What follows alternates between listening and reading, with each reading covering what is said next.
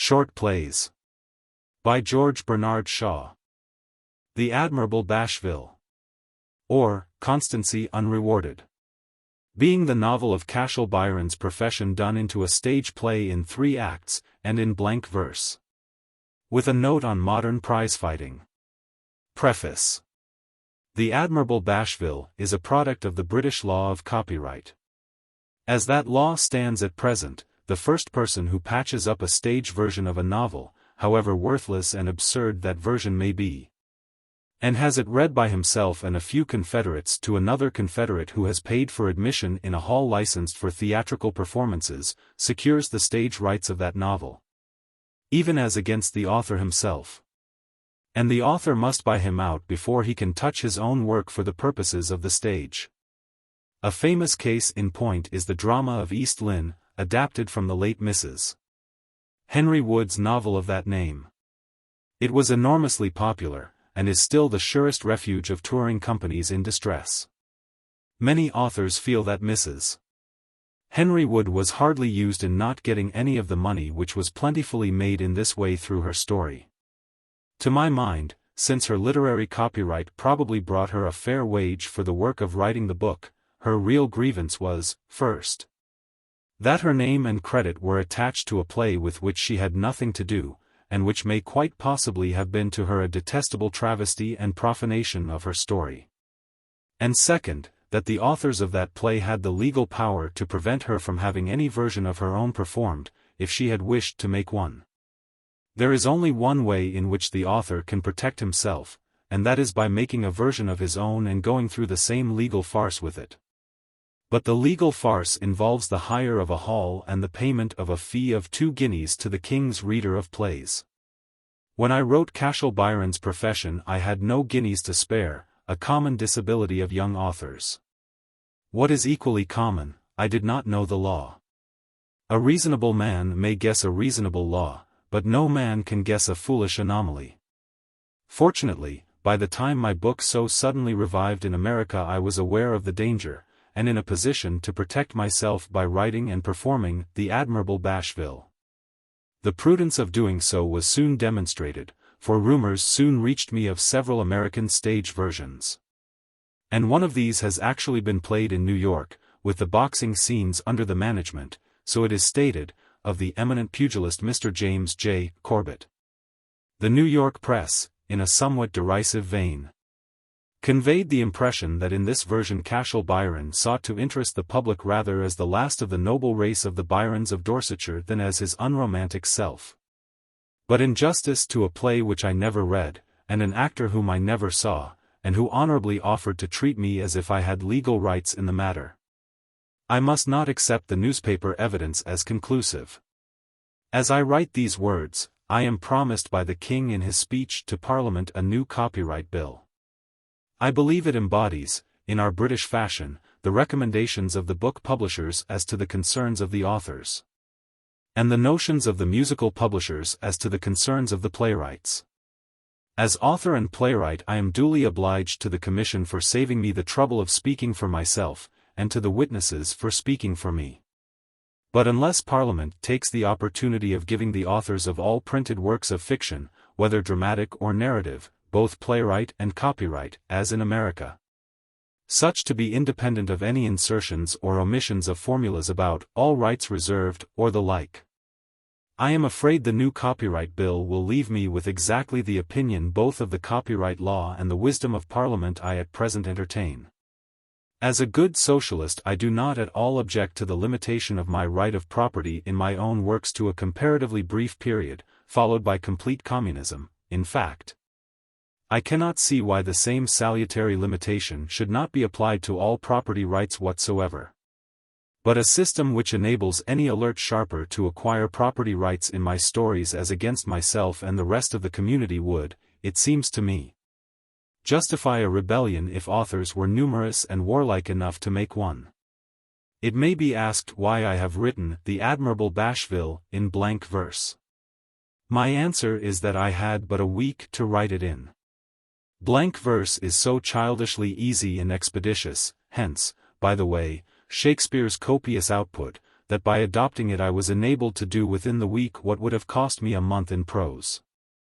Besides, I am fond of blank verse. Not 19th-century blank verse, of course, nor indeed, with a very few exceptions, any post-Shakespearean blank verse. Nay, not Shakespearean blank verse itself later than the histories. When an author can write the prose dialogue of the first scene in As You Like It, or Hamlet's colloquies with Rosencrantz and Guildenstern, there is really no excuse for the 7 ages and to be or not to be, except the excuse of a haste that made great facility indispensable. I am quite sure that anyone who is to recover the charm of blank verse must frankly go back to its beginnings and start a literary pre-Raphaelite brotherhood. I like the melodious sing-song, the clear simple one-line and two-line sayings, and the occasional rhymed tags, like the half-closes in an 18th-century symphony, in Peele, Kyd, Green, and the histories of Shakespeare. How anyone with music in him can turn from Henry VI, John, and the 2 Richards to such a mess of verse half-developed into rhetorical prose as Cymbeline, is to me explicable only by the uncivil hypothesis that the artistic qualities in the Elizabethan drama do not exist for most of its critics, so that they hang on to its purely prosaic content, and hypnotize themselves into absurd exaggerations of the value of that content. Even poets fall under the spell. Ben Jonson described Marlowe's line as mighty. As well put Michelangelo's epitaph on the tombstone of Paolo Uccello. No wonder Jonson's blank verse is the most horribly disagreeable product in literature, and indicates his most prosaic mood as surely as his shorter rhymed measures indicate his poetic mood. Marlowe never wrote a mighty line in his life. Cooper's single phrase, "Toll for the brave," drowns all his mightinesses as Great Tom drowns a military band. But Marlowe took that very pleasant-sounding rigmarole of Peele and Green, and added to its sunny daylight the insane splendors of night, and the cheap tragedy of crime. Because he had only a common sort of brain, he was hopelessly beaten by Shakespeare. But he had a fine ear and a soaring spirit. In short, one does not forget wanton Arethusa's azure arms, and the like. But the pleasant-sounding rigmarole was the basis of the whole thing. And as long as that rigmarole was practiced frankly for the sake of its pleasantness, it was readable and speakable. It lasted until Shakespeare did to it what Raphael did to Italian painting. That is, overcharged and burst it by making it the vehicle of a new order of thought, involving a mass of intellectual ferment and psychological research. The rigmarole could not stand the strain. And Shakespeare's style ended in a chaos of half-shattered old forms, half-emancipated new ones, with occasional bursts of prose eloquence on the one hand. Occasional delicious echoes of the rigmarole, mostly from Calibans and masked personages, on the other, with, alas, a great deal of filling up with formulary blank verse which had no purpose except to save the author's time and thought.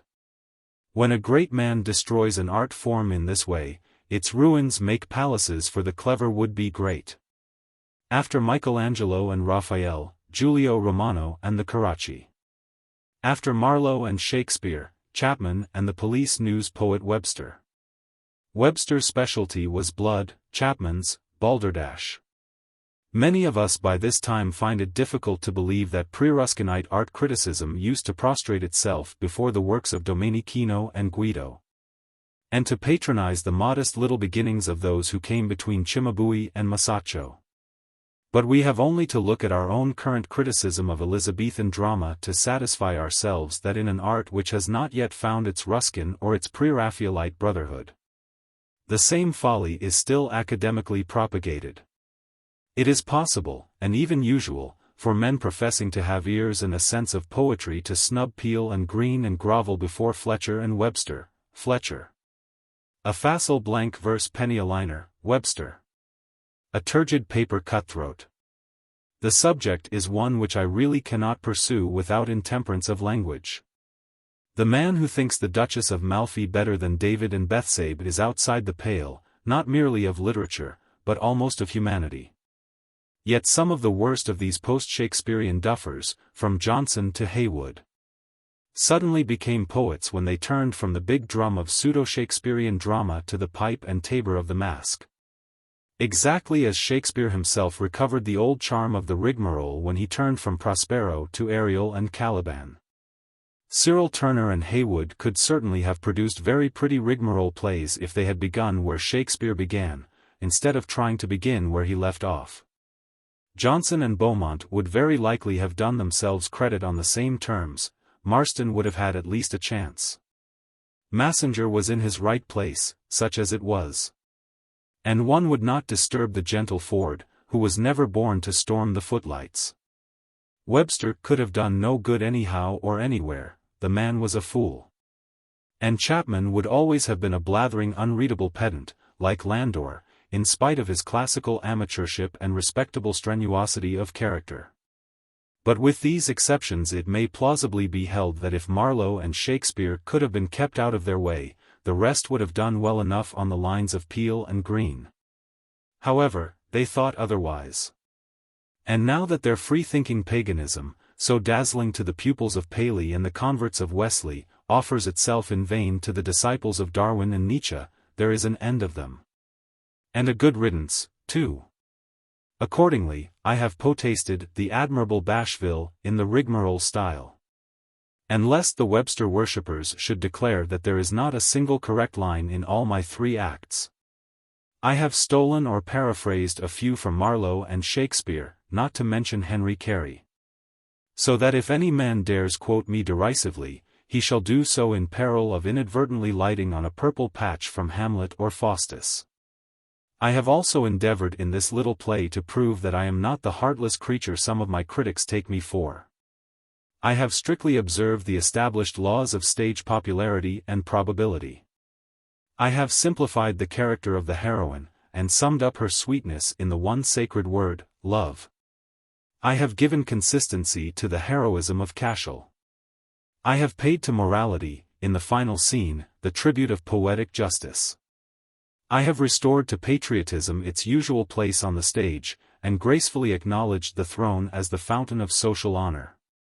I have paid particular attention to the construction of the play, which will be found equal in this respect to the best contemporary models. And I trust the result will be found satisfactory. Dramatis Personae. Lydia Carew. Cashel Byron. Bob Mellish. Lucian Weber. Bashville. Lord Worthington. Ceetwayo. Paradise. The Master of the Revels. A. Policeman. Adelaide Gisburn. Voice of a newsboy. Spectators. Persians of fashion, Zulu chiefs, constables, and others. Act. Chapter 1. A glade in Wiltstoken Park. Enter Lydia. Lydia. Ye leafy breasts and warm protecting wings. Of mother trees that hatch our tender souls. And from the well of nature in our hearts. Thaw the intolerable inch of ice. That bears the weight of all the stamping world. Hear ye me sing to solitude that I, Lydia Carew, the owner of these lands, albeit most rich, most learned, and most wise, am yet most lonely.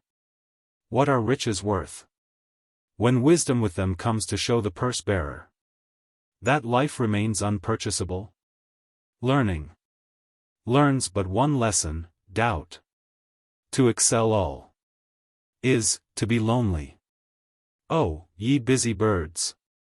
Engrossed with real needs, ye shameless trees! With arms outspread in welcome of the sun. Your minds, bent singly to enlarge your lives, have given you wings and raised your delicate heads. High heavens above us crawlers. A rook sets up a great cawing, and the other birds chatter loudly as a gust of wind sets the branches swaying. She makes as though she would show them her sleeves. Lo, the leaves that hide my drooping boughs mock me, poor maid. Deride with joyous comfortable chatter these stolen feathers. Laugh at me, the clothed one. Laugh at the mind fed on foul air and books. Books. Art. And culture. Oh, I shall go mad. Give me a mate that never heard of these. A sylvan god, tree born in heart and sap. Or else, eternal maidhood be my hap. Another gust of wind and bird chatter. She sits on the mossy root of an oak and buries her face in her hands. Cashel Byron, in a white singlet and breeches, comes through the trees. Cashel. What's this? Whom have we here? A woman. Lydia. Looking up. Yes. Cashel. You have no business here. I have. Away. Women distract me. Hence. Lydia. Bid you me hence? I am upon mine own ground. Who are you? I take you for a god, a sylvan god. This place is mine, I share it with the birds. The trees, the sylvan gods, the lovely company. Of haunted solitudes. Cashel. A sylvan god. A goat-eared image. Do your statues speak? Walk? Heave the chest with breath? Or like a feather? Lift you, like this? He sets her on her feet. Lydia. Panting. You take away my breath. You're strong. Your hands off, please. Thank you. Farewell. Cashel. Before you go, when shall we meet again? Lydia. Why should we meet again? Cashel. Who knows? We shall. That much I know by instinct. What's your name? Lydia. Lydia Carew. Cashel. Lydia's a pretty name. Where do you live? Lydia. The castle. Cashel. Thunderstruck. Do not say. You are the lady of this great domain. Lydia. I am. Cashel. Accursed luck. I took you for the daughter of some farmer. Well, your pardon. I came too close, I looked too deep. Farewell. Lydia. I pardon that. Now tell me who you are. Cashel. Ask me not whence I come, nor what I am. You are the lady of the castle. I have but this hard and blackened hand to live by. Lydia. I have felt its strength and envied you. Your name? I have told you mine. Cashel. My name is Cashel Byron. Lydia. I never heard the name, and yet you utter it. As men announce a celebrated name. Forgive my ignorance. Cashel. I bless it, Lydia. I have forgot your other name. Lydia. Carew. Cashel's a pretty name, too. Mellish. Calling through the wood. Coo-ee-ee. Byron. Cashel. 1,000 curses. Oh, I beg you, go. This is a man you must not meet. Mellish. Further off. Coo-ee-ee. Lydia. He's losing us. What does he in my woods? Cashel. He is a part of what I am. What that is. You must not know. It would end all between us. And yet there's no dishonor in't, your lawyer. Who let your lodge to me, will vouch me honest. I am ashamed to tell you what I am. At least, as yet. Some day, perhaps. Mellish. Nearer. Coo-ee-ee. Lydia. His voice is nearer. Fare you well, my tenant. When next your rent falls due, come to the castle. Pay me in person. Sir, you're most obedient. She curtsies and goes. Cashel. Lives in this castle. Owns this park. A lady. Marry a prizefighter. Impossible. And yet the prizefighter must marry her. Enter Mellish. Ensanguined swine, whelped by a doggish dam. Is this thy park, that thou, with voice obscene, Fillst it with yodeled yells. And screamst my name. For all the world to know that Cashel Byron is training here for combat. Mellish. Swine you me? I've caught you, have I? You have found a woman. Let her show here again, I'll set the dog on her. I will. I say it. And my name's Bob Mellish. Cashel. Change thy initial and be truly hight. Hellish. As for thy dog, why dost thou keep one? And bark thyself? Begone. Mellish. I'll not begone. You shall come back with me and do your duty. Your duty to your backers, do you hear? You have not punched the bag this blessed day. Cashel. The putrid bag engirdled by thy belt invites my fist. Mellish. Weeping. Ingrate. O wretched lot. Who would a trainer be? O Mellish, Mellish. Trainer of heroes, builder up of brawn. Vicarious victor, thou createst champions. That quickly turn thy tyrants. But beware. Without me thou art nothing. Disobey me. And all thy boasted strength shall fall from thee. With flaccid muscles and with failing breath. Facing the fist of thy more faithful foe. I'll see thee on the grass cursing the day. Thou didst forswear thy training. Cashel. Noisome quack. That canst not from thine own abhorrent visage. Take one carbuncle, thou contaminatst. Even with thy presence my untainted blood. Preach abstinence to rascals like thyself. Rotten with surfeiting. Leave me in peace. This grove is sacred, thou profanest it. Hence. I have business that concerns thee not. Mellish. I, with your woman. You will lose your fight. Have you forgot your duty to your backers? Oh, what a sacred thing your duty is. What makes a man but duty? Where were we? Without our duty? Think of Nelson's words. England expects that every man. Cashel. Shall twaddle. About his duty. Mellish, at no hour. Can I regard thee wholly without loathing? But when thou play'st the moralist, by heaven. My soul flies to my fist to thee. And never did the Cyclops' hammer fall on Mars's armor, but enough of that.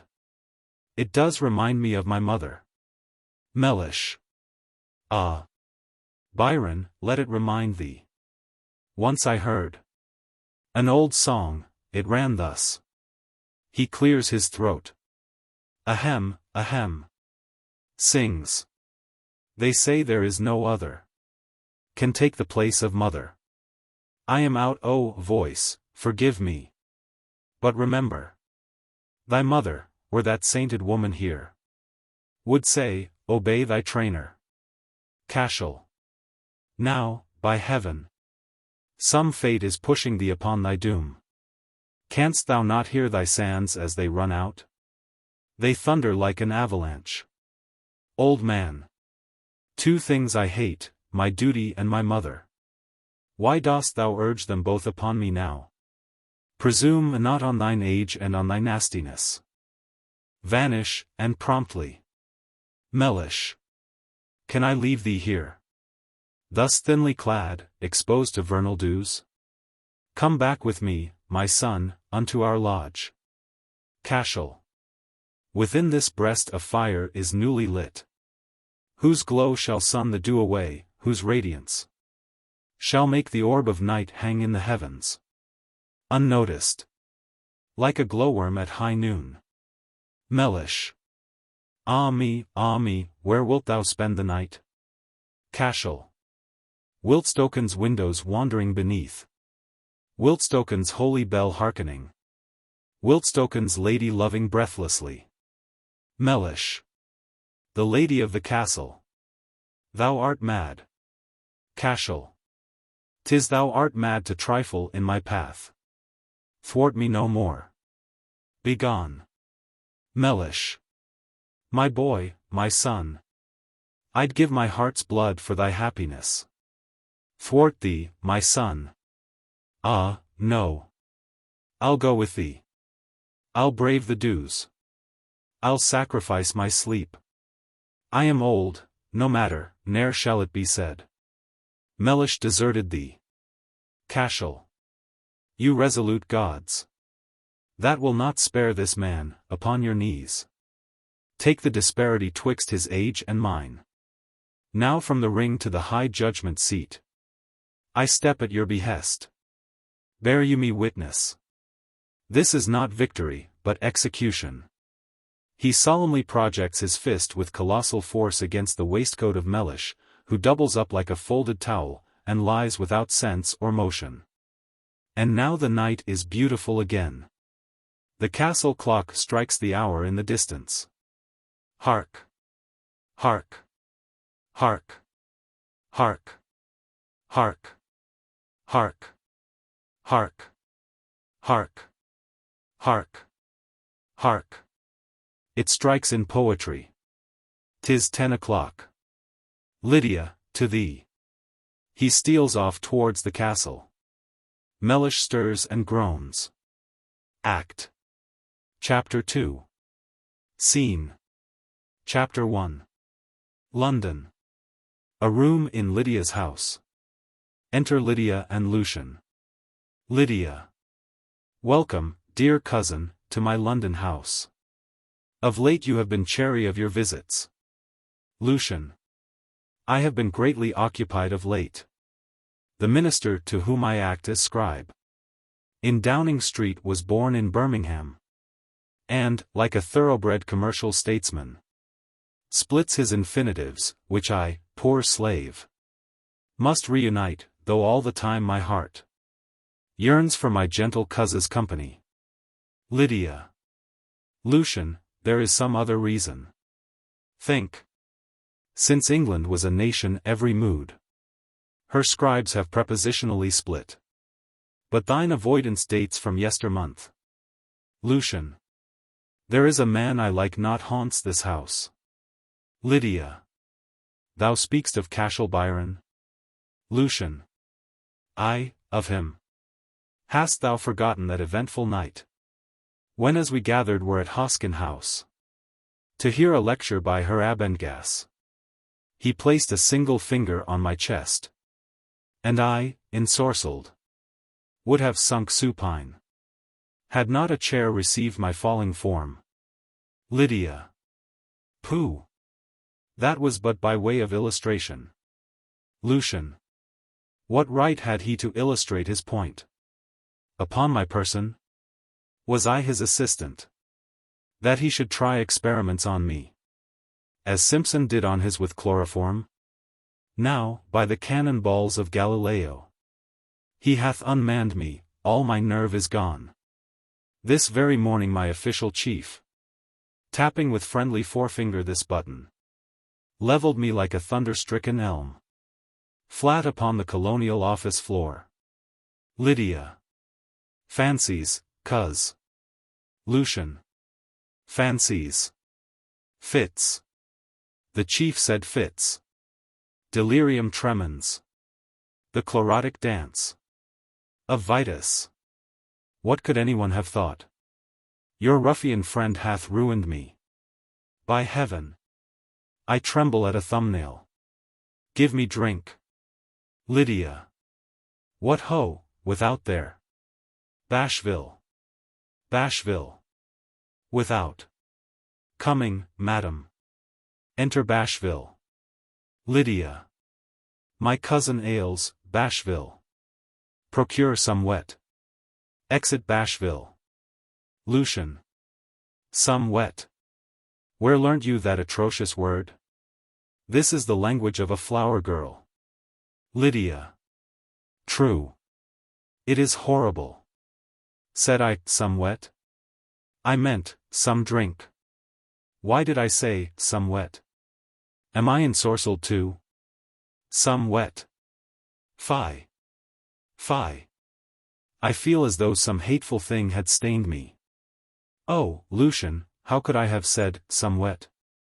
Lucian. The horrid conversation of this man hath numbed thy once unfailing sense of fitness. Lydia. Nay, he speaks very well, he's literate. Shakespeare he quotes unconsciously. Lucian. And yet.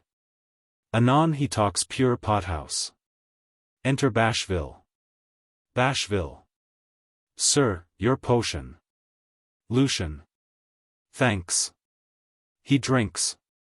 I am better. A newsboy. Calling without. Extra special star. Result of the great fight. Name of the winner. Lydia. Who calls so loud? Bashville. The papers, madam. Lydia. Why? Hath aught momentous happened? Bashville. Madam, yes. He produces a newspaper. All England for these thrilling paragraphs. A week has waited breathless. Lydia. Read them us. Bashville. Reading. At noon today, unknown to the police. Within 1,000 miles of Wormwood Scrubs. Australian champion and his challenger. The Flying Dutchman. Formerly engaged. The mercantile marine, fought to a finish. Lord Worthington, the well-known sporting peer. Acted as referee. Lydia. Lord Worthington. Bashville. The bold Ned Skene revisited the ropes. To hold the bottle for his quondam novice. Whilst in the seaman's corner were assembled Professor Palmer and the Chelsea snob. Mellish, whose epigastrium has been hurt. 'Tis said, by accident at Wiltstoken. Looked none the worse in the Australian's corner. The Flying Dutchman wore the Union Jack. His colours freely sold amid the crowd. But Cashel's well-known spot of white on blue. Lydia. Whose, did you say? Bashville. Cashel's, my lady. Lydia. Lucian. Your hand, a chair. Bashville. Madam, you're ill. Lydia. Proceed. What you have read I do not understand. Yet I will hear it through. Proceed. Lucian. Proceed. Bashville. But Cashel's well-known spot of white on blue was fairly rushed for. Time was called at 12. When, with a smile of confidence upon his ocean-beaten mug. Lydia. His mug? Lucian. Explaining. His face. Bashville. Continuing. The Dutchman came undaunted to the scratch. But found the champion there already. Both most heartily shook hands, amid the cheers of their encouraged backers. 2-1 was offered on the Melbourne Nonpareil. And soon, so fit the Flying Dutchman seemed, found takers everywhere. No time was lost in getting to the business of the day. The Dutchman led at once, and seemed to land on Byron's dicebox, but the seaman's reach, too short for execution at long shots, did not get fairly home upon the ivory. And Byron had the best of the exchange. Lydia. I do not understand. What were they doing? Lucian. Fighting with naked fists. Lydia. Oh, horrible. I'll hear no more. Or stay, how did it end? Was Cashel hurt? Lucian. To Bashville. Skip to the final round. Bashville. Round 3, the rumors that had gone about of a breakdown in Byron's recent training seemed quite confirmed. Upon the call of time, he rose, and, looking anything but cheerful, proclaimed with every breath bellows to mend. At this point 6-1 was freely offered upon the Dutchman. And Lord Worthington plunged at this figure till he stood to lose. A fortune should the Dutchman, as seemed certain, take down the number of the Panlay boy. The Dutchman, glutton as we know he is, seemed this time likely to go hungry. Cashel was clearly groggy as he slipped the sailor, who, not to be denied, followed him up, forcing the fighting mid tremendous cheers. Lydia. Oh, stop, no more, or tell the worst at once. I'll be revenged. Bashville, call the police. This brutal sailor shall be made to know there's law in England. Lucian. Do not interrupt him. Mine ears are thirsting. Finish, man. What next? Bashville. 40-1, the Dutchman's friends exclaimed. Done, said Lord Worthington, who showed himself a sportsman every inch. Barely the bet was booked, when, at the reeling champion's jaw, the sailor, bent on winning out of hand, sent in his right. The issue seemed a cert, when Cashel, ducking smartly to his left, cross-countered like a hundredweight of brick. Lucian. Death and damnation. Lydia. Oh, what does it mean? Bashville. The Dutchman went to grass, a beaten man. Lydia. Hurrah! Hurrah! Hurrah! Oh, well done, Cashel. Bashville. A scene of indescribable excitement ensued, for it was now quite evident that Byron's grogginess had all along been feigned to make the market for his backers. We trust this sample of colonial smartness will not find imitators on this side.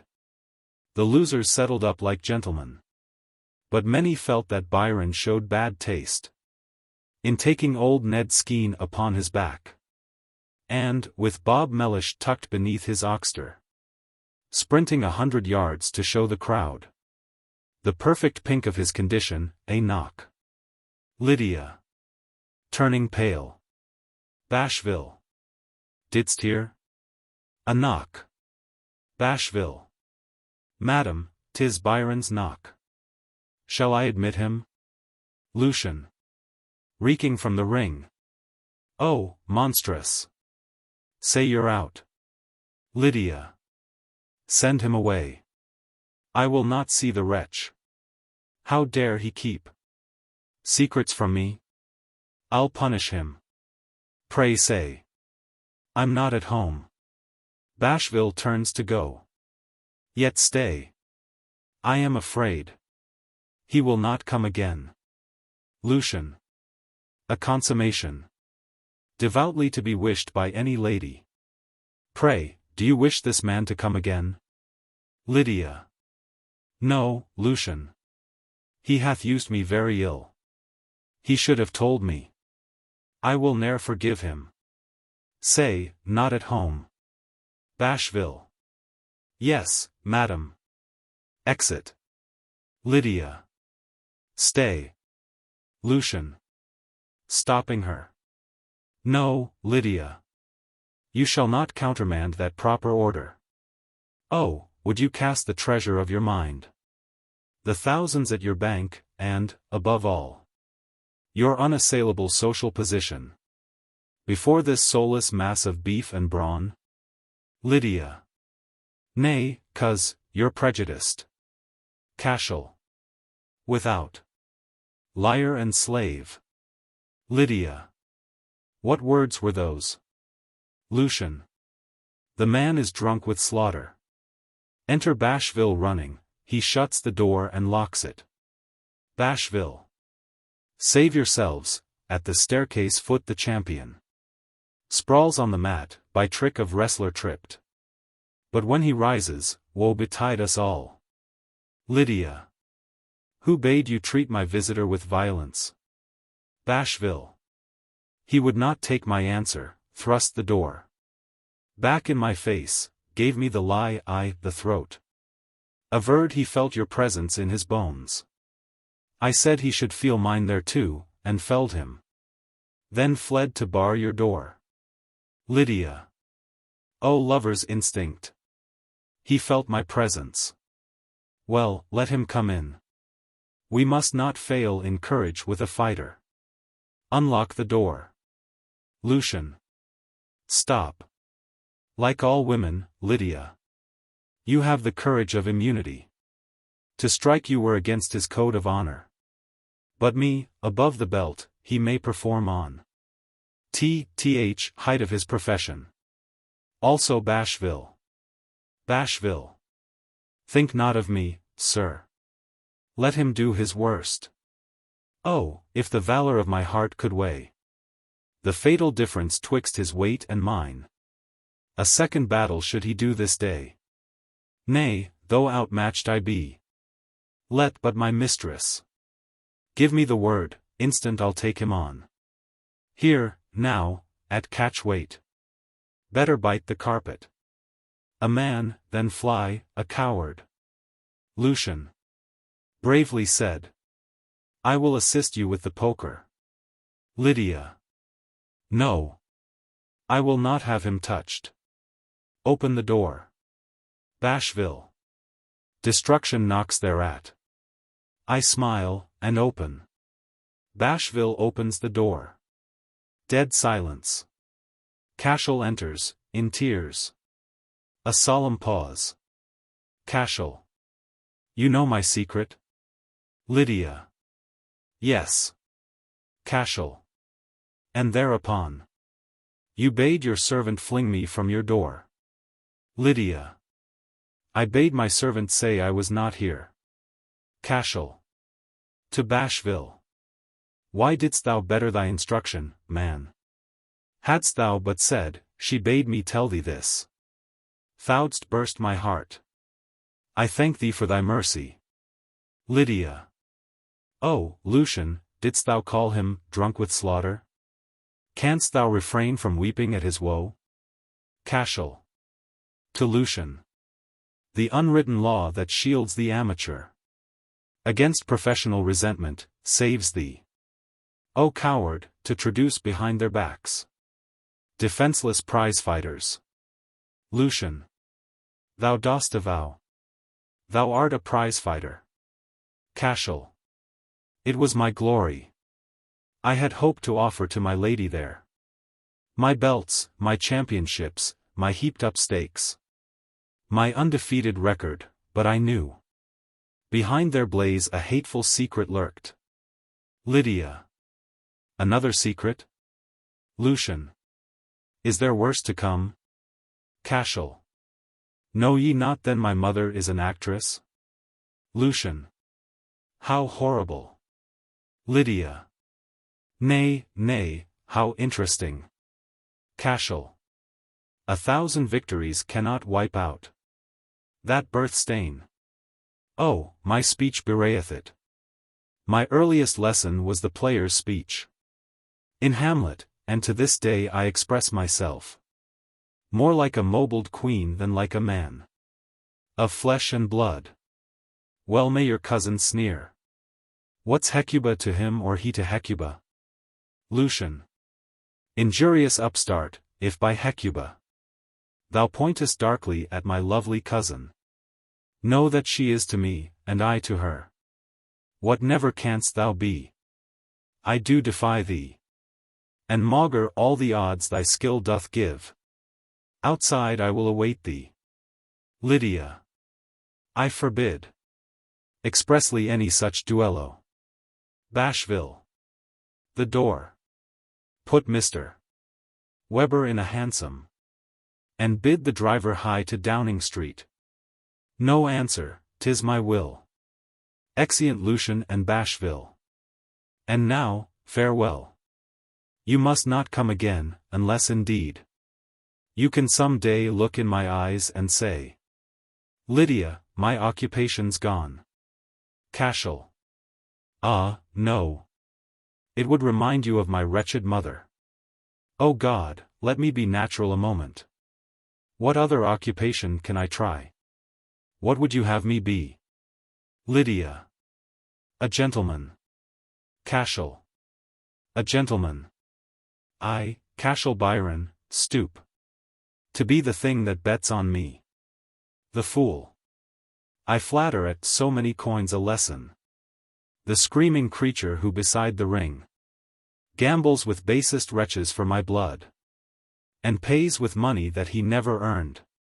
Let me die broken-hearted rather. Lydia. But you need not be an idle gentleman. I call you one of nature's gentlemen. Cashel. That's the collection for the loser, Lydia. I am not wont to need it.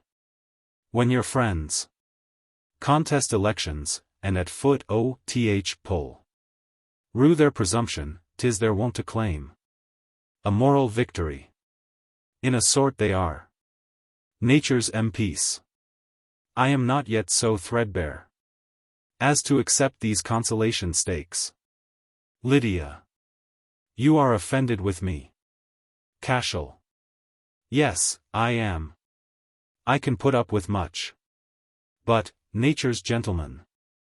I thank your ladyship of lions, but must beg to be excused. Lydia. But surely, to be a prize-fighter, and maul poor mariners with naked knuckles, is no work for you. Cashel. Thou dost arraign the inattentive fates that weave my thread of life in ruder patterns than these that lie, antimacassarily asprent thy drawing-room. As well demand why I at birth chose to begin my life a speechless babe, hairless, incontinent, hobbling upon all fours, a nurse's nuisance? Or why I do propose to lose my strength, to blanch my hair, to let the gums recede far up my yellowing teeth, and finally lie down and moulder in a rotten grave? Only one thing more foolish could have been, and that was to be born, not man, but woman. This was thy folly, why rebuckst thou mine? Lydia. These are not things of choice. Cashel. And did I choose? My quick divining eye, my lightning hand, my springing muscle and untiring heart? Did I implant the instinct in the race that found a use for these, and said to me, fight for us, and be fame and fortune thine? Lydia. But there are other callings in the world. Cashel.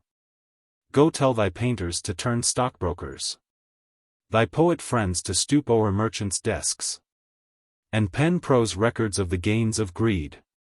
Tell bishops that religion is outworn, and that the pampa to the horsebreaker opes new careers.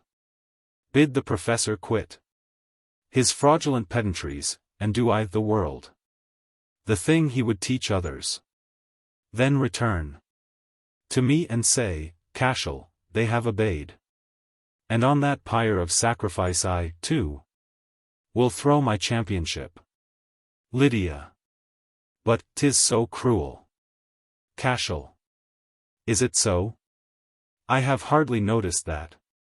So cruel are all callings. Yet this hand, that many a 2 days' bruise hath ruthless given, hath kept no dungeon locked for 20 years, hath slain no sentient creature for my sport.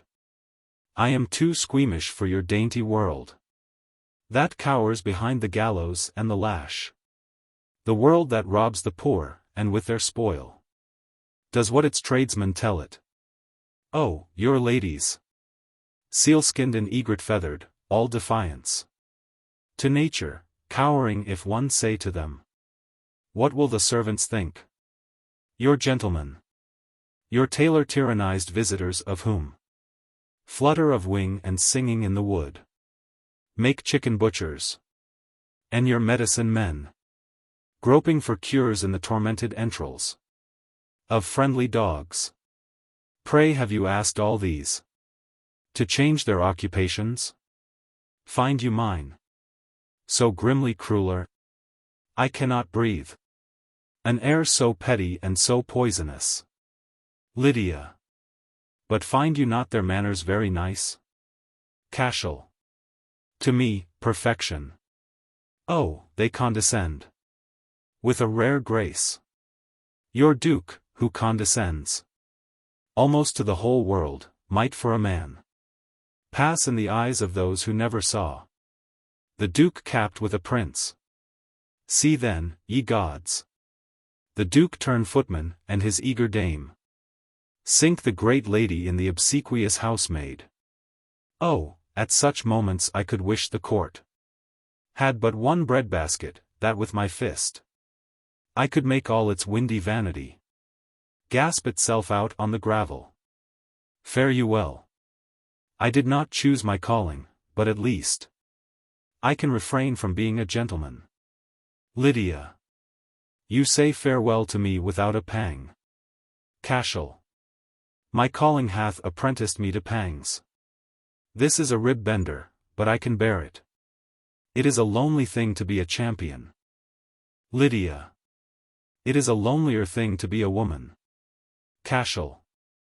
Be lonely then. Shall it be said of thee that for his brawn thou misalliance madst? Why, the prince of ruffians. Never. Go thy ways. Or, if thou hast nostalgia of the mud, wed some bedogged wretch that on the slot of gilded snobbery, ventre a terre, will hunt through life with eager nose on earth, and hang thee thick with diamonds. I am rich, but all my gold was fought for with my hands. Lydia. What dost thou mean by rich? Cashel. There is a man, hight Paradise, vaunted unconquerable, hath dared to say he will be glad to hear from me. I have replied that none can hear from me until 1,000 solid pounds be staked. His friends have confidently found the money. Ere fall of leaf that money shall be mine, and then I shall possess 10,000 pounds. I had hoped to tempt thee with that monstrous sum. Lydia. Thou silly Cashel, 'tis but a week's income. I did propose to give thee 3 times that for pocket money when we two were wed. Cashel. Give me my hat. I have been fooling here. Now, by the Hebrew lawgiver, I thought that only in America such revenues were decent deemed. Enough. My dream is dreamed. Your gold weighs like a mountain on my chest. Farewell. Lydia. The golden mountain shall be thine the day thou quitst thy horrible profession. Cashel. Tempt me not, woman. It is honor calls. Slave to the ring I rest until the face of Paradise be changed. Enter Bashville. Bashville. Madam, your carriage. Ordered by you at 2. 'Tis now past. Cashel. 'Sdeath. Is it 2:30? The king. The king. Lydia. The king. What mean you? Cashel. I must meet a monarch this very afternoon at Islington. Lydia. At Islington. You must be mad. Cashel. A cab. Go call a cab, and let a cab be called. And let the man that calls it be thy footman. Lydia. You are not well. You shall not go alone. My carriage waits. I must accompany you. I go to find my hat. Exit. Cashel. Like Paracelsus, who went to find his soul. To Bashville. And now, young man, how comes it that a fellow of your inches, so deft a wrestler and so bold a spirit, can stoop to be a flunkey? Call on me on your next evening out. I'll make a man of you. Surely you are ambitious and aspire. Bashville. To be a butler and draw corks, wherefore? By heaven, I will draw yours. He hits Cashel on the nose, and runs out. Cashel. Thoughtfully putting the side of his forefinger to his nose, and studying the blood on it. Too quick for me. There's money in this youth. Re-enter Lydia, hatted and gloved. Lydia. Oh heaven! You bleed. Cashel. Lend me a key or other frigid object, that I may put it down my back, and staunch the welling life stream. Lydia. Giving him her keys. Oh, what have you done? Cashel. Flush on the boko napped your footman's left. Lydia. I do not understand. Cashel. True. Pardon me. I have received a blow upon the nose. In sport from Bashville. Next, ablution, else I shall be total gules. He hurries out. Lydia. How well he speaks. There is a silver trumpet in his lips. That stirs me to the finger ends. His nose. Dropped lovely color, 'tis a perfect blood. I would 'twere mingled with mine own. Enter Bashville. What now? Bashville. Madam, the coachman can no longer wait. The horses will take cold. Lydia. I do beseech him. A moment's grace. Oh, mockery of wealth. The third-class passenger unchidden rides. Whither and when he will, obsequious trams await him hourly, subterranean tubes with tireless coursers whisk him through the town. But we, the rich, are slaves to hounds. We wait upon their colds, and froust all day. Indoors, if they but cough or spurn their hay. Bashville. Madam, an omnibus to Euston Road. And thence Th Angel. Enter Cashel. Lydia. Let us haste, my love. The coachman is impatient. Cashel. Did he guess? He stays for Cashel Byron, he'd outwait Pompey's sentinel. Let us away. This day of deeds, as yet but half begun, must ended be in merry Islington. Exeunt Lydia and Cashel. Bashville. Gods! How she hangs on's arm! I am alone. Now let me lift the cover from my soul. O wasted humbleness! Deluded diffidence! How often have I said, lie down, poor footman. She'll never stoop to thee, rear as thou wilt thy powder to the sky. And now, by heaven, she stoops below me, condescends upon this hero of the pothouse, whose exploits writ in my character from my last place would damn me into ostlerdom. And yet, there's an eternal justice in it. For, by so much as the ne'er subdued Indian excels the servile Negro, doth this ruffian precedence take of me. Ich dien. Damnation. I serve. My motto should have been, I scalp. And yet I do not bear the yoke for gold. Because I love her I have blacked her boots. Because I love her I have cleaned her knives. Doing in this the office of a boy. Whilst, like the celebrated maid that milks and does the meanest chairs, I've shared the passions of Cleopatra. It has been my pride to give her place the greater altitude by lowering mine, and of her dignity to be so jealous that my cheek has flamed, even at the thought of such a deep disgrace, as love for such a one as I would be, for such a one as she. And now, a prize-fighter. O irony! O bathos! To have made way for this. O, Bashville, Bashville! Why hast thou thought so lowly of thyself? So heavenly high of her? Let what will come. My love must speak, 'twas my respect was dumb. Scene. Chapter 2. The agricultural hall in Islington, crowded with spectators. In the arena a throne, with a boxing ring before it. A balcony above on the right, occupied by persons of fashion, among others, Lydia and Lord Worthington. Flourish. Enter Lucian and Cetewayo, with chiefs in attendance. Sitweo. Is this the hall of husbandmen? Lucian. It is. Sitweo. Are these anemic dogs the English people? Lucian. Mislike us not for our complexions. The pallid liveries of the pall of smoke, belched by the mighty chimneys of our factories, and by the million patent kitchen ranges of happy English homes. Sitweo. When first I came, I deemed those chimneys the fuliginous altars of some infernal god. I now perceive. The English dare not look upon the sky.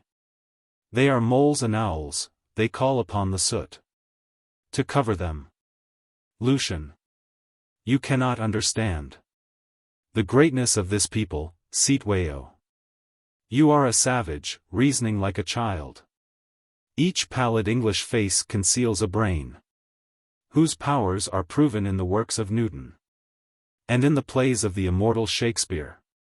There is not one of all the thousands here, but, if you placed him naked in the desert, would presently construct a steam engine and lay a cable th antipodes. Sitweo. Have I been brought 1,000,000 miles by sea to learn how men can lie? No, Father Weber. Men become civilized through twin diseases. Terror and greed, to wit, these two conjoined become the grisly parents of invention. Why does the trembling wight with frantic toil of hand and brain produce the magic gun that slays a mile off, whilst the manly Zulu dares look his foe the face, fights foot to foot, lives in the present, drains the here and now, makes life a long reality, and death a moment only, whilst your Englishman glares on his burning candle's winding sheets, counting the steps of his approaching doom, and in the murky corners ever sees two horrid shadows, death and poverty, in the which anguish an unnatural edge comes on his fright brain, which straight devises strange frauds by which to filch unearned gold, mad crafts by which to slay unfaced foes, until at last his agonized desire makes possibility its slave. And then, horrible climax, all undoing spite, importunate clutching of the coward's hand, from wearied nature devastation's secrets doth rest, when straight the brave black-livered man is blown explosively from off the globe, and death and dread, with their white-livered slaves, o'errun the earth, and through their chattering teeth stammer the words, survival of the fittest. Enough of this, I came not here to talk. Thou say'st thou hast two white-faced ones who dare fight without guns, and spearless, to the death. Let them be brought. Lucian. They fight not to the death, but under strictest rules, as, for example, half of their persons shall not be attacked, nor shall they suffer blows when they fall down, nor stroke of foot at any time. And, further, that frequent opportunities of rest, with succor and refreshment, be secured them. Sitweo. Ye gods, what cowards! Zululand, my Zululand, personified pusillanimity, hath ta'en thee from the bravest of the brave. Lucian. Lo, the rude savage whose untutored mind cannot perceive self-evidence, and doubts that brave and English mean the selfsame thing. Sitweo. Well, well, produce these heroes. I surmise they will be carried by their nurses, lest some barking dog or bumbling bee should scare them. Sitweo takes his state. Enter Paradise. Lydia. What hateful wretch is this whose mighty thews presage destruction to his adversaries? Lord Worthington. 'Tis Paradise. Lydia. He of whom Cashel spoke. A dreadful thought ices my heart. Oh, why Did Cashel leave us at the door? Enter Cashel. Lord Worthington. Behold! The champion comes. Lydia. Oh, I could kiss him now. Here, before all the world. His boxing things render him most attractive. But I fear yon villain's fists may maul him. Lord Worthington. Have no fear. Hark! The king speaks. Sitweo. Ye sons of the White Queen. Tell me your names and deeds ere ye fall to paradise. Your Royal Highness, you beholds a bloke. What gets his living honest by his fists? I may not have the polish of some toffs, as I could mention on. But up to now, no man has took my number down. I scale close on 12 stun, my age is 23. And at Bill Richardson's Blue Anchor pub, am to be heard of any day by such as likes the job. I don't know, Governor, as anything remains for me to say. Sitweo. 6 wives and 30 oxen shalt thou have, if on the sand thou leave thy foeman dead. Methinks he looks full scornfully on thee. To Cashel. Ha! Dost thou not so? Cashel. Sir, I do beseech you to name the bone, or limb, or special place where you would have me hit him with this fist. Sitweo. Thou hast a noble brow, but much I fear thine adversary will disfigure it. Cashel. There's a divinity that shapes our ends. Rough hew them how we will. Give me the gloves. The master of the revels. Paradise, a professor. Cashel Byron. Also professor. Time. They spar. Lydia. Eternity. It seems to me until this fight be done. Cashel. Dread monarch, this is called the uppercut. And this a hook hit of mine own invention. The hollow region where I plant this blow is called the mark. My left, you will observe, I chiefly use for long shots, with my right, aiming beside the angle of the jaw, and landing with a certain delicate screw. I without violence knock my foeman out. Mark how he falls forward upon his face. The rules allow 10 seconds to get up. And as the man is still quite silly, I might safely finish him. But my respect for your most gracious majesty's desire to see some further triumphs of the science of self-defense postpones a while his doom. Paradise. How can a bloke do hisself proper justice? With pillows on his fists. He tears off his gloves and attacks Cashel with his bare knuckles. The crowd. Unfair. The rules. Sitweo. The joy of battle surges boiling up, and bids me join the melee. Ice and Lana. And victory. He falls on the bystanders. The chiefs. Victory and Ice and Lana. They run amok. General panic and stampede. The ring is swept away. Lucian. Forbear these most irregular proceedings. Police. Police. He engages Sitweo with his umbrella. The balcony comes down with a crash. Screams from its occupants. Indescribable confusion. Cashel. Dragging Lydia from the struggling heap. My love, art hurt? Lydia. No, no. But save my sore o'ermatched cousin. A policeman. Give us a lead, sir. Save the English flag. Africa tramples on it. Cashel. Africa. Not all the continents whose mighty shoulders the dancing diamonds of the seas bedeck shall trample on the blue with spots of white. Now, Lydia, mark thy lover. He charges the Zulus. Lydia. Hercules cannot withstand him.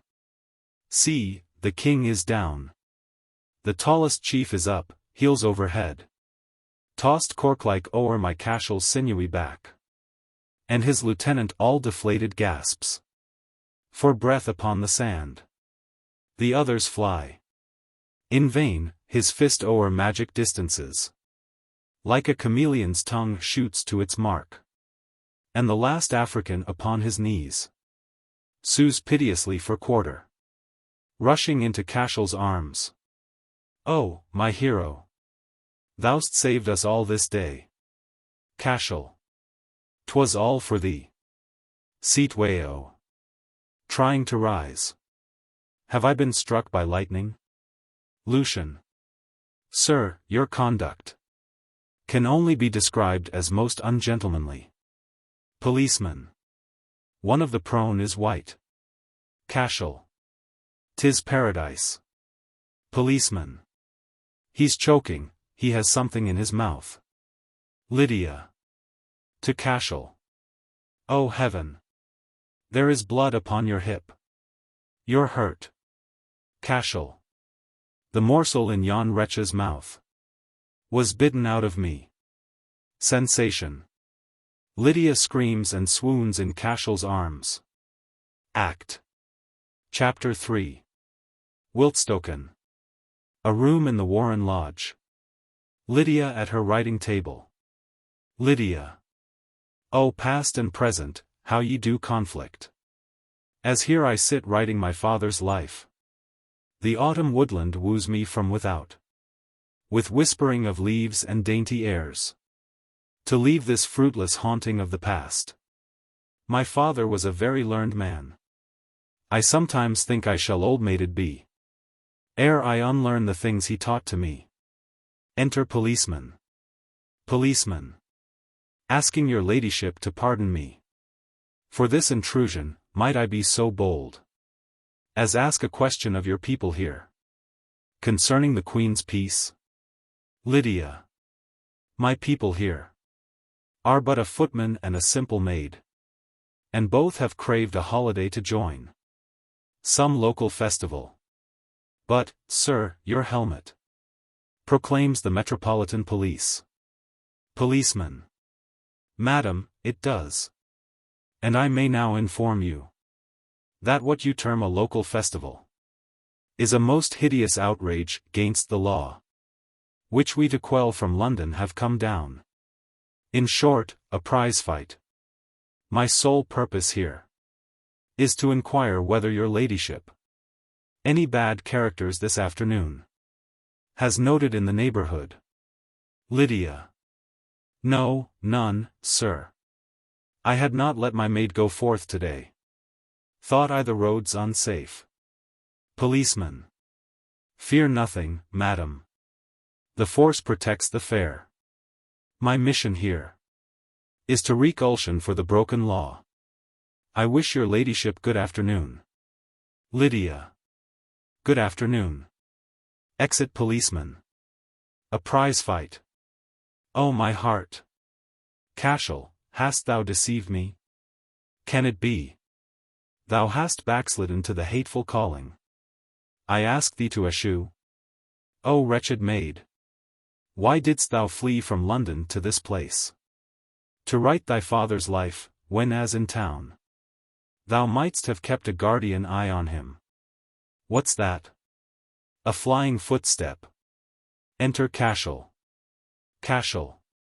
Sanctuary. The law is on my track. What? Lydia here. Lydia. Aye, Lydia here. Hast thou done murder, then? That in so horrible a guise thou comest? Cashel. Murder. I would I had. Yon cannibal hath 40,000 lives. And I have ta'en but thousands 39. I tell thee, Lydia, on the impenetrable sarcolobe that holds his seedling brain these fists have pounded. By Shrewsbury clock an hour. This bruised grass and caked mud adhering to my form I have acquired in rolling on the sod. Clinched in his grip. This scanty reefer coat. For decency snatched up as fast I fled. When the police arrived, belongs to Mellish. 'Tis all too short, hence my display of rib. And forearm mother naked. Be not wroth. Because I seem to wink at you, by heaven. 'Twas paradise that plugged me in the eye. Which I perforce keep closing. Pity me. My training wasted and my blows unpaid. Sans stakes, sans victory, sans everything. I had hoped to win. Oh, I could sit me down. And weep for bitterness. Lydia. Thou wretch, begone. Cashel. Begone. Lydia. I say begone. Oh, tiger's heart. Wrapped in a young man's hide, canst thou not live? In love with nature and at peace with man? Must thou, although thy hands were never made to blacken others' eyes, still batter at the image of divinity? I loathe thee. Hence from my house and never see me more. Cashel. I go. The meanest lad on thy estate would not betray me thus. But 'tis no matter. He opens the door. Ha! The police. I'm lost. He shuts the door again. Now shalt thou see. My last fight fought. Exhausted as I am. To capture me will cost the coppers dear. Come one, come all. Lydia. Oh, hide thee, I implore.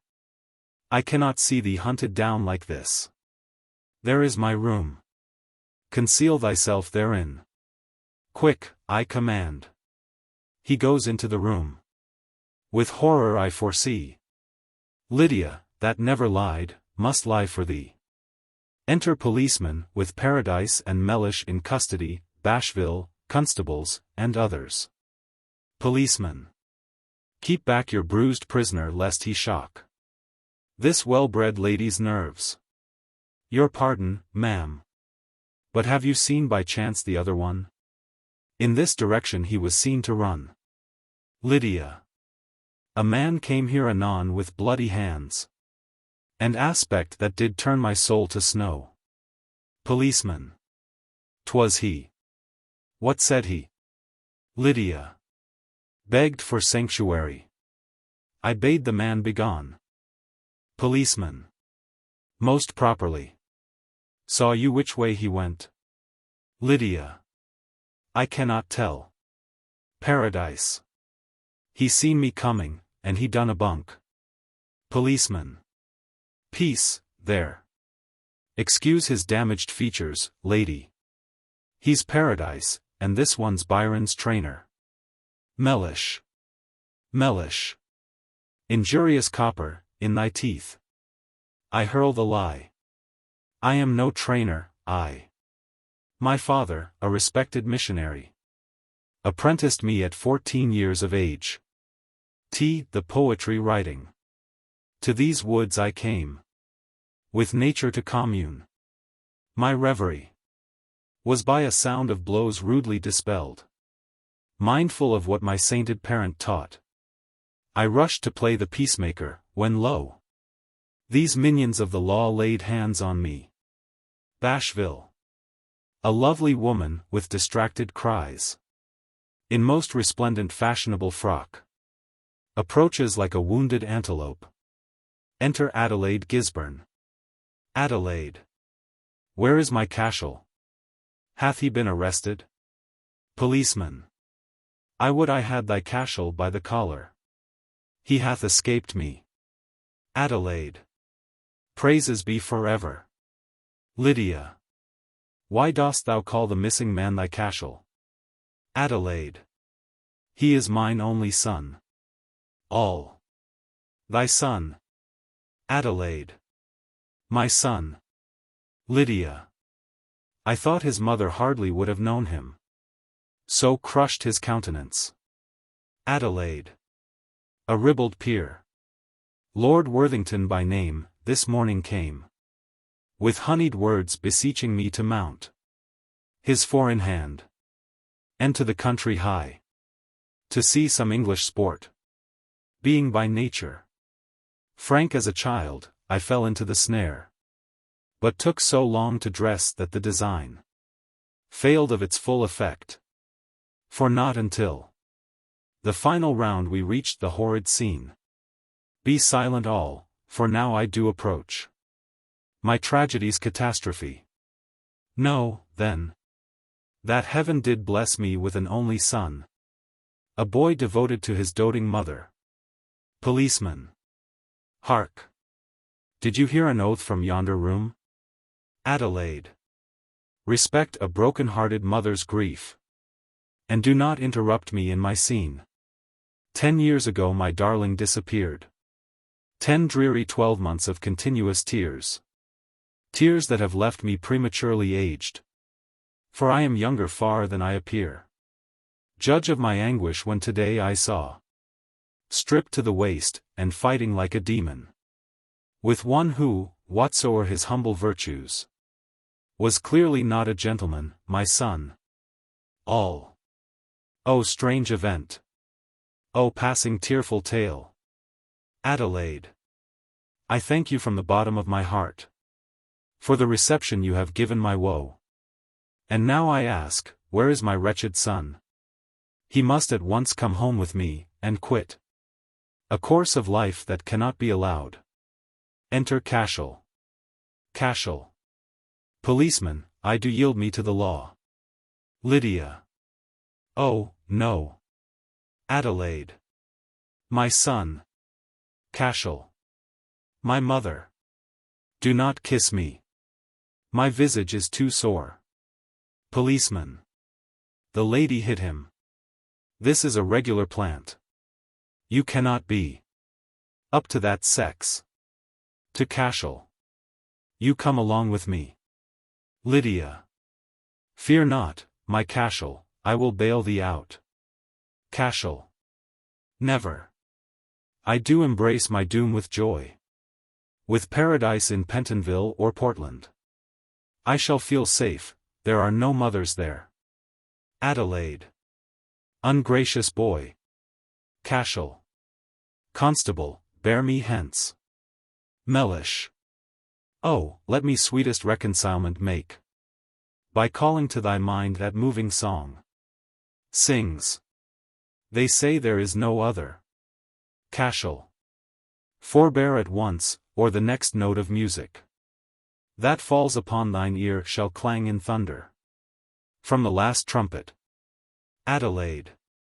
A disgraceful threat to level at this virtuous old man. Lydia. Oh, Cashel, if thou scorn'st thy mother thus, how wilt thou treat thy wife? Cashel. There spake my fate. I knew you would say that. Oh, mothers, mothers! Would you but let your wretched sons alone? Life were worth living, had I any choice in this importunate relationship? None. And until that high auspicious day, when the millennium on an orphaned world shall dawn, and man upon his fellow look, reckless of consanguinity, my mother and I within the selfsame hemisphere conjointly may not dwell. Adelaide. Ungentlemanly. Cashel. I am no gentleman. I am a criminal. Red-handed, baseborn. Adelaide. Baseborn. Who dares say it? Thou art the son and heir of Bingley Bumpkin, Fitzalgernon de Courcy Cashel Byron, Sieur of Park Lane and Overlord of Dorset, who after 3 months' wedded happiness rashly fordid himself with prussic acid, leaving a tear-stained note to testify that having sweetly honeymooned with me, he now could say, O death, where is thy sting? Policeman. Sir, had I known your quality, this cup I had averted, but it is too late. The law's above us both. Enter Lucian with an order in council. Lucian. Not so, policeman. I bear a message from the throne itself. Of fullest amnesty for Byron's past. Nay, more, of Dorset Deputy Lieutenant. He is proclaimed. Further, it is decreed. In memory of his glorious victory. Over our country's foes at Islington. The flag of England shall forever bear. On azure field 12 swan-like spots of white. And by an exercise of feudal right. Too long disused in this anarchic age. Our sovereign doth confer on him the hand. Of Miss Carew, Wiltstoken's wealthy heiress. General acclamation. Policeman. Was anything, sir, said about me? Lucian. Thy faithful services are not forgot. In future call thyself Inspector Smith. Renewed acclamation. Policeman. I thank you, sir. I thank you, gentlemen. Lucian. My former opposition, valiant champion, was based on the supposed discrepancy betwixt your rank and Lydia's. Here's my hand. Bashville. And I do here unselfishly renounce all my pretensions to my lady's favor. Sensation. Lydia. What, Bashville? Didst thou love me? Bashville.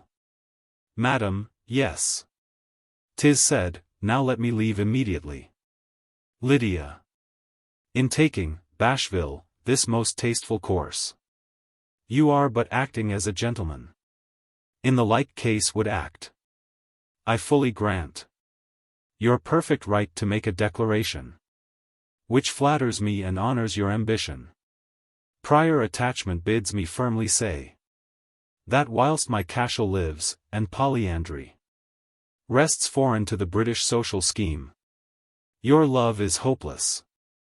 Still, your services, made zealous by disinterested passion, would greatly add to my domestic comfort.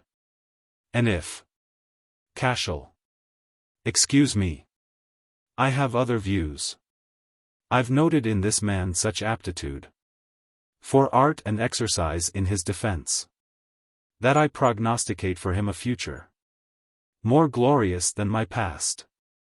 Henceforth I dub him the Admirable Bashville, Byron's novice. And to the utmost of my mended fortunes, will back him gainst the world at 10 stone 6. All hail, Byron's novice, champion that shall be. Bashville. Must I renounce my lovely lady's service, and mar the face of man? Cashel. 'Tis fate's decree. For know, rash youth, that in this star-crossed world, fate drives us all to find our chiefest good in what we can, and not in what we would. Policeman.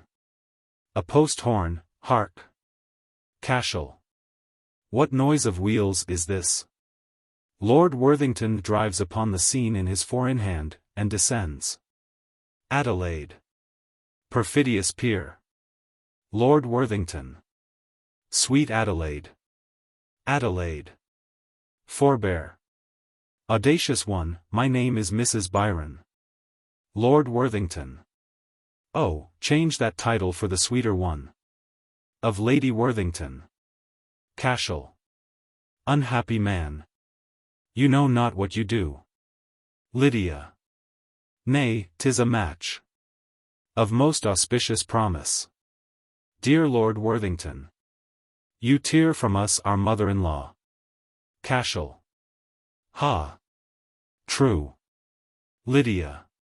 But we will make the sacrifice. She blushes. At least she very prettily produces blushing's effect. Adelaide. My lord, I do accept you. They embrace. Rejoicings. Cashel. Aside. It wrings my heart to see my noble backer lay waste his future thus. The world's a chessboard, and we the merest pawns in fist of fate. Aloud. And now, my friends, gentle and simple both, our scene draws to a close. In lawful course. As Dorset's deputy lieutenant I do pardon all concerned this afternoon. In the late gross and brutal exhibition of miscalled sport. Lydia. Throwing herself into his arms. Your boats are burnt at last. Cashel. This is the face that burnt 1,000 boats. And ravished Cashel Byron from the ring. But to conclude. Let William Paradise devote himself to science, and acquire, by studying the player's speech in Hamlet, a more refined address. You, Robert Mellish. To the Blue Anchor hostelry attend him. Assuage his hurts, and bid Bill Richardson limit his access to the fatal tap. Now mount we on my backers 4 in hand. And to St. George's Church, whose portico Hanover Square shuts off from Conduit Street. Repair we all. Strike up the wedding march. And, Mellish, let thy melodies trill forth.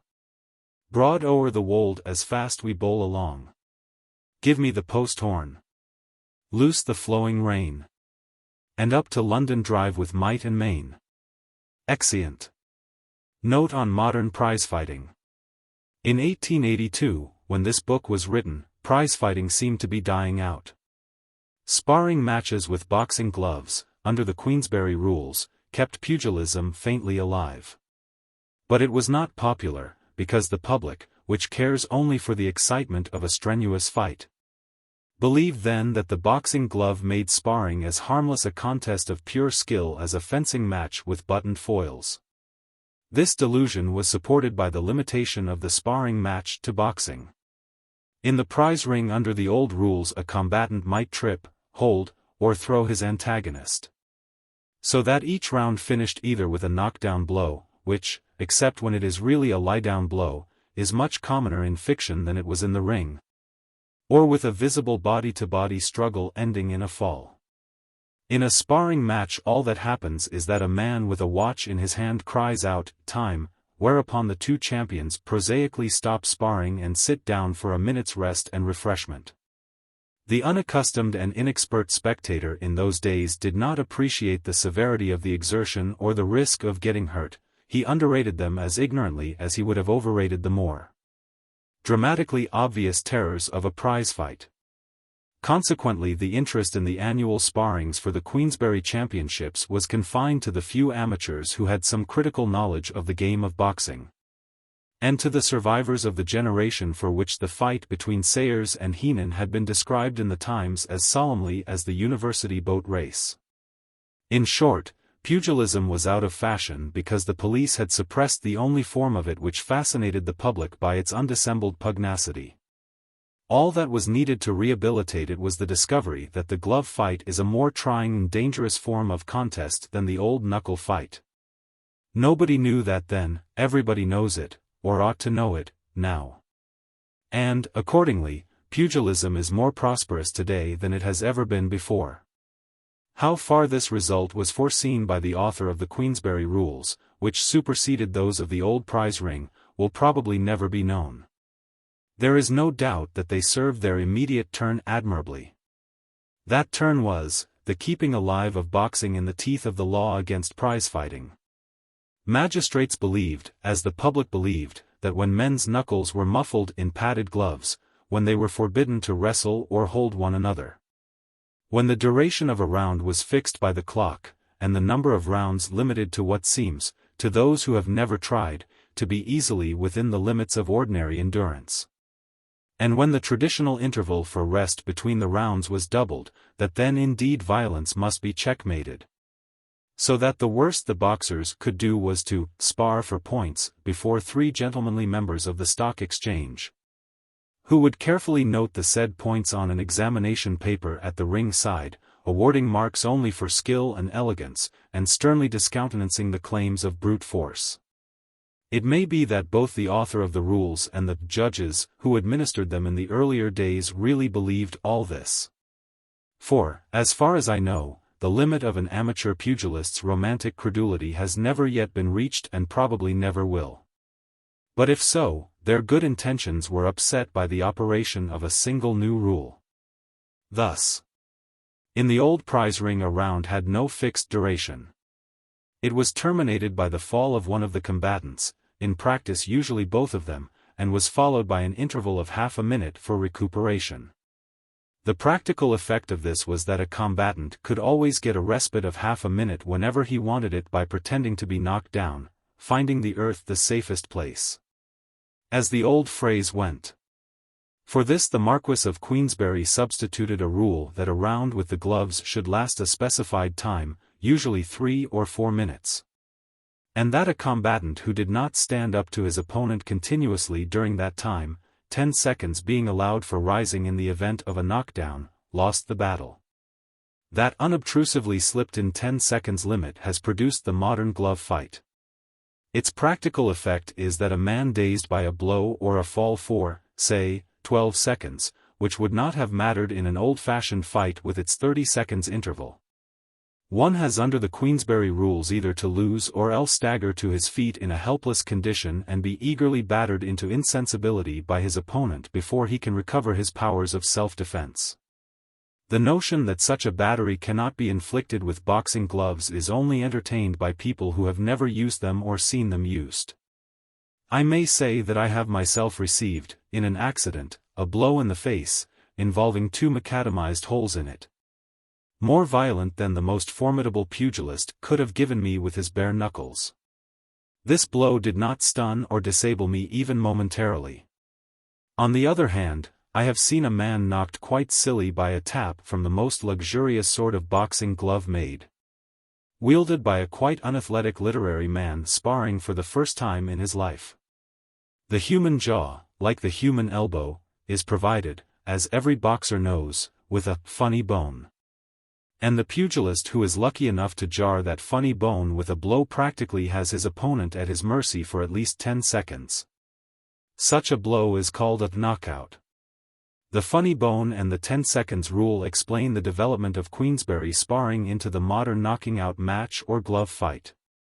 This development got its first impulse from the discovery by sparring competitors that the only way in which a boxer, however skillful, could make sure of a verdict in his favor was by knocking his opponent out. This will be easily understood by anyone who remembers the pugilistic bench of those days. The judges at the competitions were invariably ex-champions, that is, men who had themselves won former competitions. Now the judicial faculty, if it is not altogether a legal fiction, is at all events pretty rare even among men whose ordinary pursuits tend to cultivate it, and to train them in dispassionateness. Among pugilists it is quite certainly very often non-existent. The average pugilist is a violent partisan, who seldom witnesses a hot encounter without getting much more excited than the combatants themselves. Further, he is usually filled with a local patriotism which makes him, if a Londoner, deem it a duty to disparage a provincial, and, if a provincial, to support a provincial at all hazards against a Cockney. He has, besides, personal favorites on whose success he bets wildly. On great occasions like the annual competitions, he is less judicial and more convivial after dinner, when the finals are sparred, than before it. Being seldom a fine boxer, he often regards skill and style as a reflection on his own deficiencies, and applauds all verdicts given for game alone. When he is a technically good boxer, he is all the less likely to be a good critic, as Providence seldom lavishes 2 rare gifts on the same individual. Even if we take the sanguine and patriotic view that when you appoint such a man a judge, and thus stop his betting, you may depend on his sense of honor and responsibility to neutralize all the other disqualifications. They are sure to be exhibited most extremely by the audience before which he has to deliver his verdict. Now it takes a good deal of strength of mind to give an unpopular verdict, and this strength of mind is not necessarily associated with the bodily hardihood of the champion boxer. Consequently, when the strength of mind is not forthcoming, the audience becomes the judge, and the popular competitor gets the verdict. And the shortest way to the heart of a big audience is to stick to your man, stop his blows bravely with your nose and return them with interest, cover yourself and him with your own gore. and outlast him in a hearty punching match. It was under these circumstances that the competitors for sparring championships concluded that they had better decide the bouts themselves by knocking their opponents out, and waste no time in cultivating a skill and style for which they got little credit, and which actually set some of the judges against them. The public instantly began to take an interest in the sport. And so, by a pretty rapid evolution, the dexterities which the boxing glove and the Queensberry rules were supposed to substitute for the old brutalities of Sayers and Heenan were really abolished by them. Let me describe the process as I saw it myself. 20 years ago a poet friend of mine, who, like all poets, delighted in combats, insisted on my sharing his interest in pugilism, and took me about to all the boxing competitions of the day. I was nothing loath. For, my own share of original sin apart, anyone with a sense of comedy must find the arts of self-defense delightful, for a time, through their pedantry, their quackery, and their action and reaction between amateur romantic illusion and professional eye to business. The fencing world, as Molière well knew, is perhaps a more exquisite example of a fool's paradise than the boxing world. But it is too restricted and expensive to allow play for popular character in a non-dueling country, as the boxing world, formerly called quite appropriately the fancy, does. At all events, it was the boxing world that came under my notice. And as I was amused and skeptically observant, whilst the true amateurs about me were, for the most part, merely excited and duped. My evidence may have a certain value when the question comes up again for legislative consideration, as it assuredly will some day. The first competitions I attended were at the beginning of the 80s, at Lillie Bridge, for the Queensberry Championships. There were but few competitors, including a fair number of gentlemen. And the style of boxing aimed at was the science bequeathed from the old prize ring by Ned Donnelly, a pupil of Nat Langham. Langham had once defeated Sayers, and thereby taught him the tactics by which he defeated Heenan. There was as yet no special technique of glove fighting, the traditions and influence of the old ring were unquestioned and supreme. And they distinctly made for brains, skill, quickness, and mobility, as against brute violence, not at all on moral grounds. But because experience had proved that giants did not succeed in the ring under the old rules, and that crafty middleweights did. This did not last long. The spectators did not want to see skill defeating violence, they wanted to see violence drawing blood and pounding its way to a savage and exciting victory in the shortest possible time. The old prize fight usually dragged on for hours, and was ended by exhaustion rather than by victory. So did most of the judges. And the public and the judges naturally had their wish. For the competitors, as I have already explained, soon discovered that the only way to make sure of a favorable verdict was to knock out their adversary. All pretense of sparring, 4 points, that is, for marks on an examination paper filled up by the judges, and representing nothing but impracticable academic pedantry in its last ditch, was dropped. And the competitions became frank fights, with abundance of blood drawn, and knockouts always imminent. Needless to add, the glove fight soon began to pay. The select and thinly attended spars on the turf at Lillie Bridge gave way to crowded exhibitions on the hard boards of St. James's Hall. These were organized by the Boxing Association. And to them the provinces, notably Birmingham, sent up a new race of boxers whose sole aim was to knock their opponent insensible by a right-hand blow on the jaw. Knowing well that no Birmingham man could depend on a verdict before a London audience for any less undeniable achievement. The final step was taken by an American pugilist.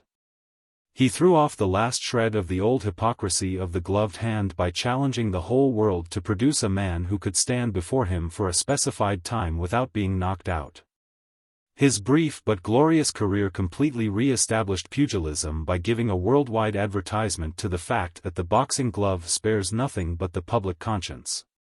And that as much ferocity, bloodshed, pain, and risk of serious injury or death can be enjoyed at a glove fight as at an old-fashioned prize fight, whilst the strain on the combatants is much greater.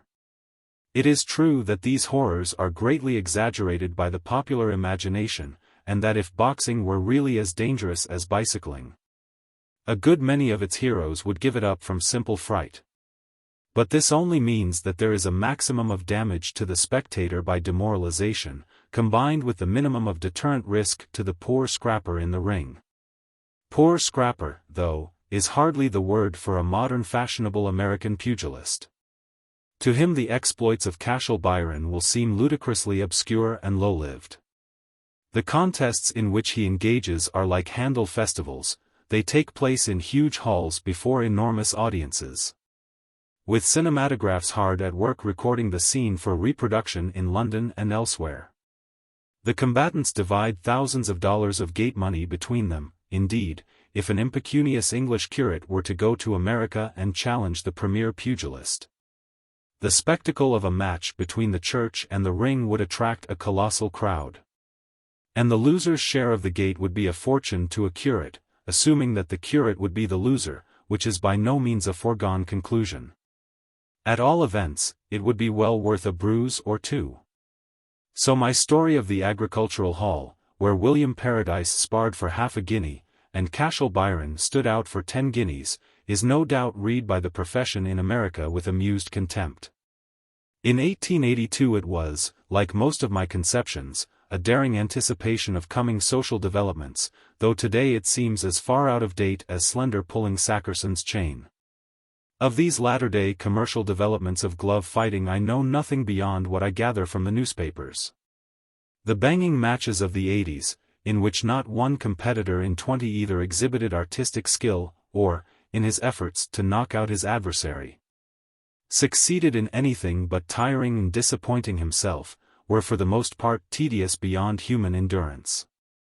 When, after wading through Boxiana and the files of Bell's life at the British Museum, I had written Cashel Byron's profession, I found I had exhausted the comedy of the subject. And as a game of patience or solitaire was decidedly superior to an average spar for a championship in point of excitement, I went no more to the competitions. Since then 6 or 7 generations of boxers have passed into peaceful pursuits, and I have no doubt that my experience is in some respects out of date. The National Sporting Club has arisen. And though I have never attended its reunions, I take its record of 3 pugilists slain as proving an enormous multiplication of contests, since such accidents are very rare, and in fact do not happen to reasonably healthy men. I am prepared to admit also that the disappearance of the old prize ring technique must by this time have been compensated by the importation from America of a new glove fighting technique. For even in a knocking-out match, brains will try conclusions with brawn, and finally establish a standard of skill. But I notice that in the leading contests in America luck seems to be on the side of brawn, and brain frequently finishes in a state of concussion, a loser after performing miracles of science. I use the word luck advisedly. For one of the fascinations of boxing to the gambler, who is the main pillar of the sporting world, is that it is a game of hardihood, pugnacity and skill, all at the mercy of chance. The knockout itself is a pure chance. I have seen 2 powerful laborers batter one another's jaws with all their might for several rounds apparently without giving one another as much as a toothache. And I have seen a winning pugilist collapse at a trifling knock landed by a fluke at the fatal angle. I once asked an ancient prizefighter what a knockout was like when it did happen. He was a man of limited descriptive powers, so he simply pointed to the heavens and said, "Up in a balloon." An amateur pugilist, with greater command of language, told me that all the milk in his head suddenly boiled over. I am aware that some modern glove fighters of the American school profess to have reduced the knockout to a science. But the results of the leading American combats conclusively discredit the pretension. When a boxer so superior to his opponent in skill as to be able practically to hit him where he pleases not only fails to knock him out, but finally gets knocked out himself, it is clear that the phenomenon is as complete a mystery pugilistically as it is physiologically, though every pugilist and every doctor may pretend to understand it. It is only fair to add that it has not been proved that any permanent injury to the brain results from it. In any case the brain, as English society is at present constituted, can hardly be considered a vital organ. This, to the best of my knowledge, is the technical history of the modern revival of pugilism. It is only one more example of the fact that legislators, like other people, must learn their business by their own mistakes. And that the first attempts to suppress an evil by law generally intensify it. Prizefighting, though often connived at, was never legal. Even in its palmiest days prizefights were banished from certain counties by hostile magistrates. Just as they have been driven from the United States and England to Belgium on certain occasions in our own time. But as the exercise of sparring, conducted by a couple of gentlemen with boxing gloves on, was regarded as part of a manly physical education. A convention grew up by which it became practically legal to make a citizen's nose bleed by a punch from the gloved fist, and illegal to do the same thing with the naked knuckles. A code of glove fighting rules was drawn up by a prominent patron of pugilism. And this code was practically legalized by the fact that even when a death resulted from a contest under these rules, the accessories were not punished. No question was raised as to whether the principals were paid to fight for the amusement of the spectators, or whether a prize for the winner was provided in stakes, share of the gate, or a belt with the title of champion. These, the true criteria of prize-fighting, were ignored, and the sole issue raised was whether the famous dictum of Dr. Watts, "Your little hands were never made," etc., had been duly considered by providing the said little hands with a larger hitting surface, a longer range, and 4 ounces extra weight. In short, then, what has happened has been the virtual legalization of prize-fighting under cover of the boxing glove. And this is exactly what public opinion desires. We do not like fighting. But we like looking on at fights, therefore we require a law which will punish the prizefighter if he hits us, and secure us the protection of the police whilst we sit in a comfortable hall and watch him hitting another prizefighter. And that is just the law we have got at present. Thus Cashel Byron's plea for a share of the legal toleration accorded to the vivisector has been virtually granted since he made it. The legalization of cruelty to domestic animals under cover of the anesthetic is only the extreme instance of the same social phenomenon as the legalization of prize-fighting under cover of the boxing glove. The same passion explains the fascination of both practices. And in both, the professors, pugilists and physiologists alike, have to persuade the Home Office that their pursuits are painless and beneficial. But there is also between them the remarkable difference that the pugilist, who has to suffer as much as he inflicts, wants his work to be as painless and harmless as possible whilst persuading the public that it is thrillingly dangerous and destructive.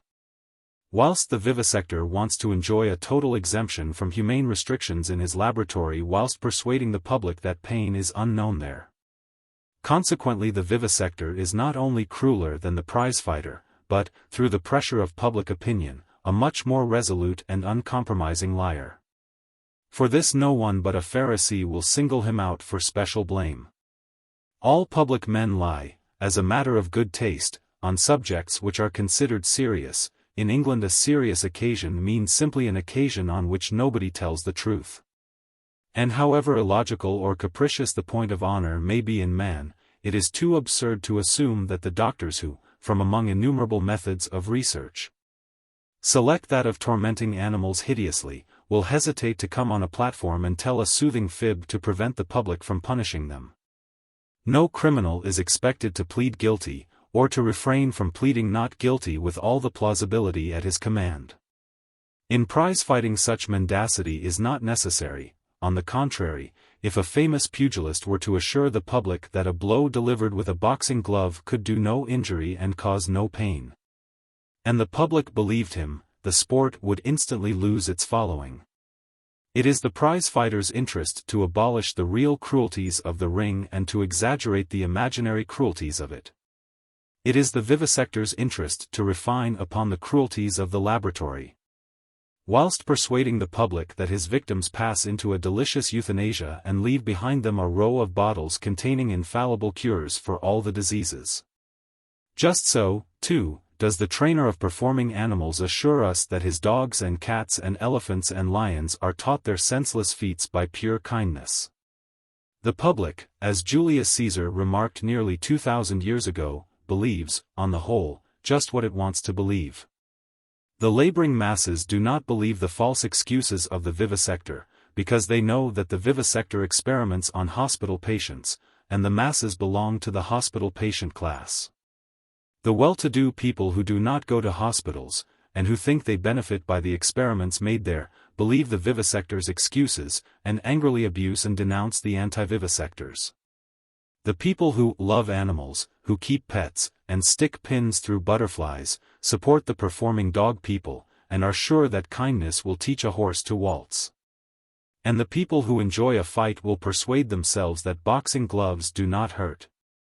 And that sparring is an exercise which teaches self-control and exercises all the muscles in the body more efficiently than any other. My own view of prize-fighting may be gathered from Cashel Byron's Profession, and from the play written by me more than 10 years later, entitled Mrs. Warren's Profession.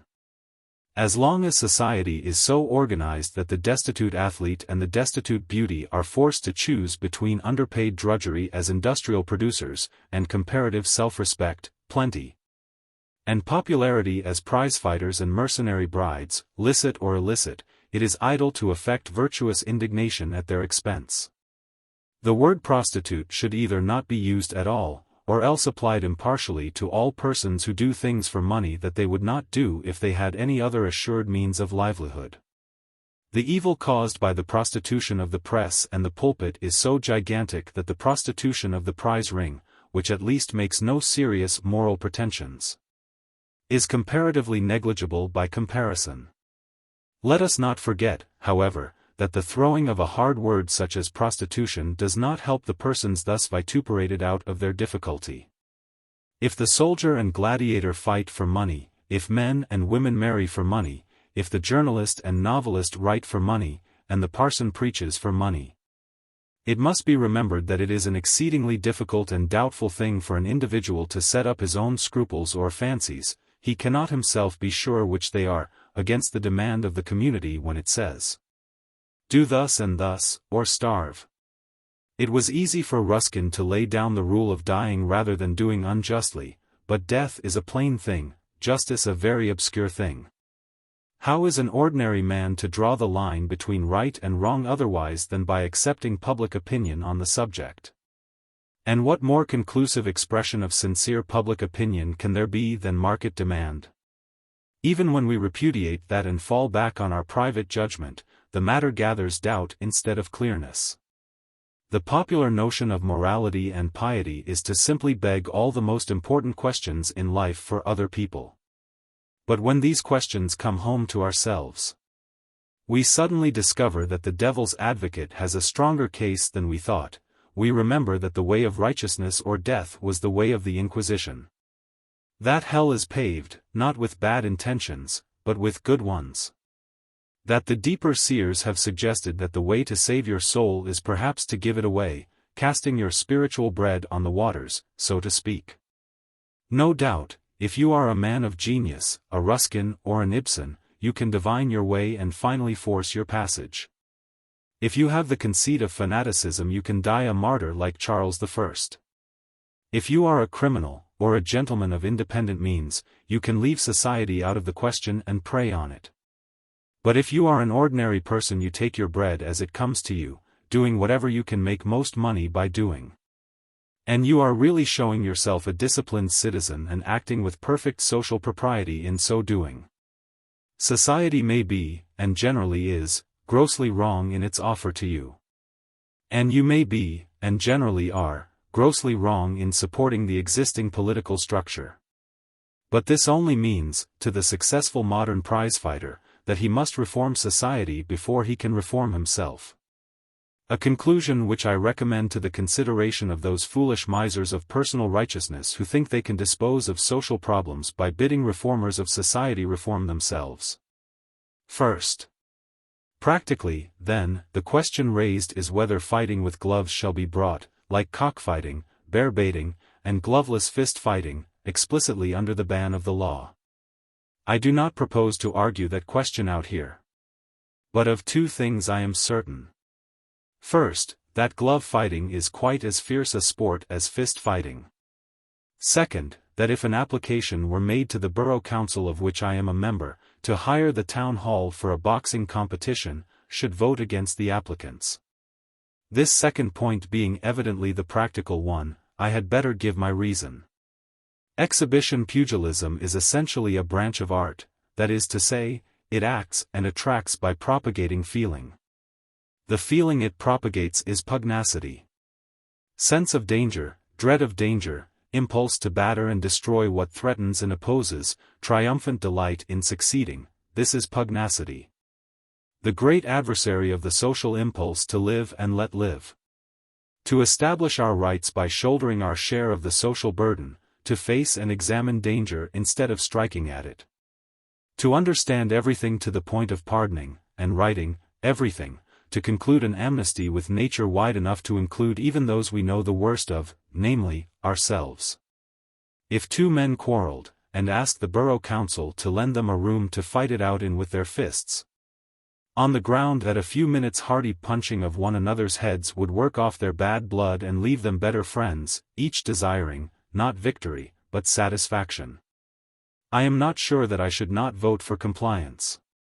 But if a syndicate of showmen came and said, "Here we have two men who have no quarrel, but who will, if you pay them, fight before your constituency and thereby make a great propaganda of pugnacity in it, sharing the profits with us and with you," I should indignantly oppose the proposition. And if the majority were against me, I should try to persuade them to at least impose the condition that the fight should be with naked fists under the old rules, so that the combatants should, like Sayers and Langham, depend on bunging up each other's eyes rather than, like the modern knocker-out, giving one another concussion of the brain. I may add, finally, that the present halting between the legal toleration and suppression of commercial pugilism is much worse than the extreme of either. Because it takes away the healthy publicity and sense of responsibility which legality and respectability give, without suppressing the blackguardism which finds its opportunity in shady pursuits. I use the term commercial advisedly. Put a stop to boxing for money, and pugilism will give society no further trouble. How do you find this book? Any thoughts about the book or the author? Any suggestion for improvement? Please take a moment to share your thoughts in a comment. If you like it, share it with your friends who might enjoy it as well. Subscribe to keep in touch. Visit CompleteAudiobooks.com for more quality content. How He Lied to Her Husband. Preface. Like many other works of mine, this playlet is a piece d'occasion. In 1905 it happened that Mr. Arnold Daly, who was then playing the part of Napoleon in The Man of Destiny in New York, found that whilst the play was too long to take a secondary place in the evening's performance, it was too short to suffice by itself. I therefore took advantage of 4 days' continuous rain during a holiday in the north of Scotland to write How He Lied to Her Husband for Mr. Daly. In his hands, it served its turn very effectively. I print it here as a sample of what can be done with even the most hackneyed stage framework by filling it in with an observed touch of actual humanity instead of with doctrinaire romanticism. Nothing in the theatre is staler than the situation of husband, wife and lover, or the fun of knockabout farce. I have taken both, and got an original play out of them. As anybody else can if only he will look about him for his material instead of plagiarizing Othello and the 1,000 plays that have proceeded on Othello's romantic assumptions and false point of honor. A further experiment made by Mr. Arnold Daly with this play is worth recording. In 1905 Mr. Daly produced Mrs. Warren's Profession in New York. The press of that city instantly raised a cry that such persons as Mrs. Warren are ordure, and should not be mentioned in the presence of decent people. This hideous repudiation of humanity and social conscience so took possession of the New York journalists that the few among them who kept their feet morally and intellectually could do nothing to check the epidemic of foul language, gross suggestion, and raving obscenity of word and thought that broke out. The writers abandoned all self-restraint under the impression that they were upholding virtue instead of outraging it. They infected each other with their hysteria until they were for all practical purposes indecently mad. They finally forced the police to arrest Mr. Daly and his company, and led the magistrate to express his loathing of the duty thus forced upon him of reading an unmentionable and abominable play. Of course the convulsion soon exhausted itself. The magistrate, naturally somewhat impatient when he found that what he had to read was a strenuously ethical play forming part of a book which had been in circulation unchallenged for 8 years, and had been received without protest by the whole London and New York press, gave the journalists a piece of his mind as to their moral taste in plays. By consent, he passed the case on to a higher court, which declared that the play was not immoral, acquitted Mr. Daly, and made an end of the attempt to use the law to declare living women to be ordure, and thus enforce silence as to the far-reaching fact that you cannot cheapen women in the market for industrial purposes without cheapening them for other purposes as well. I hope Mrs. Warren's Profession will be played everywhere, in season and out of season, until Mrs. Warren has bitten that fact into the public conscience, and shamed the newspapers which support a tariff to keep up the price of every American commodity except American manhood and womanhood. Unfortunately, Mr. Daly had already suffered the usual fate of those who direct public attention to the profits of the sweater or the pleasures of the voluptuary. He was morally lynched side by side with me. Months elapsed before the decision of the courts vindicated him. And even then, since his vindication implied the condemnation of the press, which was by that time sober again, and ashamed of its orgy, his triumph received a rather sulky and grudging publicity. In the meantime he had hardly been able to approach an American city, including even those cities which had heaped applause on him as the defender of hearth and home when he produced Candida, without having to face articles discussing whether mothers could allow their daughters to attend such plays as You Never Can Tell, written by the infamous author of Mrs. Warren's Profession, and acted by the monster who produced it. What made this harder to bear was that though no fact is better established in theatrical business than the financial disastrousness of moral discredit, the journalists who had done all the mischief kept paying vice the homage of assuming that it is enormously popular and lucrative, and that I and Mr. Daly, being exploiters of vice, must therefore be making colossal fortunes out of the abuse heaped on us, and had in fact provoked it and welcomed it with that express object. Ignorance of real life could hardly go further. One consequence was that Mr. Daly could not have kept his financial engagements or maintained his hold on the public had he not accepted engagements to appear for a season in the vaudeville theaters, the American equivalent of our music halls, where he played How He Lied to Her Husband, comparatively unhampered by the press censorship of the theater, or by that sophistication of the audience through press suggestion from which I suffer more, perhaps, than any other author. Vaudeville authors are fortunately unknown. The audiences see what the play contains and what the actor can do, not what the papers have told them to expect. Success under such circumstances had a value both for Mr. Daly and myself, which did something to console us for the very unsavory mobbing which the New York press organized for us, and which was not the less disgusting because we suffered in a good cause and in the very best company. Mr. Daly, having weathered the storm, can perhaps shake his soul free of it as he heads for fresh successes with younger authors. But I have certain sensitive places in my soul. I do not like that word ordure. Apply it to my work, and I can afford to smile, since the world, on the whole, will smile with me. But to apply it to the woman in the street, whose spirit is of one substance with our own and her body no less holy, to look your women folk in the face afterwards and not go out and hang yourself, that is not on the list of pardonable sins. Postscript. Since the above was written, news has arrived from America that a leading New York newspaper, which was among the most abusively clamorous for the suppression of Mrs. Warren's Profession, has just been fined heavily for deriving part of its revenue from advertisements of Mrs. Warren's houses. Many people have been puzzled by the fact that whilst stage entertainments which are frankly meant to act on the spectators as aphrodisiacs, are everywhere tolerated, plays which have an almost horrifyingly contrary effect are fiercely attacked by persons and papers notoriously indifferent to public morals on all other occasions. The explanation is very simple. The profits of Mrs. Warren's profession are shared not only by Mrs. Warren and Sir George Crofts, but by the landlords of their houses, the newspapers which advertise them, the restaurants which cater for them, and, in short, all the trades to which they are good customers, not to mention the public officials and representatives whom they silence by complicity, corruption, or blackmail. Add to these the employers who profit by cheap female labor, and the shareholders whose dividends depend on it, you find such people everywhere. Even on the judicial bench and in the highest places in church and state, and you get a large and powerful class with a strong pecuniary incentive to protect Mrs. Warren's profession, and a correspondingly strong incentive to conceal, from their own consciences no less than from the world, the real sources of their gain. These are the people who declare that it is feminine vice and not poverty that drives women to the streets, as if vicious women with independent incomes ever went there.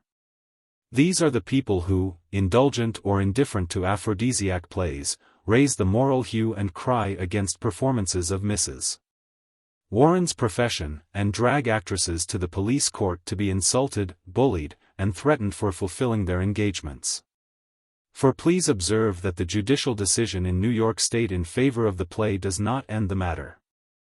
In Kansas City, for instance, the municipality, finding itself restrained by the courts from preventing the performance, fell back on a local bylaw against indecency to evade the Constitution of the United States. They summoned the actress who impersonated Mrs. Warren to the police court, and offered her and her colleagues the alternative of leaving the city or being prosecuted under this bylaw.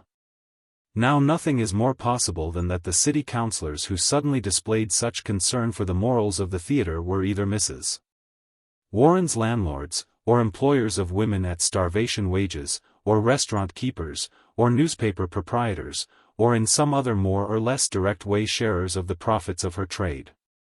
No doubt it is equally possible that they were simply stupid men who thought that indecency consists, not in evil, but in mentioning it. I have, however, been myself a member of a municipal council, and have not found municipal councilors quite so simple and inexperienced as this. At all events, I do not propose to give the Kansas councilors the benefit of the doubt. I therefore advise the public at large, which will finally decide the matter, to keep a vigilant eye on gentlemen who will stand anything at the theater except a performance of Mrs. Warren's profession, and who assert in the same breath that, a. the play is too loathsome to be bearable by civilized people, and b. that unless its performance is prohibited the whole town will throng to see it. They may be merely excited and foolish, but I am bound to warn the public that it is equally likely that they may be collected and knavish. At all events, to prohibit the play is to protect the evil which the play exposes. And in view of that fact, I see no reason for assuming that the prohibitionists are disinterested moralists, and that the author, the managers, and the performers, who depend for their livelihood on their personal reputations and not on rents, advertisements, or dividends, are grossly inferior to them in moral sense and public responsibility. It is true that in Mrs. Warren's profession, society, and not any individual, is the villain of the piece, but it does not follow that the people who take offense at it are all champions of society. Their credentials cannot be too carefully examined. Dramatis personae. He, Henry Upjohn. She, Aurora Bumpus. Her husband, Teddy Bumpus. How he lied to her husband. It is 8 o'clock in the evening. The curtains are drawn and the lamps lighted in the drawing-room of her flat in Cromwell Road. Her lover, a beautiful youth of 18, in evening dress and cape, with a bunch of flowers and an opera hat in his hands, comes in alone. The door is near the corner. And as he appears in the doorway, he has the fireplace on the nearest wall to his right, and the grand piano along the opposite wall to his left. Near the fireplace a small ornamental table has on it a hand mirror, a fan, a pair of long white gloves, and a little white woolen cloud to wrap a woman's head in. On the other side of the room, near the piano, is a broad, square, softly upholstered stool. The room is furnished in the most approved South Kensington fashion, that is, it is as like a show room as possible. and is intended to demonstrate the racial position and spending powers of its owners, and not in the least to make them comfortable. He is, be it repeated, a very beautiful youth, moving as in a dream, walking as on air. He puts his flowers down carefully on the table beside the fan. Takes off his cape, and, as there is no room on the table for it, takes it to the piano, puts his hat on the cape, crosses to the hearth, looks at his watch, puts it up again. Notices the things on the table, lights up as if he saw heaven opening before him, goes to the table and takes the cloud in both hands, nestling his nose into its softness and kissing it. Kisses the gloves one after another, kisses the fan, gasps a long shuddering sigh of ecstasy, sits down on the stool and presses his hands to his eyes to shut out reality and dream a little. Takes his hands down and shakes his head with a little smile of rebuke for his folly, catches sight of a speck of dust on his shoes and hastily and carefully brushes it off with his handkerchief. Rises and takes the hand mirror from the table to make sure of his tie with the gravest anxiety, and is looking at his watch again when she comes in, much flustered. As she is dressed for the theater, has spoilt, petted ways, and wears many diamonds, she has an air of being a young and beautiful woman. But as a matter of hard fact, she is, dress and pretensions apart, a very ordinary South Kensington female of about 37. Hopelessly inferior in physical and spiritual distinction to the beautiful youth, who hastily puts down the mirror as she enters. He. Kissing her hand. At last. She. Henry, something dreadful has happened. He. What's the matter? She. I have lost your poems. He. They were unworthy of you. I will write you some more. She.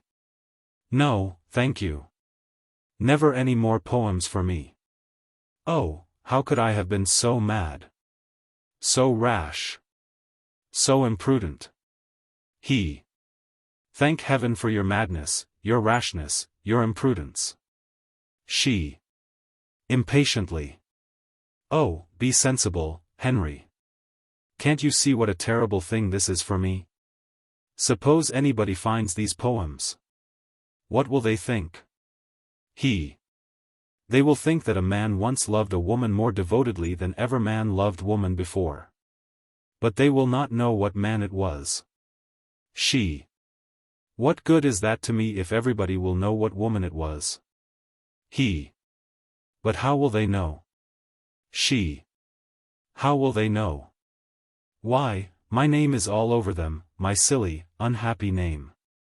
Oh, if I had only been christened Mary Jane, or Gladys Muriel, or Beatrice, or Francesca, or Guinevere, or something quite common. But Aurora. Aurora. I'm the only Aurora in London, and everybody knows it. I believe I'm the only Aurora in the world. And it's so horribly easy to rhyme to it. Oh, Henry, why didn't you try to restrain your feelings a little in common consideration for me? Why didn't you write with some little reserve? He. Write poems to you with reserve. You ask me that. She. With perfunctory tenderness. Yes, dear, of course it was very nice of you, and I know it was my own fault as much as yours. I ought to have noticed that your verses ought never to have been addressed to a married woman. He. Ah, how I wish they had been addressed to an unmarried woman. How I wish they had. She. Indeed, you have no right to wish anything of the sort. They are quite unfit for anybody but a married woman. That's just the difficulty. What will my sisters-in-law think of them? He. Painfully Jared. Have you got sisters-in-law? She. Yes, of course I have.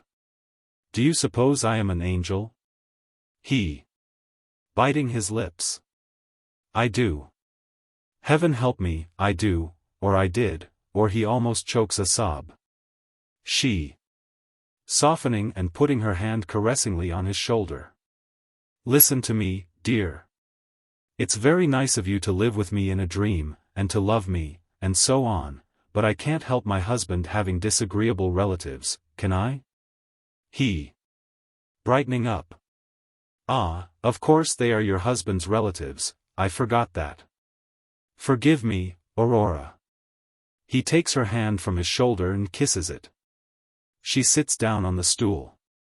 He remains near the table, with his back to it, smiling fatuously down at her. The fact is, Teddy's got nothing but relatives. He has 8 sisters and 6 half-sisters, and ever so many brothers, but I don't mind his brothers. Now if you only knew the least little thing about the world, Henry, you'd know that in a large family, though the sisters quarrel with one another like mad all the time, yet let one of the brothers marry, and they all turn on their unfortunate sister-in-law and devote the rest of their lives with perfect unanimity to persuading him that his wife is unworthy of him. They can do it to her very face without her knowing it, because there are always a lot of stupid low family jokes that nobody understands but themselves. Half the time you can't tell what they're talking about, it just drives you wild. There ought to be a law against a man's sister ever entering his house after he's married. I'm as certain as that I'm sitting here that Georgina stole those poems out of my workbox. She will not understand them, I think. Oh, won't she? She'll understand them only too well. She'll understand more harm than ever was in them, nasty vulgar-minded cat. Going to her. Oh don't think of people in that way. Don't think of her at all. He takes her hand and sits down on the carpet at her feet. Aurora, do you remember the evening when I sat here at your feet and read you those poems for the first time? I shouldn't have let you, I see that now. When I think of Georgina sitting there at Teddy's feet and reading them to him for the first time, I feel I shall just go distracted. Yes, you are right. It will be a profanation. Oh, I don't care about the profanation, but what will Teddy think? What will he do? Suddenly throwing his head away from her knee. You don't seem to think a bit about Teddy. She jumps up, more and more agitated. Supine on the floor, for she has thrown him off his balance. To me Teddy is nothing, and Georgina less than nothing. You'll soon find out how much less than nothing she is. If you think a woman can't do any harm because she's only a scandal-mongering dowdy ragbag, you're greatly mistaken. She flounces about the room. He gets up slowly and dusts his hands. Suddenly she runs to him and throws herself into his arms. Henry, help me. Find a way out of this for me, and I'll bless you as long as you live. Oh, how wretched I am. She sobs on his breast. And oh, how happy I am. Whisking herself abruptly away. Don't be selfish. Humbly. Yes, I deserve that. I think if I were going to the stake with you, I should still be so happy with you that I could hardly feel your danger more than my own. Relenting and patting his hand fondly. Oh, you are a dear darling boy, Henry, but throwing his hand away fretfully, you're no use. I want somebody to tell me what to do. With quiet conviction. Your heart will tell you at the right time. I have thought deeply over this, and I know what we two must do, sooner or later. No, Henry. I will do nothing improper, nothing dishonorable. She sits down plump on the stool and looks inflexible. If you did, you would no longer be Aurora. Our course is perfectly simple, perfectly straightforward, perfectly stainless and true. We love one another. I am not ashamed of that. I am ready to go out and proclaim it to all London as simply as I will declare it to your husband when you see, as you soon will see, that this is the only way honorable. Enough for your feet to tread. Let us go out together to our own house, this evening, without concealment and without shame. Remember. We owe something to your husband. We are his guests here, he is an honorable man, he has been kind to us, he has perhaps loved you as well as his prosaic nature and his sordid commercial environment permitted. We owe it to him in all honor not to let him learn the truth from the lips of a scandalmonger. Let us go to him now quietly, hand in hand, bid him farewell. And walk out of the house without concealment and subterfuge, freely and honestly, in full honor and self-respect. She. Staring at him. And where shall we go to? He. We shall not depart by a hair's breadth from the ordinary natural current of our lives. We were going to the theater when the loss of the poems compelled us to take action at once. We shall go to the theater still, but we shall leave your diamonds here, for we cannot afford diamonds, and do not need them. She. Fretfully. I have told you already that I hate diamonds. Only Teddy insists on hanging me all over with them.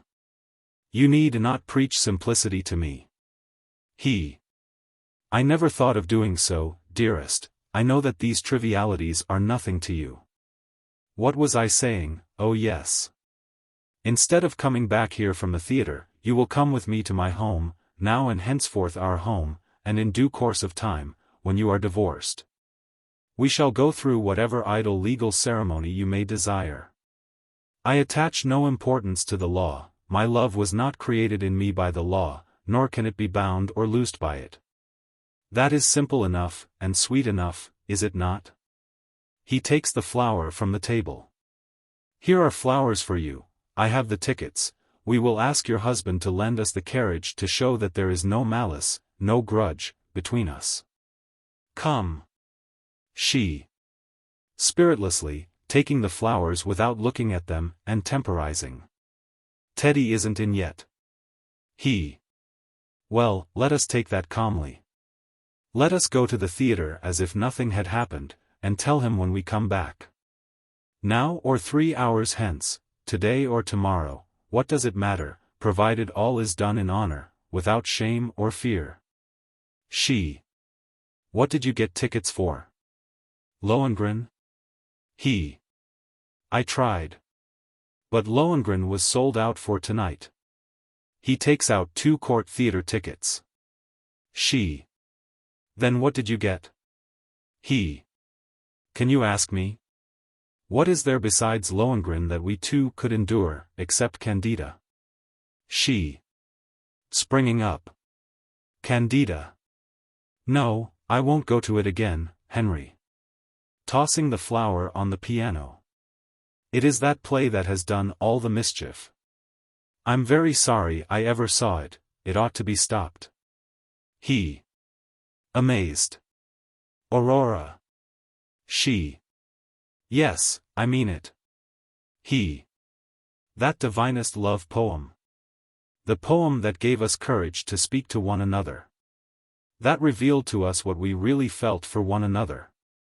That. She. Just so. It put a lot of stuff into my head that I should never have dreamt of for myself. I imagined myself just like Candida. He. Catching her hands and looking earnestly at her. You were right.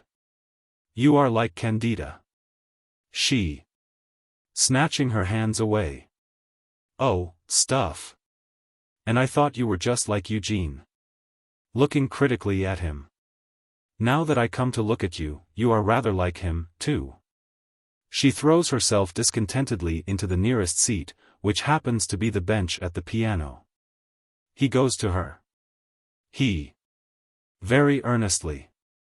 Aurora, if Candida had loved Eugene, she would have gone out into the night with him without a moment's hesitation. She. With equal earnestness. Henry, do you know what's wanting in that play? He. There is nothing wanting in it. She. Yes, there is. There's a Georgina wanting in it. If Georgina had been there to make trouble, that play would have been a true-to-life tragedy. Now I'll tell you something about it that I have never told you before. He. What is that? She. I took Teddy to it. I thought it would do him good. And so it would if I could only have kept him awake. Georgina came too, and you should have heard the way she went on about it. She said it was downright immoral, and that she knew the sort of woman that encourages boys to sit on the hearthrug and make love to her. She was just preparing Teddy's mind to poison it about me. He. Let us be just to Georgina, dearest. She. Let her deserve it first. Just to Georgina, indeed. He. She really sees the world in that way. That is her punishment. She. How can it be her punishment when she likes it? It'll be my punishment when she brings that budget of poems to Teddy. I wish you'd have some sense, and sympathize with my position a little. He. Going away from the piano and beginning to walk about rather testily. My dear, I really don't care about Georgina or about Teddy. All these squabbles belong to a plane on which I am, as you say, no use. I have counted the cost, and I do not fear the consequences. After all, what is there to fear? Where is the difficulty? What can Georgina do? What can your husband do? What can anybody do? She. Do you mean to say that you propose that we should walk right bang up to Teddy and tell him we're going away together? He. Yes. What can be simpler? She. And do you think for a moment he'd stand it, like that half-baked clergyman in the play? He'd just kill you. He. Coming to a sudden stop and speaking with considerable confidence. You don't understand these things, my darling, how could you? In one respect I am unlike the poet in the play. I have followed the Greek ideal and not neglected the culture of my body. Your husband would make a tolerable second-rate heavy weight if he were in training and 10 years younger. As it is, he could, if strung up to a great effort by a burst of passion, give a good account of himself for perhaps 15 seconds. But I am active enough to keep out of his reach for 15 seconds, and after that I should be simply all over him. She. Rising and coming to him in consternation. What do you mean by all over him? He. Gently. Don't ask me, dearest. At all events, I swear to you that you need not be anxious about me. She. And what about Teddy? Do you mean to tell me that you are going to beat Teddy before my face like a brutal prize-fighter? He. All this alarm is needless, dearest. Believe me, nothing will happen. Your husband knows that I am capable of defending myself. Under such circumstances nothing ever does happen. And of course I shall do nothing. The man who once loved you is sacred to me. She. Suspiciously. Doesn't he love me still? Has he told you anything? He. No, no. He takes her tenderly in his arms. Dearest, dearest, how agitated you are. How unlike yourself. All these worries belong to the lower plane. Come up with me to the higher one. The heights, the solitudes, the soul world. She. Avoiding his gaze. No, stop, it's no use, Mr. Upjohn. He. Recoiling. Mr. Upjohn. She. Excuse me, I meant Henry, of course. He. How could you even think of me as Mr. Upjohn? I never think of you as Mrs. Bumpus, it is always canned, I mean Aurora, Oro. She. Yes, yes, that's all very well, Mr.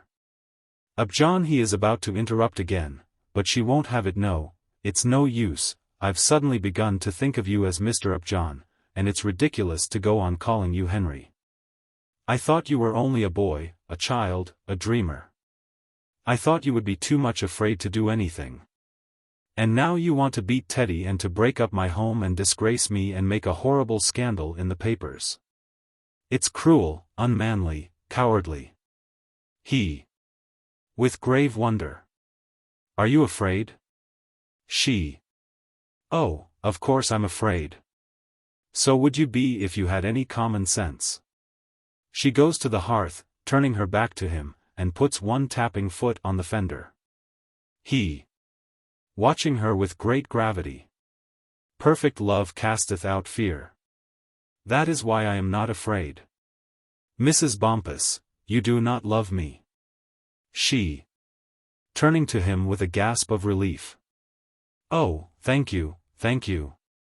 You really can be very nice, Henry. He. Why do you thank me? She. Coming prettily to him from the fireplace. For calling me Mrs. Bumpus again. I feel now that you are going to be reasonable and behave like a gentleman. He drops on the stool, covers his face with his hand, and groans. What's the matter? He. Once or twice in my life I have dreamed that I was exquisitely happy and blessed. But oh! The misgiving at the first stir of consciousness. The stab of reality. The prison walls of the bedroom. The bitter, bitter disappointment of waking. And this time. Oh, this time I thought I was awake. She. Listen to me, Henry, we really haven't time for all that sort of flapdoodle now. He starts to his feet as if she had pulled a trigger and straightened him by the release of a powerful spring, and goes past her with set teeth to the little table. Oh, take care, you nearly hit me in the chin with the top of your head. He. With fierce politeness. I beg your pardon.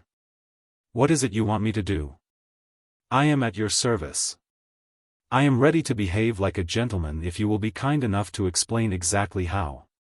She. A little frightened. Thank you, Henry, I was sure you would. You're not angry with me, are you? He. Go on. Go on quickly. Give me something to think about, or I will. He suddenly snatches up her fan and is about to break it in his clenched fists. She.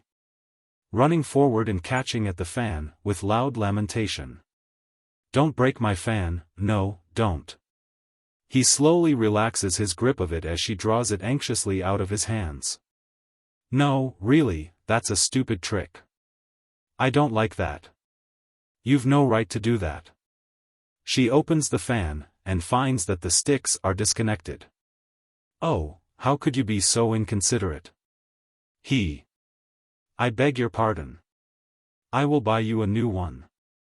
She. Querulously. You will never be able to match it. And it was a particular favorite of mine. He. Shortly. Then you will have to do without it, that's all. She. That's not a very nice thing to say after breaking my pet fan, I think. He. If you knew how near I was to breaking Teddy's pet wife and presenting him with the pieces. You would be thankful that you are alive instead of howling about 5 shillings worth of ivory. Damn your fan. She. Oh. Don't you dare swear in my presence. One would think you were my husband. He. Again collapsing on the stool. This is some horrible dream.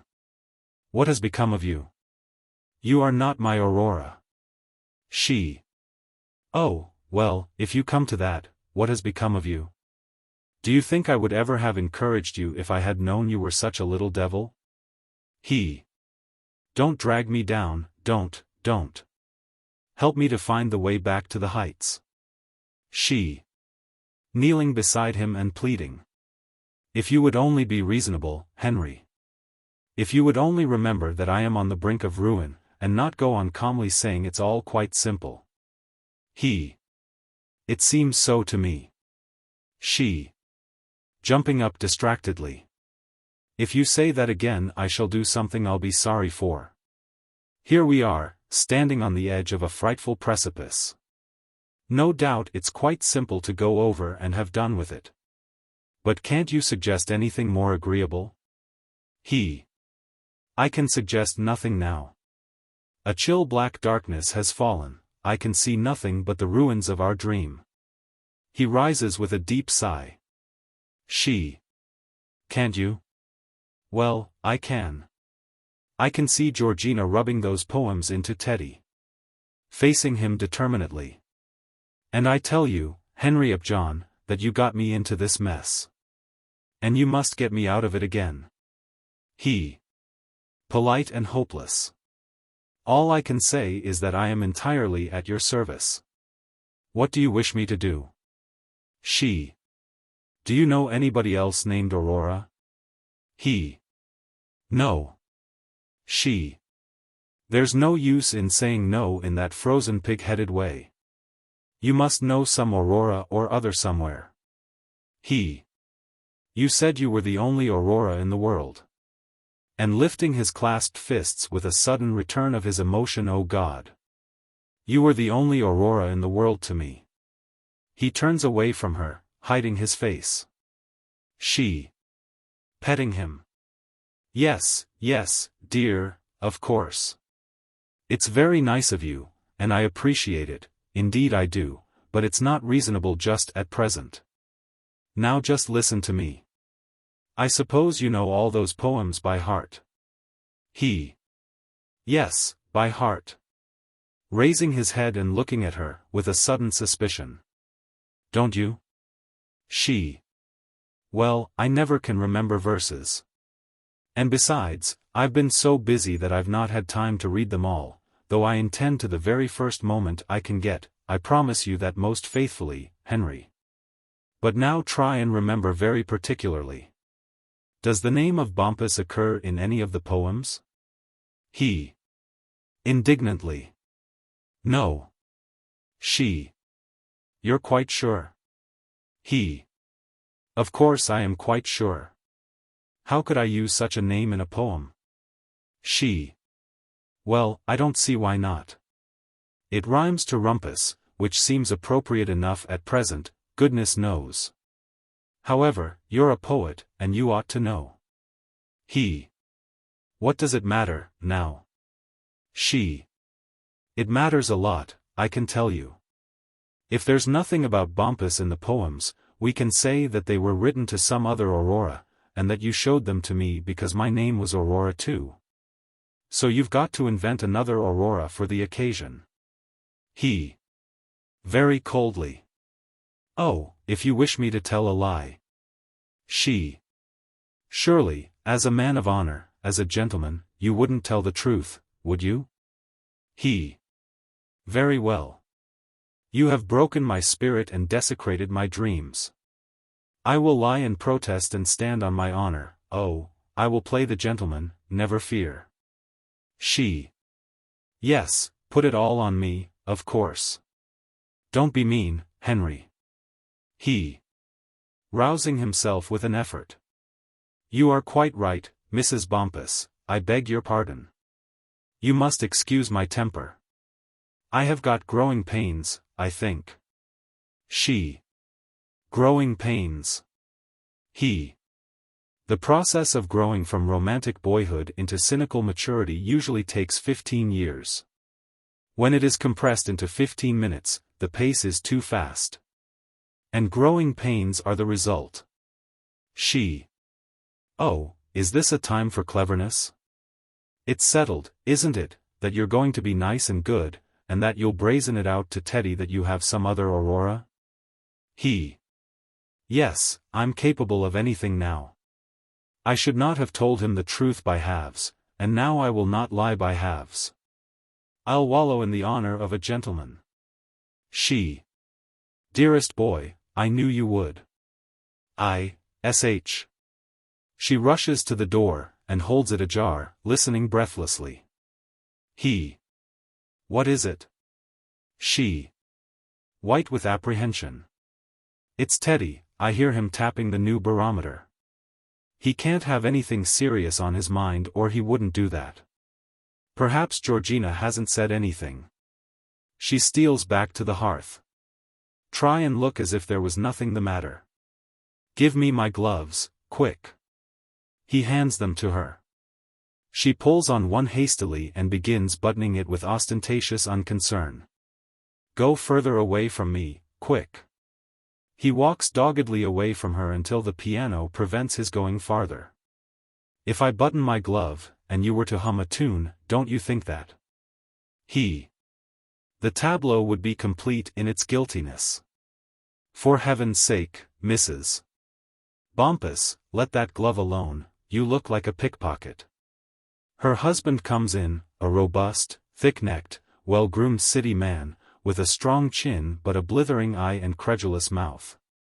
He has a momentous air, but shows no sign of displeasure, rather the contrary. Her husband. Hello. I thought you two were at the theater. She. I felt anxious about you, Teddy. Why didn't you come home to dinner? Her husband. I got a message from Georgina. She wanted me to go to her. She. Poor dear Georgina. I'm sorry I haven't been able to call on her this last week. I hope there's nothing the matter with her. Her husband. Nothing, except anxiety for my welfare and yours. She steals a terrified look at Henry. By the way, Upjohn should like a word with you this evening, if Aurora can spare you for a moment. He. Formally. I am at your service. Her husband. No hurry. After the theater will do. He. We have decided not to go. Her husband. Indeed. Well, then, shall we adjourn to my snuggery? She. You needn't move. I shall go and lock up my diamonds since I'm not going to the theater. Give me my things. Her husband. As he hands her the cloud and the mirror. Well, we shall have more room here. He. Looking about him and shaking his shoulders loose. I think I should prefer plenty of room. Her husband. So, if it's not disturbing you, Rory? She. Not at all. She goes out. When the two men are alone together, Bumpus deliberately takes the poems from his breast pocket, looks at them reflectively, then looks at Henry, mutely inviting his attention. Henry refuses to understand, doing his best to look unconcerned. Her husband. Do these manuscripts seem at all familiar to you, may I ask? He. Manuscripts? Her husband. Yes. Would you like to look at them a little closer? He proffers them under Henry's nose. He. As with a sudden illumination of glad surprise. Why, these are my poems. Her husband. So I gather. He. What a shame. Mrs. Bumpus has shown them to you. You must think me an utter ass. I wrote them years ago after reading Swinburne's songs before sunrise. Nothing would do me then but I must reel off a set of songs to the sunrise. Aurora, you know, the rosy-fingered Aurora.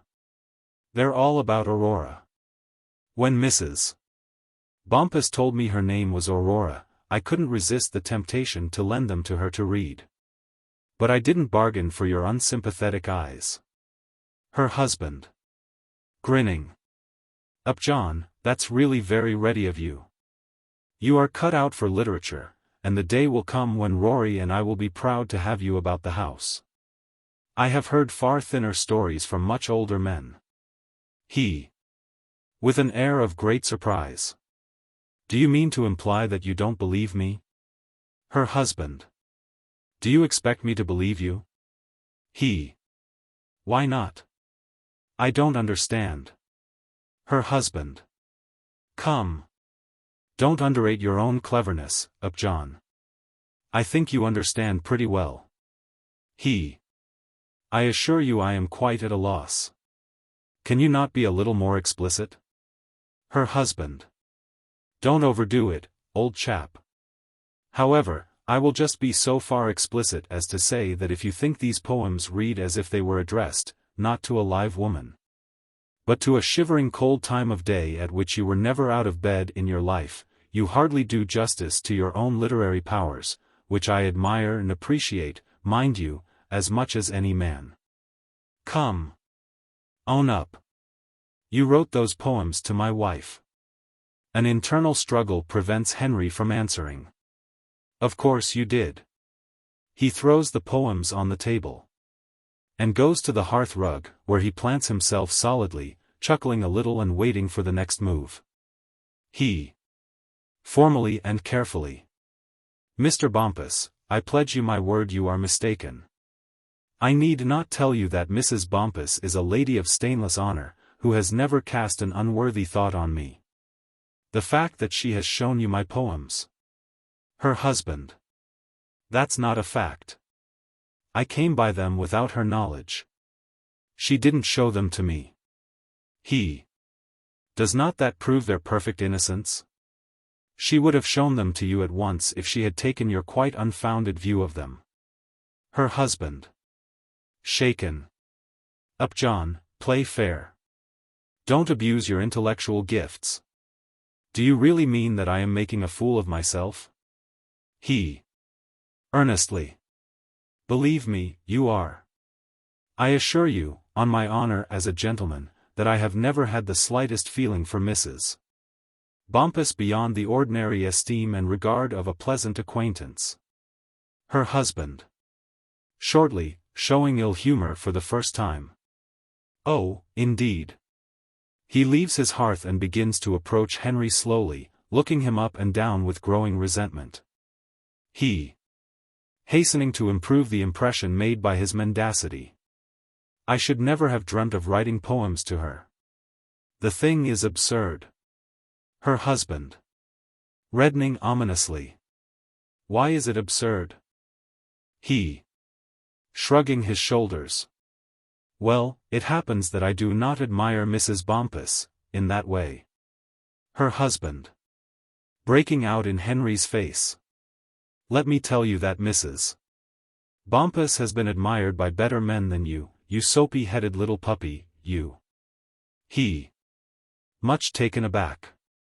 There is no need to insult me like this. I assure you, on my honor as a. Her husband. Too angry to tolerate a reply, and boring Henry more and more towards the piano. You don't admire Mrs. Bumpus. You would never dream of writing poems to Mrs. Bumpus. My wife's not good enough for you, isn't she? Fiercely. Who are you, pray, that you should be so jolly superior? He. Mr. Bumpus, I can make allowances for your jealousy. Her husband. Jealousy. Do you suppose I'm jealous of you? No, nor of 10 like you. But if you think I'll stand here and let you insult my wife in her own house, you're mistaken. He. Very uncomfortable with his back against the piano and Teddy standing over him threateningly. How can I convince you? Be reasonable. I tell you my relations with Mrs. Bumpus are relations of perfect coldness, of indifference. Her husband. Scornfully. Say it again, say it again. You're proud of it, aren't you? Yah. You're not worth kicking. Henry suddenly executes the feat known to pugilists as dipping, and changes sides with Teddy, who is now between Henry and the piano. He. Look here, I'm not going to stand this. Her husband. Oh, you have some blood in your body after all. Good job. He. This is ridiculous. I assure you Mrs. Bumpus is quite. Her husband. What is Mrs. Bumpus to you, I'd like to know. I'll tell you what Mrs. Bumpus is. She's the smartest woman in the smartest set in South Kensington, and the handsomest, and the cleverest, and the most fetching to experienced men who know a good thing when they see it. Whatever she may be to conceited penny-aligning puppies who think nothing good enough for them. It's admitted by the best people, and not to know it argues yourself unknown. 3 of our first actor managers have offered her $100 a week if she'd go on the stage when they start a repertory theater, and I think they know what they're about as well as you. The only member of the present cabinet that you might call a handsome man has neglected the business of the country to dance with her, though he don't belong to our set as a regular thing. One of the first professional poets in Bedford Park wrote a sonnet to her, worth all your amateur trash. At Ascot last season the eldest son of a duke excused himself from calling on me on the ground that his feelings for Mrs. Bumpus were not consistent with his duty to me as host. And it did him honor and me too. But with gathering fury she isn't good enough for you, it seems. You regard her with coldness, with indifference. And you have the cool cheek to tell me so to my face. For 2 pins I'd flatten your nose in to teach you manners. Introducing a fine woman to you is casting pearls before swine, yelling at him before swine. D'ye hear? He. With a deplorable lack of polish. You call me a swine again and I'll land you one on the chin that'll make your head sing for a week. Her husband. Exploding. What? He charges at Henry with bull-like fury. Henry places himself on guard in the manner of a well-taught boxer, and gets away smartly, but unfortunately forgets the stool which is just behind him. He falls backwards over it, unintentionally pushing it against the shins of Bumpus, who falls forward over it. Misses. Bumpus, with a scream, rushes into the room between the sprawling champions, and sits down on the floor in order to get her right arm round her husband's neck. She. You shan't, Teddy, you shan't. You will be killed, he is a prizefighter. Her husband. Vengefully. I'll prizefight him. He struggles vainly to free himself from her embrace. She. Henry, don't let him fight you. Promise me that you won't. He. Ruefully. I have got a most frightful bump on the back of my head. He tries to rise. She. Reaching out her left hand to seize his coat-tail, and pulling him down again, whilst keeping fast hold of Teddy with the other hand. Not until you have promised, not until you both have promised. Teddy tries to rise, she pulls him back again. Teddy, you promise, don't you? Yes, yes. Be good, you promise. Her husband. I won't, unless he takes it back. She. He will, he does. You take it back, Henry, yes. He. Savagely. Yes. I take it back. She lets go his coat. He gets up. So does Teddy. I take it all back, all, without reserve. She. On the carpet. Is nobody going to help me up? They each take a hand and pull her up. Now won't you shake hands and be good? He. Recklessly. I shall do nothing of the sort. I have steeped myself in lies for your sake, and the only reward I get is a lump on the back of my head the size of an apple. Now I will go back to the straight path. She. Henry, for heaven's sake. He. It's no use. Your husband is a fool and a brute. Her husband. What's that you say? He. I say you are a fool and a brute. And if you'll step outside with me I'll say it again. Teddy begins to take off his coat for combat. Those poems were written to your wife, every word of them, and to nobody else. The scowl clears away from Bumpus's countenance. Radiant, he replaces his coat. I wrote them because I loved her. I thought her the most beautiful woman in the world. And I told her so over and over again. I adored her, do you hear? I told her that you were a sordid commercial chump, utterly unworthy of her, and so you are. Her husband. So gratified, he can hardly believe his ears. You don't mean it. He. Yes, I do mean it, and a lot more too. I asked Mrs. Bumpus to walk out of the house with me, to leave you, to get divorced from you and marry me. I begged and implored her to do it this very night. It was her refusal that ended everything between us. Looking very disparagingly at him. What she can see in you, goodness only knows. Her husband. Beaming with remorse. My dear chap, why didn't you say so before? I apologize. Come. Don't bear malice, shake hands. Make him shake hands, Rory. She. For my sake, Henry.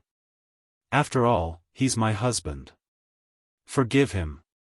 Take his hand. Henry, dazed, lets her take his hand and place it in Teddy's. Her husband. Shaking it heartily. You've got to own that none of your literary heroines can touch my Rory. He turns to her and claps her with fond pride on the shoulder. Rory? They can't resist you, none of them. Never knew a man yet that could hold out 3 days. She. Don't be foolish, Teddy. I hope you were not really hurt, Henry. She feels the back of his head. He flinches. Oh, poor boy, what a bump. I must get some vinegar and brown paper. She goes to the bell and rings. Her husband. Will you do me a great favor, Upjohn? I hardly like to ask, but it would be a real kindness to us both. He. What can I do? Her husband. Taking up the poems. Well, may I get these printed? It shall be done in the best style. The finest paper, sumptuous binding, everything first class. They're beautiful poems. I should like to show them about a bit. She. Running back from the bell, delighted with the idea, and coming between them. Oh, Henry, if you wouldn't mind. He. Oh, I don't mind. I am past minding anything. I have grown too fast this evening. She. How old are you, Henry? He. This morning I was 18. Now I am, confound it. I'm quoting that beast of a play. He takes the Candida tickets out of his pocket and tears them up viciously. Her husband. What shall we call the volume? To Aurora, or something like that, eh? He. I should call it How He Lied to Her Husband. Passion, Poison, and Petrifaction. Or, The Fatal Gazagene. A Brief Tragedy for Barnes and Booths. Preface. This tragedy was written at the request of Mr. Cyril Maude, under whose direction it was performed repeatedly, with colossal success, in a booth in Regent's Park, for the benefit of the Actors' Orphanage, on the July 14, 1905. By Miss Irene Vanbrugh, Miss Nancy Price, Mr. G. P. Huntley, Mr. Cyril Maude, Mr. Eric Lewis, Mr. Arthur Williams, and Mr. Lennox Paul. As it is extremely difficult to find an actor capable of eating a real ceiling, it will be found convenient in performance to substitute the tops of old wedding cakes for bits of plaster. There is but little difference in material between the two substances, but the taste of the wedding cake is considered more agreeable by many people. The orchestra should consist of at least a harp, a drum, and a pair of cymbals, these instruments being the most useful in enhancing the stage effect. The landlord may with equal propriety be a landlady, if that arrangement be better suited to the resources of the company. As the Bill Bailey song has not proved immortal, any equally appropriate ditty of the moment may be substituted. Dramatis Personae. Lady Magnesia Fitzptolomake. George Fitzptolomake. Phyllis. Her maid. Adolphus Bastable. A landlord. A policeman. A doctor. Attendants. Passion. Poison and Petrifaction. In a bed-sitting room in a fashionable quarter of London, a lady sits at her dressing table, with her maid combing her hair. It is late, and the electric lamps are glowing. Apparently the room is bedless. But there stands against the opposite wall to that at which the dressing table is placed a piece of furniture that suggests a bookcase without carrying conviction. On the same side is a chest of drawers of that disastrous kind which, recalcitrant to the opener until she is provoked to violence, then suddenly come wholly out and defy all her efforts to fit them in again. Opposite this chest of drawers, on the lady's side of the room, is a cupboard. The presence of a row of gentlemen's boots beside the chest of drawers proclaims that the lady is married. Her own boots are beside the cupboard. The third wall is pierced midway by the door, above which is a cuckoo clock. Near the door a pedestal bears a portrait bust of the lady in plaster. There is a fan on the dressing table, a hatbox and rug strap on the chest of drawers, an umbrella and a bootjack against the wall near the bed. The general impression is one of brightness, beauty, and social ambition, damped by somewhat inadequate means. A certain air of theatricality is produced by the fact that though the room is rectangular it has only 3 walls. Not a sound is heard except the overture and the crackling of the lady's hair as the maid's brush draws electric sparks from it in the dry air of the London midsummer. The cuckoo clock strikes 16. The lady. How much did the clock strike, Phyllis? Phyllis. 16, my lady. The lady. That means 11 o'clock, does it not? Phyllis. 11 at night, my lady. In the morning it means 2:30, so if you hear it strike 16 during your slumbers, do not rise. The lady. I will not, Phyllis. Phyllis, I am weary. I will go to bed. Prepare my couch. Phyllis crosses the room to the bookcase and touches a button. The front of the bookcase falls out with a crash and becomes a bed. A roll of distant thunder echoes the crash. Phyllis. Shuddering. It is a terrible night. Heaven help all poor mariners at sea. My master is late. I trust nothing has happened to him. Your bed is ready, my lady. The lady. Thank you, Phyllis. She rises and approaches the bed. Good night. Phyllis. Will your ladyship not undress? The lady. Not tonight, Phyllis. Glancing through where the 4th wall is missing. Not under the circumstances. Phyllis. Impulsively throwing herself on her knees by her mistress's side, and clasping her round the waist. Oh, my beloved mistress, I know not why or how, but I feel that I shall never see you alive again. There is murder in the air. Thunder. Hark. The lady. Strange. As I sat there methought I heard angels singing, oh, won't you come home, Bill Bailey? Why should angels call me Bill Bailey? My name is Magnesia Fitzptolomake. Phyllis. Emphasizing the title. Lady Magnesia Fitzptolomake. Lady Magnesia.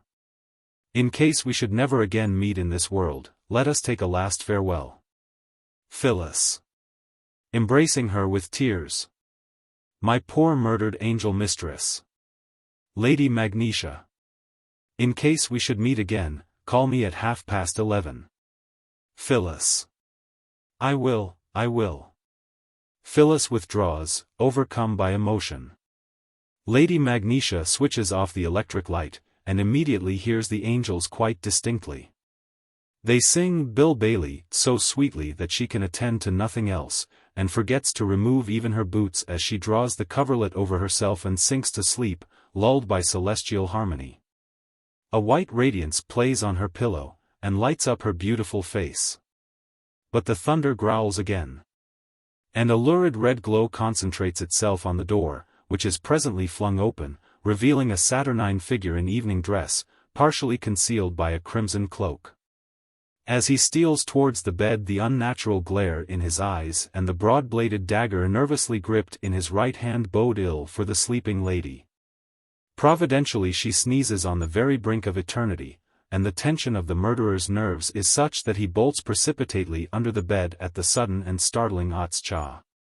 A dull, heavy, rhythmic thumping, the beating of his heart, betrays his whereabouts. Soon he emerges cautiously and raises his head above the bed coverlet level. The murderer.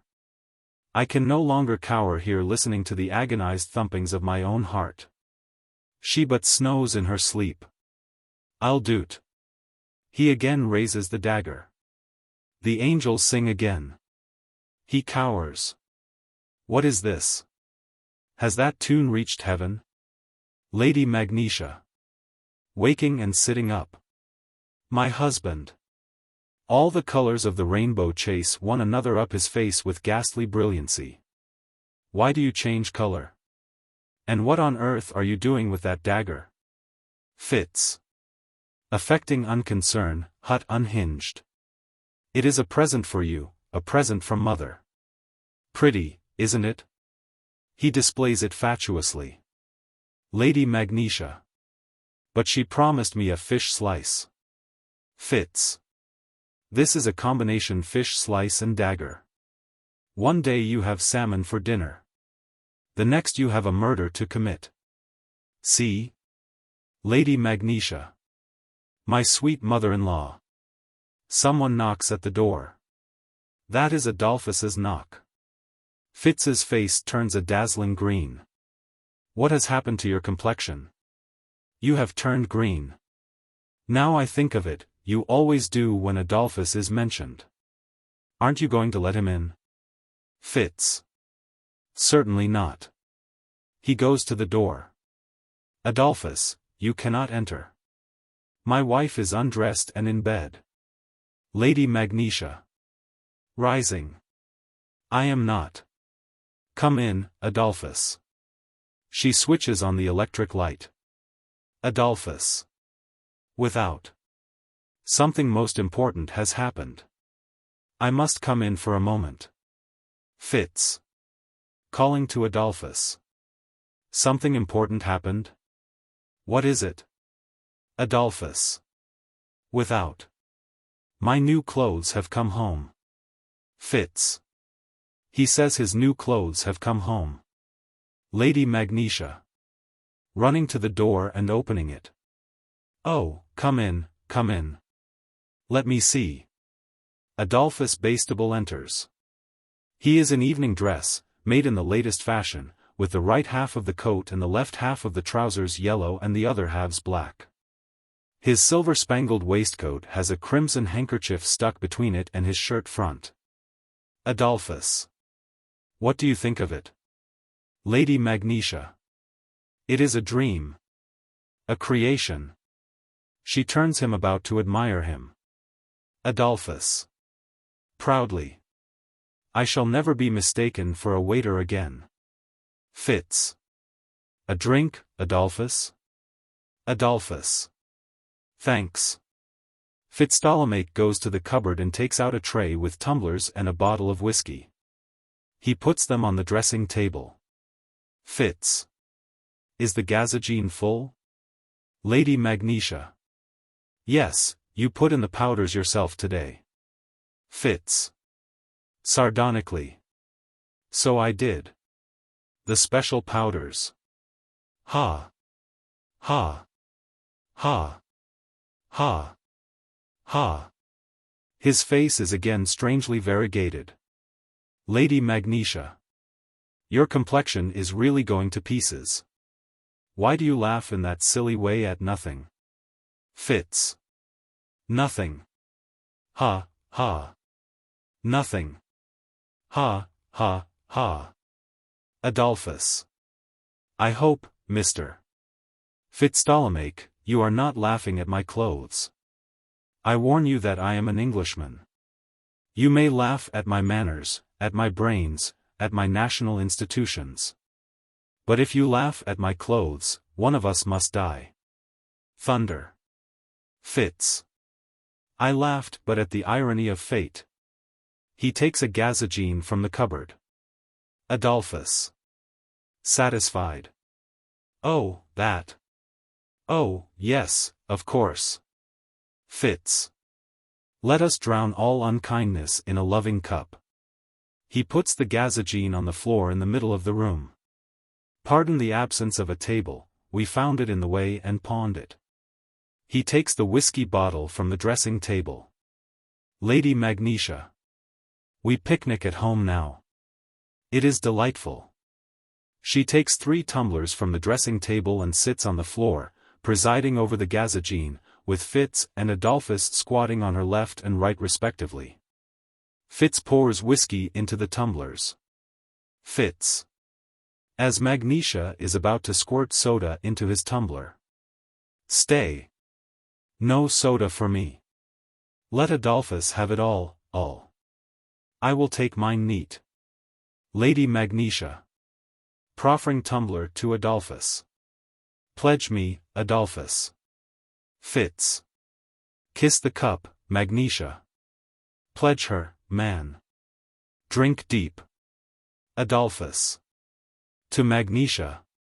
Fitz. To Magnesia. The two men drink. It is done. Scrambling to his feet. Adolphus, you have but 10 minutes to live, if so long. Adolphus. What mean you? Magnesia. Rising. My mind misgives me. I have a strange feeling here. Touching her heart. Adolphus. So have I, but lower down. Touching his stomach. That gazagene is disagreeing with me. Fits. It was poisoned. Sensation. Adolphus. Rising. Help. Police. Fits. Dastard. You would appeal to the law. Can you not die like a gentleman? Adolphus. But so young. When I have only worn my new clothes once. Magnesia. It is too horrible. To Fits. Fiend. What drove you to this wicked deed? Fits. Jealousy. You admired his clothes, you did not admire mine. Adolphus. My clothes. His face lights up with heavenly radiance. Have I indeed been found worthy to be the first clothes martyr? Welcome, death. Hark. Angels call me. The celestial choir again raises its favorite chant. He listens with a rapt expression. Suddenly the angels sing out of tune. And the radiance on the poisoned man's face turns a sickly green. Ya, ah. Oh, ahoo. The gazagene is disagreeing extremely. Oh. He throws himself on the bed, writhing. Magnesia. To Fits. Monster, what have you done? She points to the distorted figure on the bed. That was once a man, beautiful and glorious. What have you made of it? A writhing, agonized, miserable, moribund worm. Adolphus. In a tone of the strongest remonstrance. Oh, I say. Oh, come. No, look here, Magnesia. Really. Magnesia. Oh, is this a time for petty vanity? Think of your misspent life. Adolphus. Much injured. Whose misspent life? Magnesia. Continuing relentlessly. Look into your conscience, look into your stomach. Adolphus collapses in hideous spasms. She turns to Fits. And this is your handiwork. Fits. Mine is a passionate nature, Magnesia. I must have your undivided love. I must have your love, do you hear? Love. Love. Love. Love. Love.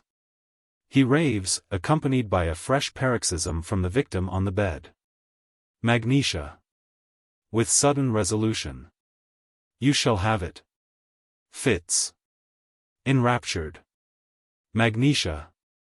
I have recovered your love. Oh, how slight appears the sacrifice of this man compared to so glorious a reward. I would poison 10 men without a thought of self to gain one smile from you. Adolphus. In a broken voice. Farewell, Magnesia, my last hour is at hand. Farewell, farewell, farewell. Magnesia.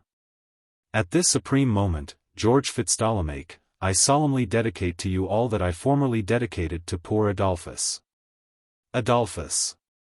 Oh, please not poor Adolphus yet. I still live, you know. Magnesia.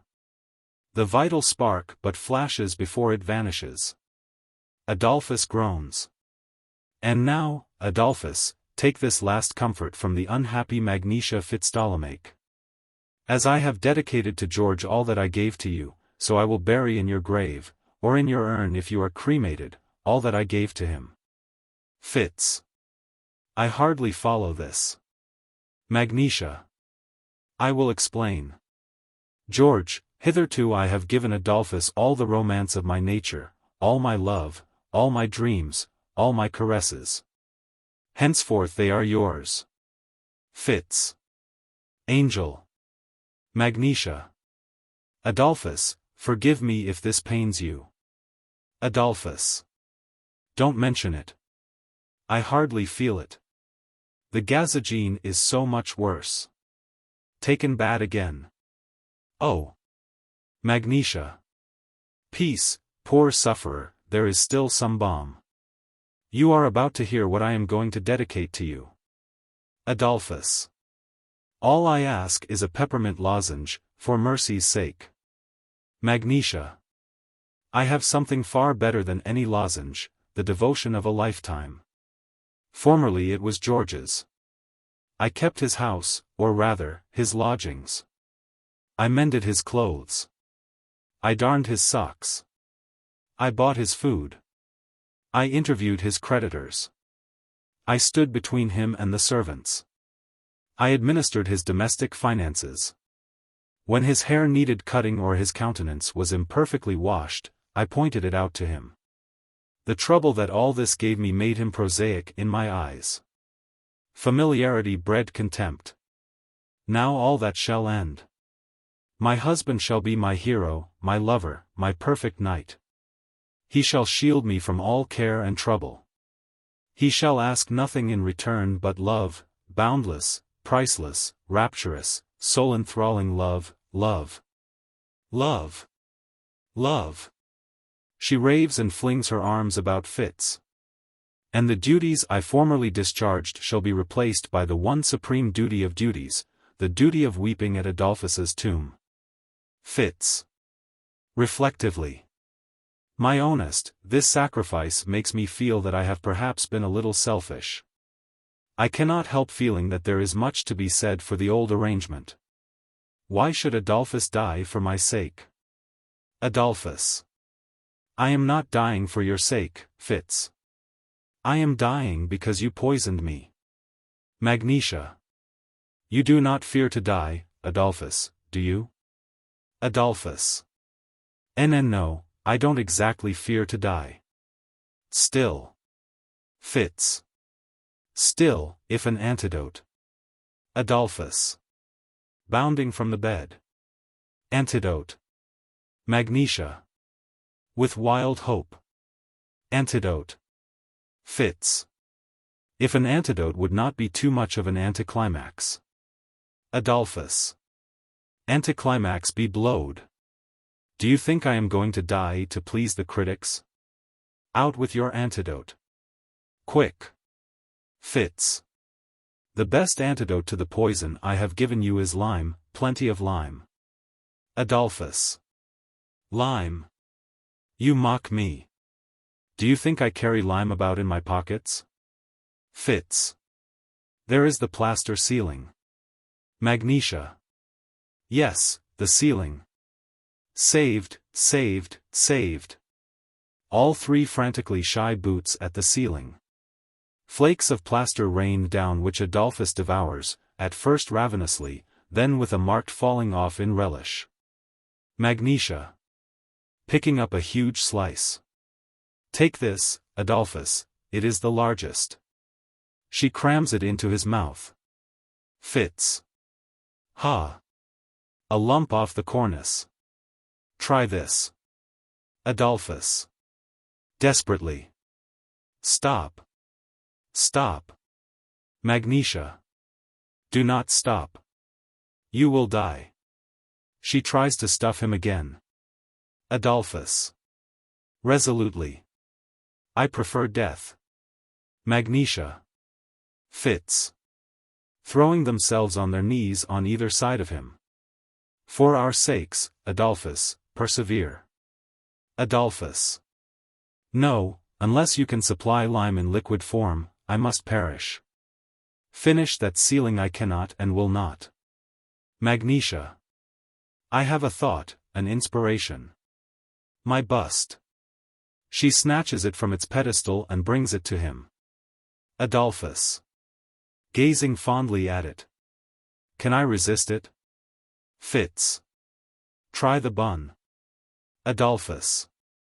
Gnawing the knot of hair at the back of the bust's head, it makes him ill. I cannot. I cannot. Not even your bust, Magnesia. Do not ask me. Let me die. Fitz. Pressing the bust on him. Force yourself to take a mouthful. Down with it, Adolphus. Adolphus. Useless. It would not stay down. Water. Some fluid. Ring for something to drink. He chokes. Magnesia. I will save you. She rushes to the bell and rings. Phyllis, in her nightgown, with her hair prettily made up into a chevaux de frise of crocuses with pink and yellow curl papers, rushes in straight to Magnesia. Phyllis. Hysterically. My beloved mistress, once more we meet. She sees Fitzptolemy and screams. Ah! Ah! Ah! A man. She sees Adolphus. Men. She flies. But Fitzptolemy seizes her by the nightgown just as she is escaping. Unhand me, villain. Fitz. This is no time for prudery, girl. Mr. Bastable is dying. Phyllis. With concern. Indeed, sir. I hope he will not think it unfeeling of me to appear at his deathbed in curl papers. Magnesia. We know you have a good heart, Phyllis. Take this, giving her the bust. Dissolve it in a jug of hot water, and bring it back instantly. Mr. Bastable's life depends on your haste. Phyllis. Hesitating. It do seem a pity, don't it, my lady, to spoil your lovely bust? Adolphus. Tush. This craze for fine art is beyond all bounds. Off with you. He pushes her out. Drink, drink, drink. My entrails are parched. Drink. He rushes deliriously to the gazagine. Fitz. Rushing after him. Madman, you forget. It is poisoned. Adolphus. I don't care. Drink, drink. They wrestle madly for the gazagine. In the struggle they squirt all its contents away, mostly into one another's face. Adolphus at last flings Fitzptolemy to the floor, and puts the spout into his mouth. Empty. Empty. With a shriek of despair he collapses on the bed, clasping the gazagine like a baby, and weeping over it. Fitz. Aside to Magnesia. Magnesia, I have always pretended not to notice it. But you keep a siphon for your private use in my hatbox. Magnesia. I use it for washing old lace, but no matter, he shall have it. She produces a siphon from the hatbox, and offers a tumbler of soda water to Adolphus. Adolphus. Thanks, thanks, oh, thanks. He drinks. A terrific fizzing is heard. He starts up screaming. Help! Help! The ceiling is effervescing. I am bursting. He wallows convulsively on the bed. Fitz. Quick! The rug strap. They pack him with blankets and strap him. Is that tight enough? Magnesia. Anxiously. Will you hold, do you think? Adolphus. The peril is past. The soda water has gone flat. Magnesia. Fitz. Thank heaven. Phyllis returns with a washstand ewer, in which she has dissolved the bust. Magnesia. Snatching it. At last. Fitz. You are saved. Drain it to the dregs. Fitzptolemy holds the lip of the ewer to Adolphus's mouth and gradually raises it until it stands upside down. Adolphus's efforts to swallow it are fearful, Phyllis thumping his back when he chokes, and Magnesia loosening the straps when he moans. At last, with a sigh of relief, he sinks back in the women's arms. Fitz shakes the empty ewer upside down like a potman shaking the froth out of a flagon. Adolphus. How inexpressibly soothing to the chest. A delicious numbness steals through all my members. I would sleep. Magnesia. Fits. Phyllis. Whispering together. Let him sleep. He sleeps. Celestial harps are heard, but their chords cease on the abrupt entrance of the landlord, a vulgar person in pajamas. The landlord. Iya. Iya. What's this? What's all this noise? Ah, can anybody sleep through it? Looking at the floor and ceiling. Ello. What you been doing te ma ceilin'? Fits. Silence, or leave the room. If you wake that man he dies. The landlord. If e kin sleep through the noise you three mics e kin sleep through anything. Magnesia. Detestable vulgarian, your pronunciation jars on the finest chords of my nature. Begone. The landlord.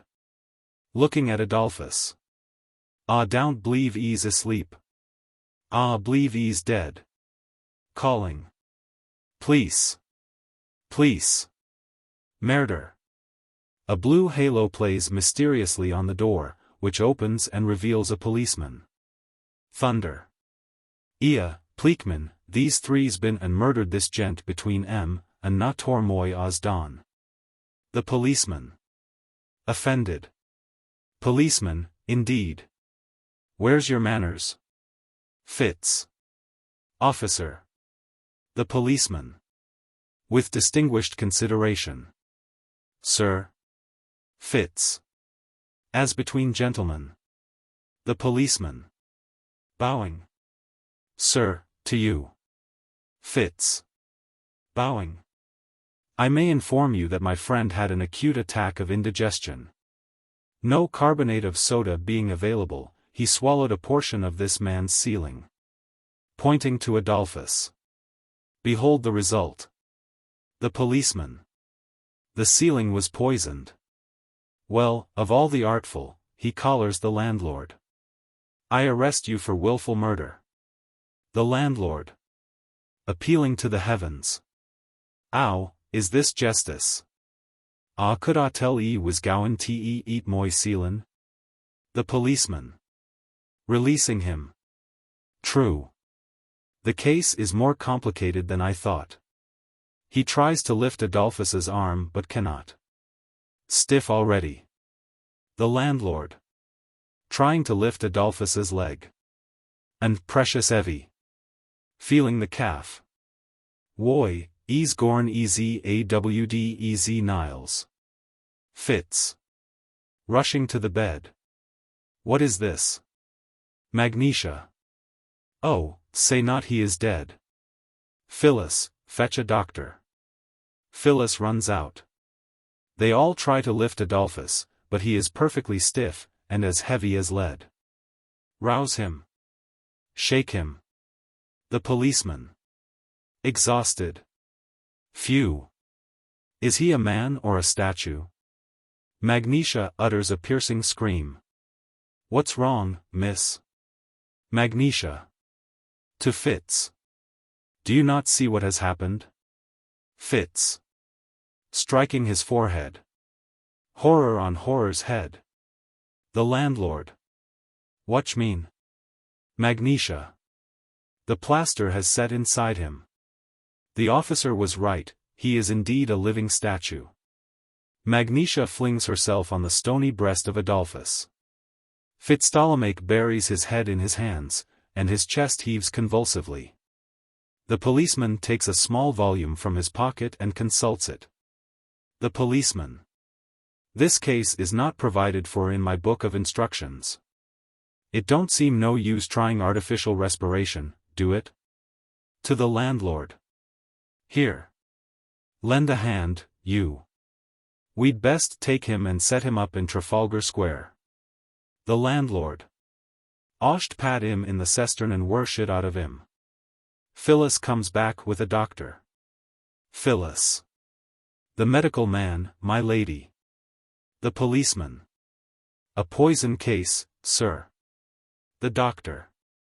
Do you mean to say that an unqualified person, a layman, has dared to administer poison in my district? The policeman. Raising Magnesia tenderly. It looks like it. Hold up, my lady. The doctor. Not a moment must be lost. The patient must be kept awake at all costs. Constant and violent motion is necessary. He snatches Magnesia from the policeman, and rushes her about the room. Fitz. Stop. That is not the poisoned person. The doctor. It is you, then. Why did you not say so before? He seizes Fitzptolemy and rushes him about. The landlord. Now, that went him. The doctor. What, you? He pounces on the landlord and rushes him round. The landlord. Ea. Chacket. He trips the doctor up. Both fall. Jest owl this Leonatic, will you? Mr. Horficer? The policeman. Dragging both of them to their feet. Come out of it, will you? You must all come with me to the station. Thunder. Magnesia. What? In this frightful storm. The hail patters noisily on the window. Phyllis. I think it's raining. The wind howls. The landlord. It's thunderin' and lotnin'. Fitz. It's dangerous. The policeman. Drawing his baton and whistle. If you won't come quietly, then. He whistles. A fearful flash is followed by an appalling explosion of heaven's artillery. A thunderbolt enters the room, and strikes the helmet of the devoted constable, whence it is attracted to the waistcoat of the doctor by the lancet in his pocket. Finally it leaps with fearful force on the landlord, who, being of a gross and spongy nature, absorbs the electric fluid at the cost of his life. The others look on horror-stricken as the three victims, after reeling, jostling, cannonading through a ghastly quadrille, at last sink inanimate on the carpet. Magnesia. Listening at the doctor's chest. Dead. Fitz. Kneeling by the landlord, and raising his hand, which drops with a thud. Dead. Phyllis. Seizing the looking-glass and holding it to the policeman's lips. Dead. Fitz. Solemnly rising. The copper attracted the lightning. Magnesia. Rising. After life's fitful fever they sleep well. Phyllis, sweep them up. Phyllis replaces the looking-glass on the dressing table, takes up the fan. And fans the policeman, who rolls away like a leaf before the wind to the wall. She disposes similarly of the landlord and doctor. Phyllis. Will they be in your way if I leave them there until morning, my lady? Or shall I bring up the ashpan and take them away? Magnesia. They will not disturb us. Good night, Phyllis. Phyllis. Good night, my lady. Good night, sir. She retires. Magnesia. And now, husband, let us perform our last sad duty to our friend. He has become his own monument. Let us erect him. He is heavy, but love can do much. Fitz. A lit leverage will get him on his feet. Give me my umbrella. Magnesia. True. She hands him the umbrella, and takes up the bootjack. They get them under Adolphus's back, and prise him up on his feet. Fitz. That's done it. Phew. Magnesia. Kneeling at the left hand of the statue. Forever and forever, Adolphus. Fitz. Kneeling at the right hand of the statue. The rest is silence. The angels sing Bill Bailey. The statue raises its hands in an attitude of blessing, and turns its limelit face to heaven as the curtain falls. National Anthem. Attendance. In front. All out for the next performance. Pass along, please, ladies and gentlemen, pass along. The Interlude at the Playhouse. Dramatis Personae. The manager's wife. The manager. The conductor. A carpenter. The stage manager. The Interlude at the Playhouse. Opening night. Brilliant first night audience assembled. Conclusion of overture. In each program a slip has been distributed stating that before the play begins the manager will address a few words to the audience. The float is turned up. Lights down in auditorium. Expectancy. Silence. The act drop is swung back. Evidently somebody is coming forward to make a speech. Enter before the curtain the manager's wife, with one of the program slips in her hand. The manager's wife. Ladies and gentlemen. She hesitates, overcome with nervousness, then plunges ahead. About this speech, you know, this little slip in your program, it says Cyril, I mean Mr. Maud, I am so frightfully nervous, she begins tearing up the slip carefully into very small pieces. I have to get this finished before he comes up from his dressing room. Because he doesn't know what I'm doing. If he did. Well, what I want to say is, of course I am saying it very badly because I never could speak in public, but the fact is, neither can Cyril. Excuse my calling him Cyril. I know I should speak of him as Mr. Maud, but, perhaps I had better explain that we are married, and the force of habit is so strong. Yes, isn't it? You see, it's like this. At least, what I wanted to say is, a little applause would encourage me perhaps, if you don't mind. Thank you. Of course, it's so ridiculous to be nervous like this, among friends, isn't it? But I have had such a dreadful week at home over this speech of Cyril's. He gets so angry with me when I tell him that he can't make speeches, and that nobody wants him to make one. I only wanted to encourage him, but he is so irritable when he has to build a theater. Of course, you wouldn't think so, seeing him act, but you don't know what he is at home. Well, dear ladies and gentlemen, will you be very nice and kind to him when he is speaking, and if he is nervous, don't notice it? And please don't make any noise. The least sound upsets him and puts his speech out of his head. It is really a very good speech. He has not let me see the manuscript, and he thinks I know nothing about it, but I have heard him make it 4 times in his sleep. He does it very well when he is asleep, quite like an orator. But unfortunately he is awake now and in a fearful state of nerves. I felt I must come out and ask you to be kind to him, after all, we are old friends, aren't we? Applause. Oh, thank you, thank you. That is your promise to me to be kind to him. Now I will run away. Please don't tell him I dared to do this. Going.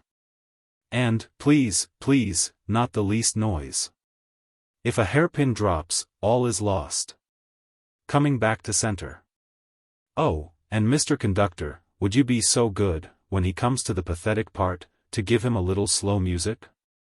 Something affecting, you know. Conductor. Certainly, Mrs. Maud, certainly. The manager's wife.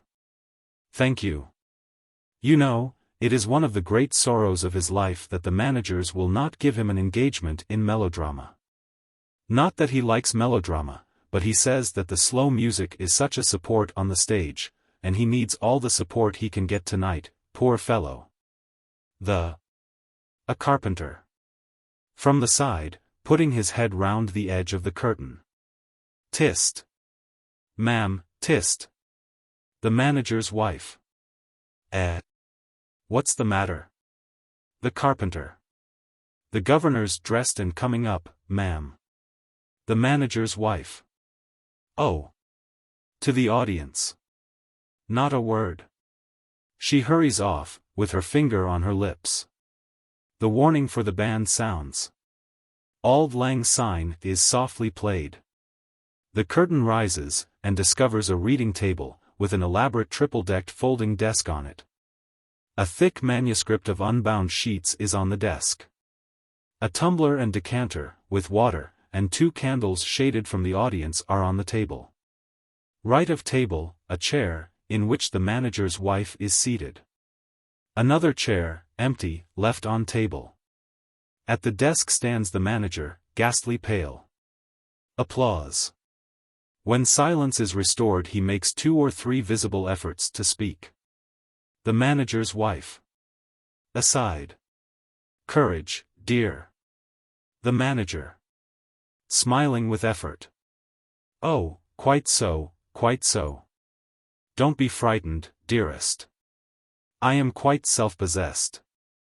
It would be very silly for me to, there is no occasion for nervousness, quite accustomed to public life, ahem. He opens the manuscript, raises his head, and takes breath.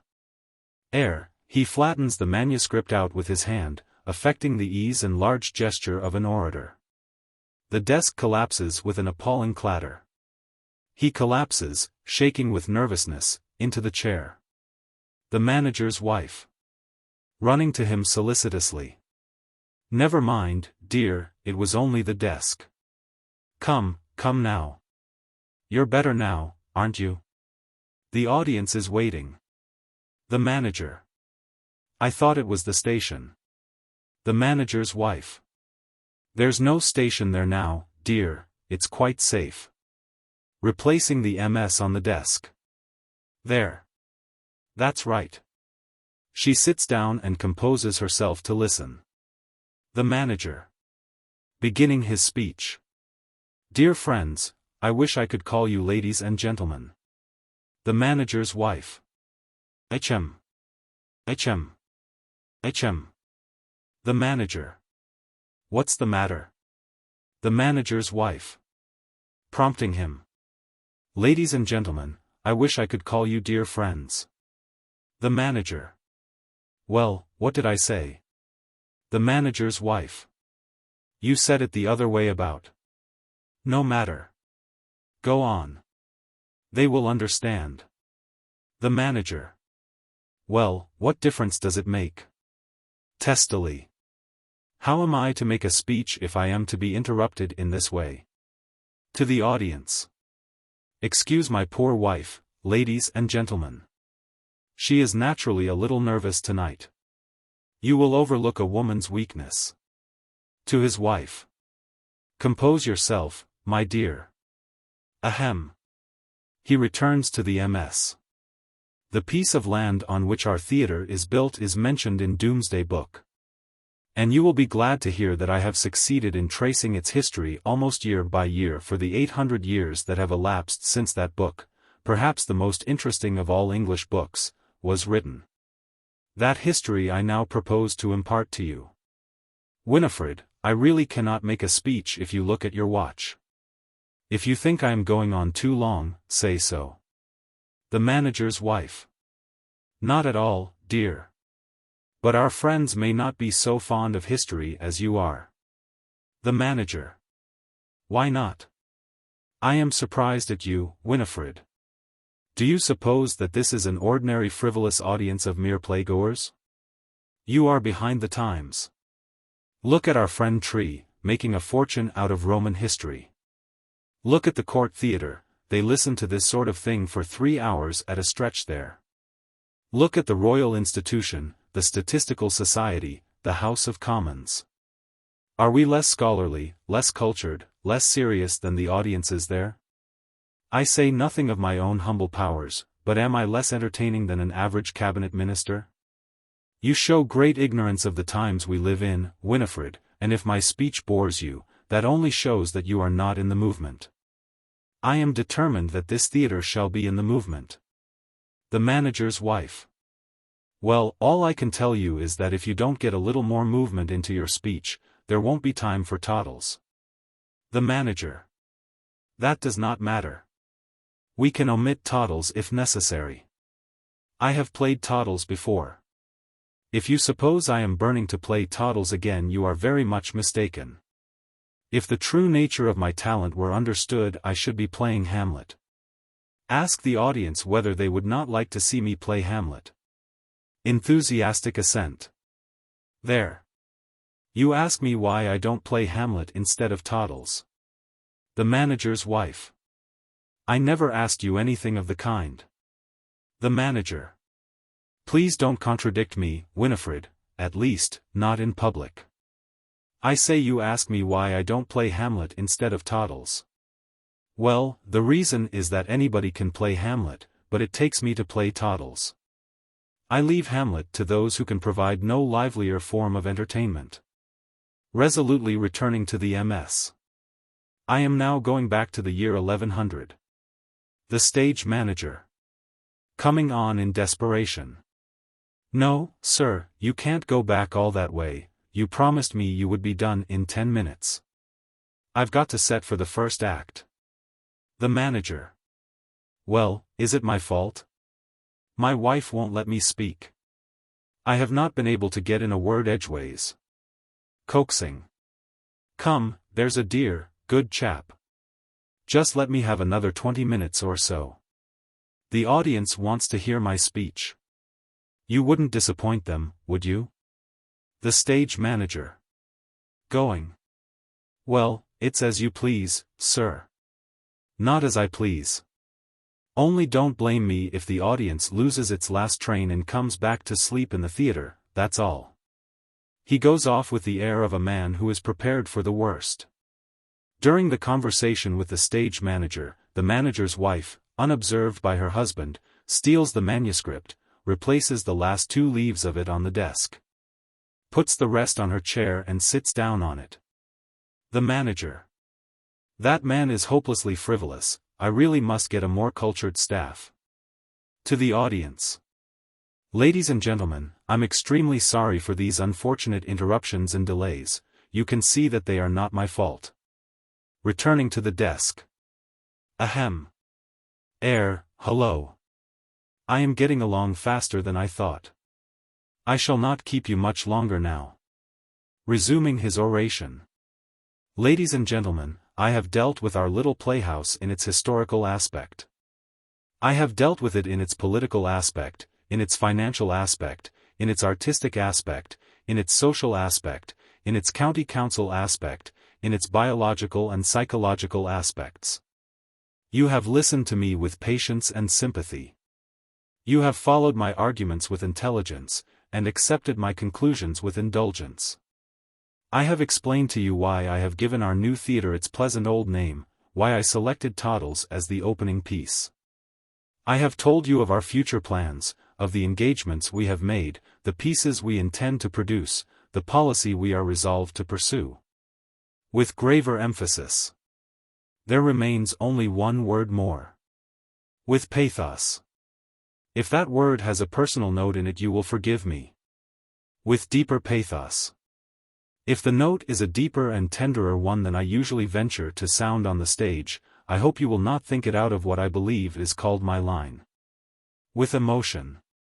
Ladies and gentlemen, it is now more than 20 years since I and my dear wife, violins tremolando, flute solo, auld lang syne. What's that noise? Stop. What do you mean by this? The band is silent. The manager's wife. They are only supporting you, Cyril. Nothing could be more appropriate. The manager. Supporting me. They have emptied my soul of all its welling pathos. I never heard anything so ridiculous. Just as I was going to pile it on about you, too. The manager's wife. Go on, dear. The audience was just getting interested. The manager. So was I. And then the band starts on me. Is this Drury Lane or is it the Playhouse? Now I haven't the heart to go on. The manager's wife. Oh, please do. You were getting on so nicely. The manager. Of course I was. I had just got everybody into a thoroughly serious frame of mind, and then the silly band sets everybody laughing, just like the latest fashion in tragedy. All my trouble gone for nothing. There's nothing left of my speech now, it might as well be the education bill. The manager's wife. But you must finish it, dear. The manager. I won't. Finish it yourself. Exit in high dudgeon. The manager's wife. Rising and coming center. Ladies and gentlemen, perhaps I had better finish it. You see, what my husband and I have been trying to do is a very difficult thing. We have some friends here, some old and valued friends, some young ones, too, we hope, but we also have for the first time in this house of ours the great public. We dare not call ourselves the friends of the public. We are only its servants, and like all servants we are very much afraid of seeming disrespectful if we allow ourselves to be too familiar, and we are most at our ease when we are doing our work.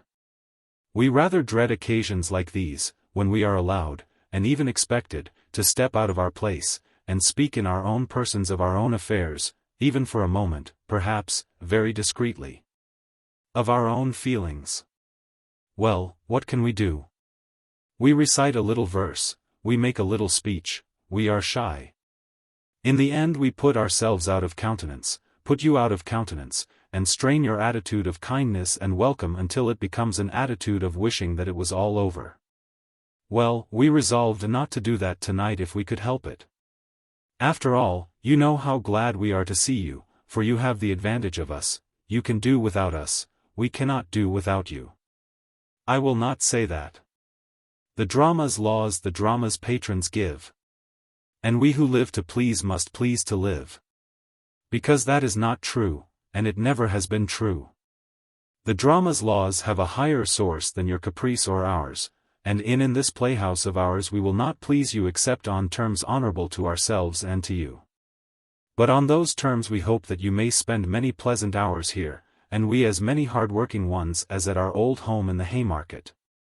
And now may I run away and tell Cyril that his speech has been a great success after all, and that you are quite ready for Toddles? Assent and applause. Thank you. Exit. The Fascinating Foundling. A disgrace to the author. Dramatis Personae. Horace Brabazon. Mercer, an elderly clerk. Cardonius Boshington. The Lord Chancellor. Anastasia Vulliamy. The Fascinating Foundling. Morning. Office of the Lord Chancellor. Door on the right leading to his private room, near the fireplace. Door on the left leading to the public staircase. Mercer, an elderly clerk, seated at work. Enter, to him, through the public door, Horace Brabazon, a smart and beautiful young man of 19, dressed in the extremity of fashion, with a walking stick. Brabazon. I want to see the Lord Chancellor. Mercer. Have you an appointment? Brabazon. No. Mercer. Then you can't see the Lord Chancellor. Brabazon. I tell you I must see him. Mercer. I tell you you can't. Look here, do you think the Lord Chancellor's a palmist or a hair doctor that people can rush in out of the street and see him whenever they want to? Brabazon. That speech was meant to insult and humiliate me. I make it a rule to fight people who attempt to insult and humiliate me. Throwing away his stick. Put up your hands. He puts up his own. Mercer. Here, you let me alone. You leave this office, d'ye hear, or I'll have the police in on you. Brabazon. You are face to face with your destiny. And your destiny is to fight me. Be quick, I'm going to begin. Don't look pale, I scorn to take you by surprise. I shall lead off with my left on your right eye. Put them up. Mercer. I ain't going to fight you. Let me alone, will you? I said nothing to you. Brabazon. Liar and slave. Fight, I tell you, fight. Mercer. Oh, was there ever the like of this? Don't make such a noise. Brabazon. I'm making it on purpose. I want you to fight because it'll make more noise than anything else. The Lord Chancellor will come to see what the noise is about if only it's loud enough. Time. He spars. Mercer. Retreating to the fireplace and snatching up the poker. Ah, would you? You come near me, and I'll split your head open, I will. Brabazon. Snatching up the tongs, and engaging him in a stage fight of the noisiest. Lay on, Macduff. And damned be he that first cries hold. Enough. The Lord Chancellor enters indignantly. The Lord Chancellor. What's this? Who is this gentleman? Brabazon. The Lord Chancellor. Good. To Mercer. Hence, horrible shadow, unreal mockery, hence. My lord, I have called on professional business. In the matter of Brabazon, an infant. The Lord Chancellor. If you are a solicitor, sir, you must be aware that this is not the proper way to approach the court. Brabazon.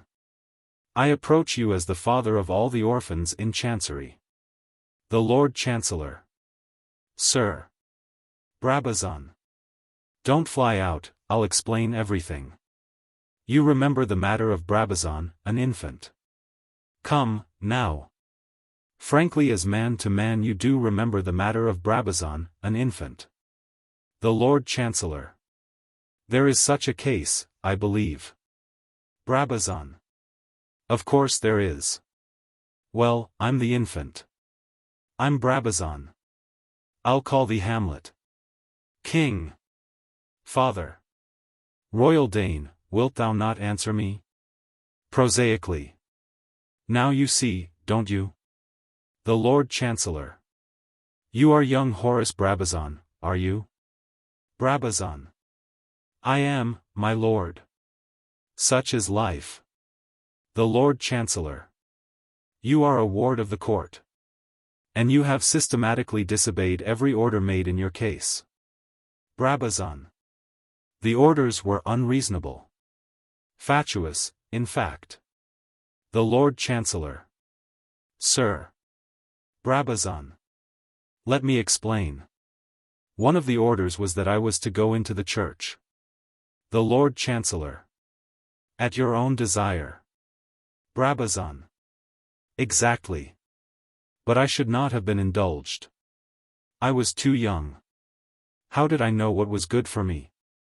I put it to you as one man to another, do I look like an archbishop?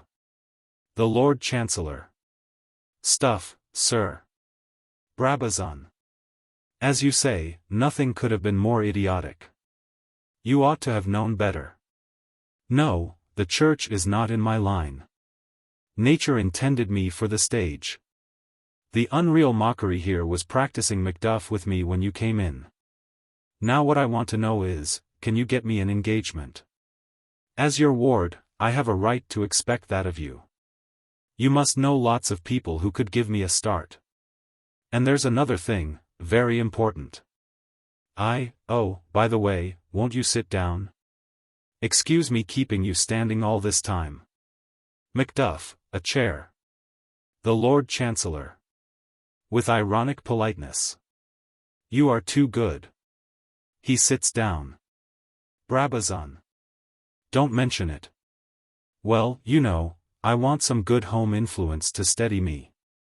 You see you can't steady me, you're too much occupied here with your shop, besides, you may shake a loose leg yourself occasionally for all the public knows, eh? Even if you are virtuous, I should probably lead you astray. No, what I want is a wife. Not a young woman, you know. Someone old enough to be my mother, say 30 or so. I adore a mature woman. Not old enough to be your mother, you understand, old enough to be my mother. I attach some importance to that distinction, so be good enough to bear it in mind. One mustn't overdo these notions. The Lord Chancellor. Mr. Mercer, will you be good enough to make a careful note of this gentleman's requirements, an engagement at a leading theatre to play Macbeth, and a wife of quiet habits and grave disposition. Anything else, Mr. Brabazon? Brabazon. Nothing today, thank you. And now, I know better than to take up the time of a busy man. Happy to have made your acquaintance. So long. Ta, Macduff. He goes out. The Lord Chancellor. What do you mean by letting this lunatic in, Mr. Mercer? I'm extremely annoyed. Mercer. I didn't let him in, my lord. He came in. I was keeping him from you at the risk of my life when you came in to ask what the noise was. The Lord Chancellor. With emotion. My faithful Mercer. Mercer. My honored master. They shake hands, weeping. The Lord Chancellor. We were happy together until this man came between us. Mercer. Let us try to forget him, my lord. Turns to his desk and sees Brabazon's walking stick on the floor. My lord, he has left his walking stick behind. He will return for it. Let us fly. He picks it up and puts it on the desk. The Lord Chancellor. Nonsense, Mercer, we have no aeroplane, and if we had we shouldn't know how to use it. Hark! A visitor at the door. They both rush to it. The handle is turned. Tell him we have both gone out. Mercer. Useless, my lord, he is a man of strong reasoning powers, he would conclude, on hearing our voices, that we were both within. A woman's voice. Is anybody there? Let me in. She rattles the door. The Lord Chancellor. That is the voice of a young and probably beautiful woman. Mercer. It is, my lord. The Lord Chancellor. Then why the dickens don't you open the door instead of striking melodramatic attitudes? How dare you keep the lady waiting? I'm very much annoyed. Mercer. I'm sorry, my lord. He opens the door. Anastasia Vulliamy enters. Anastasia.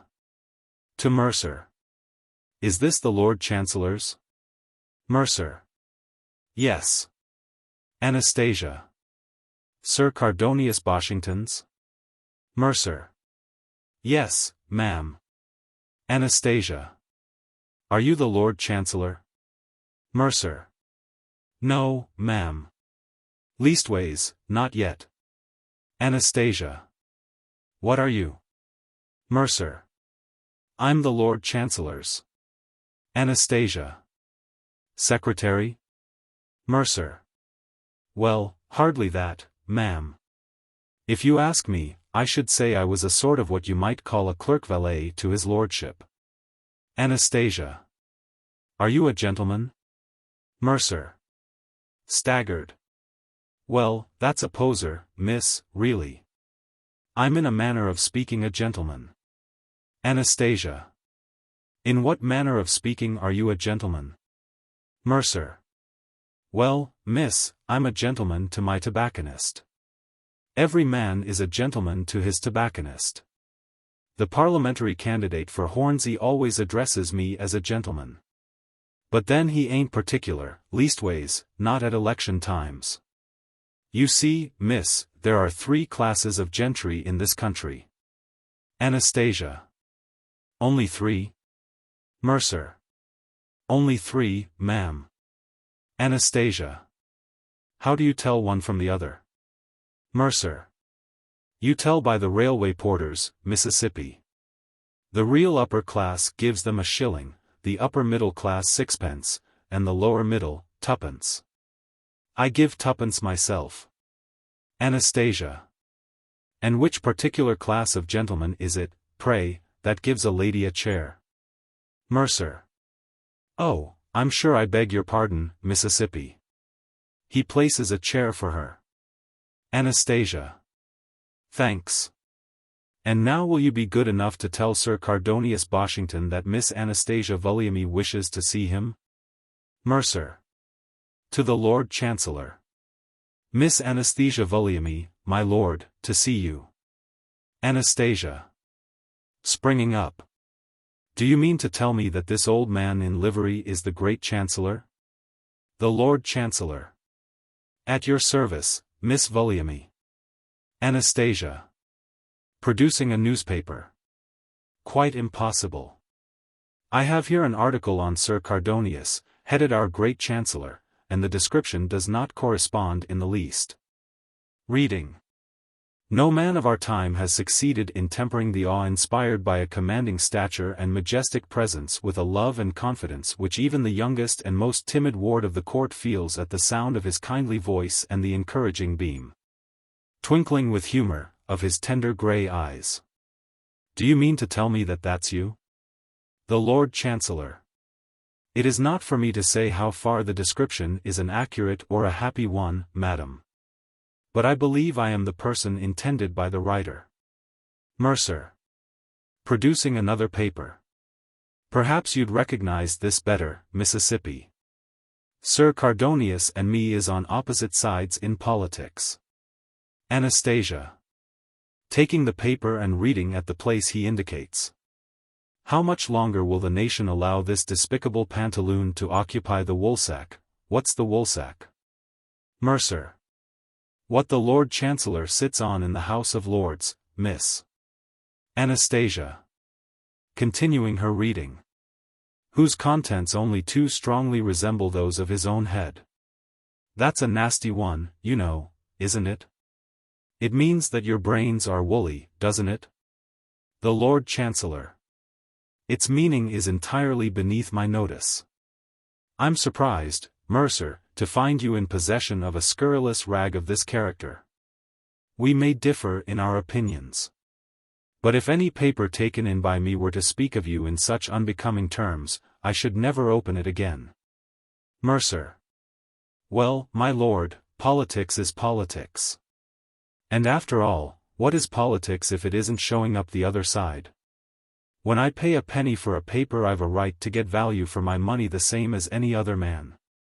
Anastasia. But I don't understand. To the Chancellor. Are you a despicable pantaloon? The other paper says your name will be cherished by the warm hearts of the English people when Eldon and Sir Thomas More are forgotten. I thought that whatever is in the papers must be true. How do you explain being a great Chancellor and a despicable pantaloon at the same time? The Lord Chancellor. I take it that the excellent journal from which you first quoted has put all considerations of party aside, and simply endeavored to place before you a dispassionate estimate of such modest services as I have been able to render to my country. The other paper gives you nothing but the vituperative ravings of an illiterate penny-a-liner blinded by party passion. Mercer.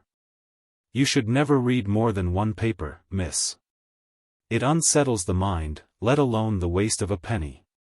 Anastasia. Well, it's a great relief to me to hear that the great Chancellor paper is the right one. To the Lord Chancellor. You think I may believe everything it says? The Lord Chancellor. I trust one shall not disappoint any favorable opinion you may have founded on it. Anastasia.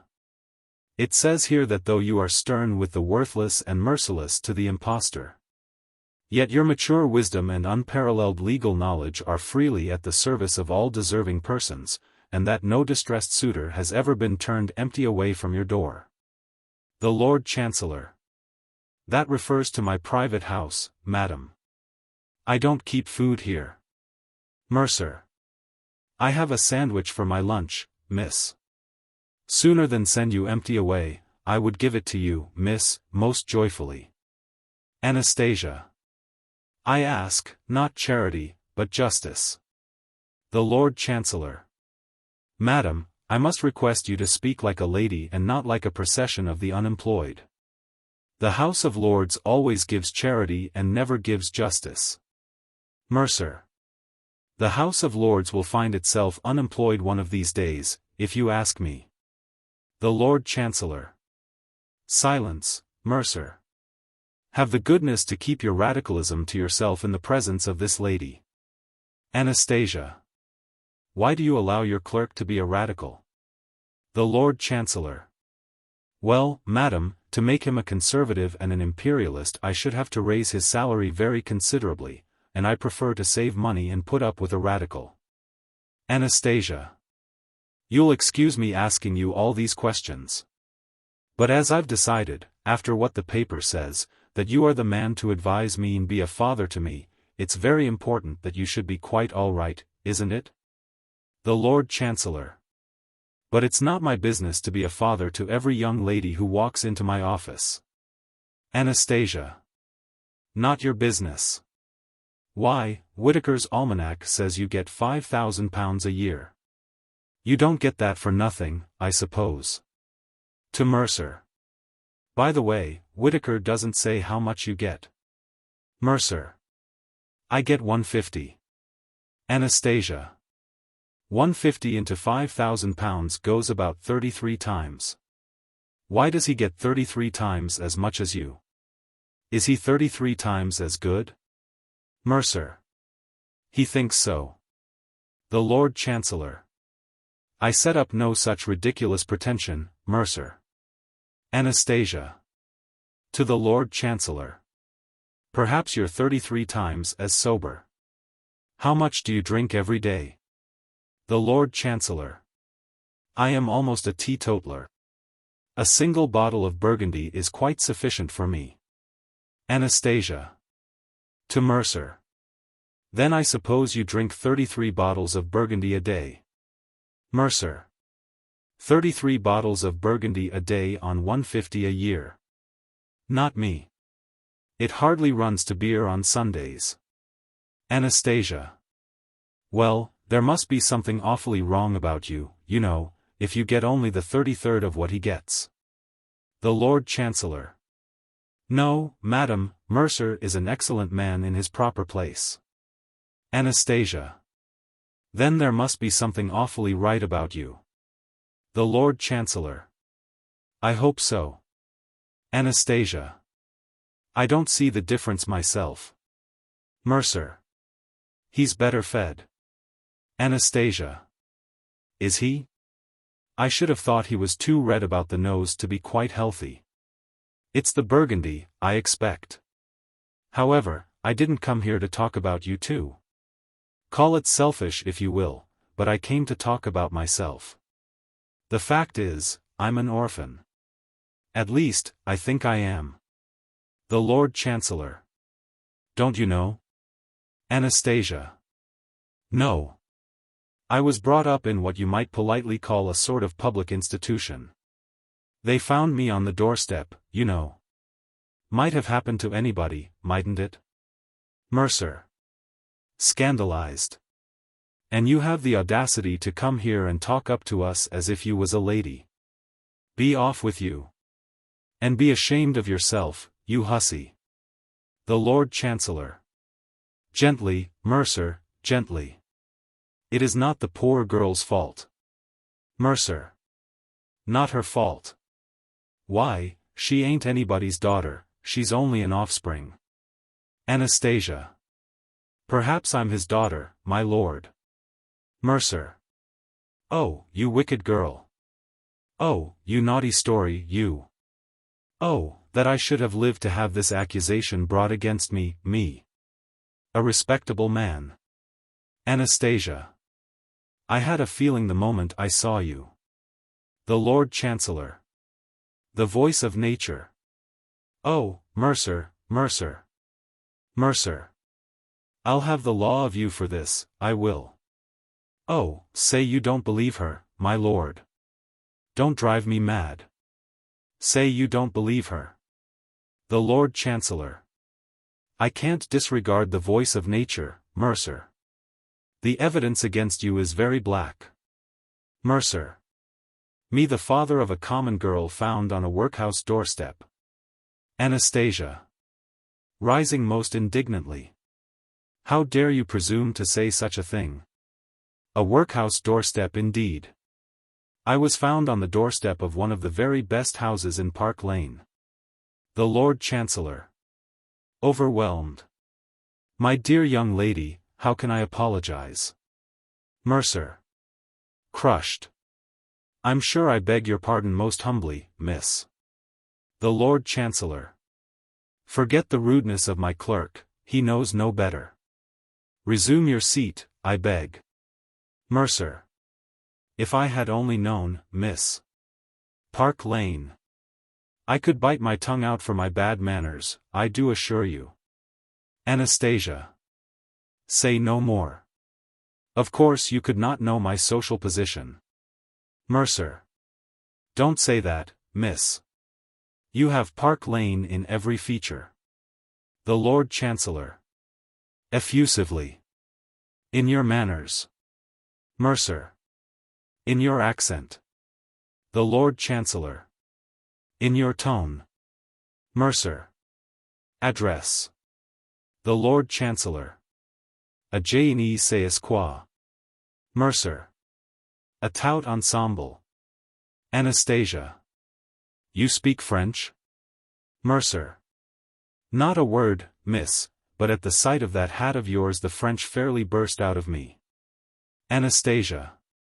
You are very good. The Lord Chancellor.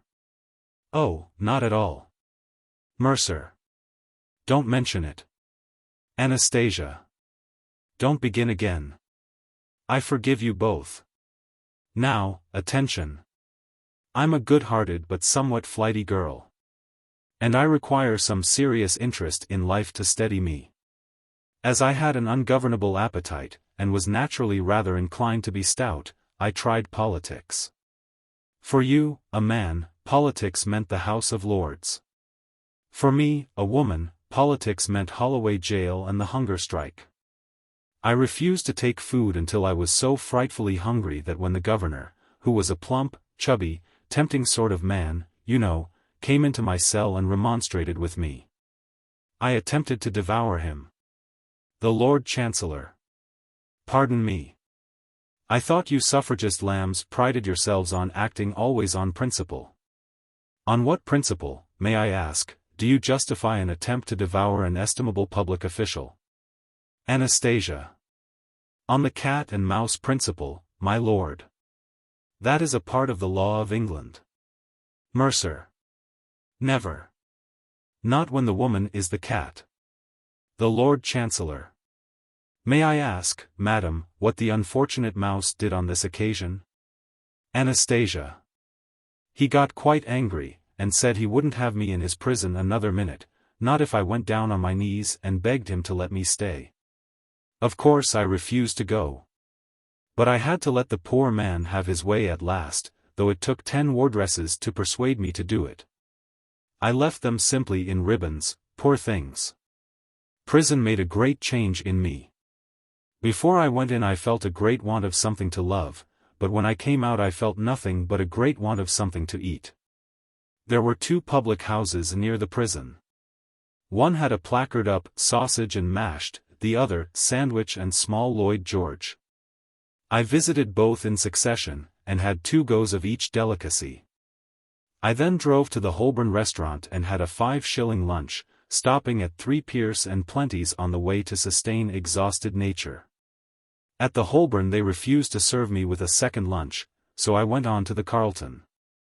Of my subsequent experiences at the Savoy, Pagani's, Frascati's, Gatti's, 5 baked potato men, and a coffee stall, I shall say nothing.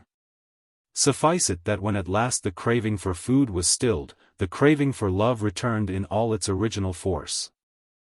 I felt I must have something to cherish, to sacrifice myself for. You no doubt hold that self-sacrifice is a woman's chief amusement. The Lord Chancellor. Certainly I do. Anastasia. Any man would. Well, what was I to love? My friends recommended marriage, a man, in fact. But I hesitated to rush at once to so expensive and troublesome an extreme. I tried a pet dog. But when it had been stolen for the 6th time by the man I bought it from, I refused to pay any more rewards, and we were parted forever. I tried a cat. But its conduct was so disreputable that I really could not live in the same house with it. I adopted the orphan child of a crossing sweeper who was run over. But when its aunt learnt that I had no parents she would not permit it to stay. Glad as I must confess I was to get rid of the little beast, my starved heart still ached, my empty arms still longed to gather some beloved object to my breast. The Lord Chancellor. If I can be of any service to you, madam. Anastasia. You? You are married, are you not? The Lord Chancellor. Well, yes I am married. Mercer. catching her eye. I'm sorry, miss, but so am I. Still, a divorce would be a matter of only £80 or so if we made it a fairly straight case. Anastasia. Never shall it be said that Anastasia Vulliamy built her happiness on the ruin of another woman's home. There are younger and handsomer men than you, my lord, there are more genteel characters than Mercer. Neither of you, if I may be allowed the expression, is precisely what I should call a peach. And I want a peach. He must be a young peach. Not that I am to be seduced by the fleeting charms of a smooth cheek and a slim figure. But it's a necessity of my position as a woman that I should marry someone whom I can bully, because if a woman can't bully her husband generally bullies her. You, my lord, you can. Find me a young and foolish man. Into my arms, under my thumb. Let him come, let him come. I fear I am almost dropping into poetry. But the tumult of my emotions carries me away. I implore you not to keep me waiting. My soul is thrilling as it never thrilled before. My arms are longing as they never longed before. My heart is beating as it never beat before. Every nerve in my body, every fiber in my heart. Brabazon enters. Brabazon. Excuse me, I left my stick, I think. Anastasia. Throwing herself into his arms. He has come, the very thing I want. Brabazon. Quite out of the question, my dear lady. Sir Cardonius will tell you that you are too young, too irresponsible, too impulsive to be anything more to me than an extremely agreeable object of contemplation, and a charming hostess. With that object may I venture to propose a marriage to you? Anastasia. Silly. That is exactly what I am proposing to you. Brabazon. Not marriage to the same person, I think. You, as I understand it, propose to marry me. I propose that you should marry one of my friends. You can then invite me to your house, and put on your best company manners for my benefit. He will have the privilege of paying for your hats, and enjoying your no-company manners. Mercer. My lord, this man has a giant intellect. The Lord Chancellor. It will avail him as little as if he were the biggest fool in creation. Young man, you are lost. I argued as you do. I tried to get out of it. Mercer. I moved all the way from Gospel Oak to Islington to escape, but it was no use. The Lord Chancellor. Beware how you anger her by showing any reluctance. Remember, hell hath no fury like a woman scorned. Mercer.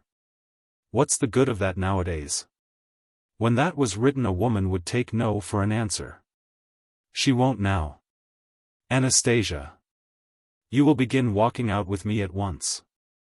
You are only on approval, of course, but if you suit, you may consider next Friday 3 weeks named as the day. Brabazon. But where does the merit come in for me? Where is the moral discipline? Where is the self-sacrifice? You are an agreeable person, to marry you would be an act of pure selfishness. Anastasia. So you think now, dearest. You won't think that a year hence. I'll take care of that for my own boy. Brabazon. Yes, but look here, you know. Have you got any money? Anastasia. Not a rap. Brabazon. And you expect to get a slave for nothing. What cheek! Anastasia. I'm richer than you think, darling. It's true that I'm a poor penniless orphan. Doesn't that touch you? Brabazon. Not in the least. Anastasia. Thoughtless boy. Have you forgotten that the women who have money always belong to some family or other? Brabazon. Well? Anastasia. Well, a family means relations. You can't call your house your own. The brothers borrow money. The sisters come and stay for months. The mother quarrels with your mother. Mercer. gospel truth, every word of it. The Lord Chancellor. Undeniable. He sighs deeply. Anastasia. I, my love, am not perfect. I am a weak woman, I have nothing to cling to but your love, nor any place to rest except your very becoming fancy waistcoat. But at least I'm a foundling. Brabazon. Excited and hopeful. A foundling? Anastasia. I haven't a relation in the world. Brabazon. Clasping her. Mine. Mine. Mine. The glimpse of reality. A tragedietta. Dramatis personae. Count Ferruccio. Julia. Squarcio. Sandro. The glimpse of reality. In the 15th century A.D. Gloaming. An inn on the edge of an Italian lake. A stone cross with a pedestal of steps. A very old friar sitting on the steps. The Angelus rings. The friar prays and crosses himself. A girl ferries a boat to the shore and comes up the bank to the cross. The girl. Father, were you sent here by a boy from? The friar. In a high, piping, but clear voice. I'm a very old man. Oh, very old. Old enough to be your great-grandfather, my daughter. Oh, very very old. The girl. But were you sent here by a boy from? The friar. Oh yes, yes, yes, yes, yes. Quite a boy, he was. Very young. And I'm very old. Oh, very very old, dear daughter. The girl. Are you a holy man? The friar. Ecstatically. Oh, very holy. Very, very, very, very holy. The girl. But have you your wits still about you, father? Can you absolve me from a great sin? The friar. Oh yes, yes, yes. A very great sin. I'm very old, but I've my wits about me. I'm 113 years old, by the grace of Our Lady. But I still remember all my Latin, and I can bind and loose, and I'm very very wise, for I'm old and have left far behind me the world, the flesh, and the devil. You see I am blind, daughter. But when a boy told me that there was a duty for me to do here, I came without a guide, straight to this spot, led by Saint Barbara. She led me to this stone, daughter. It's a comfortable stone to me, she has blessed it for me. The girl. It's a cross, father. The friar. Piping rapturously. Oh blessed, blessed, ever blessed be my holy patroness for leading me to this sacred spot. Is there any building near this, daughter? The boy mentioned an inn. The girl. There is an inn, father, not 20 yards away. It's kept by my father, Squarcio. The friar. And is there a barn where a very very old man may sleep and have a handful of peas for his supper? The girl. There is bed and board both for holy men who will take the guilt of our sins from us. Swear to me on the cross that you are a very holy man. The friar. I'll do better than that, daughter. I'll prove my holiness to you by a miracle. The girl. A miracle. The friar. A most miraculous miracle. A wonderful miracle. When I was only 18 years of age I was already famous for my devoutness. When the hand of the blessed Saint Barbara, which was chopped off in the days when the church was persecuted, was found at Viterbo, I was selected by the Pope himself to carry it to Rome for that blessed lady's festival there. And since that my hand has never grown old. It remains young and warm and plump whilst the rest of my body is withered almost to dust, and my voice is cracked and become the whistling you now hear. The girl. Is that true? Let me see. He takes her hand in his. She kneels and kisses it fervently. Oh, it's true. You are a saint. Heaven has sent you in answer to my prayer. The friar. As soft as your neck, is it not? He caresses her neck. The girl. It thrills me, it is wonderful. The friar. It thrills me also, daughter. That, too, is a miracle at my age. The girl. Father. The friar. Come closer, daughter. I'm very very old and very very very deaf, you must speak quite close to my ear if you speak low. She kneels with her breast against his arm and her chin on his shoulder. Good. Good. That's better. Oh, I'm very very old. The girl. Father, I am about to commit a deadly sin. The friar. Do, my daughter. Do. The girl. Discouraged. Oh, you do not hear what I say. The friar. Not hear. Then come closer, daughter. Oh, much, much closer. Put your arm round my shoulders, and speak in my ear. Do not be ashamed, my daughter, I'm only a sack of old bones. You can hear them rattle. He shakes his shoulders and makes the beads of his rosary rattle at the same time. Listen to the old man's bones rattling. Oh, take the old man to heaven, blessed Barbara. The girl. Your wits are wandering. Listen to me. Are you listening? The friar. Yes. Remember, whether I hear or not, I can absolve. All the better for you perhaps if I do not hear the worst. He. Well. When my wits wander, squeeze my young hand, and the blessed Barbara will restore my faculties. She squeezes his hand vigorously. That's right. That's right. Now I remember what I am and who you are. Proceed, my child. The girl. Father, I am to be married this year to a young fisherman. The friar. The devil you are, my dear. The girl. Squeezing his hand. Oh listen, you are wandering again. The friar. That's right, hold my hand tightly. I understand.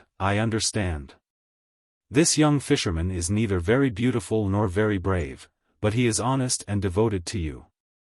And there is something about him different to all the other young men. The girl.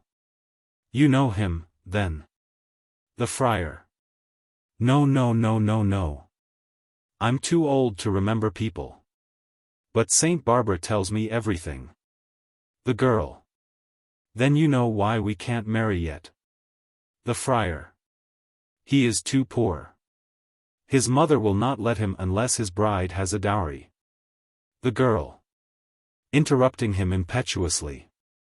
Yes, oh blessed be Saint Barbara for sending you to me. 30 crowns from a poor girl like me, it is wicked, monstrous. I must sin to earn it. The friar. That will not be your sin, but his mother's. The girl. Oh, that is true, I never thought of that. But will she suffer for it? The friar. Thousands of years in purgatory for it, my daughter. The worse the sin, the longer she will suffer. So let her have it as hot as possible. The girl recoils. Do not let go my hand, I'm wandering. She squeezes his hand. That's right, darling. Sin is a very wicked thing, my daughter. Even a mother-in-law's sin is very expensive, for your husband would stint you to pay for masses for her soul. The girl. That is true. You are very wise, father. The friar. Let it be a venial sin, an amiable sin. What sin were you thinking of, for instance? The girl. There is a young Count Ferruccio. The friar starts at the name, son of the tyrant of Parma. The friar. An excellent young man, daughter. You could not sin with a more excellent young man. But 30 crowns is too much to ask from him. He can't afford it. He is a beggar, an outcast. He made love to Madonna Brigida, the sister of Cardinal Poldi, a cardinal 18 years of age, a nephew of the Holy Father. The cardinal surprised Ferruccio with his sister. And Ferruccio's temper got the better of him. He threw that holy young cardinal out of the window and broke his arm. The girl. You know everything. The friar. Saint Barbara, my daughter, Saint Barbara. I know nothing. But where have you seen Ferruccio? Saint Barbara says that he never saw you in his life, and has not 30 crowns in the world. The girl. Oh, why does not Saint Barbara tell you that I am an honest girl who would not sell herself for 1,000 crowns? The friar. Do not give way to pride, daughter. Pride is one of the 7 deadly sins. The girl. I know that, father, and believe me, I'm humble and good. I swear to you by Our Lady that it is not Ferruccio's love that I must take, but his life. The friar, startled, turns powerfully on her. Do not be angry, dear father, do not cast me off. What is a poor girl to do? We are very poor, my father and I. And I am not to kill him. I am only to decoy him here, for he is a devil for women. And once he is in the inn, my father will do the rest. The friar. In a rich baritone voice. Will he, by thunder and lightning and the flood and all the saints, will he? He flings off his gown and beard, revealing himself as a handsome youth, a nobleman by his dress, as he springs up and rushes to the door of the inn, which he batters with a stone. Ho there, Squarcio, rascal, assassin, son of a pig, come out that I may break every bone in your carcass. The girl. You are a young man. The friar. Another miracle of Saint Barbara. Kicking the door. Come out, whelp, come out, rat. Come out and be killed. Come out and be beaten to a jelly. Come out, dog, swine, animal, mangy hound, lousy. Squarcio comes out, sword in hand. Do you know who I am, dog? Squarcio.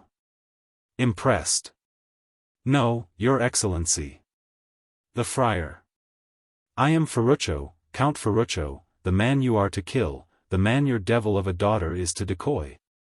The man who is now going to cut you into 40,000 pieces and throw you into the lake. Squarcio. Keep your temper, Senior Count. Ferruccio. I'll not keep my temper. I've an uncontrollable temper. I get blinding splitting headaches if I do not relieve my temper by acts of violence. I'll relieve it now by pounding you to jelly, assassin that you are. Squarcio. Shrugging his shoulders. As you please, Senior Count. I may as well earn my money now as another time. He handles his sword.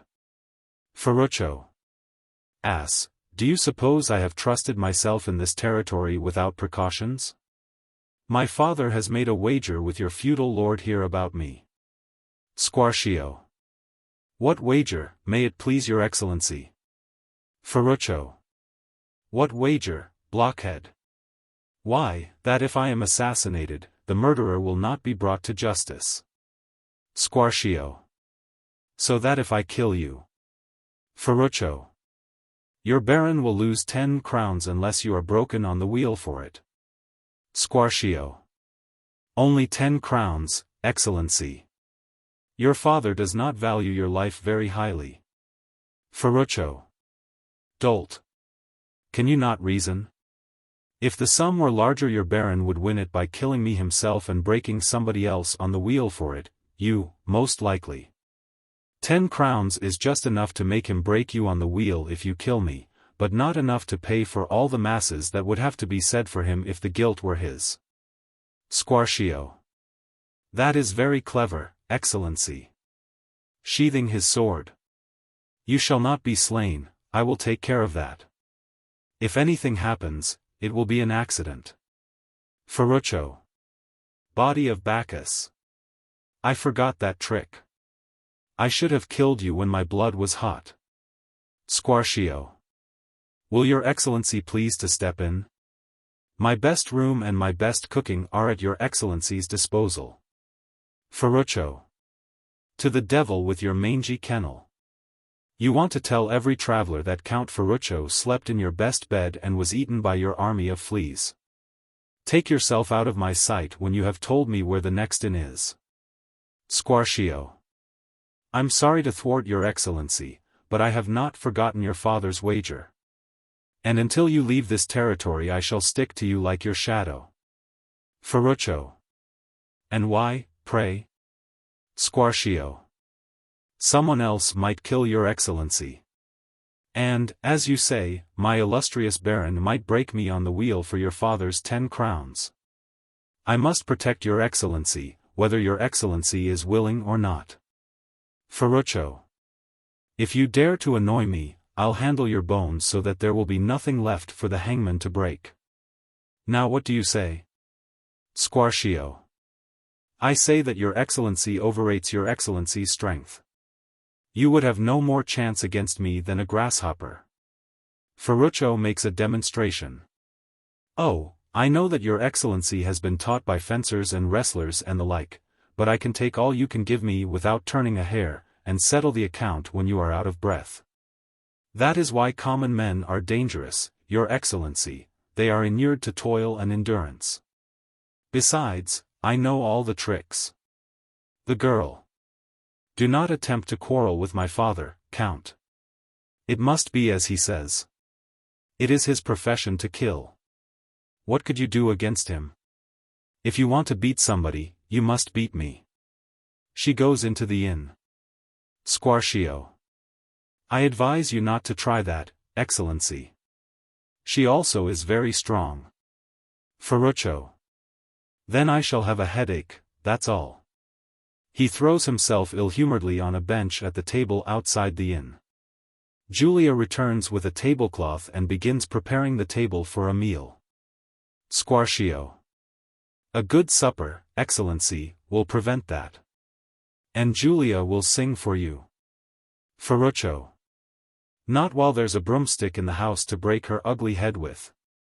Do you suppose I'm going to listen to the howling of a she-wolf who wanted me to absolve her for getting me killed?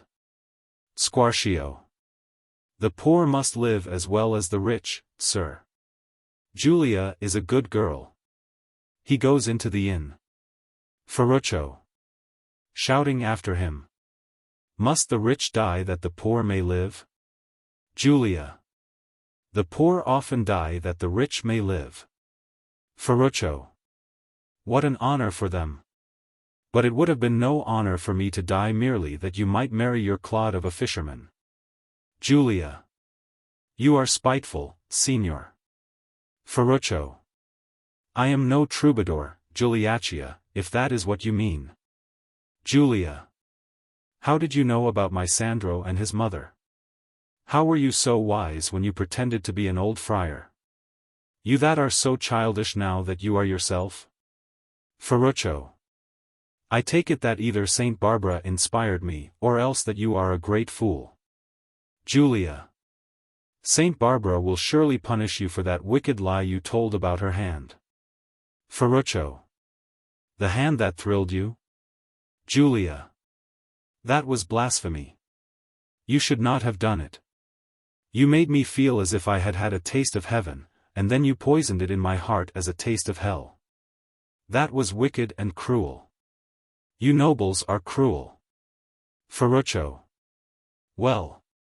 Do you expect us to nurse your babies for you?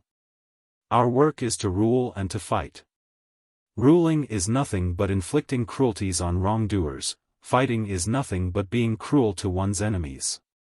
You poor people leave us all the cruel work, and then wonder that we are cruel. Where would you be if we left it undone? Outside the life I lead all to myself, the life of thought and poetry, I know only two pleasures, cruelty and lust. I desire revenge, I desire women. And both of them disappoint me when I get them. Julia. It would have been a good deed to kill you, I think. Ferruccio. Killing is always sport, my Giuliaccia. Sandro's voice. On the lake. Giulietta. Giulietta. Ferruccio. Calling to him. Stop that noise. Your Giulietta is here with a young nobleman. Come up and amuse him. To Giulietta. What will you give me if I tempt him to defy his mother and marry you without a dowry? Julia. You are tempting me. A poor girl can give no more than she has. I should think you were a devil if you were not a noble, which is worse. She goes out to meet Sandro. Ferruccio. Calling after her. The devil does evil for pure love of it, he does not ask a price, he offers it. Squarcio returns. Prepare supper for 4, bandit. Squarcio. Is your appetite so great in this heat, signor? Ferruccio. There will be 4 to supper. You, I, your daughter, and Sandro. Do not stint yourselves, I pay for all. Go and prepare more food. Squarcio. Your order is already obeyed, Excellency. Ferruccio. How? Squarcio. I prepared for 4, having you here to pay. The only difference your graciousness makes is that we shall have the honor to eat with you instead of after you. Ferruccio. Dog of a bandit, you should have been born a nobleman. Squarcio. I was born noble, signor, but as we had no money to maintain our pretensions, I dropped them. He goes back into the inn. Julia returns with Sandro. Julia. This is the lad, Excellency. Sandro, this is his lordship Count Ferruccio. Sandro.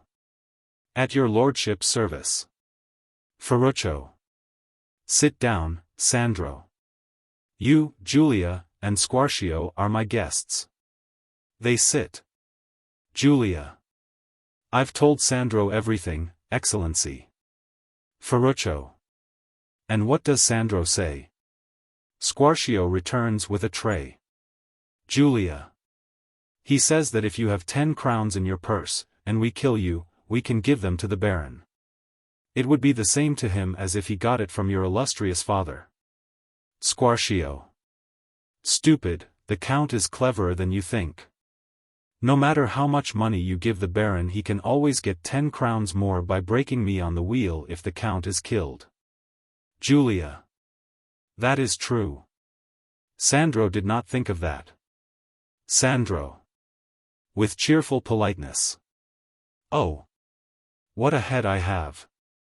I am not clever, Excellency. At the same time you must know that I did not mean my Giulietta to tell you. I know my duty to your Excellency better than that. Ferruccio.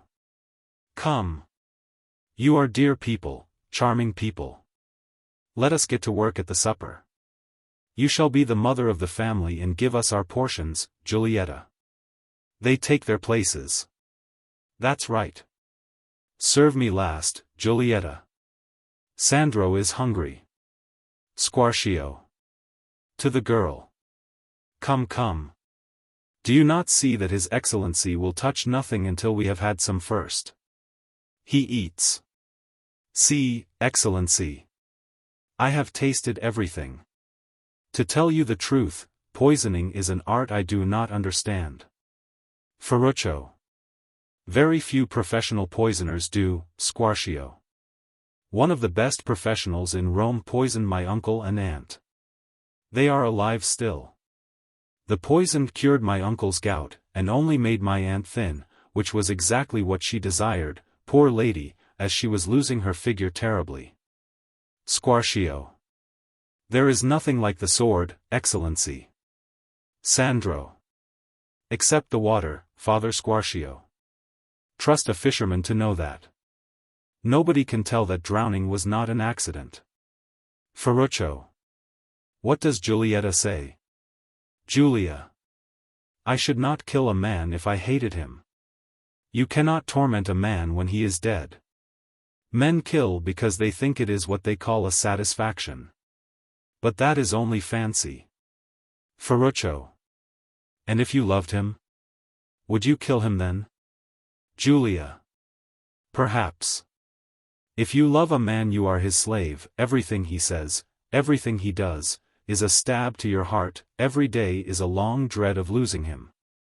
Better kill him if there be no other escape. Ferruccio. How well you have brought up your family, Squarcio. Some more omelette, Sandro? Sandro. Very cheerfully. I thank your excellency. He accepts and eats with an appetite. Ferruccio. I pledge you all. To the sword and the fisherman's net, to love and hate. He drinks, they drink with him. Squarcio. To the sword. Sandro. To the net, excellency, with thanks for the honor. Julia. To love, signor. Ferruccio. To hate, the noble's portion. Squarcio. The meal has done you good, excellency. How do you feel now? Ferruccio. I feel that there is nothing but a bait of 10 crowns between me and death, Squarcio. Squarcio. It is enough, excellency. And enough is always enough. Sandro. Do not think of that, excellency. It is only that we are poor folk, and have to consider how to make both ends meet, as one may say. Looking at the dish. Excellency. Ferruccio. Finish it, Sandro. I've done. Sandro. Father Squarcio? Squarcio. Finish it, finish it. Sandro. Giulietta? Julia. Surprised. Me? Oh no. Finish it, Sandro, it will only go to the pig. Sandro. Then, with your excellency's permission, he helps himself. Squarcio. Sing for his excellency, my daughter. Julia turns to the door to fetch her mandolin. Ferruccio. I shall jump into the lake, Squarcio, if your cat begins to meow. Sandro. Always cheerful and reassuring. No, no, excellency, Giulietta sings very sweetly, have no fear. Ferruccio.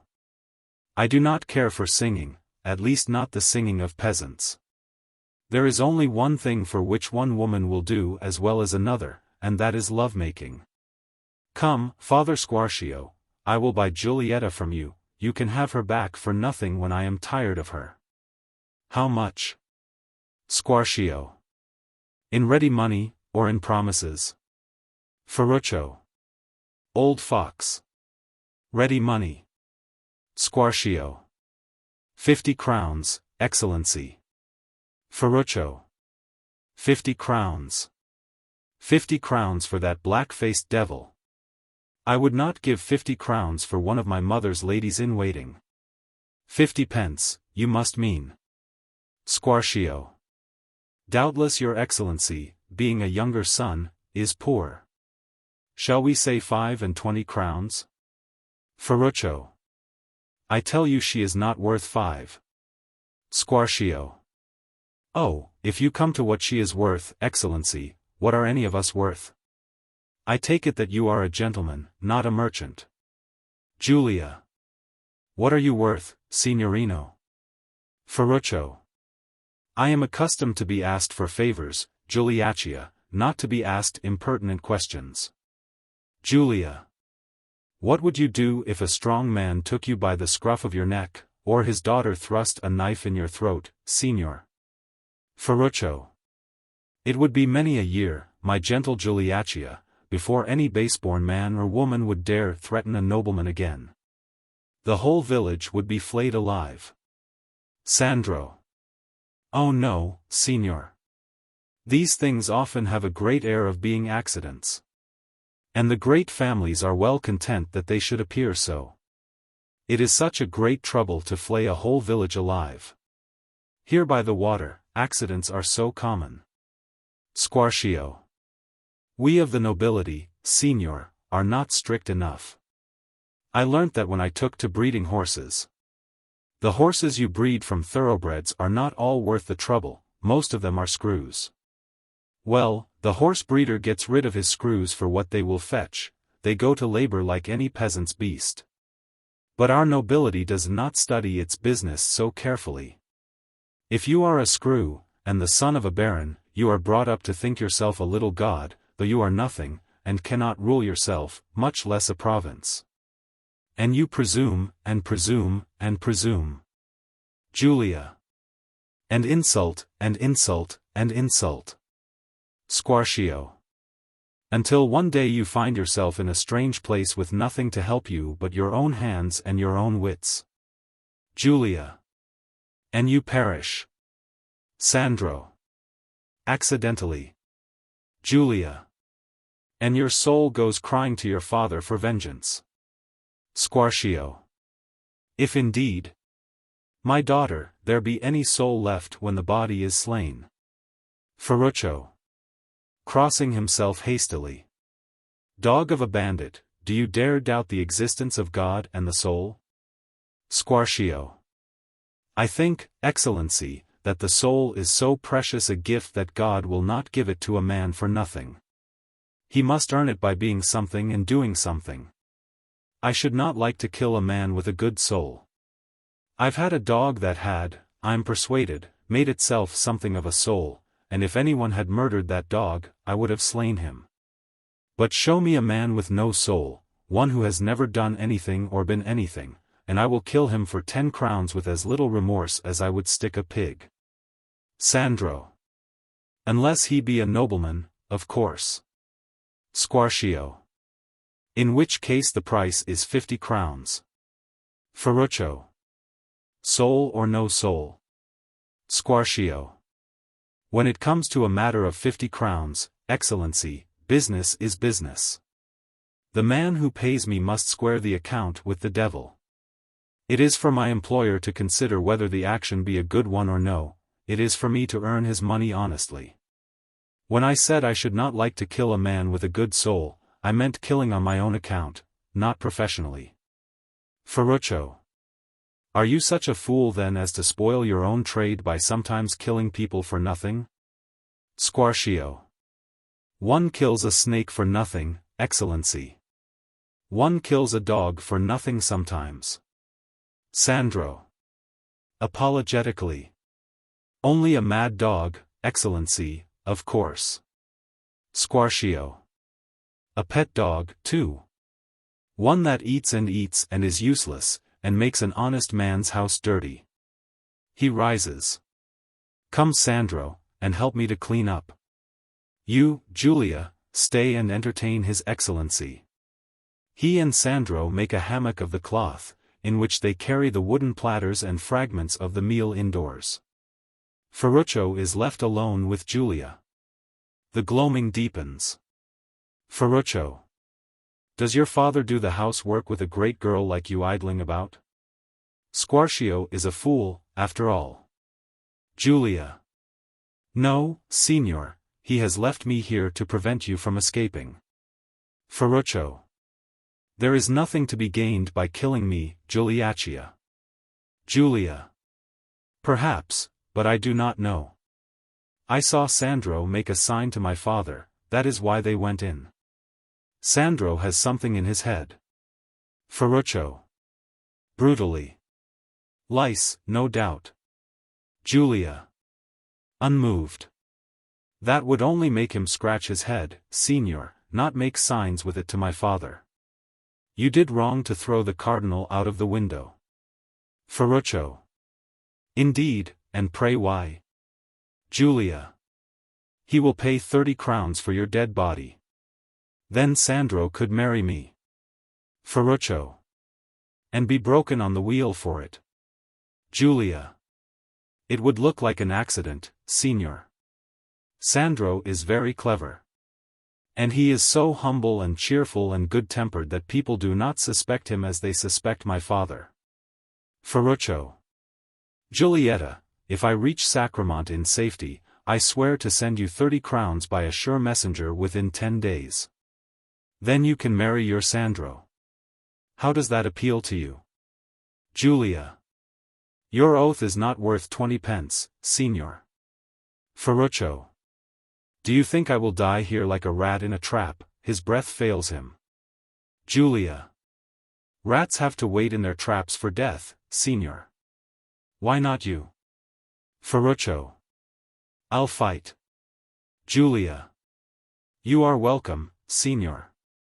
The blood flows freest when it is hot. Ferruccio. She devil.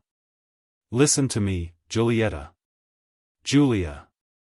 It is useless, Signor. Giulietta or Giuliaccia, it makes no difference.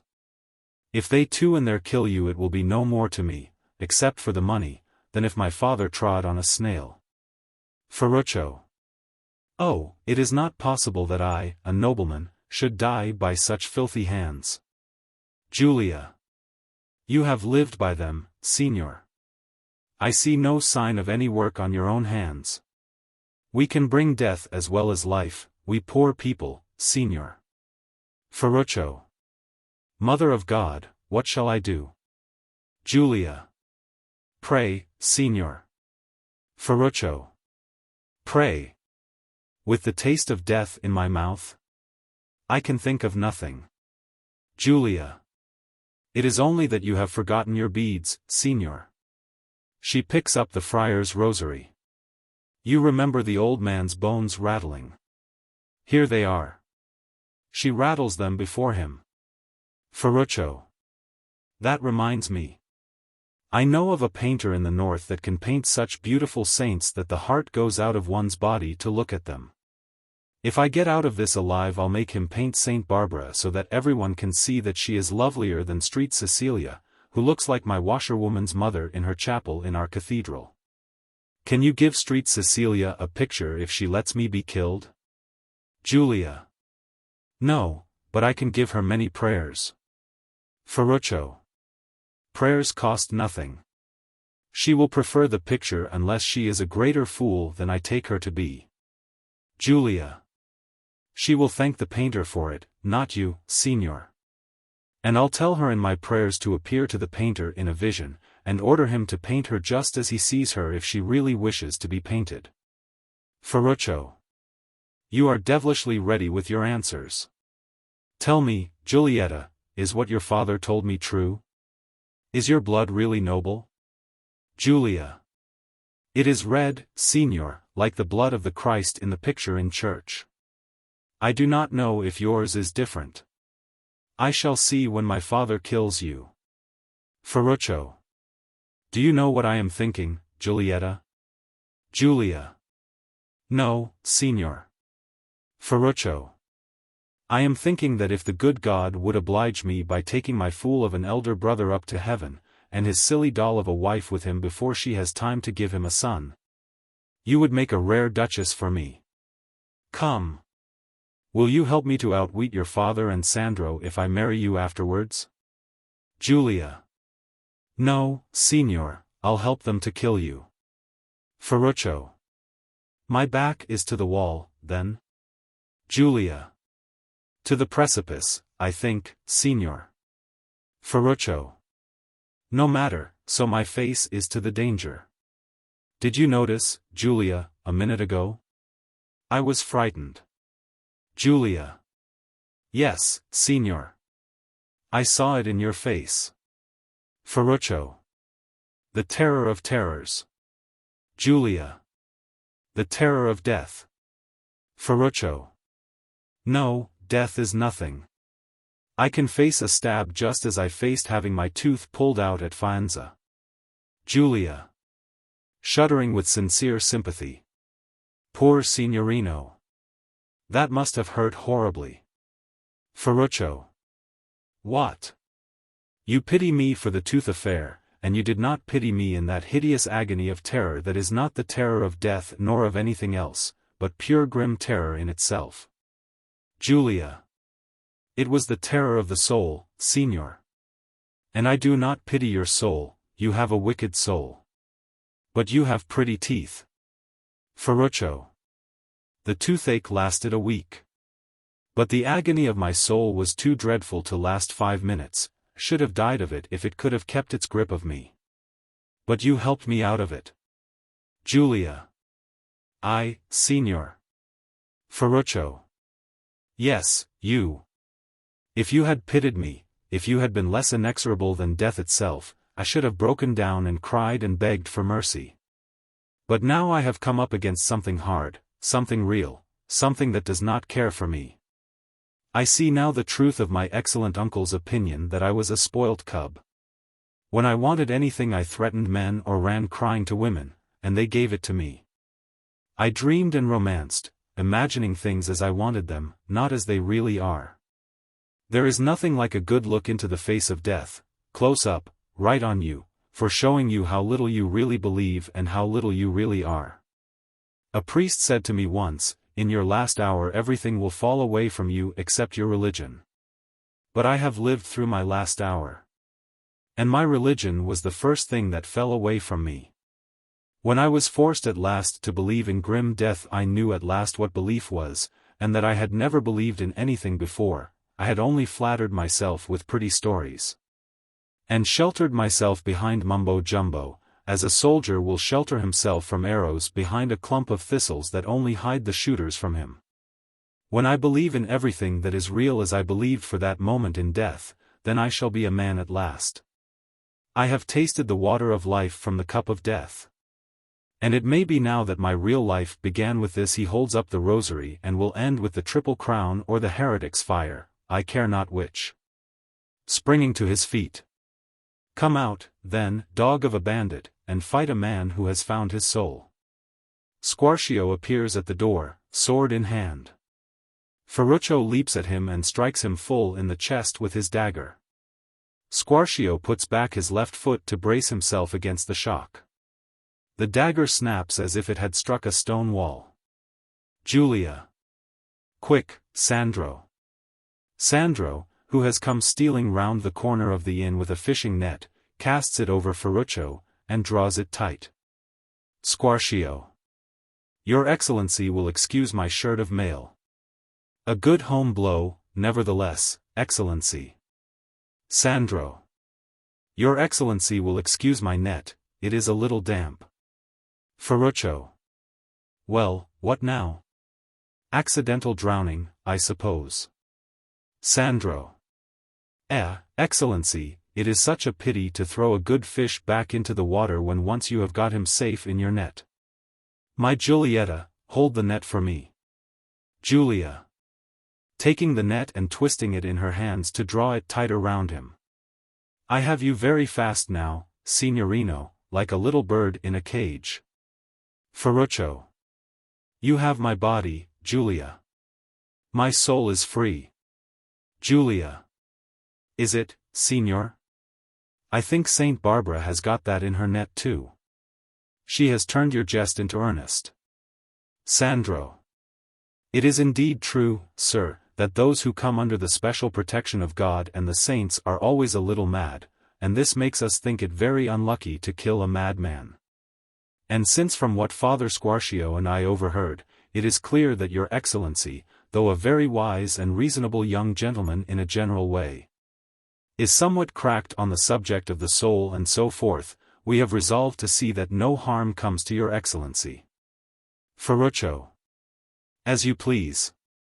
My life is only a drop falling from the vanishing clouds to the everlasting sea, from finite to infinite, and itself part of the infinite. Sandro. Impressed. Your Excellency speaks like a crazy but very holy book. Heaven forbid that we should raise a hand against you. But your Excellency will notice that this good action will cost us 30 crowns. Ferruccio. Is it not worth it? Sandro. Doubtless, doubtless.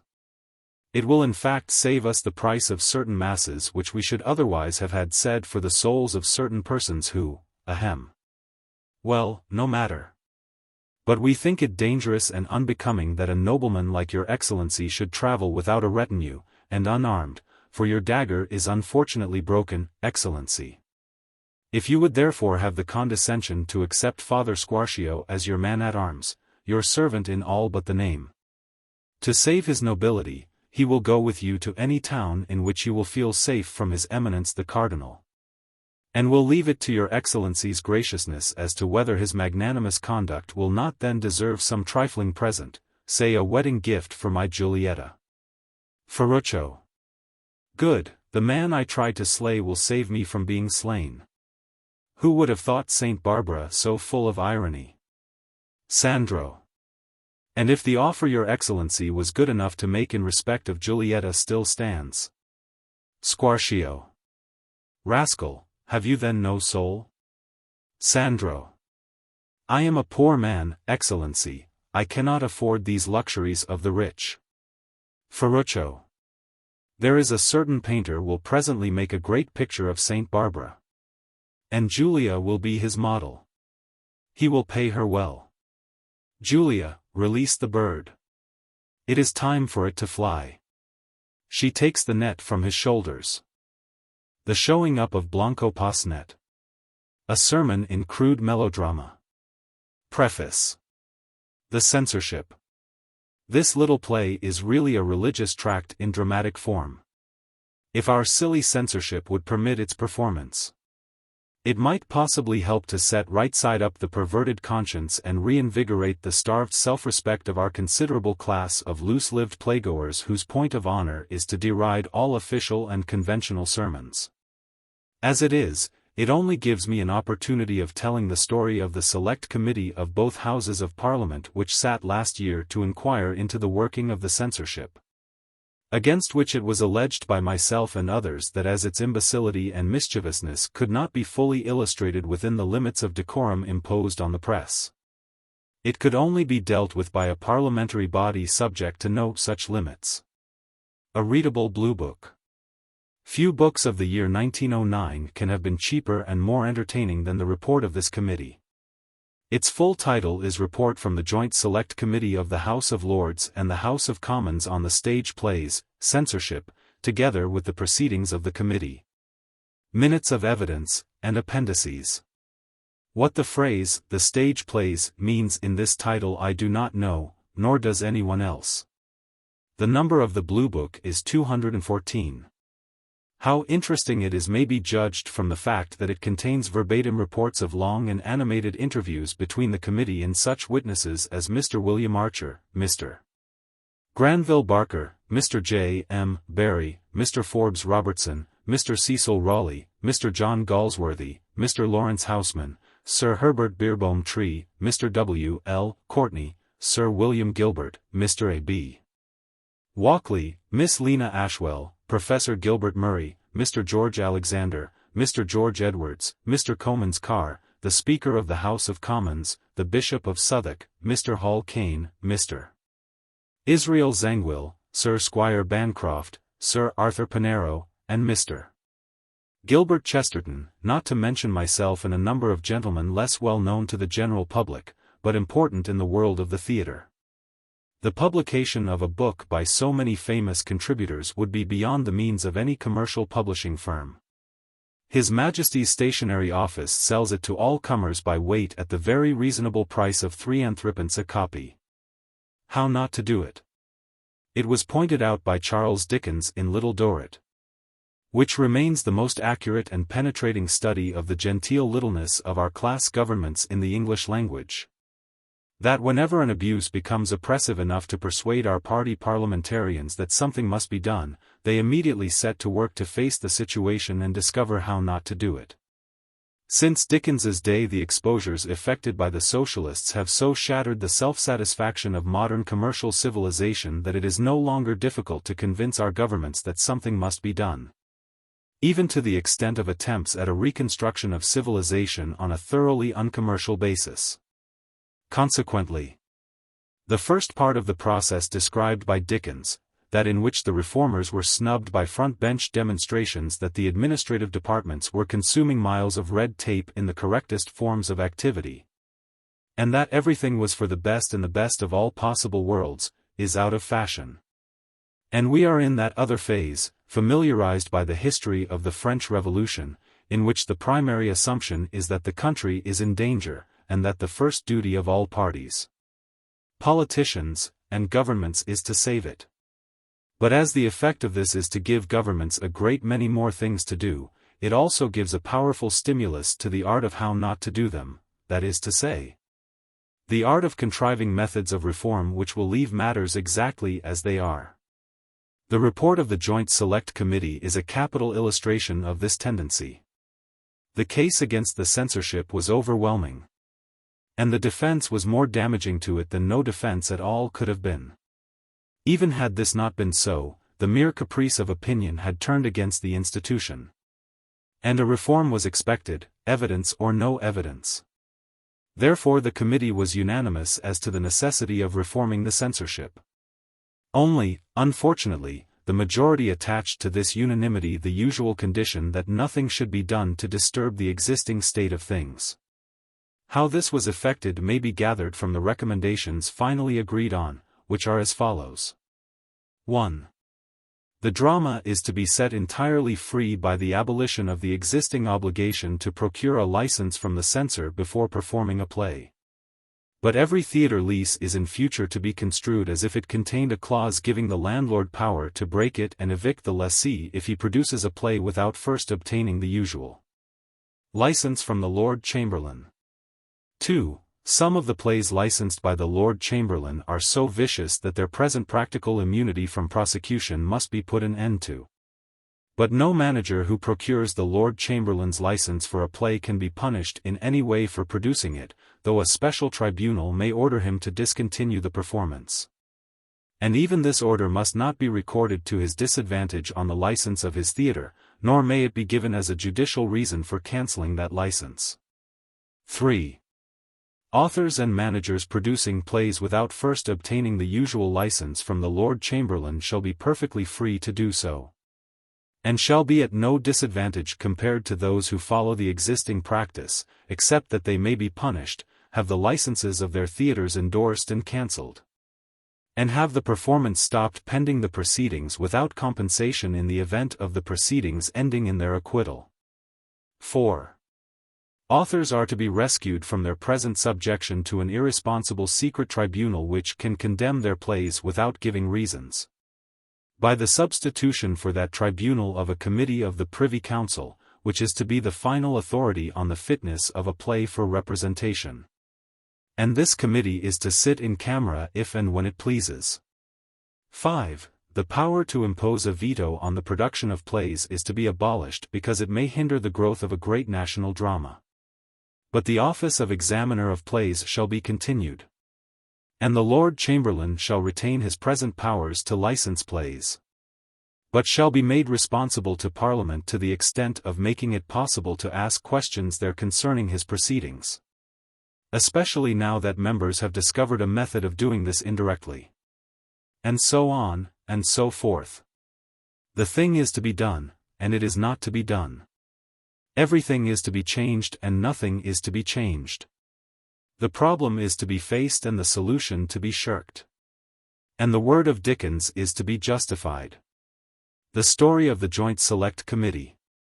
Let me now tell the story of the committee in greater detail, partly as a contribution to history, partly because, like most true stories, it is more amusing than the official story. All commissions of public inquiry are more or less intimidated both by the interests on which they have to sit in judgment and, when their members are party politicians, by the votes at the back of those interests. But this unfortunate committee sat under a quite exceptional crossfire. First, there was the king. The censor is a member of his household retinue. And as a king's retinue has to be jealously guarded to avoid curtailment of the royal state no matter what may be the function of the particular retainer threatened. Nothing but an express royal intimation to the contrary, which is a constitutional impossibility, could have relieved the committee from the fear of displeasing the king by any proposal to abolish the censorship of the Lord Chamberlain. Now all the lords on the committee and some of the commoners could have been wiped out of society, in their sense of the word, by the slightest intimation that the king would prefer not to meet them. And this was a heavy risk to run on the chance of a great and serious national drama, ensuing on the removal of the Lord Chamberlain's veto on Mrs. Warren's profession. Second, there was the nonconformist conscience, holding the Liberal government responsible for the committee it had appointed, and holding also, to the extent of votes enough to turn the scale in some constituencies, that the theatre is the gate of hell, to be tolerated, as vice is tolerated. only because the power to suppress it could not be given to any public body without too serious an interference with certain liberal traditions of liberty which are still useful to nonconformists in other directions. Third, there was the commercial interest of the theatrical managers and their syndicates of backers in the city, to whom, as I shall show later on, the censorship affords a cheap insurance of enormous value. Fourth, there was the powerful interest of the trade in intoxicating liquors, fiercely determined to resist any extension of the authority of teetotaler-led local governing bodies over theaters. Fifth, there were the playwrights, without political power, but with a very close natural monopoly of a talent not only for playwriting but for satirical polemics. And since every interest has its opposition, all these influences had created hostile bodies by the operation of the mere impulse to contradict them, always strong in English human nature. Why the managers love the censorship? The only one of these influences which seems to be generally misunderstood is that of the managers. It has been assumed repeatedly that managers and authors are affected in the same way by the censorship. When a prominent author protests against the censorship, his opinion is supposed to be balanced by that of some prominent manager who declares that the censorship is the mainstay of the theatre, and his relations with the Lord Chamberlain and the examiner of plays a cherished privilege and an inexhaustible joy. This error was not removed by the evidence given before the Joint Select Committee. The managers did not make their case clear there, partly because they did not understand it, and partly because their most eminent witnesses were not personally affected by it, and would not condescend to plead it, feeling themselves, on the contrary, compelled by their self-respect to admit and even emphasize the fact that the Lord Chamberlain in the exercise of his duties as licenser had done those things which he ought not to have done, and left undone those things which he ought to have done. Mr. Forbes Robertson and Sir Herbert Tree, for instance, had never felt the real disadvantage of which managers have to complain. This disadvantage was not put directly to the committee. And though the managers are against me on the question of the censorship, I will now put their case for them as they should have put it themselves, and as it can be read between the lines of their evidence when once the reader has the clue. The manager of a theatre is a man of business. He is not an expert in politics, religion, art, literature, philosophy, or law. He calls in a playwright just as he calls in a doctor, or consults a lawyer, or engages an architect, depending on the playwright's reputation and past achievements for a satisfactory result. A play by an unknown man may attract him sufficiently to induce him to give that unknown man a trial. But this does not occur often enough to be taken into account. His normal course is to resort to a well-known author and take, mostly with misgiving, what he gets from him. Now this does not cause any anxiety to Mr. Forbes Robertson and Sir Herbert Tree, because they are only incidentally managers and men of business. Primarily they are highly cultivated artists, quite capable of judging for themselves anything that the most abstruse playwright is likely to put before them. But the plain-sailing tradesman who must be taken as the typical manager, for the West End of London is not the whole theatrical world, is by no means equally qualified to judge whether a play is safe from prosecution or not. He may not understand it, may not like it, may not know what the author is driving at, may have no knowledge of the ethical, political, and sectarian controversies which may form the intellectual fabric of the play, and may honestly see nothing but an ordinary character part in a stage figure which may be a libelous and unmistakable caricature of some eminent living person of whom he has never heard. Yet if he produces the play he is legally responsible just as if he had written it himself. Without protection he may find himself in the dock answering a charge of blasphemous libel, seditious libel, obscene libel, or all three together. Not to mention the possibility of a private action for defamatory libel. His sole refuge is the opinion of the examiner of plays, his sole protection the license of the Lord Chamberlain.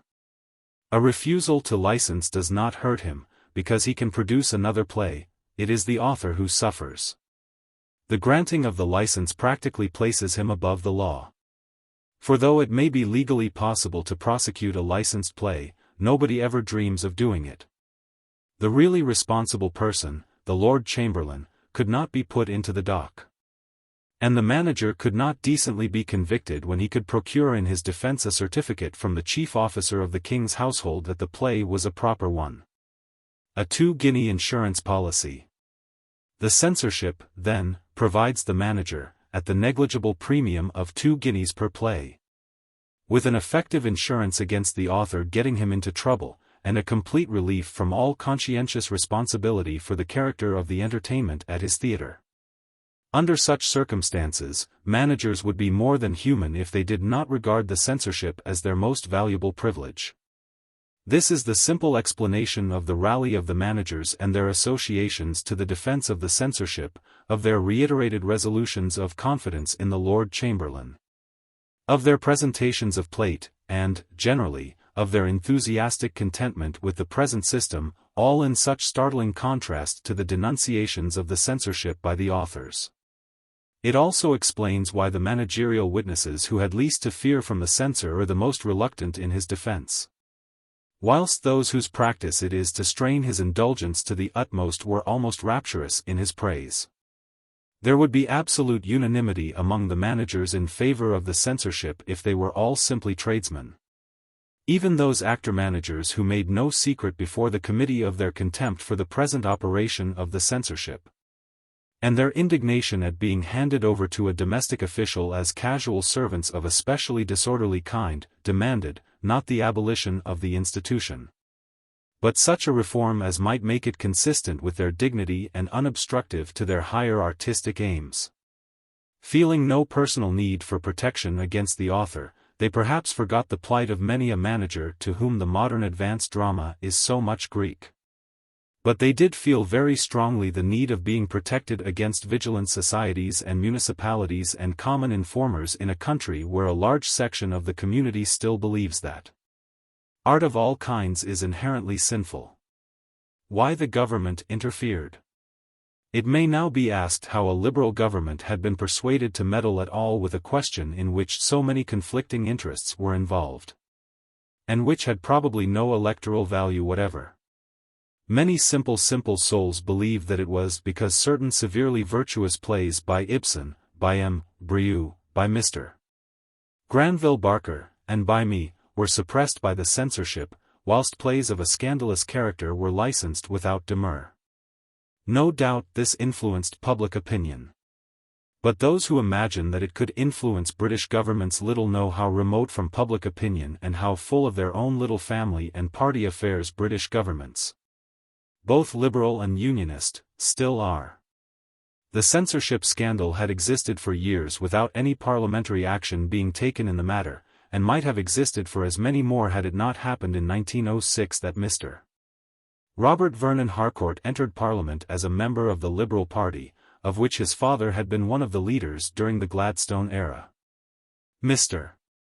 Harcourt was thus a young man marked out for office both by his parentage and his unquestionable social position as one of the governing class.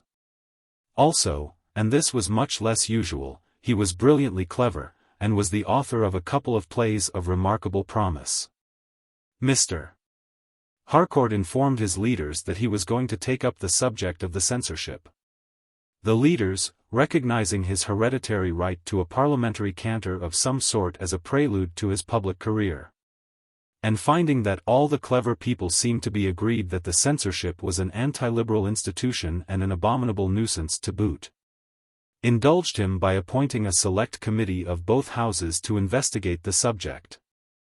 The then Chancellor of the Duchy of Lancaster, Mr. Herbert Samuel, now Postmaster General, who had made his way into the cabinet 20 years ahead of the usual age, was made chairman.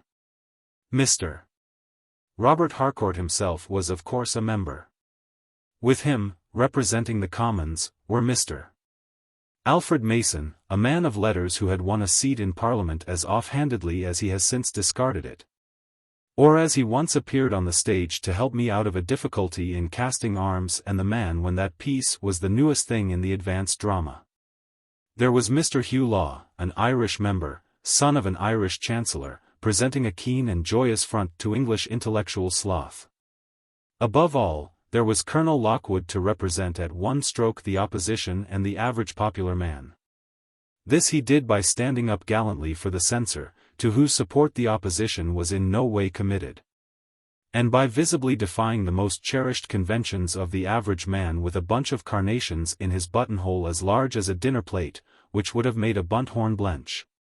And which very nearly did make Mr. Granville Barker, who has an antipathy to the scent of carnations, faint. The peers on the Joint Select Committee. The House of Lords then proceeded to its selection. As fashionable drama in Paris and London concerns itself almost exclusively with adultery, the first choice fell on Lord Gurrell, who had for many years presided over the divorce court. Lord Plymouth, who had been chairman to the Shakespeare Memorial Project, now merged in the Shakespeare Memorial National Theatre, was obviously marked out for selection. And it was generally expected that the Lords Lytton and Esher, who had taken a prominent part in the same movement, would have been added. This expectation was not fulfilled. Instead, Lord Willoughby de Broke, who had distinguished himself as an amateur actor, was selected along with Lord Newton, whose special qualifications for the committee, if he had any, were unknown to the public. Finally Lord Ribblesdale, the Arguta son of a Scotch mother, was thrown in to make up for any shortcoming in intellectual subtlety that might arise in the case of his younger colleagues. And this completed the two teams. The committee's attitude toward the theatre. In England, thanks chiefly to the censorship, the theatre is not respected. It is indulged and despised as a department of what is politely called gaiety. It is therefore not surprising that the majority of the committee began by taking its work uppishly and carelessly. When it discovered that the contemporary drama, licensed by the Lord Chamberlain, included plays which could be described only behind closed doors, and in the discomfort which attends discussions of very nasty subjects between men of widely different ages, it calmly put its own convenience before its public duty by ruling that there should be no discussion of particular plays. Much as if a committee on temperance were to rule that drunkenness was not a proper subject of conversation among gentlemen. A bad beginning. This was a bad beginning. Everybody knew that in England the censorship would not be crushed by the weight of the constitutional argument against it, heavy as that was, unless it were also brought home to the committee and to the public that it had sanctioned and protected the very worst practicable examples of the kind of play it professed to extirpate. For it must be remembered that the other half of the practical side of the case, dealing with the merits of the plays it had suppressed, could never secure a unanimous assent. If the censor had suppressed Hamlet, as he most certainly would have done had it been submitted to him as a new play, he would have been supported by a large body of people to whom incest is a tabooed subject which must not be mentioned on the stage or anywhere else outside a criminal court. Hamlet, Oedipus, and the Cenci, Mrs. Warren's Profession, Brieux's Matternite, and Les Avery's, Maeterlinck's Mona Vanna and Mr. Granville Barker's Waste may or may not be great poems, or edifying sermons, or important documents, or charming romances. Our tribal citizens know nothing about that and do not want to know anything. All that they do know is that incest, prostitution, abortion, contagious diseases, and nudity are improper, and that all conversations, or books, or plays in which they are discussed are improper conversations, improper books, improper plays, and should not be allowed. The censor may prohibit all such plays with complete certainty that there will be a chorus of "quite right too," sufficient to drown the protests of the few who know better. The Achilles heel of the censorship is therefore not the fine plays it has suppressed, but the abominable plays it has licensed, plays which the committee itself had to turn the public out of the room and close the doors before it could discuss, and which I myself have found it impossible to expose in the press because no editor of a paper or magazine intended for general family reading could admit into his columns the baldest narration of the stories which the censor has not only tolerated but expressly certified as fitting for presentation on the stage. When the committee ruled out this part of the case, it shook the confidence of the authors in its impartiality and its seriousness. Of course it was not able to enforce its ruling thoroughly. Plays which were merely light-minded and irresponsible in their viciousness were repeatedly mentioned by Mr. Harcourt and others. But the really detestable plays, which would have damned the censorship beyond all apology or salvation, were never referred to, and the moment Mr. Harcourt or anyone else made the committee uncomfortable by a move in their direction, the ruling was appealed to at once, and the censorship saved. A comic interlude. It was part of this nervous dislike of the unpleasant part of its business that led to the comic incident of the committee's sudden discovery that I had insulted it, and its suspension of its investigation for the purpose of elaborately insulting me back again. Comic to the lookers-on, that is, for the majority of the committee made no attempt to conceal the fact that they were wildly angry with me. And I, though my public experience and skill in acting enabled me to maintain an appearance of imperturbable good humor, was equally furious. The friction began as follows. The precedents for the conduct of the committee were to be found in the proceedings of the Committee of 1892. That committee, no doubt recognizing the absurdity of calling on distinguished artists to give their views before it, and then refusing to allow them to state their views except in nervous replies to such questions as it might suit members to put to them, allowed Sir Henry Irving and Sir John Hare to prepare and read written statements, and formally invited them to read them to the committee before being questioned. I accordingly prepared such a statement. For the greater convenience of the committee, I offered to have this statement printed at my own expense, and to supply the members with copies. The offer was accepted, and the copies supplied. I also offered to provide the committee with copies of those plays of mine which had been refused a license by the Lord Chamberlain. That offer also was accepted, and the books duly supplied. An anti-Shavian panic. As far as I can guess. The next thing that happened was that some timid or unawakened member of the committee read my statement and was frightened or scandalized out of his wits by it. At all events, it is certain that the majority of the committee allowed themselves to be persuaded to refuse to allow any statement to be read. But to avoid the appearance of pointing this expressly at me, the form adopted was a resolution to adhere strictly to precedent, the committee being then unaware that the precedents were on my side. Accordingly, when I appeared before the committee, and proposed to read my statement according to precedent, the committee was visibly taken aback. The chairman was bound by the letter of the decision arrived at to allow me to read my statement, since that course was according to precedent. But as this was exactly what the decision was meant to prevent, the majority of the committee would have regarded this hoisting of them with their own petard as a breach of faith on the part of the chairman, who, I infer, was not in agreement with the suppressive majority. There was nothing for it, after a somewhat awkward pause, but to clear me and the public out of the room and reconsider the situation in camera. When the doors were opened again, I was informed simply that the committee would not hear my statement, but as the committee could not very decently refuse my evidence altogether, the chairman, with a printed copy of my statement in his hand as proof, was able to come to the rescue to some extent by putting to me a series of questions to which no doubt I might have replied by taking another copy out of my pocket and quoting my statement paragraph by paragraph, as some of the later witnesses did. But as in offering the committee my statement for burial in their blue book I had made a considerable sacrifice, being able to secure greater publicity for it by independent publication on my own account. And as, further, the circumstances of the refusal made it offensive enough to take all heart out of the scrupulous consideration with which I had so far treated the committee, I was not disposed to give its majority a second chance, or to lose the opportunity offered me by the questions to fire an additional broadside into the censorship. I pocketed my statement, and answered the questions viva voce.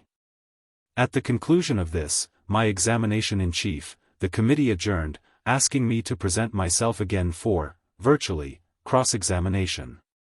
But this cross-examination never came off, as the sequel will show. A rare and curious first edition. The refusal of the committee to admit my statement had not unnaturally created the impression that it must be a scandalous document, and a lively demand for copies at once set in. And among the very first applicants were members of the majority which had carried the decision to exclude the document. They had given so little attention to the business that they did not know, or had forgotten, that they had already been supplied with copies at their own request. At all events, they came to me publicly and cleaned me out of the handful of copies I had provided for distribution to the press. And after the sitting it was intimated to me that yet more copies were desired for the use of the committee, a demand, under the circumstances, of breath-bereaving coolness. At the same time, a brisk demand arose outside the committee, not only among people who were anxious to read what I had to say on the subject, but among victims of the craze for collecting first editions, copies of privately circulated pamphlets, and other real or imaginary rarities. And who will cheerfully pay 5 guineas for any piece of discarded old rubbish of mine when they will not pay 4 and 6pence for this book because everyone else can get it for 4 and 6pence too? The Times to the rescue. The day after the refusal of the committee to face my statement, I transferred the scene of action to the columns of the Times, which did yeoman service to the public on this, as on many other occasions, by treating the question as a public one without the least regard to the supposed susceptibilities of the court on the one side, or the avowed prejudices of the free churches or the interests of the managers or theatrical speculators on the other. The Times published the summarized conclusions of my statement, and gave me an opportunity of saying as much as it was then advisable to say of what had occurred. For it must be remembered that, however impatient and contemptuous I might feel of the intellectual cowardice shown by the majority of the committee face to face with myself, it was none the less necessary to keep up its prestige in every possible way, not only for the sake of the dignity and importance of the matter with which it had to deal, and in the hope that the treatment of subsequent witnesses and the final report might make amends for a feeble beginning, but also out of respect and consideration for the minority. For it is fair to say that the majority was never more than a bare majority, and that the worst thing the committee did, the exclusion of references to particular plays, was perpetrated in the absence of the chairman. I, therefore, had to treat the committee in the Times very much better than its majority deserved, an injustice for which I now apologize. I did not, however, resist the temptation to hint, quite good-humoredly, that my politeness to the committee had cost me quite enough already, and that I was not prepared to supply the members of the committee, or anyone else, with extra copies merely as collectors' curiosities. The Council of 10. Then the fat was in the fire. The majority, chaffed for its eagerness to obtain copies of scarce pamphlets retailable at 5 guineas, went dancing mad. When I presented myself, as requested, for cross-examination, I found the doors of the committee room shut, and the corridors of the House of Lords filled by a wondering crowd, to whom it had somehow leaked out that something terrible was happening inside. It could not be another licensed play too scandalous to be discussed in public, because the committee had decided to discuss no more of these examples of the censor's notions of purifying the stage. And what else the committee might have to discuss that might not be heard by all the world was not easily guessable. Without suggesting that the confidence of the committee was in any way violated by any of its members further than was absolutely necessary to clear them from suspicion of complicity in the scene which followed, I think I may venture to conjecture what was happening. It was felt by the majority, first, that it must be cleared at all costs of the imputation of having procured more than 1 copy each of my statement, and that one not from any interest in an undesirable document by an irreverent author, but in the reluctant discharge of its solemn public duty.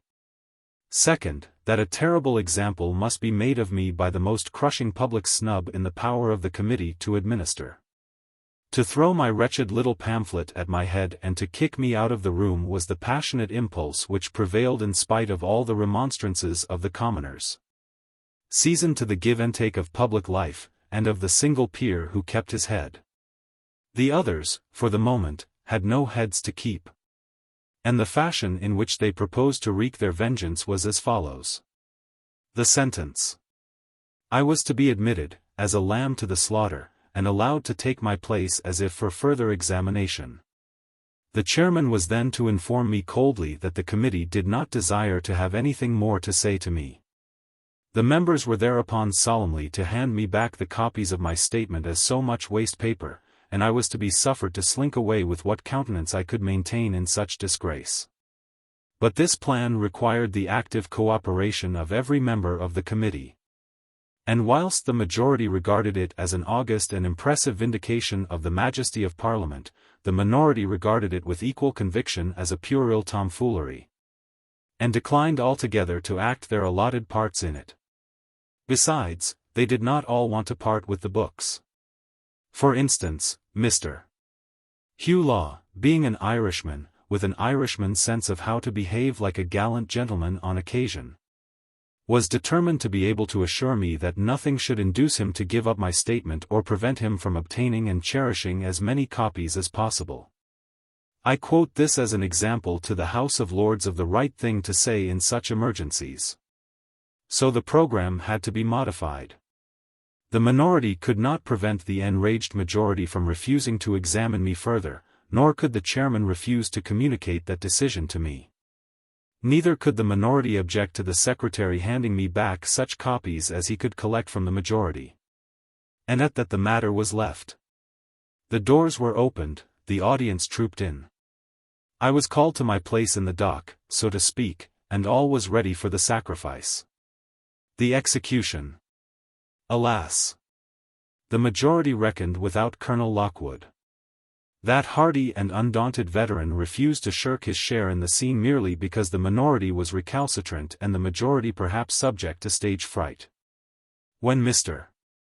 Samuel had informed me that the committee had no further questions to ask me with an urbanity which gave the public no clue as to the temper of the majority.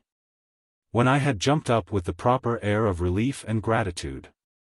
When the secretary had handed me his little packet of books with an affability which effectually concealed his dramatic function as executioner.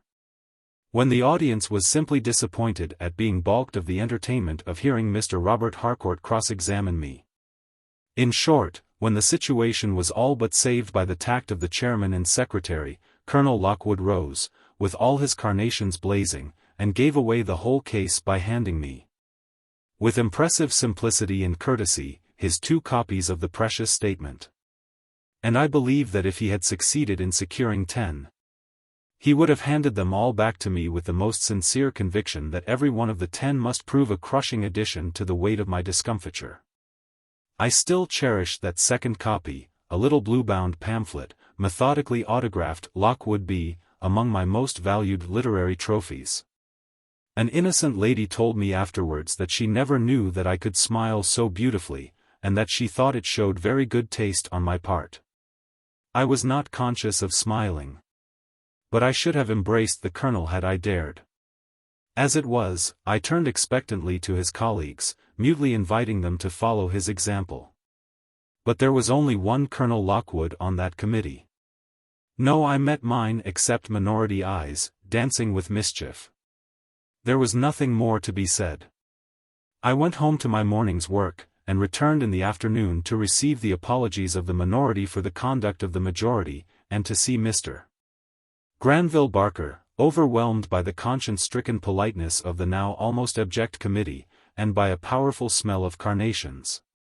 Heading the long list of playwrights who came there to testify against the censorship, and whose treatment, I am happy to say, was everything they could have desired. After all, ridiculous as the scene was, Colonel Lockwood's simplicity and courage were much more serviceable to his colleagues than their own inept coup de theatre would have been if he had not spoiled it. It was plain to everyone that he had acted in entire good faith, without a thought as to these apparently insignificant little books being of any importance or having caused me or anybody else any trouble, and that he was wounded in his most sensitive spot by the construction my Times letter had put on his action. And in Colonel Lockwood's case one saw the case of his party on the committee. They had simply been thoughtless in the matter. I hope nobody will suppose that this in any way exonerates them. When people accept public service for one of the most vital duties that can arise in our society, they have no right to be thoughtless. In spite of the fun of the scene on the surface, my public sense was, and still is, very deeply offended by it. It made an end for me of the claim of the majority to be taken seriously. When the government comes to deal with the question, as it presumably will before long, I invite it to be guided by the chairman, the minority, and by the witnesses according to their weight. and to pay no attention whatever to those recommendations which were obviously inserted solely to conciliate the majority and get the report through and the committee done with. My evidence will be found in the Blue Book, pages 46, 53. And here is the terrible statement which the committee went through so much to suppress. The rejected statement, Part 1. The witness's qualifications. I am by profession a playwright. I have been in practice since 1892. I am a member of the Managing Committee of the Society of Authors and of the Dramatic Subcommittee of that body. I have written 19 plays, some of which have been translated and performed in all European countries except Turkey, Greece, and Portugal. They have been performed extensively in America. 3 of them have been refused licenses by the Lord Chamberlain. In one case a license has since been granted. The other 2 are still unlicensed. I have suffered both in pocket and reputation by the action of the Lord Chamberlain. In other countries I have not come into conflict with the censorship except in Austria, where the production of a comedy of mine was postponed for a year because it alluded to the part taken by Austria in the Serbo-Bulgarian War. This comedy was not one of the plays suppressed in England by the Lord Chamberlain. One of the plays so suppressed was prosecuted in America by the police in consequence of an immense crowd of disorderly persons having been attracted to the first performance by the Lord Chamberlain's condemnation of it.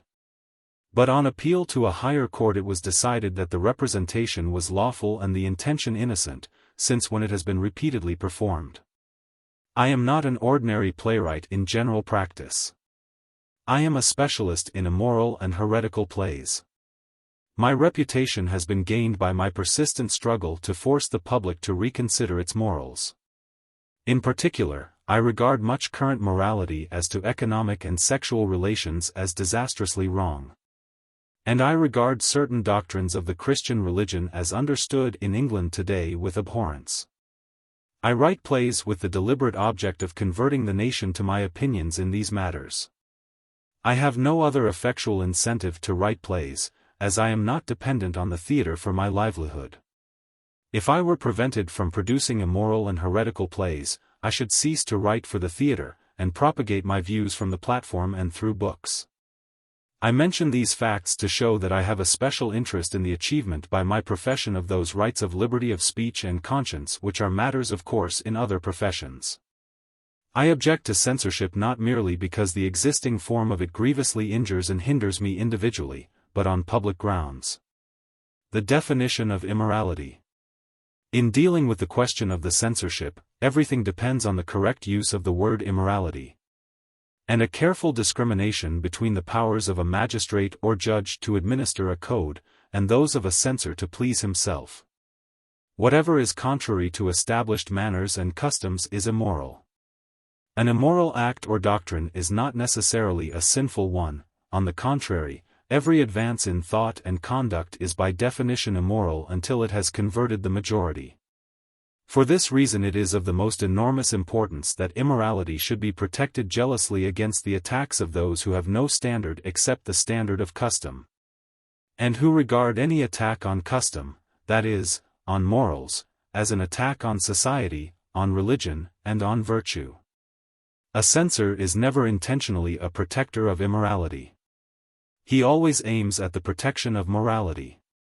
Now morality is extremely valuable to society. It imposes conventional conduct on the great mass of persons who are incapable of original ethical judgment, and who would be quite lost if they were not in leading strings devised by lawgivers, philosophers, prophets and poets for their guidance. But morality is not dependent on censorship for protection. It is already powerfully fortified by the magistracy and the whole body of law. Blasphemy, indecency, libel, treason, sedition, obscenity, profanity, and all the other evils which a censorship is supposed to avert, are punishable by the civil magistrate with all the severity of vehement prejudice. Morality has not only every engine that lawgivers can devise in full operation for its protection, but also that enormous weight of public opinion enforced by social ostracism which is stronger than all the statutes. A censor pretending to protect morality is like a child pushing the cushions of a railway carriage to give itself the sensation of making the train travel at 60 miles an hour. It is immorality, not morality, that needs protection. It is morality, not immorality, that needs restraint. For morality, with all the dead weight of human inertia and superstition to hang on the back of the pioneer, and all the malice of vulgarity and prejudice to threaten him, is responsible for many persecutions and many martyrdoms. Persecutions and martyrdoms, however, are trifles compared to the mischief done by censorships in delaying the general march of enlightenment. This can be brought home to us by imagining what would have been the effect of applying to all literature the censorship we still apply to the stage. The works of Linnaeus and the evolutionists of 1790, 1830, of Darwin, Wallace, Huxley, Helmholtz, Tyndall, Spencer, Carlyle, Ruskin, and Samuel Butler, would not have been published, as they were all immoral and heretical in the very highest degree, and gave pain to many worthy and pious people. They are at present condemned by the Greek and Roman Catholic censorships as unfit for general reading. A censorship of conduct would have been equally disastrous. The disloyalty of Hampden and of Washington, the revolting immorality of Luther in not only marrying when he was a priest, but actually marrying a nun, the heterodoxy of Galileo, the shocking blasphemies and sacrileges of Muhammad against the idols whom he dethroned to make way for his conception of one God, the still more startling blasphemy of Jesus when he declared God to be the Son of Man and himself to be the Son of God, are all examples of shocking immoralities. Every immorality shocks somebody, the suppression and extinction of which would have been more disastrous than the utmost mischief that can be conceived as ensuing from the toleration of vice. These facts, glaring as they are disguised by the promotion of immoralities into moralities which is constantly going on.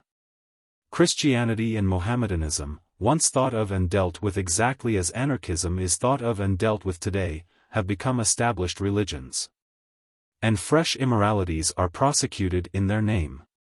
The truth is that the vast majority of persons professing these religions have never been anything but simple moralists. The respectable Englishman who is a Christian because he was born in Clapham would be a Mohammedan for the cognate reason if he had been born in Constantinople. He has never willingly tolerated immorality. He did not adopt any innovation until it had become moral, and then he adopted it, not on its merits, but solely because it had become moral. In doing so he never realized that it had ever been immoral, consequently its early struggles taught him no lesson. And he has opposed the next step in human progress as indignantly as if neither manners, customs, nor thought had ever changed since the beginning of the world. Toleration must be imposed on him as a mystic and painful duty by his spiritual and political leaders, or he will condemn the world to stagnation, which is the penalty of an inflexible morality. What toleration means. This must be done all the more arbitrarily because it is not possible to make the ordinary moral man understand what toleration and liberty really mean. He will accept them verbally with alacrity, even with enthusiasm, because the word toleration has been moralized by eminent Whigs. But what he means by toleration is toleration of doctrines that he considers enlightened, and, by liberty, liberty to do what he considers right, that is. He does not mean toleration or liberty at all. For there is no need to tolerate what appears enlightened or to claim liberty to do what most people consider right. Toleration and liberty have no sense or use except as toleration of opinions that are considered damnable, and liberty to do what seems wrong. Setting Englishmen free to marry their deceased wife's sisters is not tolerated by the people who approve of it, but by the people who regard it as incestuous. Catholic emancipation and the admission of Jews to Parliament needed no toleration from Catholics and Jews. The toleration they needed was that of the people who regarded the one measure as a facilitation of idolatry, and the other as a condonation of the crucifixion. Clearly such toleration is not clamored for by the multitude or by the press which reflects its prejudices. It is essentially one of those abnegations of passion and prejudice which the common man submits to because uncommon men whom he respects as wiser than himself assure him that it must be so. Or the higher affairs of human destiny will suffer. Such admission is the more difficult because the arguments against tolerating immorality are the same as the arguments against tolerating murder and theft. And this is why the censor seems to the inconsiderate as obviously desirable a functionary as the police magistrate. But there is this simple and tremendous difference between the cases, that whereas no evil can conceivably result from the total suppression of murder and theft, and all communities prosper in direct proportion to such suppression, the total suppression of immorality, especially in matters of religion and sex, would stop enlightenment and produce what used to be called a Chinese civilization until the Chinese lately took to immoral courses by permitting railway contractors to desecrate the graves of their ancestors, and their soldiers to wear clothes which indecently revealed the fact that they had legs and waists and even posteriors. At about the same moment a few bold Englishwomen ventured on the immorality of riding astride their horses. A practice that has since established itself so successfully that before another generation has passed away there may not be a new side saddle in England or a woman who could use it if there was. The case for toleration.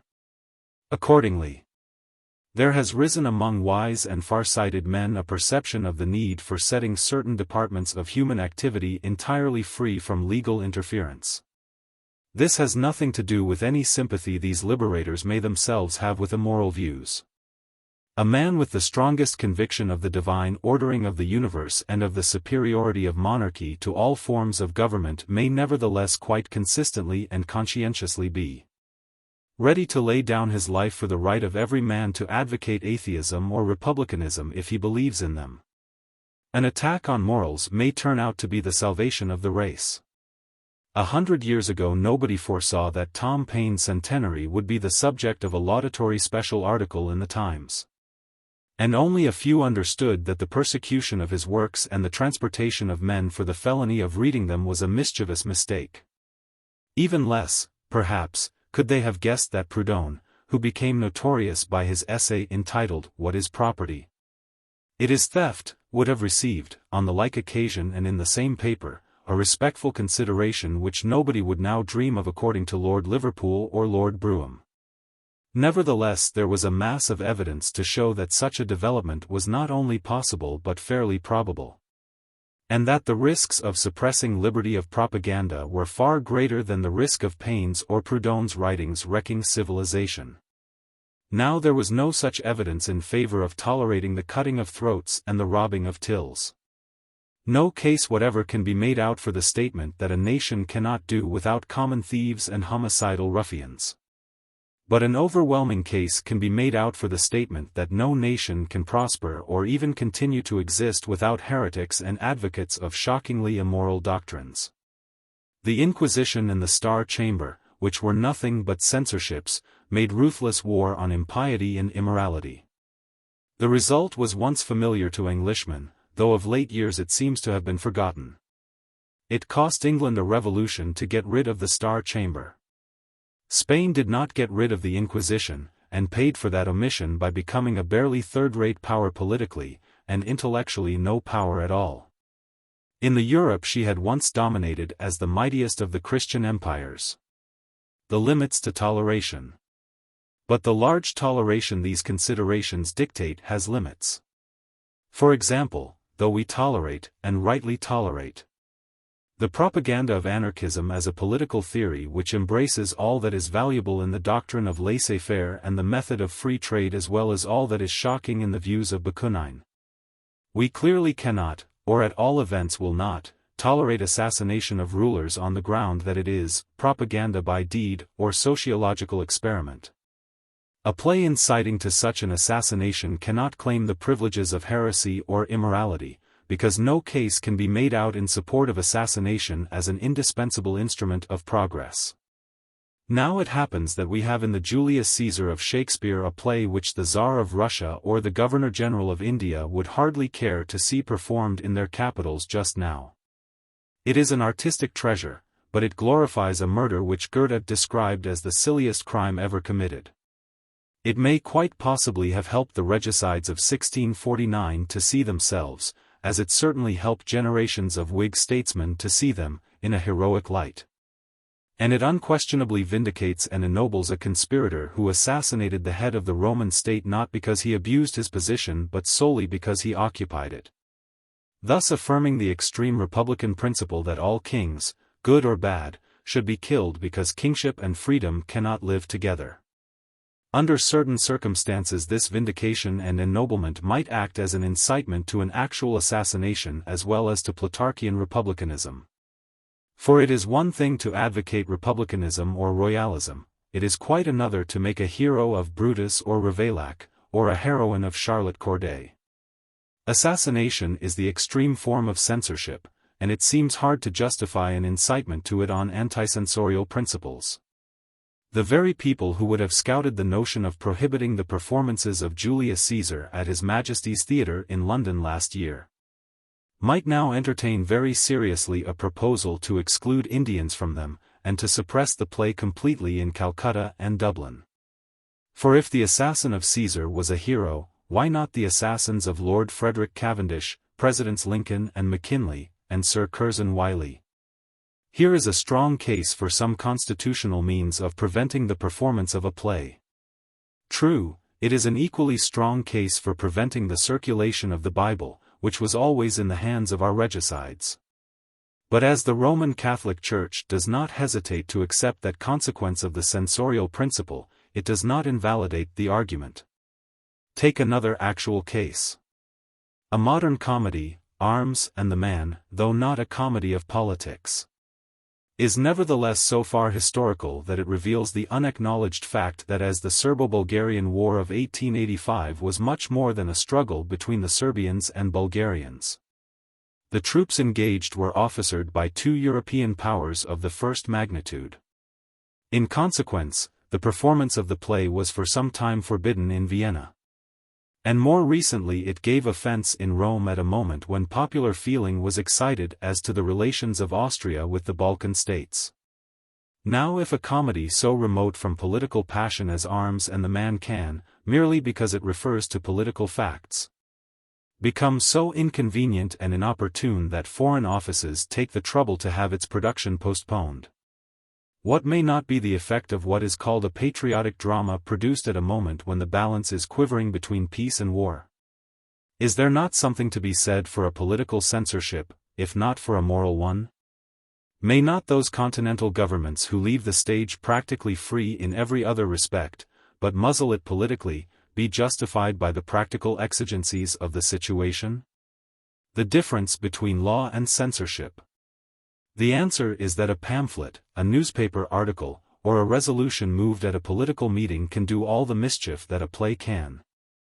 And often more. Yet we do not set up a permanent censorship of the press or of political meetings. Any journalist may publish an article, any demagogue may deliver a speech without giving notice to the government or obtaining its license. The risk of such freedom is great. But as it is the price of our political liberty, we think it worth paying. We may abrogate it in emergencies by a coercion act, a suspension of the habeas corpus act, or a proclamation of martial law, just as we stop the traffic in a street during a fire, or shoot thieves at sight if they loot after an earthquake.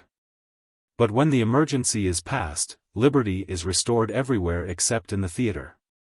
The Act of 1843 is a permanent coercion act for the theater, a permanent suspension of the habeas corpus act as far as plays are concerned, a permanent proclamation of martial law with a single official substituted for a court-martial.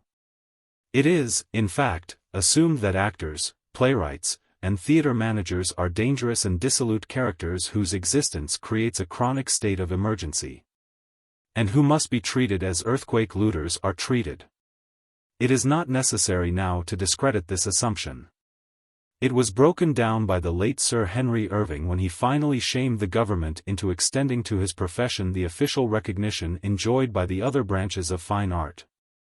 Today we have on the roll of knighthood actors, authors, and managers.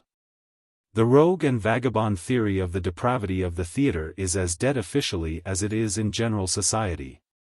And with it has perished the sole excuse for the Act of 1843 and for the denial to the theatre of the liberties secured, at far greater social risk, to the press and the platform. There is no question here of giving the theatre any larger liberties than the press and the platform, or of claiming larger powers for Shakespeare to eulogize Brutus than Lord Rosebery has to eulogize Cromwell. The abolition of the censorship does not involve the abolition of the magistrate and of the whole civil and criminal code. On the contrary, it would make the theatre more effectually subject to them than it is at present, for once a play now runs the gauntlet of the censorship, it is practically placed above the law. It is almost humiliating to have to demonstrate the essential difference between a censor and a magistrate or a sanitary inspector. But it is impossible to ignore the carelessness with which even distinguished critics of the theatre assume that all the arguments proper to the support of a magistracy and body of jurisprudence apply equally to a censorship. A magistrate has laws to administer, a censor has nothing but his own opinion. A judge leaves the question of guilt to the jury, the censor is jury and judge as well as lawgiver. A magistrate may be strongly prejudiced against an atheist or an anti-vaccinator, just as a sanitary inspector may have formed a careful opinion that drains are less healthy than cesspools. But the magistrate must allow the atheist to affirm instead of to swear, and must grant the anti-vaccinator an exemption certificate, when their demands are lawfully made.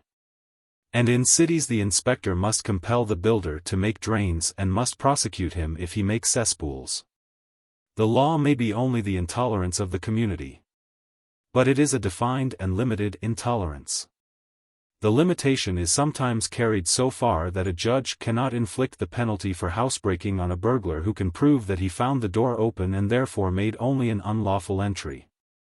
On the other hand, it is sometimes so vague, as for example in the case of the American law against obscenity, that it makes the magistrate virtually a censor. But in the main a citizen can ascertain what he may do and what he may not do. And, though no one knows better than a magistrate that a single ill-conducted family may demoralize a whole street, no magistrate can imprison or otherwise restrain its members on the ground that their immorality may corrupt their neighbors. He can prevent any citizen from carrying certain specified weapons, but not from handling pokers, table knives, bricks or bottles of corrosive fluid, on the ground that he might use them to commit murder or inflict malicious injury. He has no general power to prevent citizens from selling unhealthy or poisonous substances, or judging for themselves what substances are unhealthy and what wholesome, what poisonous and what innocuous. What he can do is to prevent anybody who has not a specific qualification from selling certain specified poisons of which a schedule is kept. Nobody is forbidden to sell minerals without a license, but everybody is forbidden to sell silver without a license.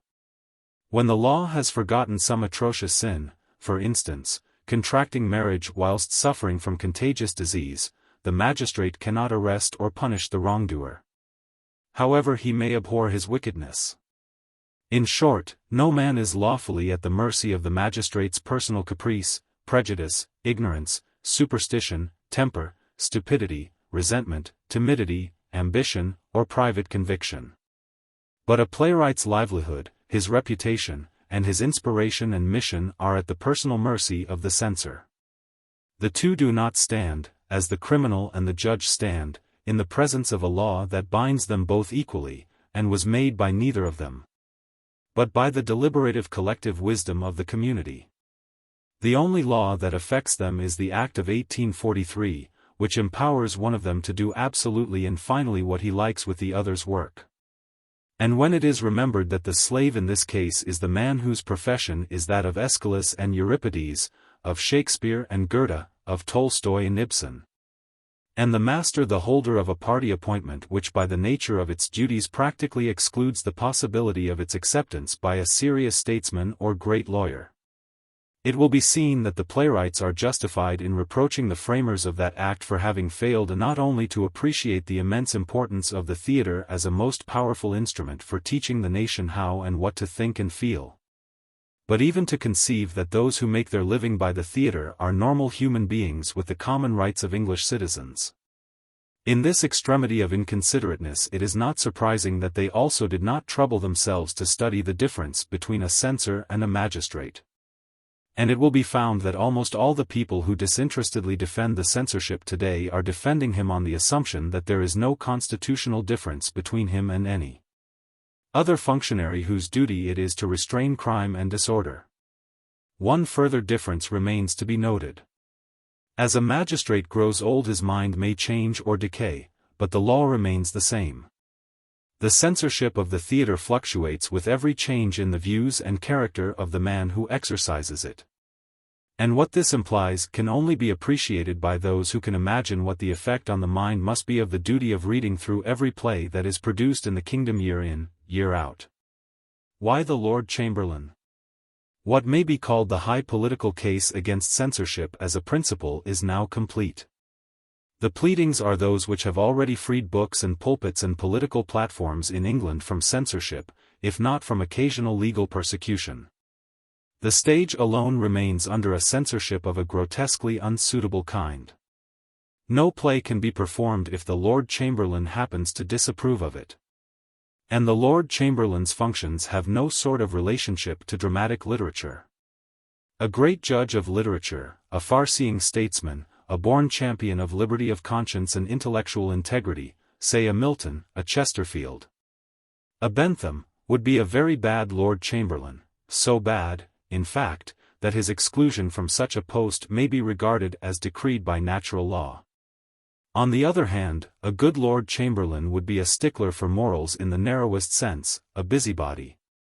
A man to whom a matter of 2 inches in the length of a gentleman's sword or the absence of a feather from a lady's headdress would be a graver matter than the Habeas Corpus Act.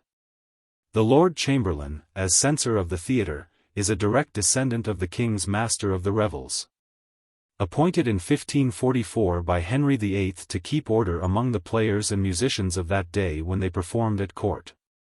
This first appearance of the theatrical censor in politics as the whipper-in of the player, with its conception of the player as a rich man's servant hired to amuse him, and outside his professional duties, as a gay, disorderly, anarchic spoilt child, half privileged, half outlawed, probably as much vagabond as actor, is the real foundation of the subjection of the whole profession, actors, managers, authors and all, to the despotic authority of an officer whose business it is to preserve decorum among menials. It must be remembered that it was not until 100 years later, in the reaction against the Puritans, that a woman could appear on the English stage without being pelted off as the Italian actresses were. The theatrical profession was regarded as a shameless one. And it is only of late years that actresses have at last succeeded in living down the assumption that actress and prostitute are synonymous terms, and made good their position in respectable society. This makes the survival of the old ostracism in the Act of 1843 intolerably galling.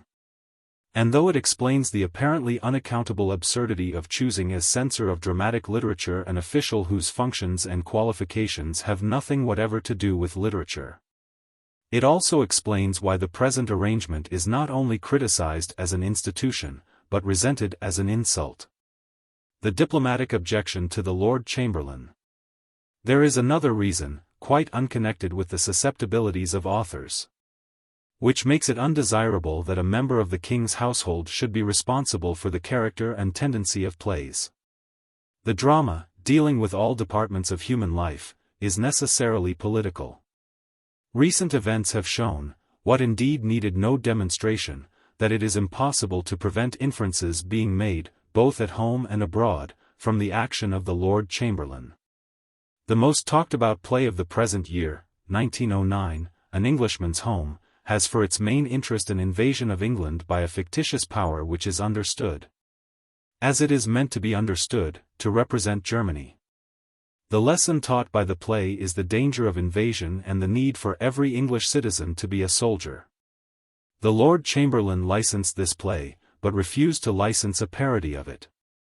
Shortly afterwards he refused to license another play in which the fear of a German invasion was ridiculed.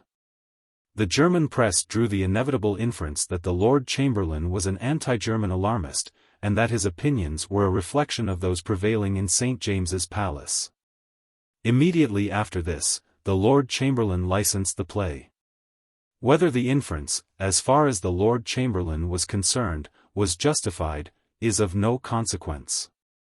What is important is that it was sure to be made, justly or unjustly, and extended from the Lord Chamberlain to the throne. The objection of court etiquette. There is another objection to the Lord Chamberlain's censorship which affects the author's choice of subject. Formerly very little heed was given in England to the susceptibilities of foreign courts. For instance, the notion that the Mikado of Japan should be as sacred to the English playwright as he is to the Japanese Lord Chamberlain would have seemed grotesque a generation ago.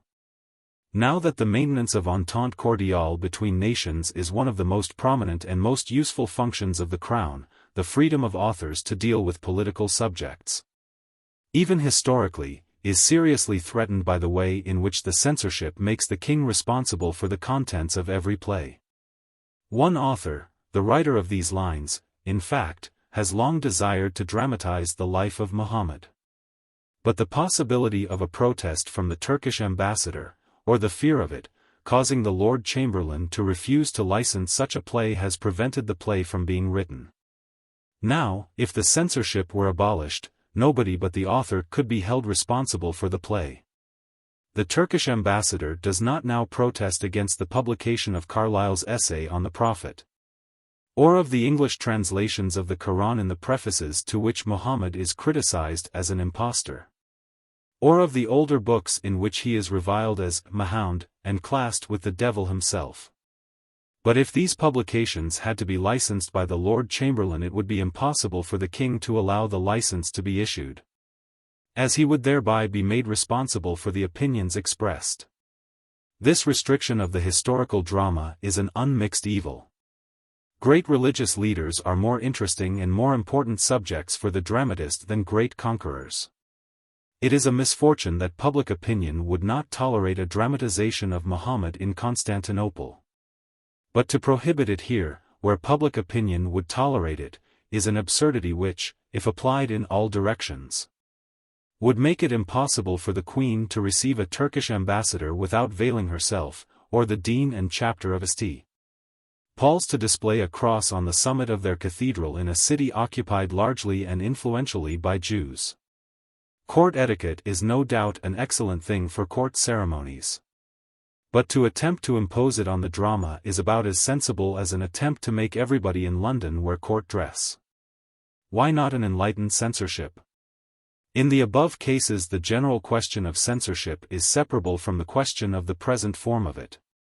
Everyone who condemns the principle of censorship must also condemn the Lord Chamberlain's control of the drama. But those who approve of the principle do not necessarily approve of the Lord Chamberlain being the censor ex officio. They may, however, be entirely opposed to popular liberties, and may conclude from what has been said, not that the stage should be made as free as the church, press, or platform, but that these institutions should be censored as strictly as the stage. It will seem obvious to them that nothing is needed to remove all objections to a censorship except the placing of its powers in better hands. Now, though the transfer of the censorship to, say, the Lord Chancellor, or the Primate, or a cabinet minister, would be much less humiliating to the persons immediately concerned, the inherent vices of the institution would not be appreciably less disastrous. They would even be aggravated, for reasons which do not appear on the surface, and therefore need to be followed with some attention. It is often said that the public is the real censor. That this is to some extent true is proved by the fact that plays which are licensed and produced in London have to be expurgated for the provinces.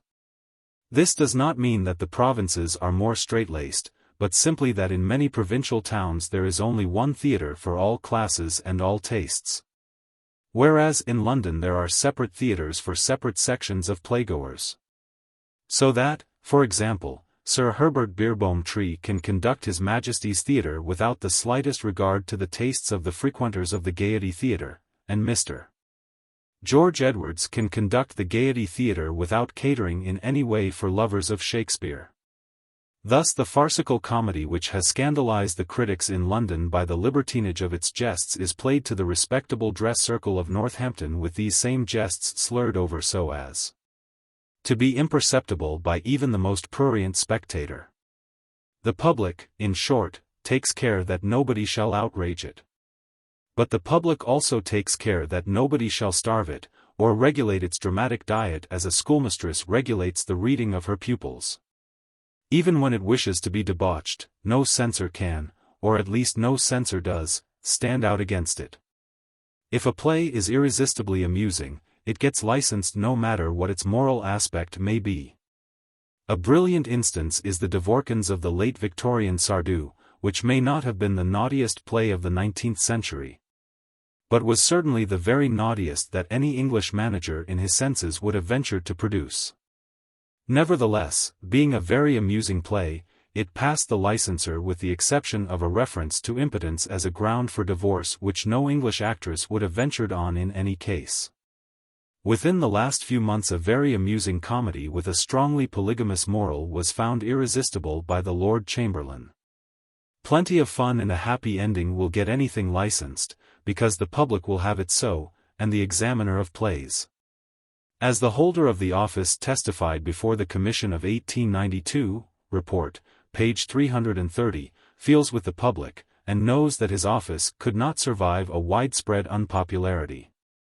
In short, the support of the mob, that is, of the unreasoning, unorganized, uninstructed mass of popular sentiment, is indispensable to the censorship as it exists today in England.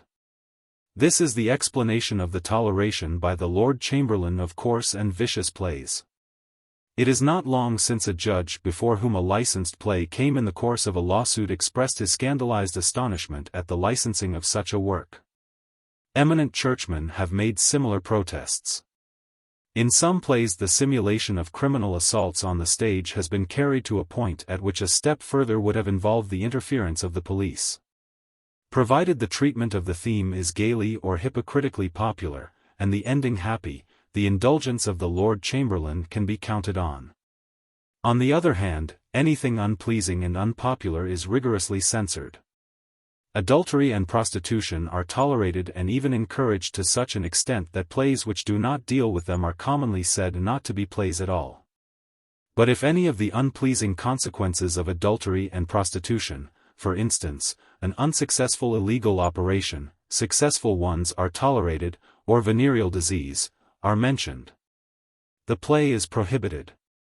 This principle of shielding the playgoer from unpleasant reflections is carried so far that when a play was submitted for license in which the relations of a prostitute with all the male characters in the piece was described as immoral, the examiner of plays objected to that passage, though he made no objection to the relations themselves. The Lord Chamberlain dare not, in short, attempt to exclude from the stage the tragedies of murder and lust, or the farces of mendacity, adultery, and dissolute gaiety in which vulgar people delight. But when these same vulgar people are threatened with an unpopular play in which dissoluteness is shown to be no laughing matter, it is prohibited at once amid the vulgar applause. The net result being that vice is made delightful and virtue banned by the very institution which is supported on the understanding that it produces exactly the opposite result.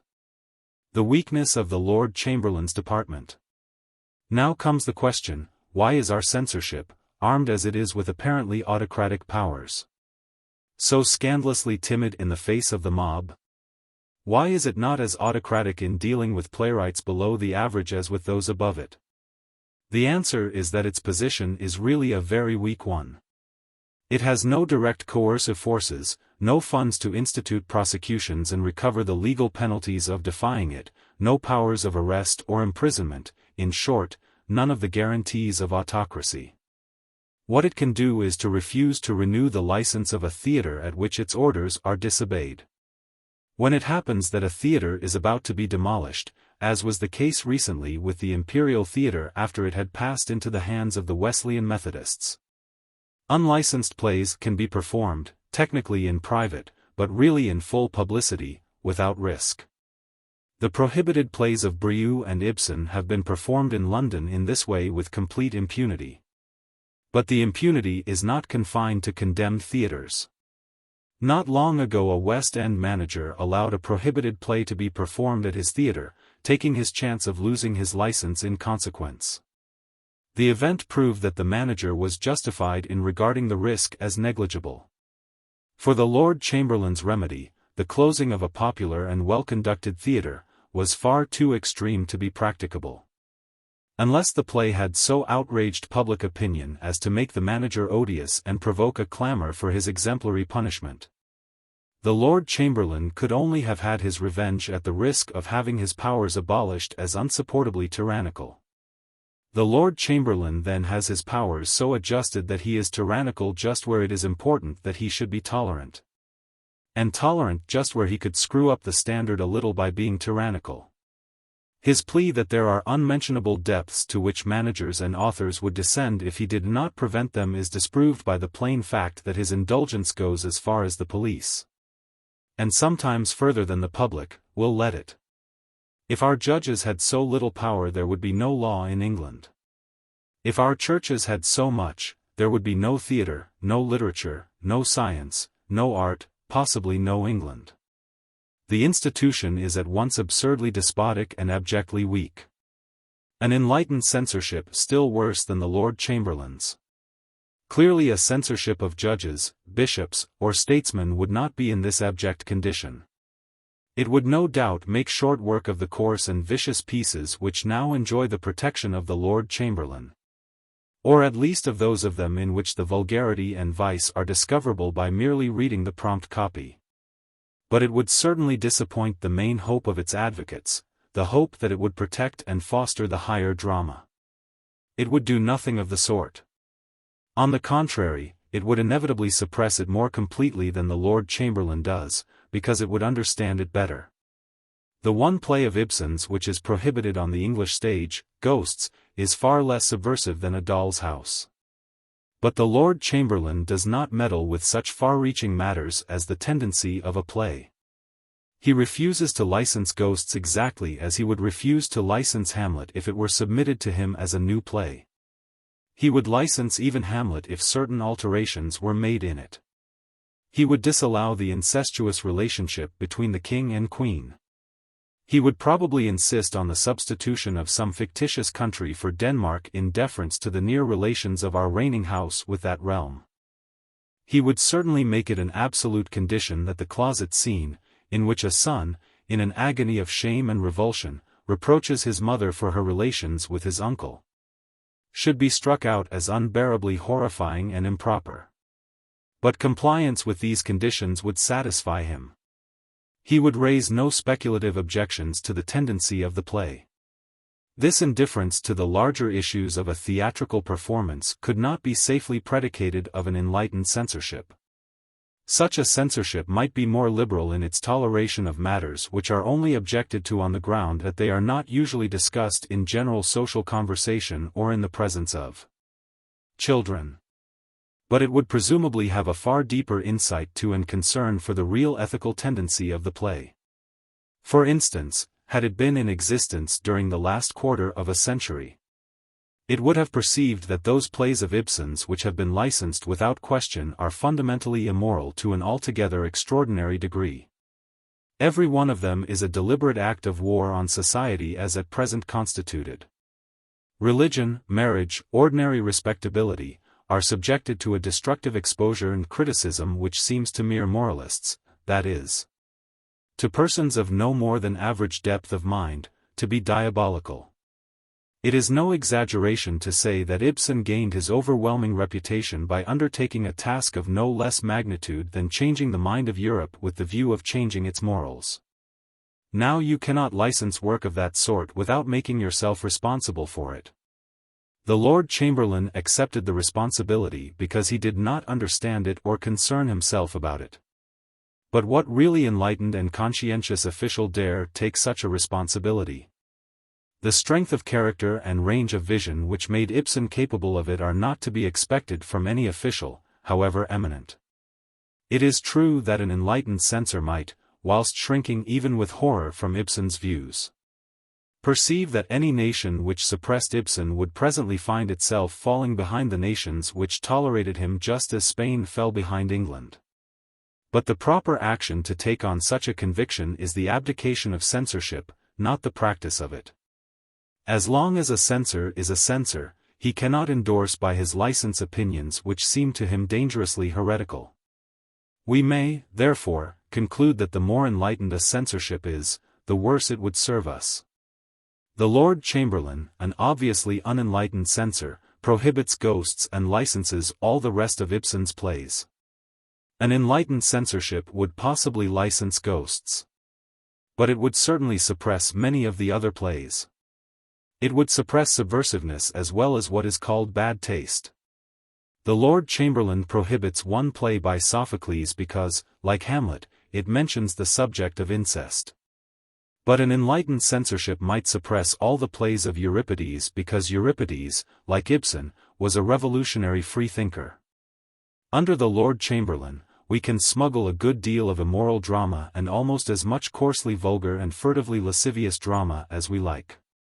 Under a college of cardinals, or bishops, or judges, or any other conceivable form of experts in morals, philosophy, religion, or politics, we should get little except stagnant mediocrity. The practical impossibilities of censorship. There is, besides, a crushing material difficulty in the way of an enlightened censorship. It is not too much to say that the work involved would drive a man of any intellectual rank mad. Consider, for example, the Christmas pantomimes. Imagine a judge of the High Court, or an archbishop, or a cabinet minister, or an eminent man of letters, earning his living by reading through the mass of trivial doggerel represented by all the pantomimes which are put into rehearsal simultaneously at the end of every year. The proposal to put such mind-destroying drudgery upon an official of the class implied by the demand for an enlightened censorship falls through the moment we realize what it implies in practice. Another material difficulty is that no play can be judged by merely reading the dialogue. To be fully effective, a censor should witness the performance. The mise-en-scene of a play is as much a part of it as the words spoken on the stage. No censor could possibly object to such a speech as, "Might I speak to you for a moment, miss?" Yet that apparently innocent phrase has often been made offensively improper on the stage by popular low comedians, with the effect of changing the whole character and meaning of the play as understood by the official examiner. In one of the plays of the present season, the dialogue was that of a crude melodrama dealing in the most conventionally correct manner with the fortunes of a good-hearted and virtuous girl. Its morality was that of the Sunday school. But the principal actress, between two speeches which contained no reference to her action, changed her underclothing on the stage. It is true that in this case the actress was so much better than her part that she succeeded in turning what was meant as an impropriety into an inoffensive stroke of realism. Yet it is none the less clear that stage business of this character, on which there can be no check except the actual presence of a censor in the theatre, might convert any dialogue, however innocent, into just the sort of entertainment against which the censor is supposed to protect the public.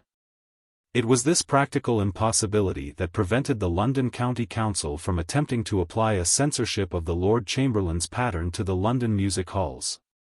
A proposal to examine all entertainments before permitting their performance was actually made.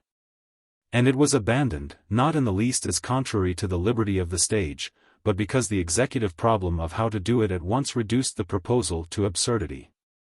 Even if the council devoted all its time to witnessing rehearsals of variety performances, and putting each item to the vote, possibly after a prolonged discussion followed by a division, the work would still fall into arrear. No committee could be induced to undertake such a task. The attachment of an inspector of morals to each music hall would have meant an appreciable addition to the ratepayer's burden. In the face of such difficulties the proposal melted away.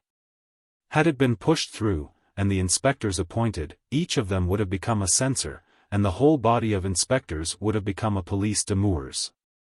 Those who know the history of such police forces on the continent will understand how impossible it would be to procure inspectors whose characters would stand the strain of their opportunities of corruption, both pecuniary and personal, at such salaries as a local authority could be persuaded to offer. It has been suggested that the present censorship should be supplemented by a board of experts, who should deal, not with the whole mass of plays sent up for license, but only those which the examiner of plays refuses to pass.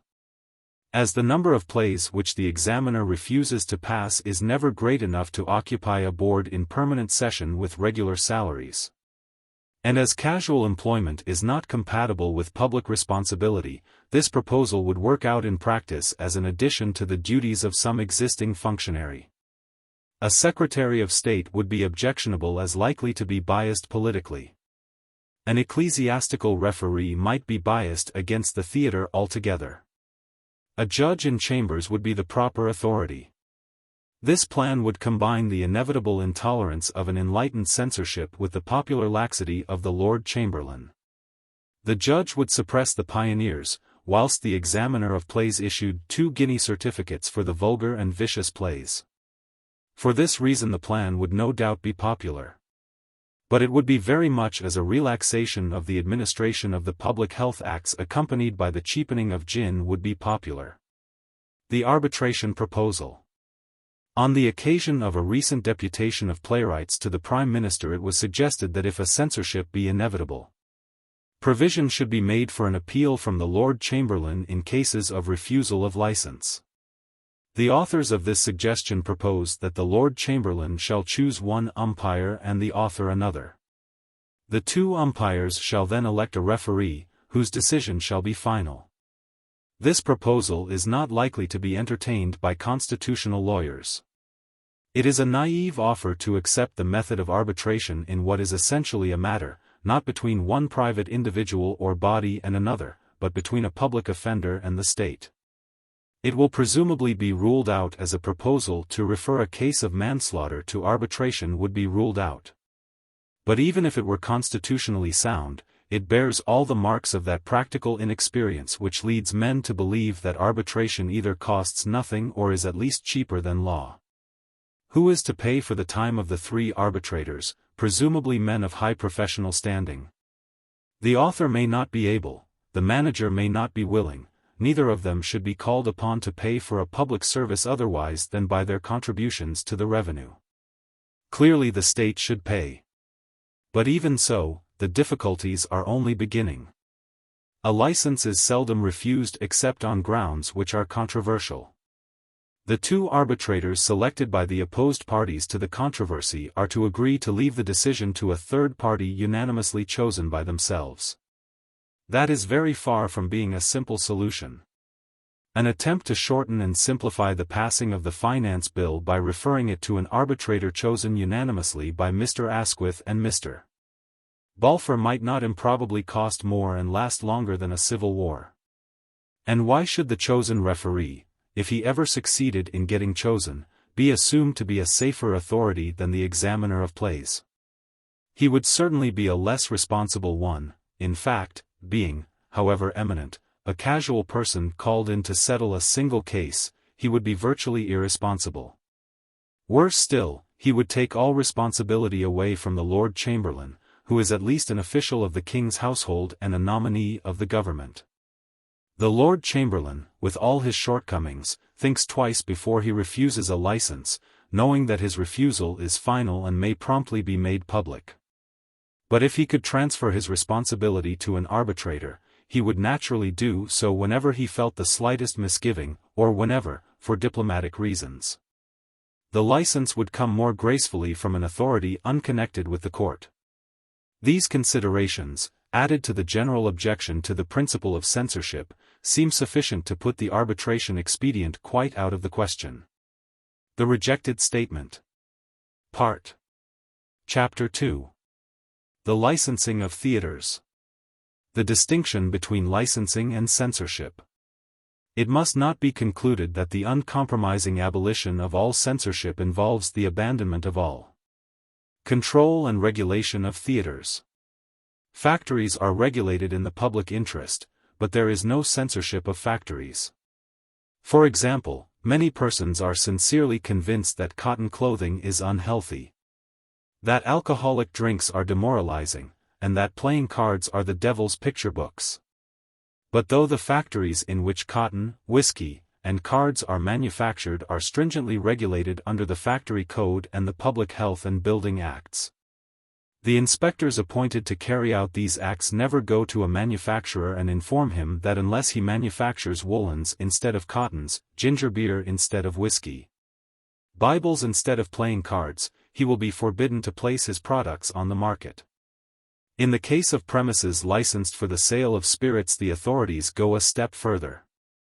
A public house differs from a factory in the essential particular that whereas disorder in a factory is promptly and voluntarily suppressed, because every moment of its duration involves a measurable pecuniary loss to the proprietor, disorder in a public house may be a source of profit to the proprietor by its attraction for disorderly customers. Consequently, a publican is compelled to obtain a license to pursue his trade. And this license lasts only a year, and need not be renewed if his house has been conducted in a disorderly manner in the meantime. Prostitution and drink in theaters. The theater presents the same problem as the public house in respect to disorder. To begin with, a theater is actually a place licensed for the sale of spirits. The bars at a London theatre can be let without difficulty for £30 a week and upwards. And though it is clear that nobody will pay from a shilling to half a guinea for access to a theatre bar when he can obtain access to an ordinary public house for nothing, there is no law to prevent the theatre proprietor from issuing free passes broadcast and recouping himself by the profit on the sale of drink. Besides, there may be some other attraction than the sale of drink. When this attraction is that of the play, no objection need be made. But it happens that the auditorium of a theatre, with its brilliant lighting and luxurious decorations, makes a very effective shelter and background for the display of fine dresses and pretty faces. Consequently, theatres have been used for centuries in England as markets by prostitutes. From the Restoration to the days of Macready, all theatres were made use of in this way as a matter of course. And to this, far more than to any prejudice against dramatic art, we owe the Puritan formula that the theatre door is the gate of hell. Macready had a hard struggle to drive the prostitutes from his theatre. And since his time the London theatres controlled by the Lord Chamberlain have become respectable and even socially pretentious. But some of the variety theatres still derive a revenue by selling admissions to women who do not look at the performance, and men who go to purchase or admire the women. And in the provinces this state of things is by no means confined to the variety theatres. The real attraction is sometimes not the performance at all. The theatre is not really a theatre, it is a drink shop and a prostitution market, and the last shred of its disguise is stripped by the virtually indiscriminate issue of free tickets to the men. Access to the stage is so easily obtained. And the plays preferred by the management are those in which the stage is filled with young women who are not in any serious technical sense of the word actresses at all. Considering that all this is now possible at any theatre, and actually occurs at some theatres, the fact that our best theatres are as respectable as they are is much to their credit. But it is still an intolerable evil that respectable managers should have to fight against the free tickets and disorderly housekeeping of unscrupulous competitors. The dramatic author is equally injured. He finds that unless he writes plays which make suitable sideshows for drinking bars and brothels, he may be excluded from towns where there is not room for two theatres, and where the one existing theatre is exploiting drunkenness and prostitution instead of carrying on a legitimate dramatic business. Indeed, everybody connected with the theatrical profession suffers in reputation from the detestable tradition of such places, against which the censorship has proved quite useless. Here we have a strong case for applying either the licensing system or whatever better means may be devised for securing the orderly conduct of houses of public entertainment, dramatic or other. Liberty must, no doubt, be respected in so far that no manager should have the right to refuse admission to decently dressed, sober, and well-conducted persons, whether they are prostitutes, soldiers in uniform, gentlemen not in evening dress, Indians, or what not. But when disorder is stopped, disorderly persons will either cease to come or else reform their manners. It is, however, quite arguable that the indiscriminate issue of free admissions, though an apparently innocent and good-natured, and certainly a highly popular proceeding, should expose the proprietor of the theatre to the risk of a refusal to renew his license. Why the managers dread local control. All this points to the transfer of the control of theaters from the Lord Chamberlain to the municipality. And this step is opposed by the long-run managers, partly because they take it for granted that municipal control must involve municipal censorship of plays.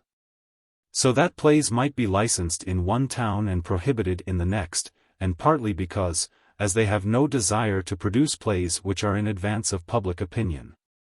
And as the Lord Chamberlain in every other respect gives more scandal by his laxity than trouble by his severity, they find in the present system a cheap and easy means of procuring a certificate which relieves them of all social responsibility, and provides them with so strong a weapon of defense in case of a prosecution that it acts in practice as a bar to any such proceedings. Above all, they know that the examiner of plays is free from the pressure of that large body of English public opinion already alluded to, which regards the theatre as the prohibitionist teetotaler regards the public house, that is, as an abomination to be stamped out unconditionally. The managers rightly dread this pressure more than anything else, and they believe that it is so strong in local governments as to be a characteristic bias of municipal authority. In this they are no doubt mistaken. There is not a municipal authority of any importance in the country in which a proposal to stamp out the theatre, or even to treat it illiberally, would have a chance of adoption. Municipal control of the variety theatres, formerly called music halls, has been very far from liberal, except in the one particular in which the Lord Chamberlain is equally illiberal. That particular is the assumption that a draped figure is decent and an undraped one indecent. It is useless to point to actual experience, which proves abundantly that naked or apparently naked figures, whether exhibited as living pictures, animated statuary, or in a dance, are at their best not only innocent, but refining in their effect. Whereas those actresses and skirt dancers who have brought the peculiar aphrodisiac effect which is objected to the highest pitch of efficiency wear twice as many petticoats as an ordinary lady does, and seldom exhibit more than their ankles. Unfortunately, municipal councillors persist in confusing decency with drapery. And both in London and the provinces certain positively edifying performances have been forbidden or withdrawn under pressure, and replaced by coarse and vicious ones. There is not the slightest reason to suppose that the Lord Chamberlain would have been any more tolerant. But this does not alter the fact that the municipal licensing authorities have actually used their powers to set up a censorship which is open to all the objections to censorship in general, and which, in addition, sets up the objection from which central control is free, namely, the impossibility of planning theatrical tours without the serious commercial risk of having the performance forbidden in some of the towns booked. How can this be prevented? Desirable limitations of local control. The problem is not a difficult one. The municipality can be limited just as the monarchy is limited. The act transferring theatres to local control can be a charter of the liberties of the stage as well as an act to reform administration. The power to refuse to grant or renew a license to a theatre need not be an arbitrary one. The municipality may be required to state the ground of refusal, and certain grounds can be expressly declared as unlawful, so that it shall be possible for the manager to resort to the courts for a mandamus to compel the authority to grant a license.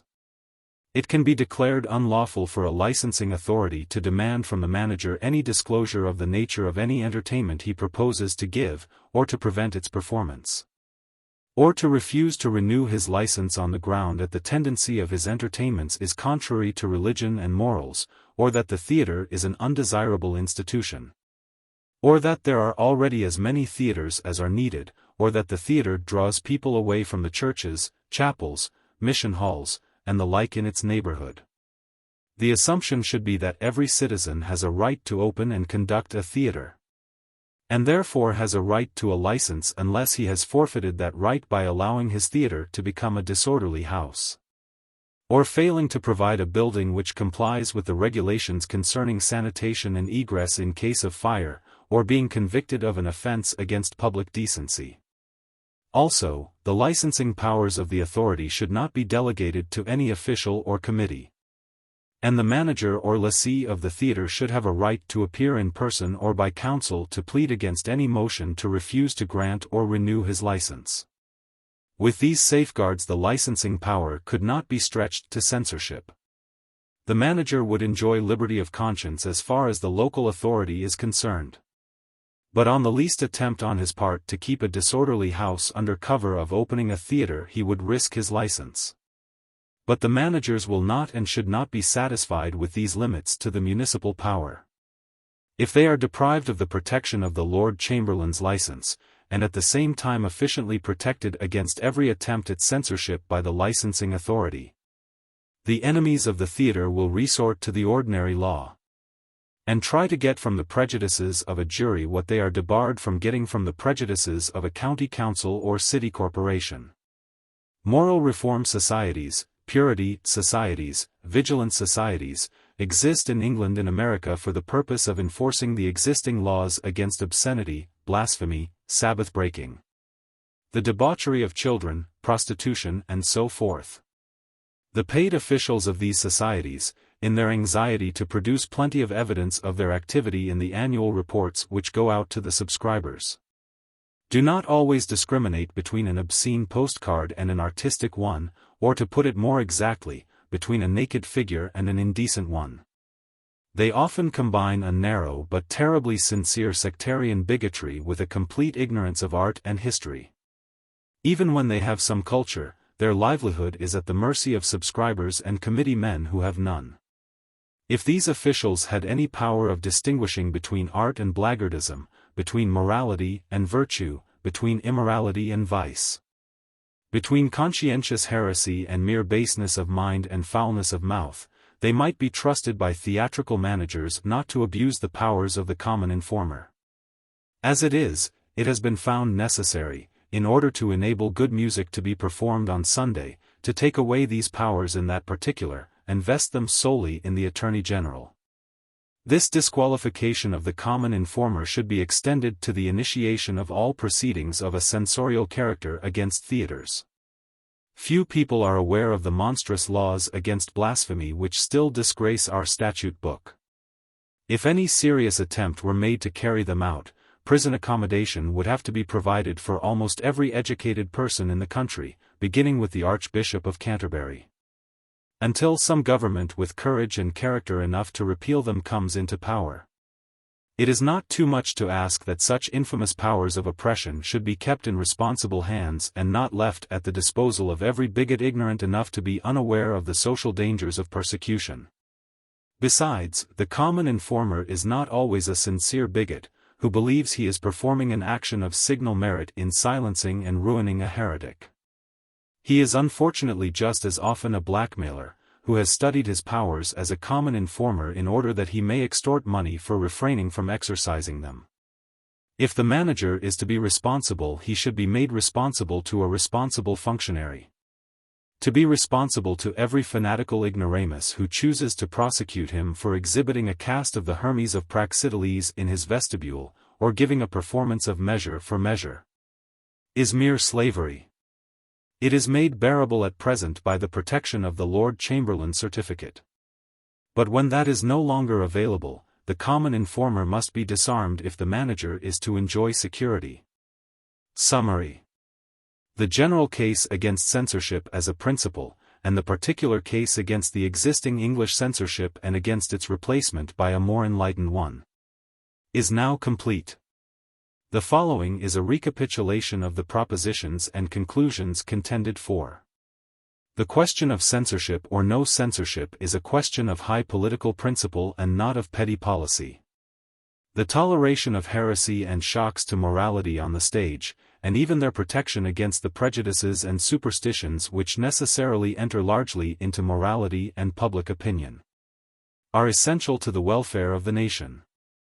The existing censorship of the Lord Chamberlain does not only intentionally suppress heresy and challenges to morality in their serious and avowed forms, but unintentionally gives the special protection of its official license to the most extreme impropriety that the lowest section of London playgoers will tolerate in theatres especially devoted to their entertainment. licensing everything that is popular and forbidding any attempt to change public opinion or morals.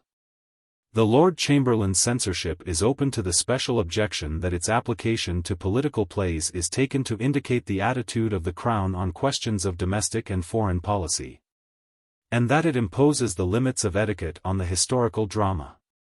A censorship of a more enlightened and independent kind, exercised by the most eminent available authorities, would prove in practice more disastrous than the censorship of the Lord Chamberlain.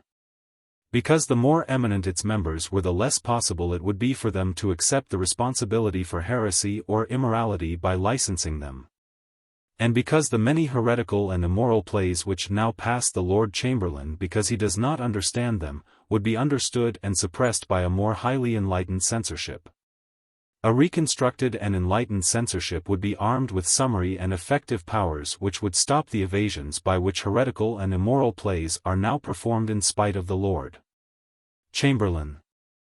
And such powers would constitute a tyranny which would ruin the theatre spiritually by driving all independent thinkers from the drama into the uncensored forms of art. The work of critically examining all stage plays in their written form, and of witnessing their performance in order to see that the sense is not altered by the stage business, would, even if it were divided among so many officials as to be physically possible, be mentally impossible to persons of taste and enlightenment.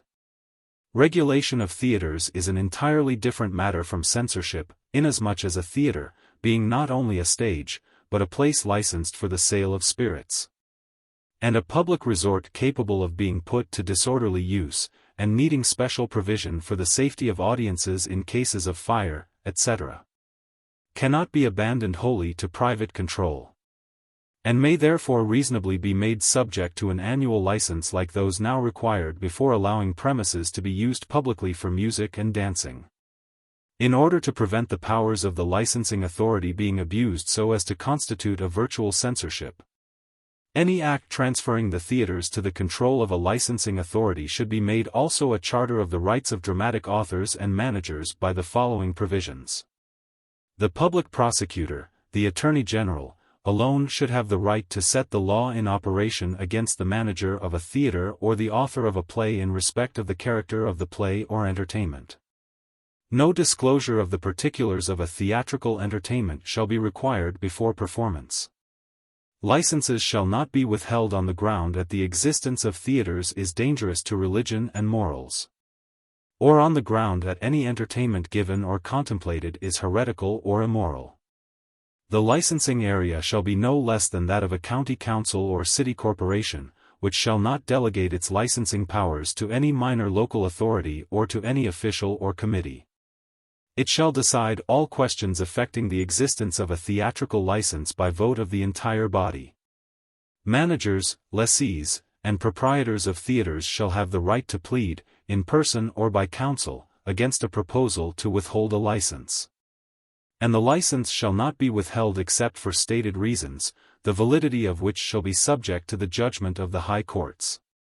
The annual license, once granted, shall not be cancelled or suspended unless the manager has been convicted by public prosecution of an offence against the ordinary laws against disorderly housekeeping, indecency, blasphemy, etc. Except in cases where some structural or sanitary defect in the building necessitates immediate action for the protection of the public against physical injury. No license shall be refused on the ground that the proximity of the theatre to a church, mission hall, school, or other place of worship, edification, instruction, or entertainment, including another theatre, would draw the public away from such places into its own doors. Preface resumed. Mr. George Alexander's protest. On the facts mentioned in the foregoing statement, and in my evidence before the Joint Select Committee, no controversy arose except on one point. Mr. George Alexander protested vigorously and indignantly against my admission that theatres, like public houses, need special control on the ground that they can profit by disorder, and are sometimes conducted with that end in view. Now, Mr. Alexander is a famous actor-manager, and it is very difficult to persuade the public that the more famous an actor-manager is the less he is likely to know about any theatre except his own. When the committee of 1892 reported, I was considered guilty of a perverse paradox when I said that the witness who knew least about the theater was Henry Irving. Yet a moment's consideration would have shown that the paradox was a platitude. For about quarter of a century Irving was confined night after night to his own theater and his own dressing room, never seeing a play even there because he was himself part of the play. Producing the works of long-departed authors, and, to the extent to which his talent was extraordinary, necessarily making his theater unlike any other theater. When he went to the provinces or to America, the theaters to which he went were swept and garnished for him, and their staffs replaced, as far as he came in contact with them, by his own lieutenants. In the end, there was hardly a first-nighter in his gallery who did not know more about the London theatres and the progress of dramatic art than he. And as to the provinces, if any chief constable had told him the real history and character of many provincial theatres, he would have denounced that chief constable as an ignorant libeller of a noble profession. But the constable would have been right for all that. Now if this was true of Sir Henry Irving, who did not become a London manager until he had roughed it for years in the provinces, how much more true must it be of, say, Mr. George Alexander, whose successful march through his profession has passed as far from the purlieus of our theatrical world as the King's naval career from the Isle of Dogs? The moment we come to that necessary part of the censorship question which deals with the control of theatres from the point of view of those who know how much money can be made out of them by managers who seek to make the auditorium attractive rather than the stage, you find the managers divided into two sections. The first section consists of honorable and successful managers like Mr. Alexander, who know nothing of such abuses, and deny, with perfect sincerity and indignant vehemence, that they exist except, perhaps, in certain notorious variety theatres. The other is the silent section which knows better, but is very well content to be publicly defended and privately amused by Mr. Alexander's innocence. To accept a West End manager as an expert in theatres because he is an actor is much as if we were to accept the organist of St. Paul's Cathedral as an expert on music halls because he is a musician.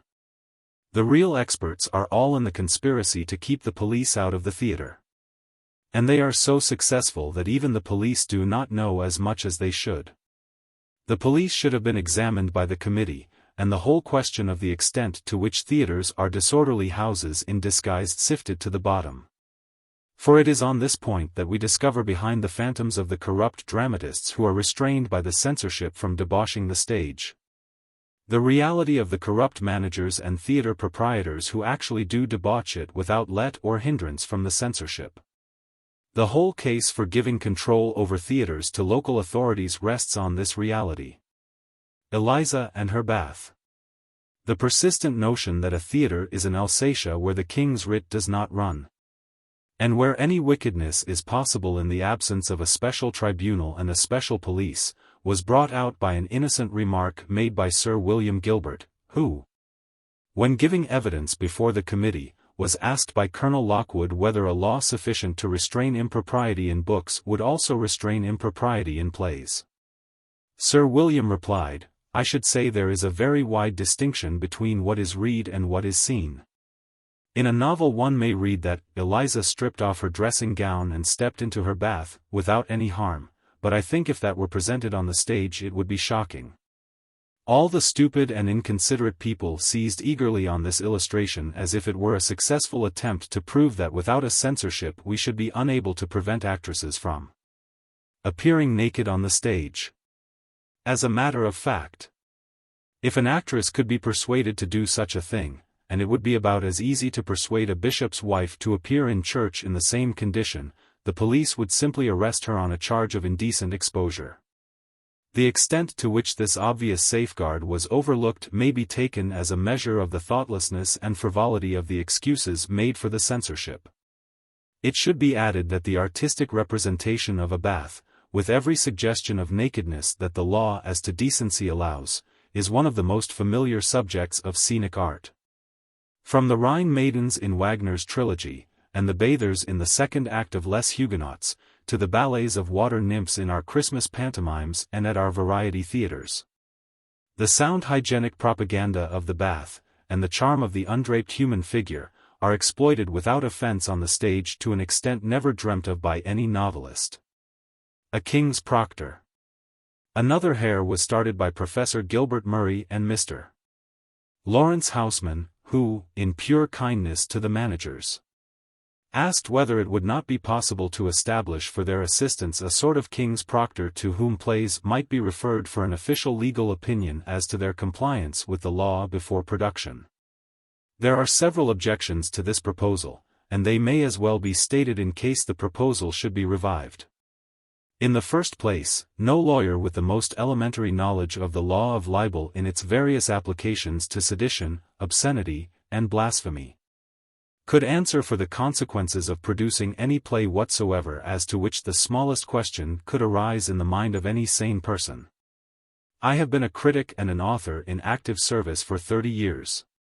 And though nothing I have written has ever been prosecuted in England or made the subject of legal proceedings, yet I have never published in my life an article, a play, or a book, as to which, if I had taken legal advice, an expert could have assured me that I was proof against prosecution or against an action for damages by the persons criticized. No doubt a sensible solicitor might have advised me that the risk was no greater than all men have to take in dangerous trades. But such an opinion, though it may encourage a client, does not protect him. For example, if a publisher asks his solicitor whether he may venture on an edition of Sterne's Sentimental Journey, or a manager whether he may produce King Lear without risk of prosecution, the solicitor will advise him to go ahead. But if the solicitor or counsel consulted by him were asked for a guarantee that neither of these works was a libel, he would have to reply that he could give no such guarantee. That, on the contrary, it was his duty to warn his client that both of them are obscene libels. That King Lear, containing as it does perhaps the most appalling blasphemy that despair ever uttered, is a blasphemous libel. And that it is doubtful whether it could not be construed as a seditious libel as well. As to Ibsen's Brand, the play which made him popular with the most earnestly religious people, no sane solicitor would advise his client even to chance it except in a broadly cultivated and tolerant, or indifferent, modern city. The lighter plays would be no better off. What lawyer could accept any responsibility for the production of Sardou's Dvorkin's or Clyde Fitch's The Woman in the Case? Put the proposed King's Proctor in operation tomorrow, and what will be the result? The managers will find that instead of insuring them as the Lord Chamberlain does, he will warn them that every play they submit to him is vulnerable to the law, and that they must produce it not only on the ordinary risk of acting on their own responsibility, but at the very grave additional risk of doing so in the teeth of an official warning. Under such circumstances, what manager would resort a second time to the proctor, and how would the proctor live without fees, unless indeed the government gave him a salary for doing nothing? The institution would not last a year, except as a job for somebody. Counsel's opinion. The proposal is still less plausible when it is considered that at present, without any new legislation at all, any manager who is doubtful about a play can obtain the advice of his solicitor, or counsel's opinion, if he thinks it will be of any service to him. The verdict of the proposed King's Proctor would be nothing but counsel's opinion without the liberty of choice of counsel, possibly cheapened, but sure to be adverse. For an official cannot give practical advice as a friend and a man of the world, he must stick to the letter of the law and take no chances. And as far as the law is concerned, journalism, literature, and the drama exist only by custom or sufferance. Wanted, a new Magna Carta. This leads us to a very vital question. Is it not possible to amend the law so as to make it possible for a lawyer to advise his client that he may publish the works of Blake, Zola, and Swinburne, or produce the plays of Ibsen and Mr. Granville Barker, or print an ordinary criticism in his newspaper, without the possibility of finding himself in prison, or mulcted in damages and costs in consequence? No doubt it is. But only by a declaration of constitutional right to blaspheme, rebel, and deal with tabooed subjects. Such a declaration is not just now within the scope of practical politics, although we are compelled to act to a great extent as if it was actually part of the Constitution. All that can be done is to take my advice and limit the necessary public control of the theaters in such a manner as to prevent its being abused as a censorship. We have ready to our hand the machinery of licensing as applied to public houses. A licensed victualler can now be assured confidently by his lawyer that a magistrate cannot refuse to renew his license on the ground that he, the magistrate, is a teetotaler and has seen too much of the evil of drink to sanction its sale. The magistrate must give a judicial reason for his refusal, meaning really a constitutional reason, and his teetotalism is not such a reason. In the same way you can protect a theatrical manager by ruling out certain reasons as unconstitutional, as suggested in my statement. Combine this with the abolition of the common informer's power to initiate proceedings, and you will have gone as far as seems possible at present. You will have local control of the theaters for police purposes and sanitary purposes without censorship. And I do not see what more is possible until we get a formal Magna Carta declaring all the categories of libel and the blasphemy laws contrary to public liberty, and repealing and defining accordingly. Proposed, a new Star Chamber. Yet we cannot mention Magna Carta without recalling how useless such documents are to a nation which has no more political comprehension nor political virtue than King John.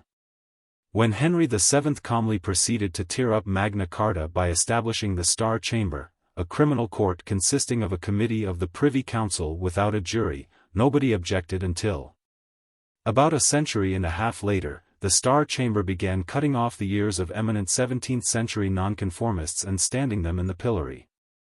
And then the nonconformists, and nobody else, abolished the Star Chamber.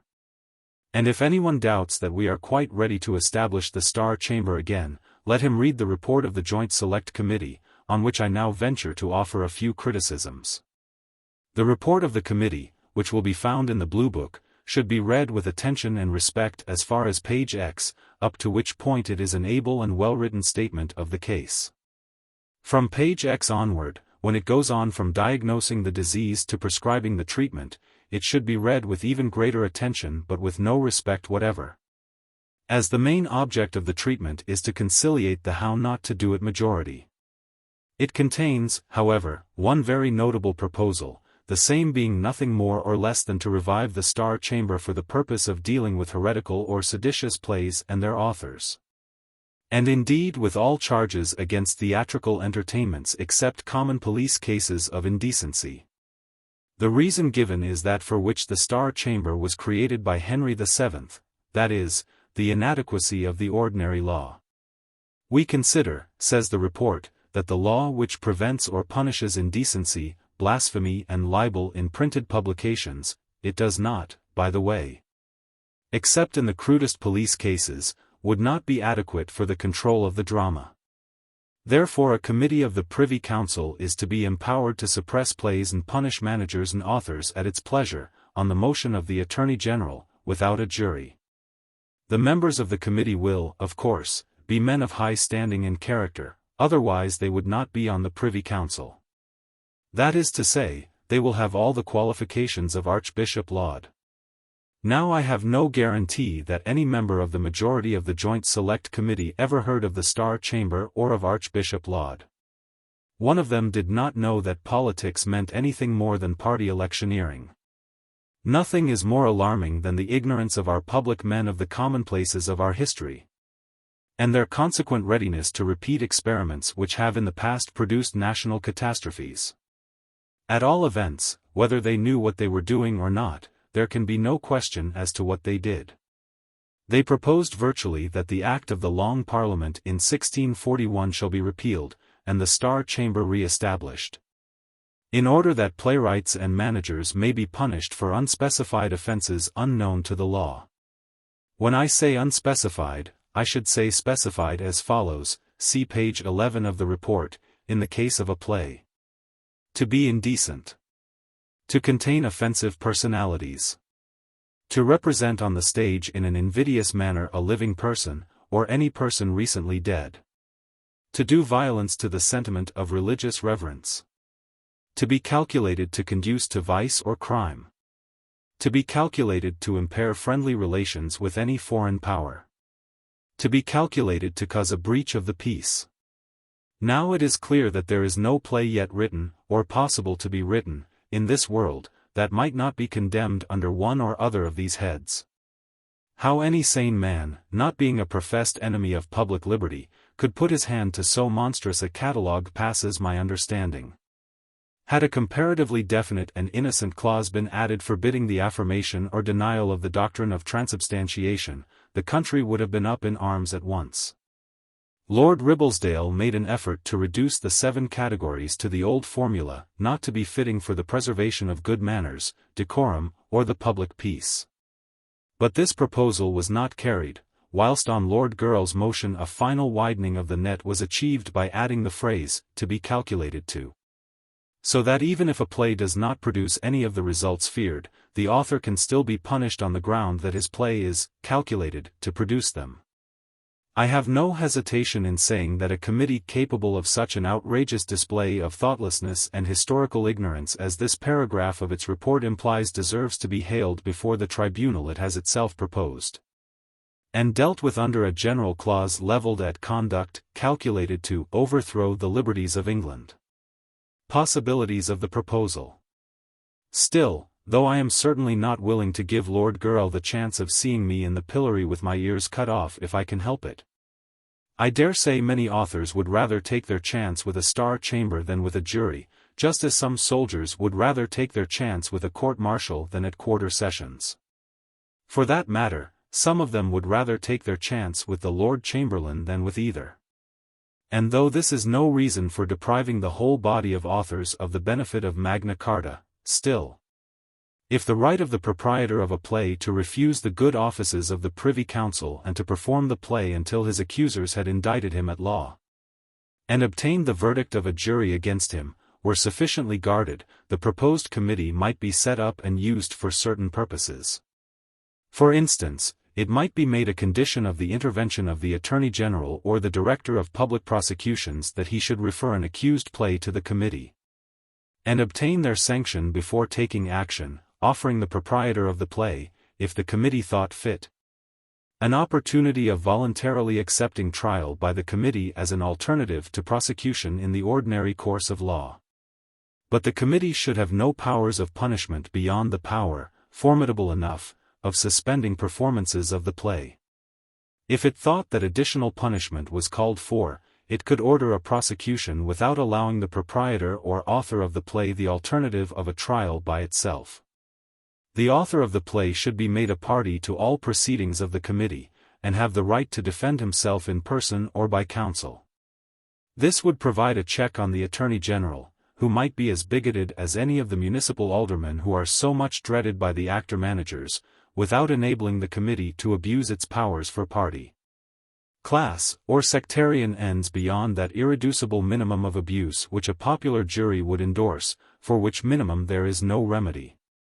But when everything is said for the Star Chamber that can be said, and every precaution taken to secure to those whom it pursues the alternative of trial by jury, the expedient still remains a very questionable one, to be endured for the sake of its protective rather than its repressive powers.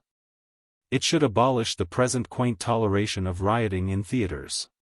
For example, if it is to be an offence to perform a play which the proposed new committee shall condemn, it should also be made an offence to disturb a performance which the committee has not condemned. Brawling at a theatre should be dealt with as severely as brawling in church if the censorship is to be taken out of the hands of the public. At present Jenny Geddes may throw her stool at the head of a playwright who preaches unpalatable doctrine to her, or rather, since her stool is a fixture, she may hiss and hoot and make it impossible to proceed with the performance, even although nobody has compelled her to come to the theatre or suspended her liberty to stay away. And although she has no claim on an unendowed theatre for her spiritual necessities, as she has on her parish church. If mob censorship cannot be trusted to keep naughty playwrights in order, still less can it be trusted to keep the pioneers of thought in countenance. And I submit that anyone hissing a play permitted by the new censorship should be guilty of contempt of court. Star Chamber sentimentality. But what is most to be dreaded in a Star Chamber is not its sternness but its sentimentality. There is no worse censorship than one which considers only the feelings of the spectators, except perhaps one which considers the feelings of people who do not even witness the performance. Take the case of the Passion play at Oberammergau. The offense given by a representation of the crucifixion on the stage is not bounded by frontiers. Further, it is an offense of which the voluntary spectators are guilty no less than the actors. If it is to be tolerated at all, if we are not to make war on the German Empire for permitting it, nor punish the English people who go to Bavaria to see it and thereby endow it with English money, we may as well tolerate it in London, where nobody need go to see it except those who are not offended by it. When Wagner's Parsifal becomes available for representation in London, many people will be sincerely horrified when the miracle of the Mass is simulated on the stage of Covent Garden, and the Holy Ghost descends in the form of a dove. But if the committee of the Privy Council, or the Lord Chamberlain, or anyone else, were to attempt to keep Parsifal from us to spare the feelings of these people, it would not be long before even the most thoughtless champions of the censorship would see that the principle of doing nothing that could shock anybody had reduced itself to absurdity. No quarter whatever should be given to the bigotry of people so unfit for social life as to insist not only that their own prejudices and superstitions should have the fullest toleration but that everybody else should be compelled to think and act as they do. Every service in St. Paul's Cathedral is an outrage to the opinions of the congregation of the Roman Catholic Cathedral of Westminster.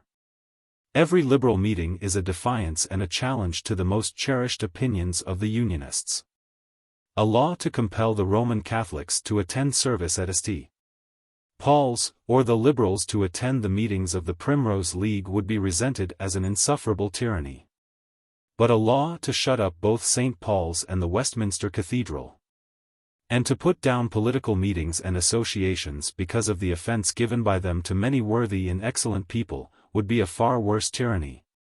Because it would kill the religious and political life of the country outright, whereas to compel people to attend the services and meetings of their opponents would greatly enlarge their minds, and would actually be a good thing if it were enforced all round.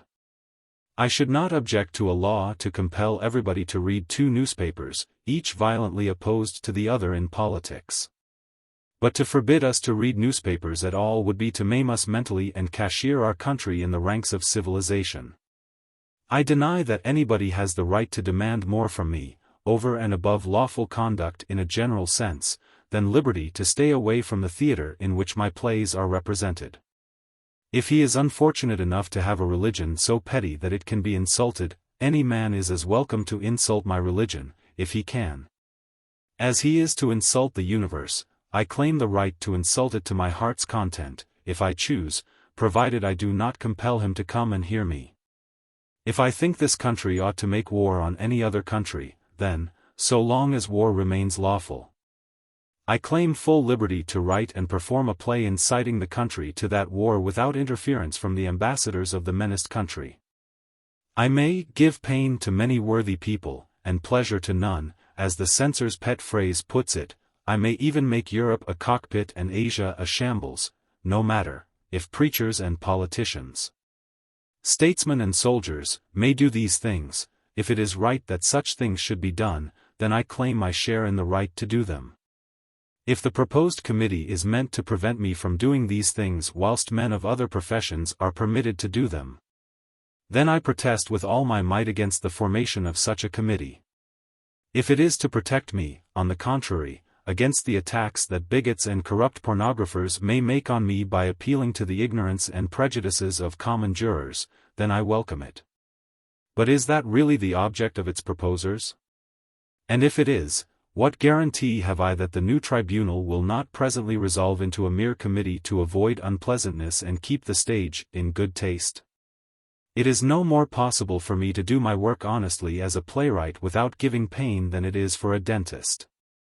The nation's morals are like its teeth, the more decayed they are the more it hurts to touch them. Prevent dentists and dramatists from giving pain, and not only will our morals become as carious as our teeth, but toothache and the plagues that follow neglected morality will presently cause more agony than all the dentists and dramatists at their worst have caused since the world began. Anything for a quiet life. Another doubt: would a committee of the Privy Council really face the risks that must be taken by all communities as the price of our freedom to evolve? Would it not rather take the popular English view that freedom and virtue generally are sweet and desirable only when they cost nothing? Nothing worth having is to be had without risk. A mother risks her child's life every time she lets it ramble through the countryside, or cross the street, or clamber over the rocks on the shore by itself. A father risks his son's morals when he gives him a latchkey.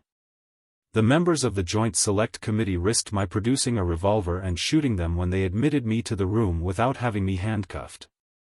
And these risks are no unreal ones. Every day some child is maimed or drowned and some young man infected with disease, and political assassinations have been appallingly frequent of late years. Railway traveling has its risks. Motoring has its risks, aeroplaning has its risks. Every advance we make costs us a risk of some sort. And though these are only risks to the individual, to the community they are certainties. It is not certain that I will be killed this year in a railway accident, but it is certain that somebody will. The invention of printing and the freedom of the press have brought upon us, not merely risks of their abuse, but the establishment as part of our social routine of some of the worst evils a community can suffer from.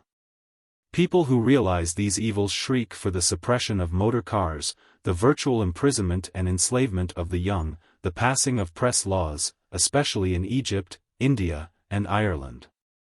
Exactly as they shriek for a censorship of the stage. The freedom of the stage will be abused just as certainly as the complaisance and innocence of the censorship is abused at present. It will also be used by writers like myself for raising very difficult and disturbing questions, social, political, and religious, at moments which may be extremely inconvenient to the government. Is it certain that a committee of the Privy Council would stand up to all this as the price of liberty? I doubt it.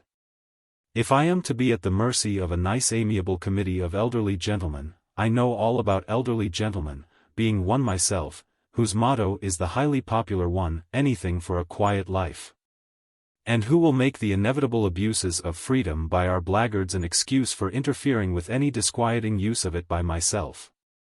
Then I shall be worse off than I am with the Lord Chamberlain, whose mind is not broad enough to obstruct the whole range of thought. If it were, he would be given a more difficult post. Shall the examiner of plays starve? And here I may be reminded that if I prefer the Lord Chamberlain I can go to the Lord Chamberlain, who is to retain all his present functions for the benefit of those who prefer to be judged by him. But I am not so sure that the Lord Chamberlain will be able to exercise those functions for long if resort to him is to be optional. Let me be kinder to him than he has been to me, and uncover for him the pitfalls which the Joint Select Committee have dug, and concealed, in his path. Consider how the voluntary system must inevitably work. The Joint Select Committee expressly urges that the Lord Chamberlain's license must not be a bar to a prosecution. Granted that in spite of this reservation the license would prove in future as powerful a defense as it has been in the past. Yet the voluntary clause nevertheless places the manager at the mercy of any author who makes it a condition of his contract that his play shall not be submitted for license. I should probably take that course without opposition from the manager. For the manager, knowing that 3 of my plays have been refused a license, and that it would be far safer to produce a play for which no license had been asked than one for which it had been asked and refused, would agree that it was more prudent, in my case, to avail himself of the power of dispensing with the Lord Chamberlain's license. But now mark the consequences. The manager, having thus discovered that his best policy was to dispense with the license in the few doubtful cases, would presently ask himself why he should spend 2 guineas each on licenses for the many plays as to which no question could conceivably arise. What risk does any manager run in producing such works as Sweet Lavender, Peter Pan, The Silver King, or any of the 99% of plays that are equally neutral on controversial questions? Does anyone seriously believe that the managers would continue to pay the Lord Chamberlain 2 guineas a play out of mere love and loyalty, only to create an additional risk in the case of controversial plays, and to guard against risks that do not exist in the case of the great bulk of other productions? Only those would remain faithful to him who produce such plays as the Select Committee began by discussing in camera, and ended by refusing to discuss at all because they were too nasty. These people would still try to get a license, and would still no doubt succeed as they do today. But could the king's reader of plays live on his fees from these plays alone? And if he could, how long would his post survive the discredit of licensing only pornographic plays? It is clear to me that the Examiner would be starved out of existence, and the censorship perish of desuetude. Perhaps that is exactly what the Select Committee contemplated. If so, I have nothing more to say, except that I think sudden death would be more merciful. Lord Girl's Awakening.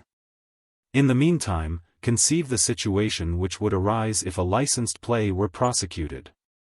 To make it clearer, let us imagine any other offender, say a company promoter with a fraudulent prospectus, pleading in court that he had induced the Lord Chamberlain to issue a certificate that the prospectus contained nothing objectionable, and that on the strength of that certificate he issued it. Also, that by law the court could do nothing to him except order him to wind up his company. Some such vision as this must have come to Lord Gurrell when he at last grappled seriously with the problem. Mr. Harcourt seized the opportunity to make a last rally. He seconded Lord Gurrell's proposal that the committee should admit that its scheme of an optional censorship was an elaborate absurdity, and report that all censorship before production was out of the question. But it was too late, the volte-face was too sudden and complete. It was Lord Gurrell whose vote had turned the close division which took place on the question of receiving my statement. It was Lord Gurrell without whose countenance and authority the farce of the books could never have been performed. Yet here was Lord Gurrell, after assenting to all the provisions for the optional censorship paragraph by paragraph, suddenly informing his colleagues that they had been wrong all through and that I had been right all through, and inviting them to scrap half their work and adopt my conclusion. No wonder Lord Gurrell got only one vote, that of Mr. Harcourt. But the incident is not the less significant. Lord Gurrell carried more weight than any other member of the committee on the legal and constitutional aspect of the question. Had he begun where he left off, had he at the outset put down his foot on the notion that an optional penal law could ever be anything but a gross contradiction in terms, that part of the committee's proposals would never have come into existence. Judges, their professional limitations. I do not, however, appeal to Lord Gurrell's judgment on all points. It is inevitable that a judge should be deeply impressed by his professional experience with a sense of the impotence of judges and laws and courts to deal satisfactorily with evils which are so protean and elusive as to defy definition, and which yet seem to present quite simple problems to the common sense of men of the world. You have only to imagine the Privy Council as consisting of men of the world highly endowed with common sense, to persuade yourself that the supplementing of the law by the common sense of the Privy Council would settle the whole difficulty. But no man knows what he means by common sense, though every man can tell you that it is very uncommon, even in Privy Councils. And since every ploughman is a man of the world, it is evident that even the phrase itself does not mean what it says. As a matter of fact, it means in ordinary use simply a man who will not make himself disagreeable for the sake of a principle, just the sort of man who should never be allowed to meddle with political rights. Now to adjudge a political right, that is, a dogma which is above our laws and conditions our laws, instead of being subject to them, is anarchic and abhorrent. That is why I trust Lord Gurrell when he is defending the integrity of the law against the proposal to make it in any sense optional, whilst I very strongly mistrust him, as I mistrust all professional judges, when political rights are in danger. Conclusion. I must conclude by recommending the government to take my advice wherever it conflicts with that of the Joint Select Committee. It is, I think, obviously more deeply considered and better informed, though I say it that should not. At all events, I have given my reasons, and at that I must leave it. As the tradition which makes Malvolio not only master of the revels but master of the mind of England, and which has come down to us from Henry VIII, is manifestly doomed to the dustbin. the sooner it goes there the better. For the democratic control which naturally succeeds it can easily be limited so as to prevent it becoming either a censorship or a tyranny. The examiner of plays should receive a generous pension, and be set free to practice privately as an expert advisor of theatrical managers. There is no reason why they should be deprived of the counsel they so highly value. It only remains to say that public performances of The Showing Up of Blanco Posnet are still prohibited in Great Britain by the Lord Chamberlain. An attempt was made to prevent even its performance in Ireland by some indiscreet castle officials in the absence of the Lord Lieutenant. This attempt gave extraordinary publicity to the production of the play.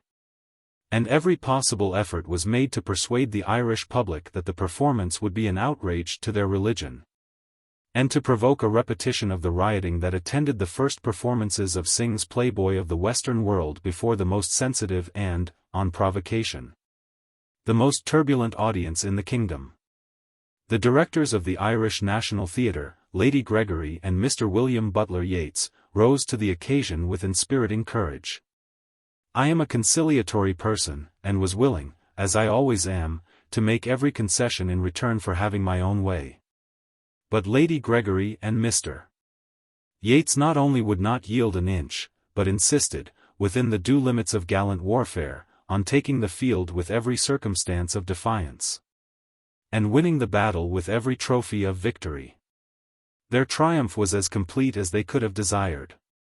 The performance exhausted the possibilities of success, and provoked no murmur, though it inspired several approving sermons. Later on, Lady Gregory and Mr. Yeats brought the play to London and performed it under the Lord Chamberlain's nose, through the instrumentality of the Stage Society. After this, the play was again submitted to the Lord Chamberlain.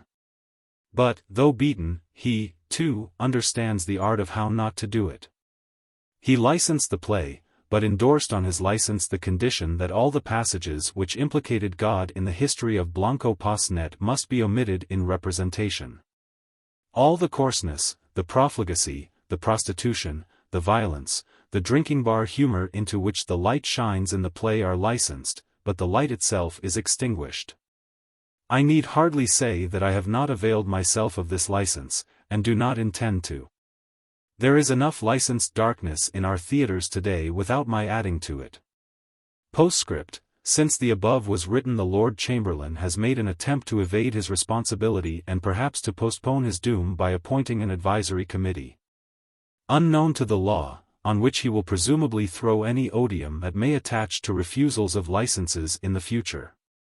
This strange and lawless body will hardly reassure our moralists, who object much more to the plays he licenses than to those he suppresses, and are therefore unmoved by his plea that his refusals are few and far between. It consists of 2 eminent actors, 1 retired, an Oxford professor of literature, and 2 eminent barristers. As their assembly is neither created by statute nor sanctioned by custom, it is difficult to know what to call it until it advises the Lord Chamberlain to deprive some author of his means of livelihood, when it will, I presume, become a conspiracy, and be indictable accordingly. Unless, indeed, it can persuade the courts to recognize it as a new estate of the realm, created by the Lord Chamberlain. This constitutional position is so questionable that I strongly advise the members to resign promptly before the Lord Chamberlain gets them into trouble. Dramatis Personae. Babsy. Lottie.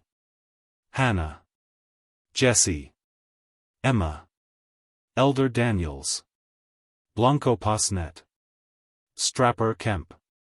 Squinty. Feemy Evans. Sheriff Kemp. The foreman of the jury.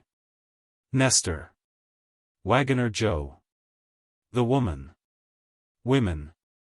Men, jurymen. Boys. The Showing Up of Blanco Posnet. A number of women are sitting working together in a big room not unlike an old English tithe barn in its timbered construction, but with windows high up next the roof. It is furnished as a courthouse, with the floor raised next the walls, and on this raised flooring a seat for the sheriff, a rough jury box on his right, and a bar to put prisoners to on his left. In the well in the middle is a table with benches round it. A few other benches are in disorder round the room. The autumn sun is shining warmly through the windows and the open door. The women, whose dress and speech are those of pioneers of civilization in a territory of the United States of America, are seated round the table and on the benches, shucking nuts. The conversation is at its height. Babsy. A bumptious young slattern, with some good looks. I say that a man that would steal a horse would do anything. Lottie. A sentimental girl, neat and clean. Well, I never should look at it in that way. I do think killing a man is worse any day than stealing a horse. Hannah. Elderly and wise. I don't say it's right to kill a man.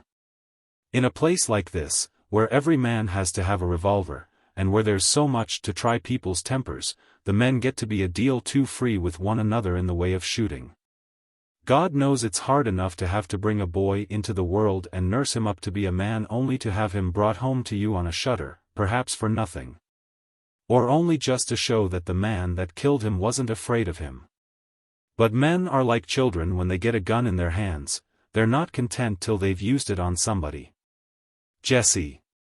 A good-natured but sharp-tongued, hoity-toity young woman. Babsy's rival in good looks and her superior in tidiness. They shoot for the love of it. Look at them at a lynching. They're not content to hang the man. But directly the poor creature is swung up they all shoot him full of holes, wasting their cartridges that cost solid money, and pretending they do it in horror of his wickedness. Though half of them would have a rope round their own necks if all they did was known, let alone the mess it makes. Lottie. I wish we could get more civilized. I don't like all this lynching and shooting. I don't believe any of us like it, if the truth were known. Babsy. Our sheriff is a real strong man. You want a strong man for a rough lot like our people here. He ain't afraid to shoot and he ain't afraid to hang. Lucky for us quiet ones, too. Jessie. Oh, don't talk to me. I know what men are. Of course he ain't afraid to shoot and he ain't afraid to hang. Where's the risk in that with the law on his side and the whole crowd at his back longing for the lynching as if it was a spree? Would one of them own to it or let him own to it if they lynched the wrong man? Not them. What they call justice in this place is nothing but a breaking out of the devil that's in all of us. What I want to see is a sheriff that ain't afraid not to shoot and not to hang. Emma. A sneak who sides with Babsy or Jessie, according to the fortune of war. Well, I must say it does sicken me to see Sheriff Kemp putting down his foot, as he calls it. Why don't he put it down on his wife? She wants it worse than half the men he lynches. He and his vigilance committee, indeed. Babsy. Incensed. Oh, well.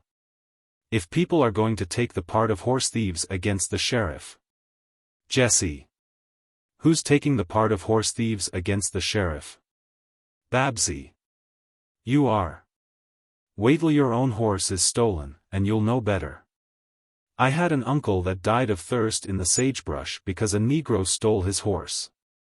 But they caught him and burned him, and serve him right, too. Emma. I have known a child that was born crooked because its mother had to do a horse's work that was stolen. Babsy. There. You hear that? I say stealing a horse is 10 times worse than killing a man. And if the Vigilance Committee ever gets hold of you, you'd better have killed 20 men than as much as stole a saddle or bridle, much less a horse. Elder Daniels comes in. Elder Daniels. Sorry to disturb you, ladies, but the Vigilance Committee has taken a prisoner, and they want the room to try him in. Jessie. But they can't try him till Sheriff Kemp comes back from the wharf. Elder Daniels. Yes, but we have to keep the prisoner here till he comes. Babsy. What do you want to put him here for? Can't you tie him up in the sheriff's stable? Elder Daniels. He has a soul to be saved, almost like the rest of us. I am bound to try to put some religion into him before he goes into his Maker's presence after the trial. Hannah. What has he done, Mr. Daniels? Elder Daniels. Stole a horse. Babsy. And are we to be turned out of the town hall for a horse thief? Ain't a stable good enough for his religion? Elder Daniels. It may be good enough for his, Babsy. But, by your leave, it is not good enough for mine. While I am elder here, I shall humbly endeavor to keep up the dignity of him I serve to the best of my small ability. So I must ask you to be good enough to clear out. Allow me. He takes the sack of husks and puts it out of the way against the panels of the jury box. The women. Murmuring. That's always the way. Just as we'd settled down to work. What harm are we doing? Well, it is tiresome. Let them finish the job themselves. Oh dear, oh dear. We can't have a minute to ourselves. Shoving us out like that. Hannah. Whose horse was it, Mr. Daniels? Elder Daniels. Returning to move the other sack. I am sorry to say that it was the sheriff's horse, the one he loaned to young Strapper. Strapper loaned it to me, and the thief stole it, thinking it was mine. If it had been mine, I'd have forgiven him cheerfully. I'm sure I hoped he would get away. For he had 2 hours' start of the Vigilance Committee. But they caught him. He disposes of the other sack also. Jessie. It can't have been much of a horse if they caught him with 2 hours' start. Elder Daniels. Coming back to the center of the group. The strange thing is that he wasn't on the horse when they took him. He was walking, and of course he denies that he ever had the horse. The sheriff's brother wanted to tie him up and lash him till he confessed what he'd done with it, but I couldn't allow that. It's not the law. Babsy. Law. What right has a horse thief to any law? Law is thrown away on a brute like that. Elder Daniels. Don't say that, Babsy. No man should be made to confess by cruelty until religion has been tried and failed. Please God, I'll get the whereabouts of the horse from him if you'll be so good as to clear out from this. Disturbance outside. They are bringing him in. Now, ladies. Please, please. They rise reluctantly. Hannah, Jessie, and Lottie retreat to the sheriff's bench, shepherded by Daniels. But the other women crowd forward behind Babsy and Emma to see the prisoner. Blanco Posnet is brought in by Strapper Kemp, the sheriff's brother, and a cross-eyed man called Squinty. Others follow. Blanco is evidently a blackguard. It would be necessary to clean him to make a close guess at his age. But he is under 40, and an upturned, red mustache, and the arrangement of his hair in a crest on his brow, proclaim the dandy in spite of his intense disreputableness. He carries his head high, and has a fairly resolute mouth, though the fire of incipient delirium tremens is in his eye. His arms are bound with a rope with a long end, which Squinty holds. They release him when he enters, and he stretches himself and lounges across the courthouse in front of the women. Strapper and the men remain between him and the door. Babsy. Spitting at him as he passes her. Horse thief. Horse thief. Others. You will hang for it, do you hear? And serve you right. Serve you right. That will teach you.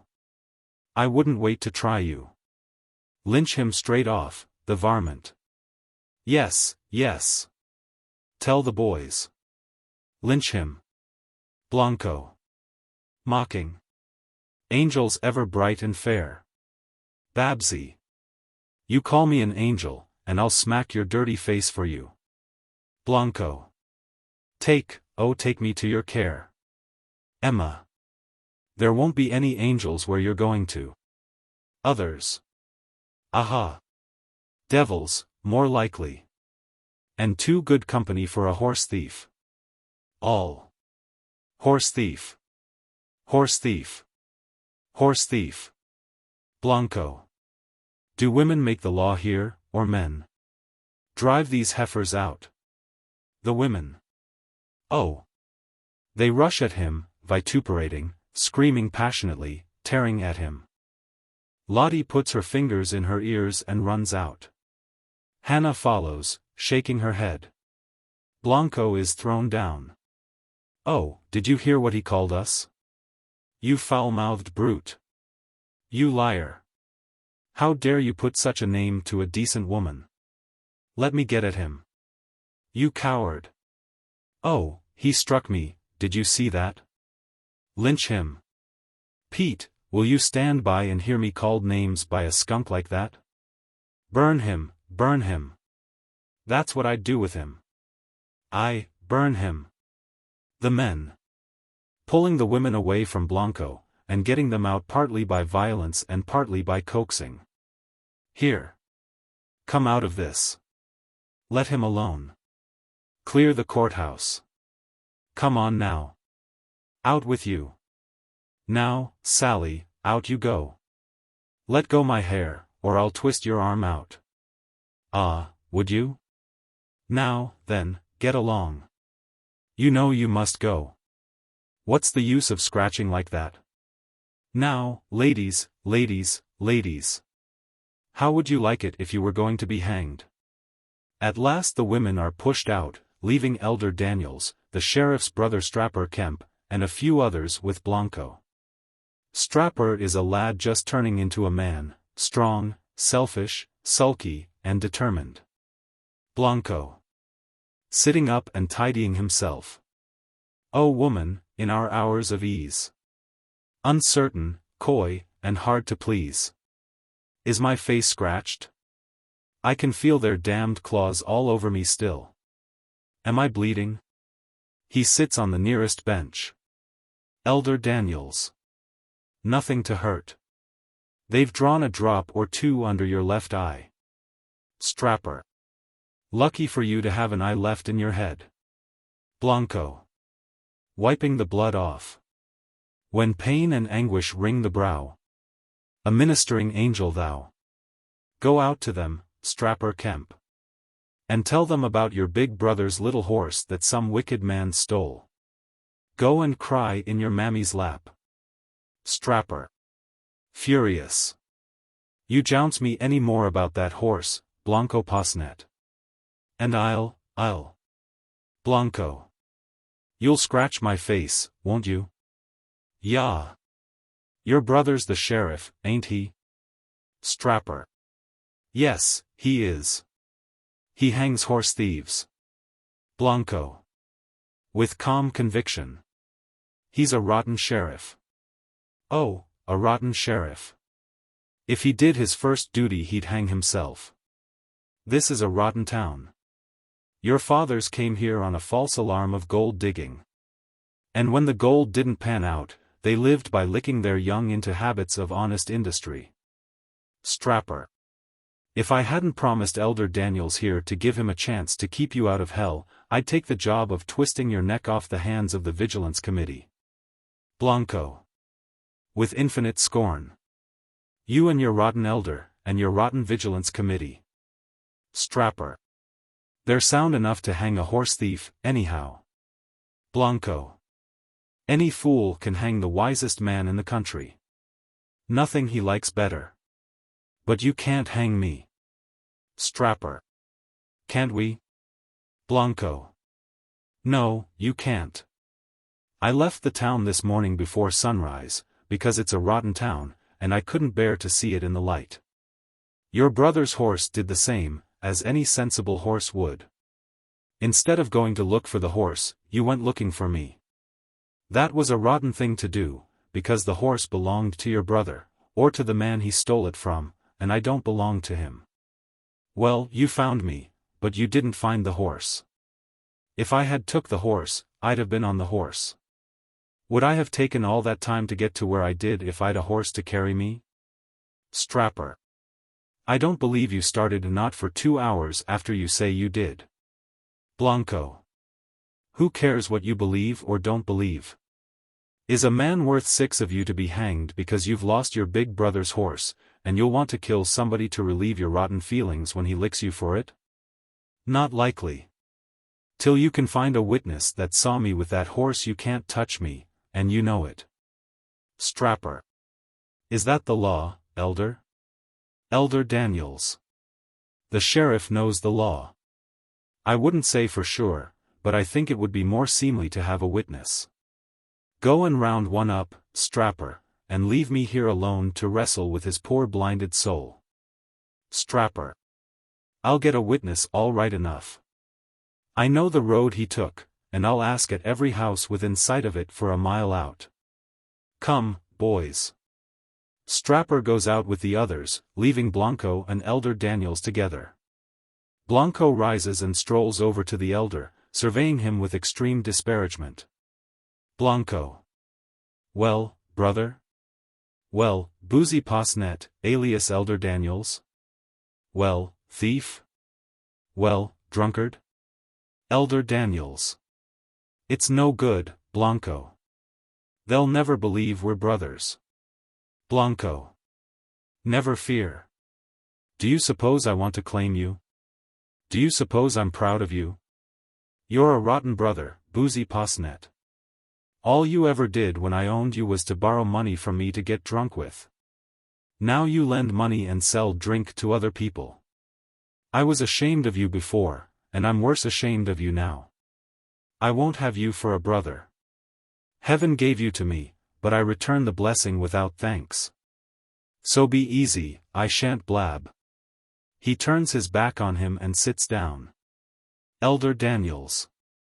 I tell you they wouldn't believe you, so what does it matter to me whether you blab or not?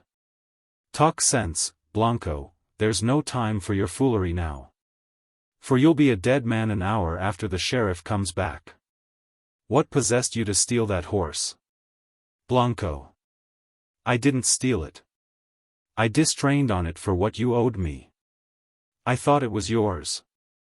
I was a fool to think that you owned anything but other people's property. You laid your hands on everything father and mother had when they died. I never asked you for a fair share. I never asked you for all the money I'd lent you from time to time. I asked you for mother's old necklace with the hair locket in it. You wouldn't give me that, you wouldn't give me anything. So as you refused me my due I took it, just to give you a lesson. Elder Daniels. Why didn't you take the necklace if you must steal something? They wouldn't have hanged you for that. Blanco. Perhaps I'd rather be hanged for stealing a horse than let off for a damned piece of sentimentality. Elder Daniels. Oh, Blanco, Blanco, spiritual pride has been your ruin. If you'd only done like me, you'd be a free and respectable man this day instead of laying there with a rope round your neck. Blanco. Turning on him. Done like you. What do you mean? Drink like you, eh? Well, I've done some of that lately. I see things. Elder Daniels. Too late, Blanco, too late. Convulsively. Oh, why didn't you drink as I used to? Why didn't you drink as I was led to by the Lord for my good, until the time came for me to give it up? It was drink that saved my character when I was a young man. And it was the want of it that spoiled yours. Tell me this. Did I ever get drunk when I was working? Blanco. No, but then you never worked when you had money enough to get drunk. Elder Daniels. That just shows the wisdom of providence and the Lord's mercy. God fulfills himself in many ways, ways we little think of when we try to set up our own short-sighted laws against his word. When does the devil catch hold of a man? Not when he's working and not when he's drunk, but when he's idle and sober. Our own natures tell us to drink when we have nothing else to do. Look at you and me. When we'd both earned a pocketful of money, what did we do? Went on the spree, naturally. But I was humble-minded. I did as the rest did. I gave my money in at the drink shop. And I said, fire me out when I have drunk it all up. Did you ever see me sober while it lasted? Blanco. No. And you looked so disgusting that I wonder it didn't set me against drink for the rest of my life. Elder Daniels. That was your spiritual pride, Blanco. You never reflected that when I was drunk I was in a state of innocence. Temptations and bad company and evil thoughts passed by me like the summer wind, as you might say. I was too drunk to notice them. When the money was gone, and they fired me out, I was fired out like gold out of the furnace, with my character unspoiled and unspotted, and when I went back to work, the work kept me steady. Can you say as much, Blanco? Did your holidays leave your character unspoiled? Oh, no, no. It was theaters, it was gambling, it was evil company, it was reading in vain romances, it was women, Blanco, women, it was wrong thoughts and gnawing discontent. It ended in your becoming a rambler and a gambler. It is going to end this evening on the gallows tree. Oh, what a lesson against spiritual pride. Oh, what a— Blanco throws his hat at him. Blanco. Stow it, boozy. Sling it. Cut it. Cheese it. Shut up. Shake not the dying sinner's hand. Elder Daniels. Aye, there you go, with your scraps of lustful poetry. But you can't deny what I tell you. Why, do you think I would put my soul in peril by selling drink if I thought it did no good, as them silly temperance reformers make out? Flying in the face of the natural tastes implanted in us all for a good purpose? Not if I was to starve for it tomorrow. But I know better. I tell you, Blanco, what keeps America today the purest of the nations is that when she's not working she's too drunk to hear the voice of the tempter. Blanco. Don't deceive yourself, boozy. You sell drink because you make a bigger profit out of it than you can by selling tea. And you gave up drink yourself because when you got that fit at Edwardstown the doctor told you you'd die the next time, and that frightened you off it. Elder Daniels. Fervently. Oh, thank God selling drink pays me. And thank God he sent me that fit as a warning that my drinking time was past and gone, and that he needed me for another service. Blanco. Take care, boozy. He hasn't finished with you yet. He always has a trick up his sleeve. Elder Daniels. Oh, is that the way to speak of the ruler of the universe, the great and almighty God? Blanco. He's a sly one. He's a mean one. He lies low for you. He plays cat and mouse with you. He lets you run loose until you think you're shut of him. And then, when you least expect it, he's got you. Elder Daniels. Speak more respectful, Blanco, more reverent. Blanco. Springing up and coming at him. Reverent. Who taught you your reverent cant? Not your Bible. It says he cometh like a thief in the night, like a thief, a horse thief. Elder Daniels. Shocked. Oh. Blanco. Overbearing him. And it's true. That's how he caught me and put my neck into the halter. To spite me because I had no use for him, because I lived my own life in my own way, and would have no truck with his, don't do this, and, you mustn't do that. And, you'll go to hell if you do the other. I gave him the go-by and did without him all these years. But he caught me out at last. The laugh is with him as far as hanging me goes. He thrusts his hands into his pockets and lounges moodily away from Daniels, to the table, where he sits facing the jury box. Elder Daniels. Don't dare to put your theft on him, man. It was the devil tempted you to steal the horse. Blanco. Not a bit of it. Neither God nor devil tempted me to take the horse, I took it on my own. He had a cleverer trick than that ready for me. He takes his hands out of his pockets and clenches his fists. Gosh! When I think that I might have been safe and 50 miles away by now with that horse. And here I am waiting to be hung up and filled with lead. What came to me? What made me such a fool? That's what I want to know. That's the great secret. Elder Daniels. At the opposite side of the table. Blanco, the great secret now is, what did you do with the horse? Blanco. Striking the table with his fist. May my lips be blighted like my soul if ever I tell that to you or any mortal man. They may roast me alive or cut me to ribbons, but Strapper Kemp shall never have the laugh on me over that job. Let them hang me. Let them shoot.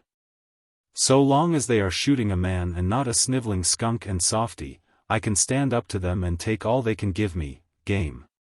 Elder Daniels. Don't be headstrong, Blanco. What's the use? Slyly. They might let up on you if you put Strapper in the way of getting his brother's horse back. Blanco. Not they. Hanging's too big a treat for them to give up a fair chance. I've done it myself. I've yelled with the dirtiest of them when a man no worse than myself was swung up. I've emptied my revolver into him, and persuaded myself that he deserved it and that I was doing justice with strong stern men. Well, my turn's come now. Let the men I yelled at and shot at look up out of hell and see the boys yelling and shooting at me as I swing up. Elder Daniels. Well, even if you want to be hanged, is that any reason why Strapper shouldn't have his horse? I tell you I'm responsible to him for it. Bending over the table and coaxing him. Act like a brother, Blanco, tell me what you done with it. Blanco. Shortly, getting up and leaving the table. Never you mind what I done with it. I was done out of it. Let that be enough for you. Elder Daniels. Following him. Then why don't you put us on to the man that done you out of it?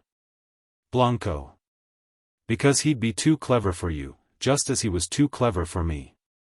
Elder Daniels. Make your mind easy about that, Blanco. He won't be too clever for the boys and Sheriff Kemp if you put them on his trail. Blanco. Yes, he will. It wasn't a man. Elder Daniels. Then what was it? Blanco. Pointing upward. Him. Elder Daniels. Oh, what a way to utter his holy name. Blanco. He done me out of it. He meant to pay off old scores by bringing me here. He means to win the deal and you can't stop him. Well, he's made a fool of me, but he can't frighten me. I'm not going to beg off. I'll fight off if I get a chance. I'll lie off if they can't get a witness against me. But back down I never will, not if all the hosts of heaven come to snivel at me in white surplices and offer me my life in exchange for an humble and a contrite heart. Elder Daniels. You're not in your right mind, Blanco. I'll tell 'em you're mad. I believe they'll let you off on that. He makes for the door. Blanco. Seizing him, with horror in his eyes. Don't go, don't leave me alone, do you hear? Elder Daniels.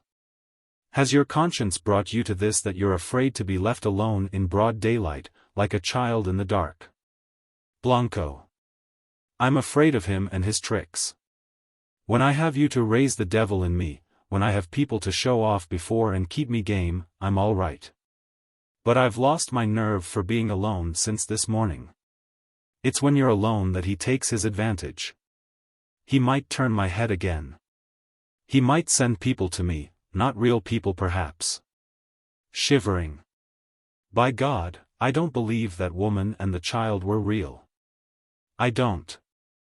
I never noticed them till they were at my elbow.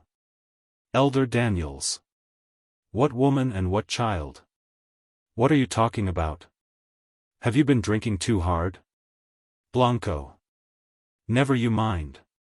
You've got to stay with me, that's all. Or else send someone else, someone rottener than yourself to keep the devil in me. Strapper Kemp will do. Or a few of those scratching devils of women. Strapper Kemp comes back. Elder Daniels. To Strapper. He's gone off his head. Strapper. Foxing, more likely. Going past Daniels and talking to Blanco nose to nose. It's no good, we hang madmen here. And a good job too. Blanco. I feel safe with you, Strapper.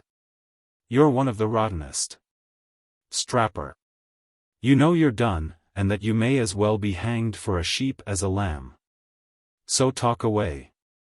I've got my witness, and I'll trouble you not to make a move towards her when she comes in to identify you. Blanco. Retreating in terror. A woman? She ain't real, neither is the child. Elder Daniels. He's raving about a woman and a child. I tell you he's gone off his chump. Strapper. Calling to those without.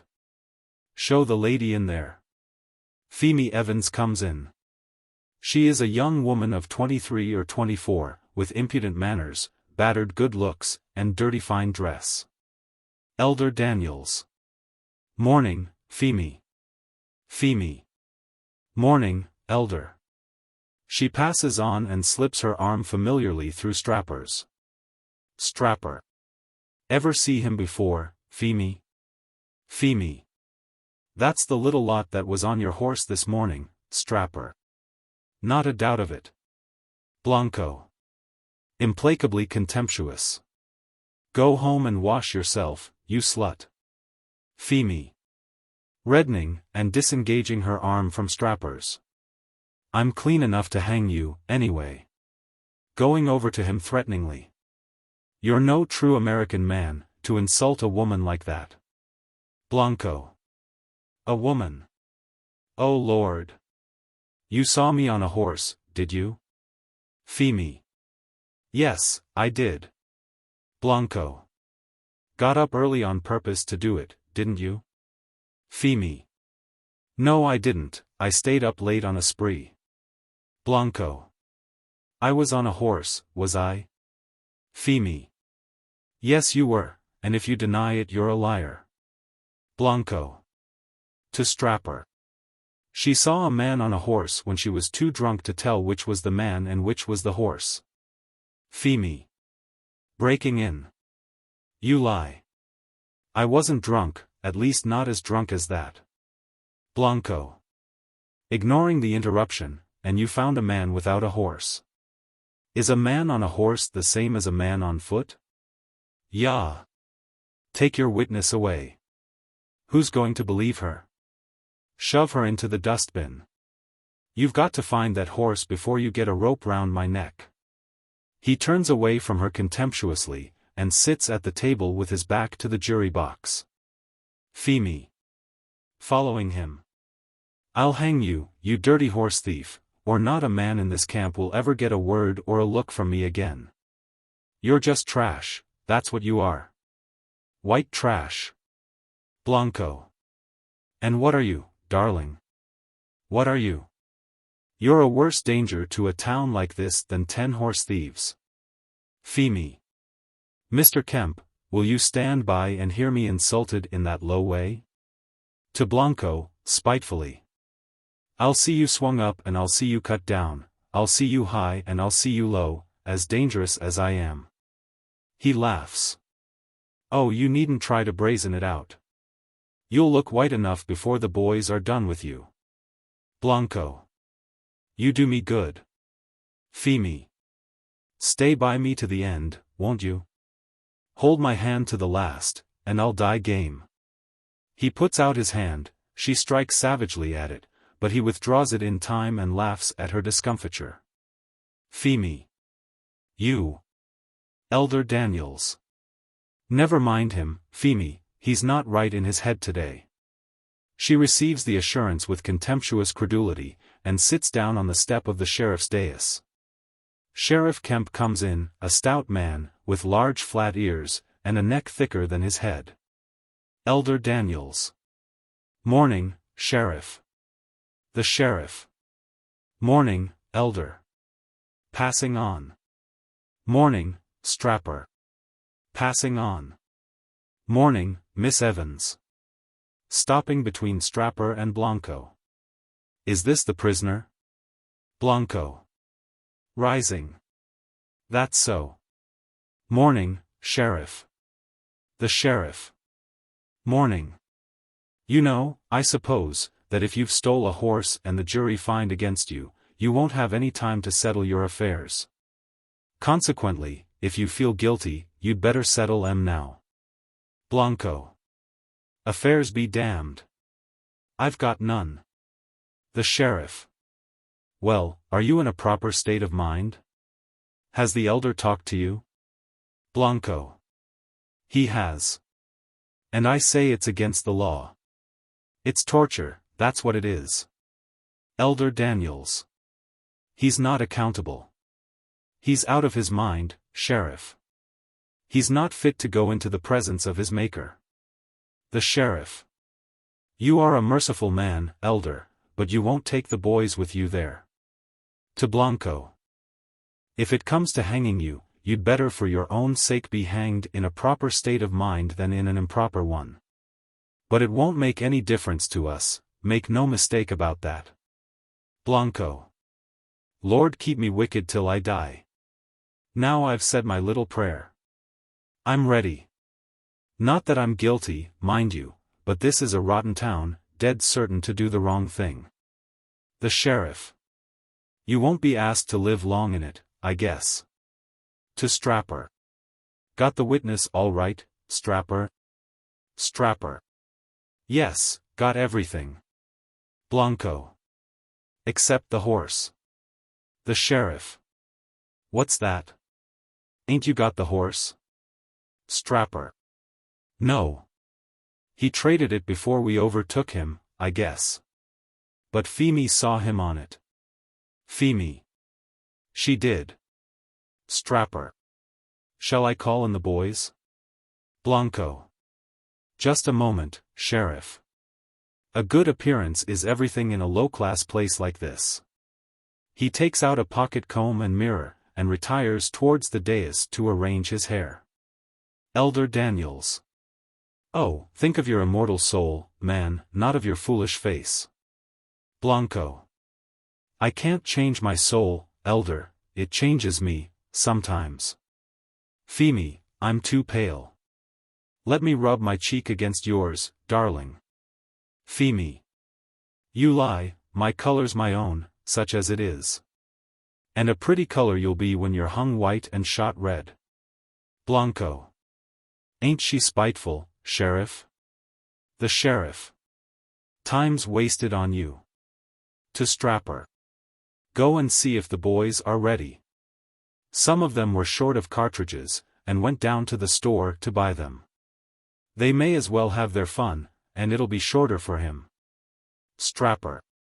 Young Jack has brought a box full up. They're all ready. The sheriff. Going to the dais and addressing Blanco. Your place is at the bar there. Take it. Blanco bows ironically and goes to the bar. Miss Evans, you'd best sit at the table.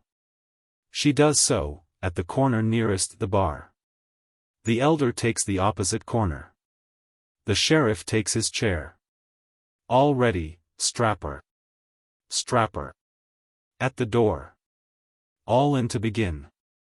The crowd comes in and fills the court. Babsy, Jessie, and Emma come to the sheriff's right, Hannah and Lottie to his left. The sheriff. Silence there. The jury will take their places as usual. They do so. Blanco. I challenge this jury, Sheriff. The foreman. Do you, by gosh? The sheriff. On what ground? Blanco. On the general ground that it's a rotten jury. Laughter. The sheriff. That's not a lawful ground of challenge. The foreman. It's a lawful ground for me to shoot yonder skunk at sight, first time I meet him, if he survives this trial. Blanco. I challenge the foreman because he's prejudiced. The foreman. I say you lie. We mean to hang you, Blanco Posnet, but you will be hanged fair. The jury. Here, here. Strapper. To the sheriff. George, this is rot. How can you get an unprejudiced jury if the prisoner starts by telling them they're all rotten? If there's any prejudice against him, he has himself to thank for it. The boys. That's so. Of course he has. Insulting the court. Challenge be jiggered. Gag him. Nestor. A juryman with a long white beard, drunk, the oldest man present. Besides, Sheriff, I go so far as to say that the man that is not prejudiced against a horse thief is not fit to sit on a jury in this town. The boys. Right. Bully for you, Nestor. That's the straight truth. Of course he ain't. Here. The sheriff. That is no doubt true, old man. Still, you must get as unprejudiced as you can. The critter has a right to his chance, such as he is. So now go right ahead. If the prisoner don't like this jury, he should have stole a horse in another town. For this is all the jury he'll get here. The foreman. That's so, Blanco Posnet. The sheriff. To Blanco. Don't you be uneasy. You will get justice here. It may be rough justice. But it is justice. Blanco. What is justice? The sheriff. Hanging horse thieves is justice, so now you know. Now then, we've wasted enough time. Hustle with your witness there, will you? Blanco. Indignantly bringing down his fist on the bar. Swear the jury. A rotten sheriff, you are not to know that the jury's got to be sworn. The foreman. Gulled. Be swore for you. Not likely. What do you say, old son? Nestor. Deliberately and solemnly. I say, guilty. The boys. Tumultuously rushing at Blanco. That's it. Guilty, guilty. Take him out and hang him. He's found guilty. Fetch a rope. Up with him. They are about to drag him from the bar. The sheriff. Rising, pistol in hand. Hands off that man. Hands off him, I say, Squinty, or I drop you, and would if you were my own son. Dead silence. I'm sheriff here, and it's for me to say when he may lawfully be hanged. They release him. Blanco. As the actor says in the play, a Daniel come to judgment. Rotten actor he was, too. The sheriff. Elder Daniel is come to judgment all right, my lad. Elder, the floor is yours. The elder rises. Give your evidence. The truth and the whole truth and nothing but the truth, so help you God. Elder Daniels. Sheriff, let me off this. I didn't ought to swear away this man's life. He and I are, in a manner of speaking, brothers. The sheriff. It does you credit, elder, every man here will acknowledge it. But religion is one thing, law is another. In religion we're all brothers. In law we cut our brother off when he steals horses. The foreman. Besides, you needn't hang him, you know. There's plenty of willing hands to take that job off your conscience. So rip ahead, old son. Strapper. You're accountable to me for the horse until you clear yourself, elder, remember that. Blanco. Out with it, you fool. Elder Daniels. You might own up, Blanco, as far as my evidence goes.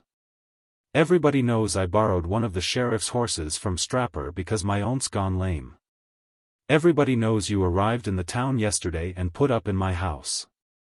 Everybody knows that in the morning the horse was gone and you were gone. Blanco. In a forensic manner.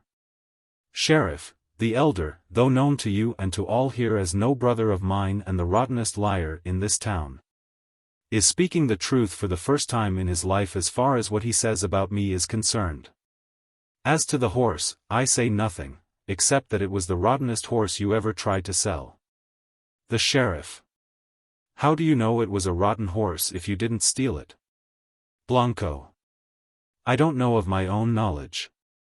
I only argue that if the horse had been worth its keep, you wouldn't have lent it to Strapper, and Strapper wouldn't have lent it to this eloquent and venerable ram. Suppressed laughter. And now I ask him this. To the elder. Did we or did we not have a quarrel last evening about a certain article that was left by my mother, and that I considered I had a right to more than you? And did you say one word to me about the horse not belonging to you? Elder Daniels. Why should I? We never said a word about the horse at all. How was I to know what it was in your mind to do? Blanco. Bear witness all that I had a right to take a horse from him without stealing to make up for what he denied me. I am no thief. But you haven't proved yet that I took the horse. Strapper Kemp, had I the horse when you took me, or had I not? Strapper.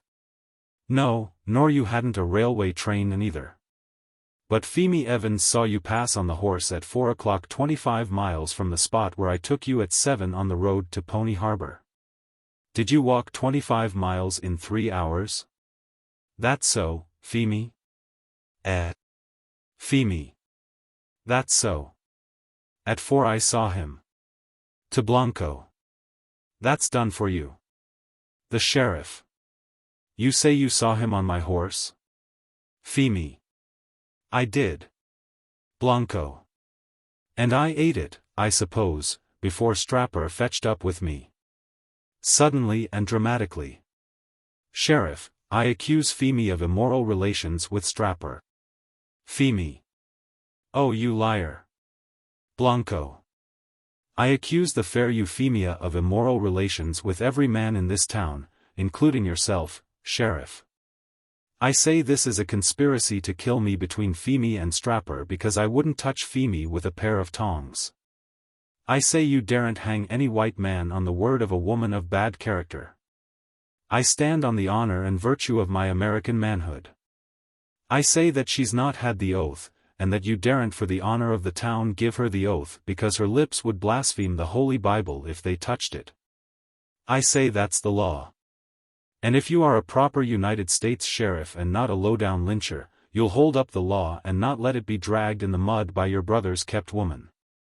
Great excitement among the women. The men much puzzled. Jessie. That's right. She didn't ought to be let kiss the book. Emma. How could the like of her tell the truth? Babsy. It would be an insult to every respectable woman here to believe her. Feemy. It's easy to be respectable with nobody ever offering you a chance to be anything else. The women. Clamoring all together. Shut up, you hussy. You're a disgrace. How dare you open your lips to answer your betters? Hold your tongue and learn your place, miss.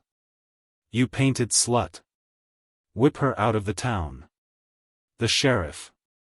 Silence. Do you hear? Silence. The clamor ceases. Did anyone else see the prisoner with the horse? Feemy. Passionately. Ain't I good enough? Babsy. No.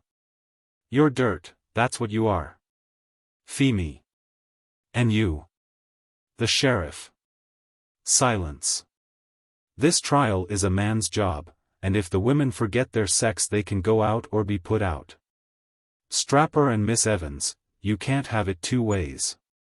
You can run straight, or you can run gay, so to speak, but you can't run both ways together.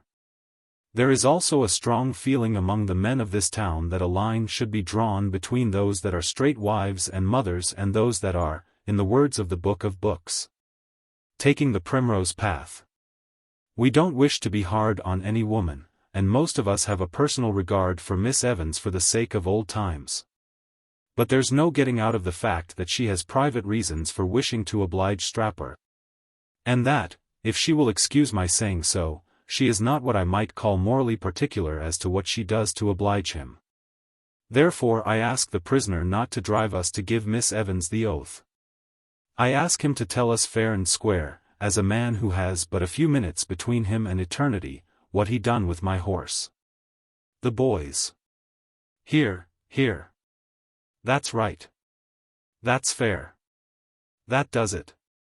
Now, Blanco. Own up. Blanco. Sheriff, you touch me home. This is a rotten world, but there is still one thing in it that remains sacred even to the rottenest of us, and that is a horse. The boys. Good. Well said, Blanco. That's straight. Blanco. You have a right to your horse, Sheriff, and if I could put you in the way of getting it back, I would. But if I had that horse I shouldn't be here. As I hope to be saved, Sheriff, or rather as I hope to be damned.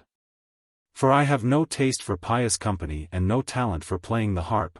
I know no more of that horse's whereabouts than you do yourself. Strapper. Who did you trade him to? Blanco. I did not trade him. I got nothing for him or by him.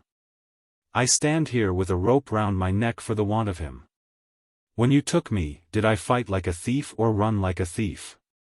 And was there any sign of a horse on me or near me? Strapper. You were looking at a rainbow, like a damned silly fool instead of keeping your wits about you. And we stole up on you and had you tight before you could draw a bead on us. The Sheriff. That don't sound like good sense. What would he look at a rainbow for? Blanco. I'll tell you, Sheriff.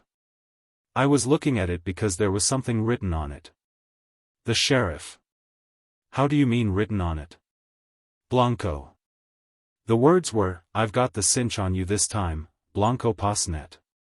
Yes, Sheriff, I saw those words in green on the red streak of the rainbow. And as I saw them I felt Strapper's grab on my arm and Squintus on my pistol. The foreman. He's shammin' mad, that's what he is. Ain't it about time to give a verdict and have a bit of fun, Sheriff? The boys. Yes, let's have a verdict. We're wasting the whole afternoon. Cut it short. The Sheriff. Making up his mind. Swear Phemy Evans, elder. She don't need to touch the book. Let her say the words. Phemy. Worse people than me has kissed that book. What wrong I've done, most of you went shares in. I've to live, haven't I? Same as the rest of you. However, it makes no odds to me. I guess the truth is the truth and a lie is a lie, on the book or off it. Babsy. Do as you're told. Who are you, to be let talk about it? The Sheriff. Silence there, I tell you. Sail ahead, Elder. Elder Daniels. Phemy Evans, do you swear to tell the truth and the whole truth and nothing but the truth, so help you God? Phemy. I do, so help me. The Sheriff. That's enough. Now, on your oath, did you see the prisoner on my horse this morning on the road to Pony Harbor? Phemy.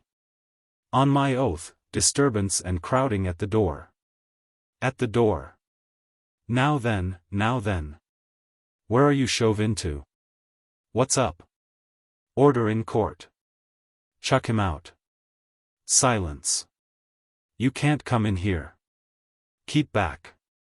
Strapper rushes to the door and forces his way out. The Sheriff.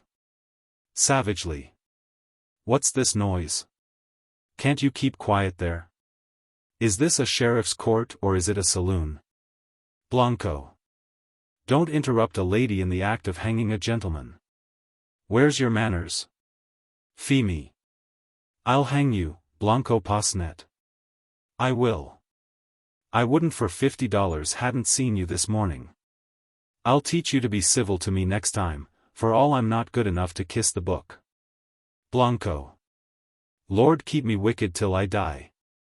I'm game for anything while you're spitting dirt at me, Phemy. Renewed tumult at the door. Here, what's this? Fire them out. Not me. Who are you that I should get out of your way? Oh, stow it. Well, she can't come in. What woman? What horse? What's the good of shoving like that? Who says? No. You don't say. The Sheriff. Gentlemen of the Vigilance Committee, clear that doorway. Out with them in the name of the law. Strapper. Without. Hold hard, George. At the door. They've got the horse. He comes in, followed by Wagoner Joe, an elderly carter, who crosses the court to the jury side. Strapper pushes his way to the sheriff and speaks privately to him. The boys. What? No. Got the horse. Sheriff's horse. Who took it, then? Where? Get out. Yes it is, sure. I tell you it is. It's the horse all right enough. Rot. Go and look. By gum. The sheriff. To Strapper. You don't say. Strapper. It's here, I tell you. Wagoner Joe. It's here all right enough, sheriff. Strapper. And they've got the thief too. Elder Daniels. Then it ain't Blanco. Strapper. No, it's a woman. Blanco yells and covers his eyes with his hands. The whole crowd. A woman. The sheriff. Well, fetch her in. Strapper goes out. The sheriff continues, to Femi. And what do you mean, you lying jade, by putting up this story on us about Blanco? Femi. I ain't put up no story on you. This is a plant, you see if it isn't. Strapper returns with a woman. Her expression of intense grief silences them as they crane over one another's heads to see her. Strapper takes her to the corner of the table. The elder moves up to make room for her. Blanco. Terrified. Sheriff, that woman ain't real. You take care. That woman will make you do what you never intended. That's the Rainbow Woman. That's the woman that brought me to this.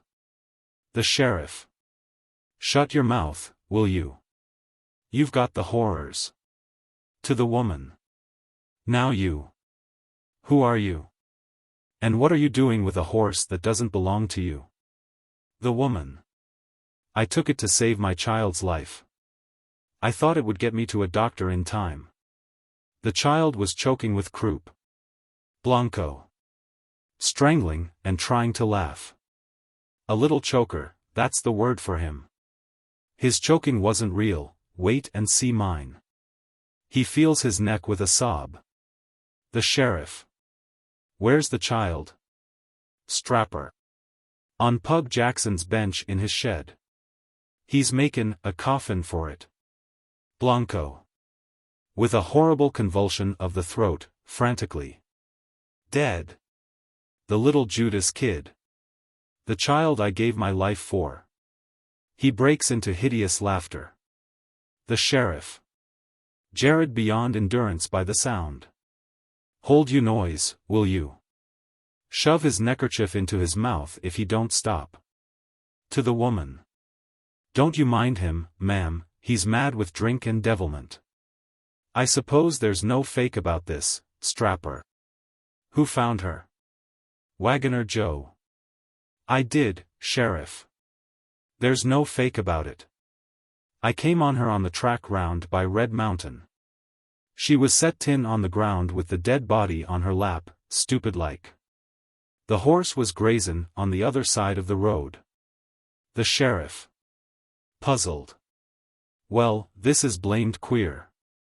To the woman. What call had you to take the horse from Elder Daniel's stable to find a doctor?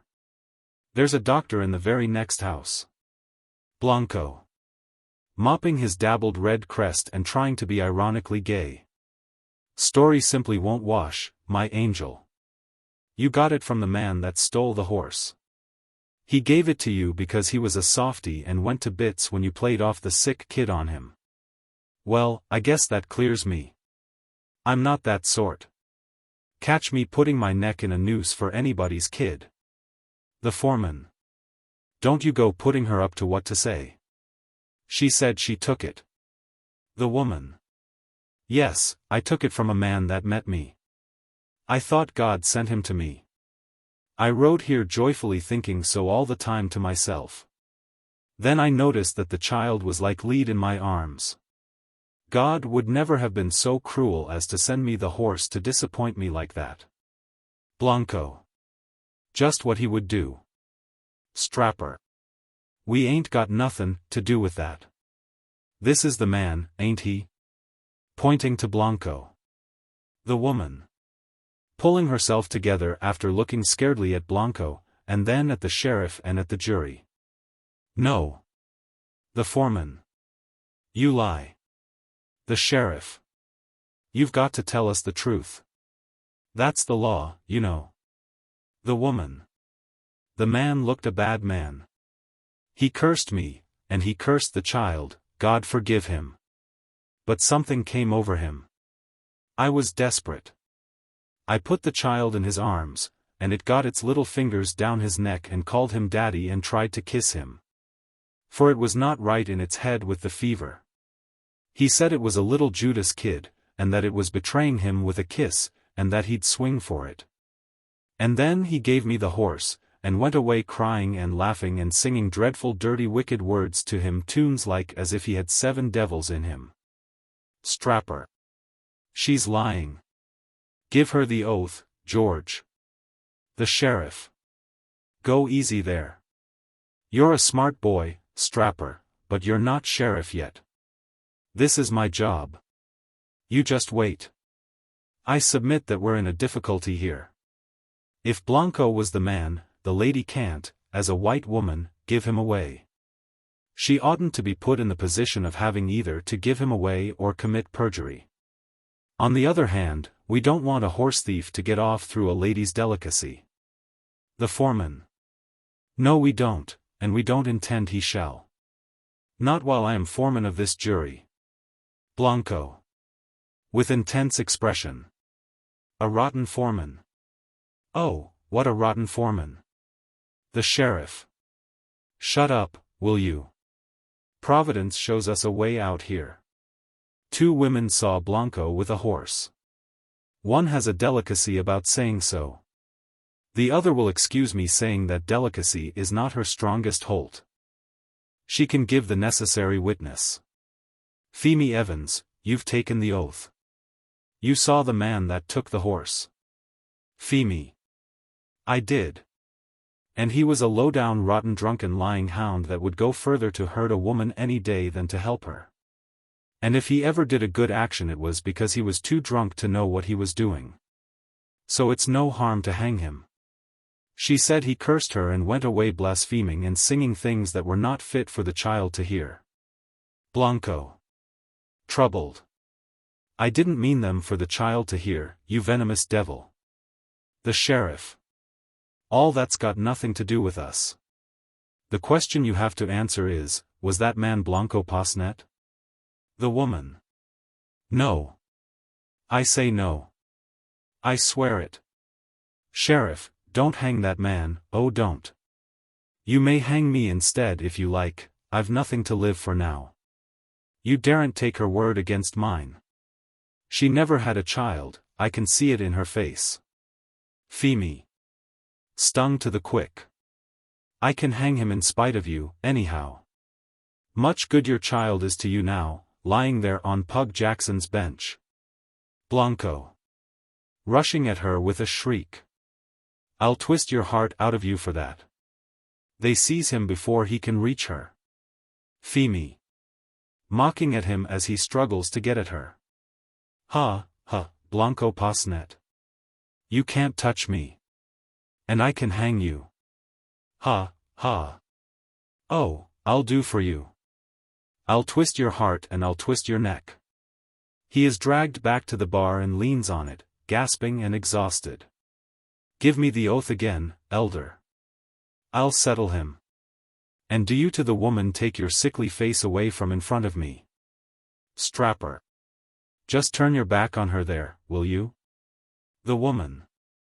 God knows I don't want to see her commit murder. She folds her shawl over her head.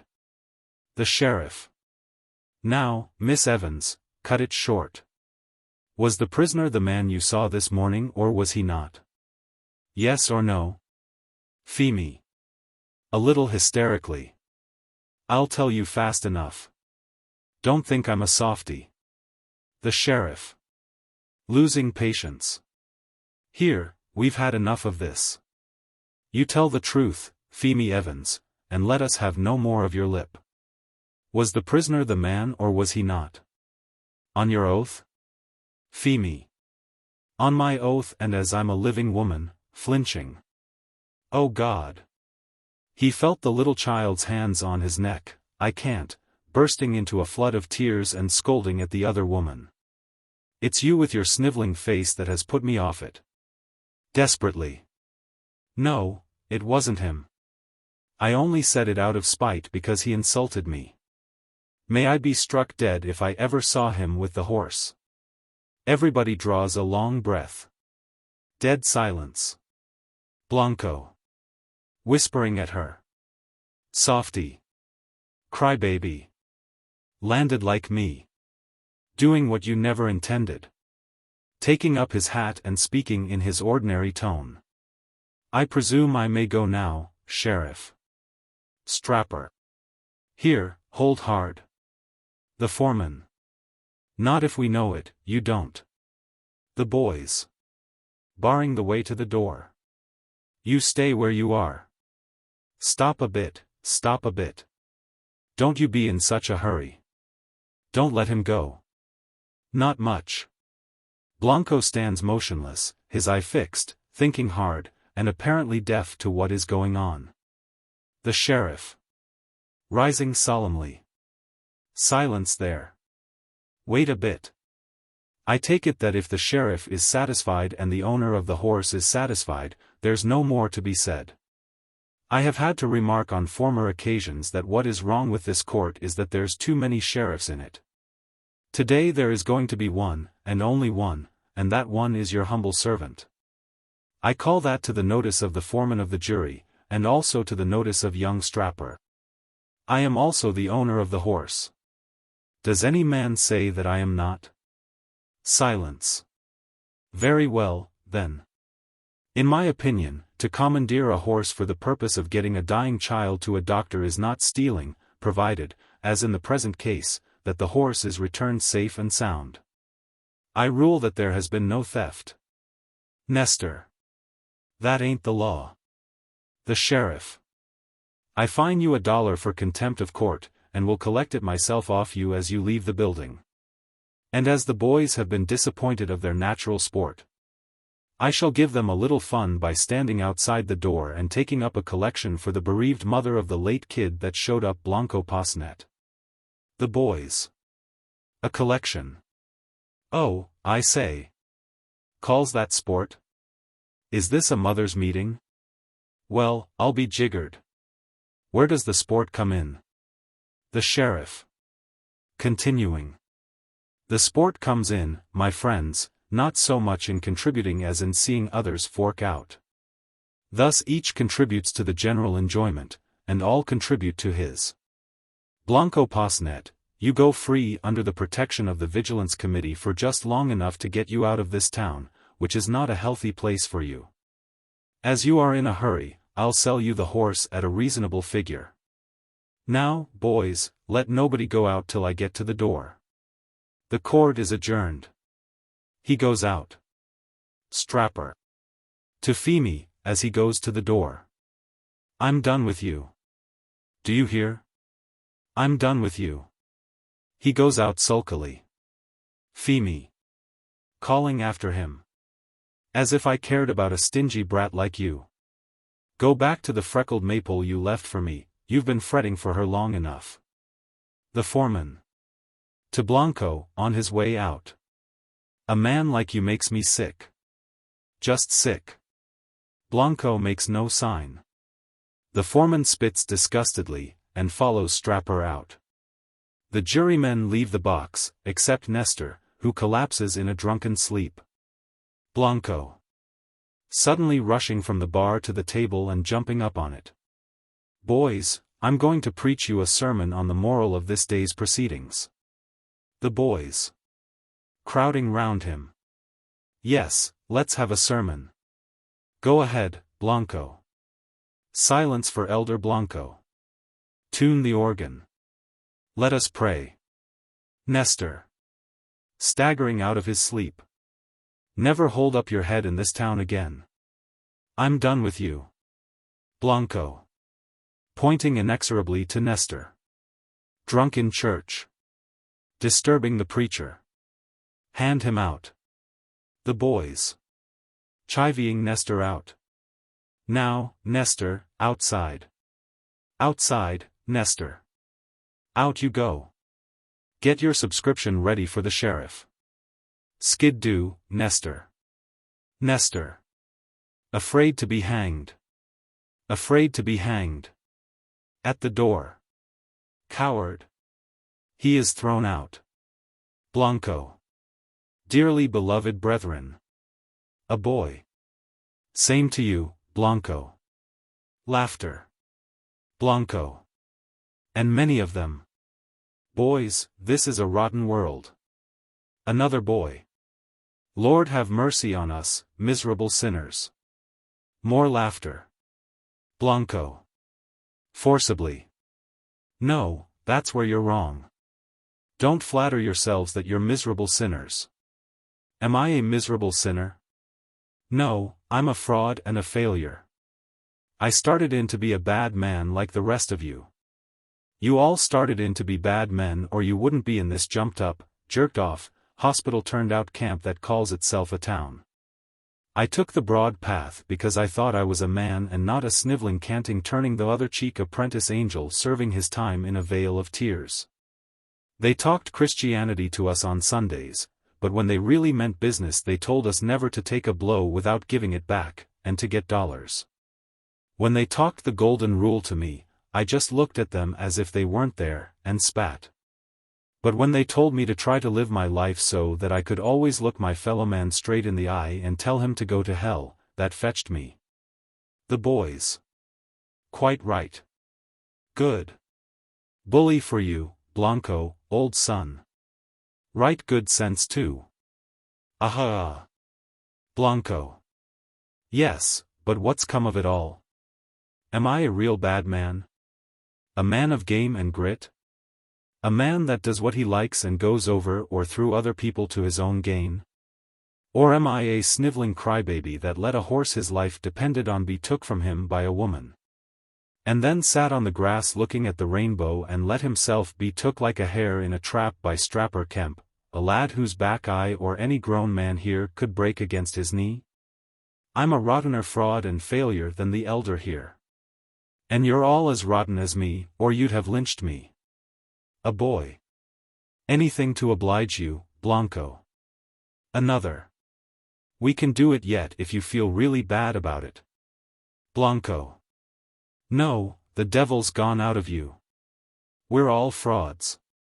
There's none of us real good and none of us real bad. Elder Daniels. There is one above, Blanco. Blanco. What do you know about him? You that always talk as if he never did anything without asking your rotten leave first. Why did the child die? Tell me that if you can. He can't have wanted to kill the child. Why did he make me go soft on the child if he was going hard on it himself? Why should he go hard on the innocent kid and go soft on a rotten thing like me? Why did I go soft myself? Why did the sheriff go soft? Why did Femi go soft? What's this game that upsets our game? For seems to me there's two games bein' played. Our game is a rotten game that makes me feel I'm dirt and that you're all as rotten dirt as me. T'other game may be a silly game, but it ain't rotten. When the sheriff played it he stopped being rotten. When Femi played it the paint nearly dropped off her face. When I played it I cursed myself for a fool, but I lost the rotten feel all the same. Elder Daniels. It was the Lord speaking to your soul, Blanco. Blanco. Oh yes, you know all about the Lord, don't you? You're in the Lord's confidence. He wouldn't for the world do anything to shock you, would he, boozy dear? Yah. What about the croup?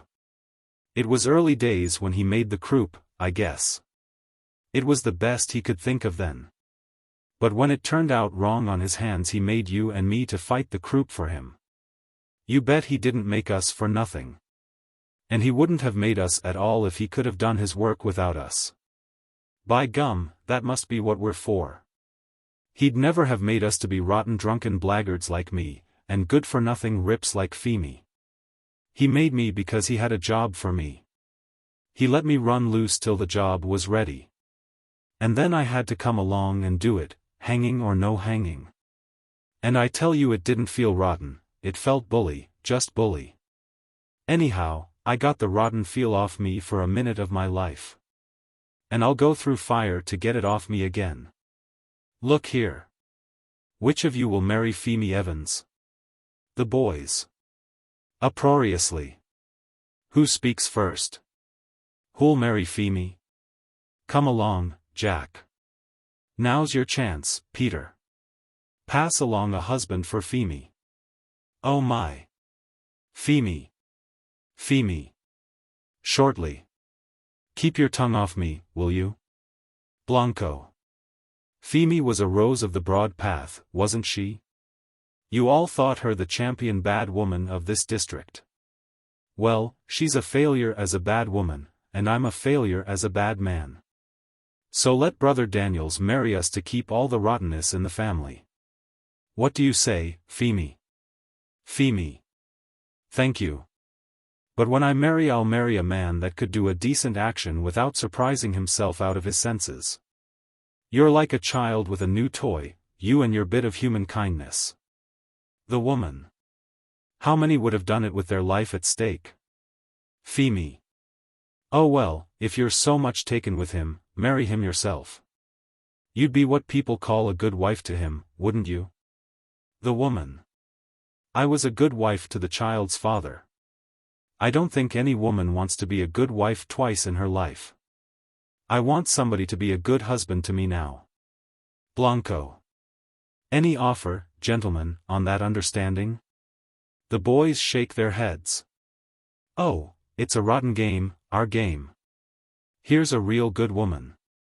And she's had enough of it, finding that it only led to being put upon. Hannah.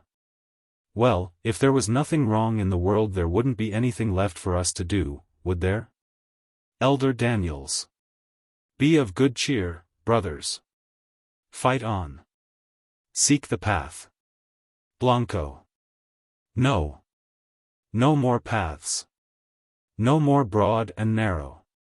No more good and bad. There's no good and bad. But by Jiminy, gents, there's a rotten game, and there's a great game. I played the rotten game, but the great game was played on me, and now I'm for the great game every time. Amen. Gentlemen, let us adjourn to the saloon. I stand the drinks. He jumps down from the table. The boys. Right you are, Blanco. Drinks round. Come along, boys. Blanco's standing. Right along to the elders. Hurrah! They rush out, dragging the elder with them. Blanco. To Femi, offering his hand. Shake, Femi. Femi. Get along, you blackguard. Blanco. It's come over me again, same as when the kid touched me, same as when you swore a lie to save my neck. Femi. Oh well, here. They shake hands. Press cuttings. By direction of the Lord Chamberlain, the General and the Prime Minister in this play must in all public performances of it be addressed and described as General Bones and Mr. Johnson, and by no means as General Mitchener and Mr. Balsquith. The allusions to commoner persons are allowed to stand as they are. General Mitchener, by the way, is not the late Lord Kitchener, but an earlier and more highly connected commander. Balsquith, Balfarasquith, is obviously neither of these statesmen, and cannot in the course of nature be both. Dramatis Personae. General Mitchener. Balsquith, the Prime Minister. An orderly. Mrs. Farrell, an Irish charwoman. Lady Corinthia Fanshawe. Mrs. Rosa Carmina Banger. Offstage voices. Press cuttings. The forenoon of the 1st of April, 1911. General Mitchener is at his writing table in the War Office, opening letters. On his left is the fireplace, with a fire burning. On his right, against the opposite wall, is a standing desk with an office stool. The door is in the wall behind him, halfway between the table and the desk. The table is not quite in the middle of the room, it is nearer to the hearthrug than to the desk. There is a chair at each end of it for persons having business with the general. There is a telephone on the table. Long silence. A voice outside. Votes for women. The general starts convulsively, snatches a revolver from a drawer, and listens in an agony of apprehension. Nothing happens. He puts the revolver back, ashamed, wipes his brow, and resumes his work. He is startled afresh by the entry of an orderly. This orderly is an unsoldierly, slovenly, discontented young man. Mitchener. Oh, it's only you. Well? The orderly. Another one, sir. She's chained herself. Mitchener. Chained herself? How? To what? We've taken away the railings and everything that a chain can be passed through. The orderly. We forgot the door scraper, sir. She lay down on the flags and got the chain through before she started hollerin'. She's lyin' there now. And she down faces us that you've got the key of the padlock in a letter in a buff envelope, and that you'll see her when you open it. Mitchener. She's mad. Have the scraper dug up and let her go home with it hanging round her neck. The orderly. There is a buff envelope there, sir. Mitchener. You're all afraid of these women. He picks the letter up. It does seem to have a key in it. He opens the letter, takes out a key and a note, and reads, Dear Mitch, well, I'm dashed. The orderly. Yes, sir. Mitchener. What do you mean by, yes, sir? The orderly. Well, you said you was dashed, sir, and you did look, if you'll excuse my saying it, sir, well, you looked it. Mitchener. Who has been reading the letter, and is too astonished to attend to the orderly's reply. This is a letter from the Prime Minister asking me to release the woman with this key if she padlocks herself, and to have her shown up and see her at once. The orderly. Tremulously. Don't do it, Governor. Mitchener. Angrily. How often have I ordered you not to address me as Governor? Remember that you are a soldier and not a vulgar civilian. Remember also that when a man enters the army he leaves fear behind him. Here's the key. Unlock her and show her up. The orderly. Me unlock her. I dursn't. Lord knows what she'd do to me. Mitchener. Pepperly, rising. Obey your orders instantly, sir, and don't presume to argue. Even if she kills you, it is your duty to die for your country. Right about face. March. The orderly goes out, trembling. The voice outside. Votes for women. Votes for women. Votes for women. Mitchener. Mimicking her. Votes for women. Votes for women. Votes for women. In his natural voice. Votes for children. Votes for babies. Votes for monkeys. He posts himself on the hearthrug and awaits the enemy. The orderly. Outside. In you go. He pushes a panting suffragette into the room. The person, sir. He withdraws. The suffragette takes off her tailor-made skirt and reveals a pair of fashionable trousers. Mitchener. Horrified. Stop, madam. What are you doing? You must not undress in my presence. I protest. Not even your letter from the Prime Minister. The suffragette. My dear Mitchener, I am the Prime Minister. He takes off his hat and cloak, throws them on the desk. And confronts the general in the ordinary costume of a cabinet minister. Mitchener. Good heavens. Balsquith. Balsquith. Throwing himself into Mitchener's chair. Yes, it is indeed Balsquith. It has come to this, that the only way that the Prime Minister of England can get from Downing Street to the War Office is by assuming this disguise, shrieking "Votes for women!" and chaining himself to your doorscraper. They were at the corner in force. They cheered me. Bella Cristina herself was there. She shook my hand and told me to say I was a vegetarian, as the diet was better in Holloway for vegetarians. Michener. Why didn't you telephone? Balsquith. They tapped the telephone. Every switchboard in London is in their hands, or in those of their young men. Michener. Where on earth did you get the dress? I hope it's not a French dress. Balsquith. Great heavens, no. We're not allowed even to put on our gloves with French chalk. Everything's labeled "Made in Camberwell." Michener. As a tariff reformer, I must say, quite right. Balsquith has a strong controversial impulse and is evidently going to dispute this profession of faith. No matter. Don't argue. What have you come for? Balsquith. Sandstone has resigned. Michener. Amazed. Old Red resigned. Balsquith. Resigned. Michener. But how? Why? Oh, impossible. The proclamation of martial law last Tuesday made Sandstone virtually dictator in the metropolis, and to resign now is flat desertion. Balsquith. Yes, yes, my dear Michener. I know all that as well as you do. I argued with him until I was black in the face, and he'd so red about the neck that if I had gone on he would have burst. He is furious because we have abandoned his plan. Michener. But you accepted it unconditionally. Balsquith.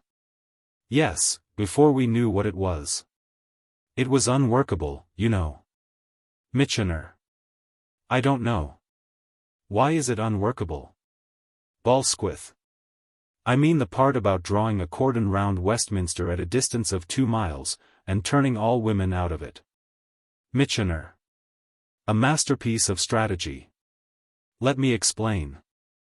The suffragettes are a very small body.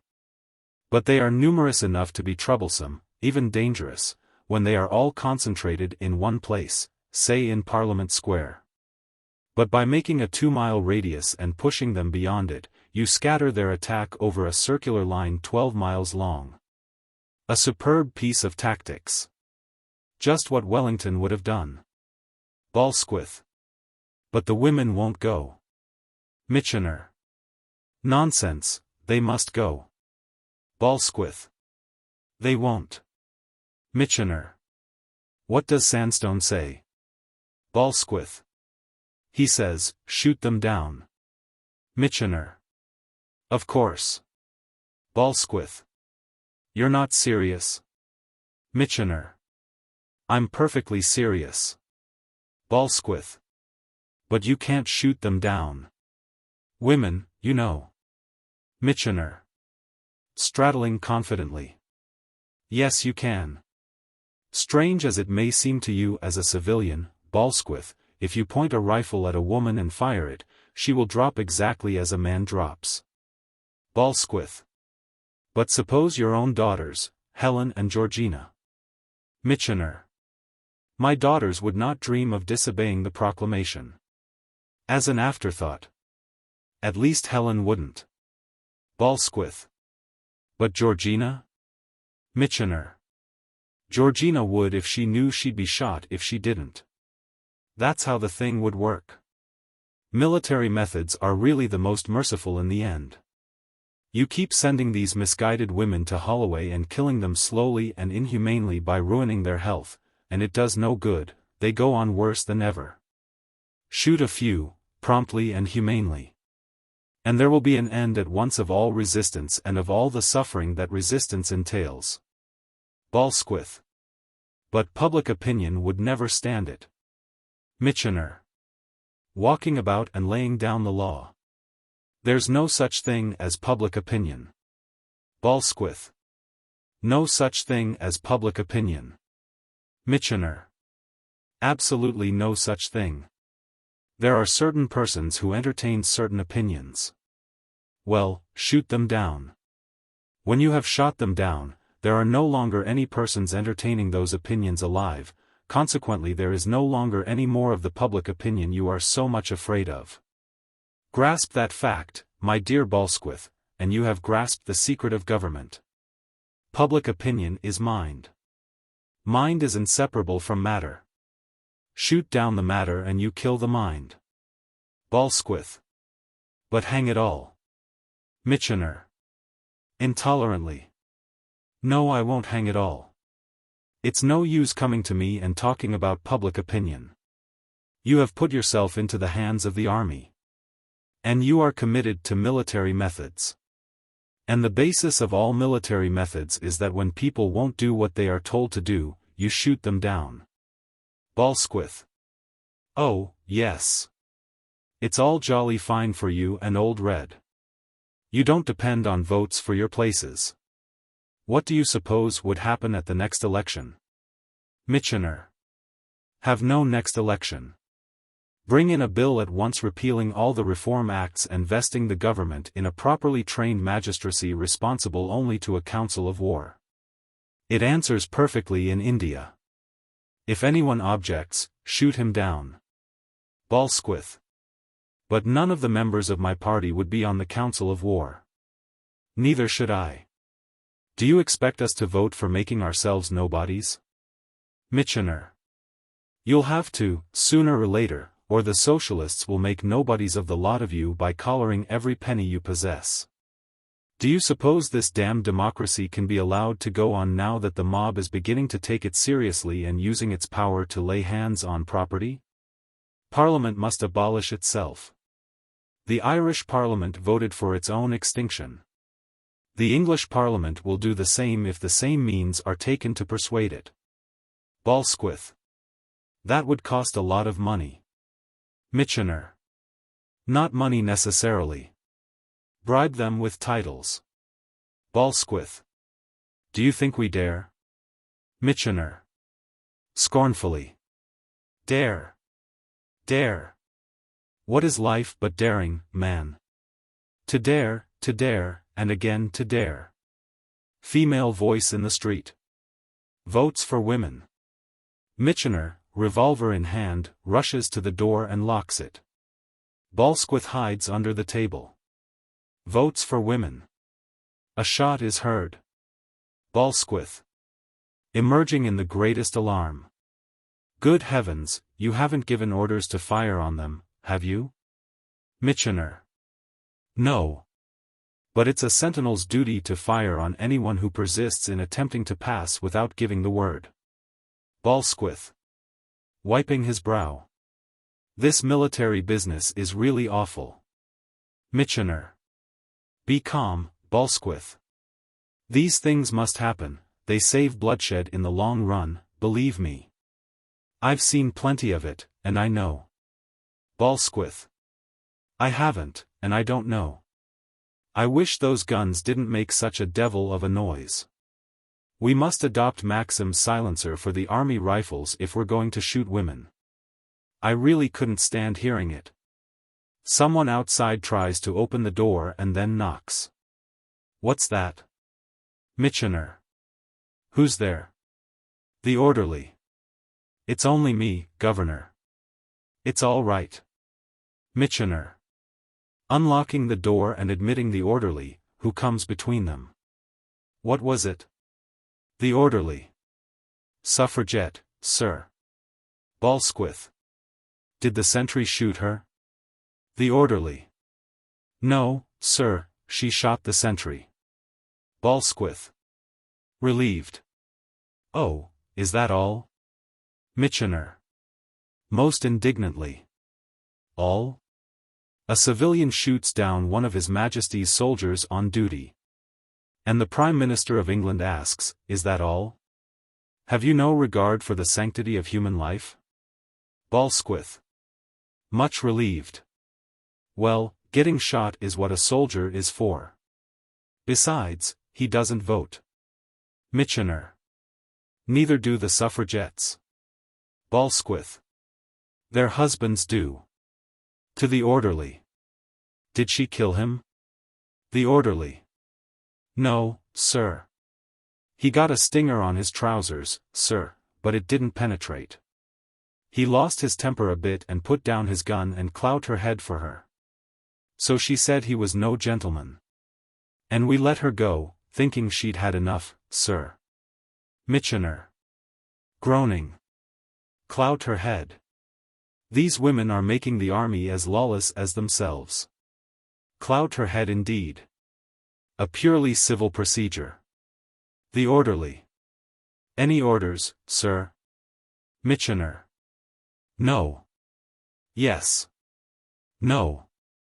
Yes, send everybody who took part in this disgraceful scene to the guardroom. No. I'll address the men on the subject after lunch. Parade them for that purpose, full kit. Don't grin at me, sir. Right about face. March. The orderly obeys and goes out. Balsquith. Taking Mitchener affectionately by the arm and walking him persuasively to and fro. And now, Mitchener, will you come to the rescue of the government and take the command that Old Red has thrown up? Mitchener. How can I? You know that the people are devoted heart and soul to Sandstone. He is only bringing you on the knee, as we say in the army. Could any other living man have persuaded the British nation to accept universal compulsory military service as he did last year? Why, even the Church refused exemption. He is supreme, omnipotent. Balsquith. He was, a year ago. But ever since your book of reminiscences went into 2 more editions than his, and the rush for it led to the wrecking of the Times Book Club, you have become to all intents and purposes his senior. He lost ground by saying that the wrecking was got up by the booksellers. It showed jealousy, and the public felt it. Mitchener. But I cracked him up in my book. You see, I could do no less after the handsome way he cracked me up in his, and I can't go back on it now. Breaking loose from Balsquith. No, it's no use, Balsquith, he can dictate his terms to you. Balsquith. Not a bit of it. That affair of the curate. Mitchener. Impatiently. Oh, damn that curate. I've heard of nothing but that wretched mutineer for a fortnight past. He is not a curate, whilst he is serving in the army he is a private soldier and nothing else. I really haven't time to discuss him further. I'm busy. Good morning. He sits down at his table and takes up his letters. Balsquith. Near the door. I am sorry you take that tone, Mitchener. Since you do take it, let me tell you frankly that I think Lieutenant Chubbs Jenkinson showed a great want of consideration for the government in giving an unreasonable and unpopular order. And bringing compulsory military service into disrepute. Mitchener. No order is unreasonable, and all orders are unpopular. Balsquith. When the leader of the Labour Party appealed to me and to the House last year not to throw away all the liberties of Englishmen by accepting compulsory military service without full civil rights for the soldier. Mitchener. Rot. Balsquith. I said that no British officer would be capable of abusing the authority with which it was absolutely necessary to invest him. Mitchener. Quite right. Balsquith. That carried the House. Mitchener. Naturally. Balsquith. And the feeling was that the Labour Party were soulless cads. Mitchener. So they are. Balsquith. And now comes this unmannerly young whelp Chubbs Jenkinson, the only son of what they call a soda king, and orders a curate to lick his boots. And when the curate punches his head, you first sentence him to be shot, and then make a great show of clemency by commuting it to a flogging. What did you expect the curate to do? Mitchener. Throwing down his pen and his letters and jumping up to confront Balsquith. His duty was perfectly simple. He should have obeyed the order. And then laid his complaint against the officer in proper form. He would have received the fullest satisfaction. Balsquith. What satisfaction? Mitchener. Chubbs Jenkinson would have been reprimanded. In fact, he was reprimanded. Besides, the man was thoroughly insubordinate. You can't deny that the very first thing he did when they took him down after flogging him was to walk up to Chubbs Jenkinson and break his jaw. That showed there was no use flogging him. So now he will get 2 years hard labor, and serve him right. Balsquith. I bet you a guinea he won't get even a week.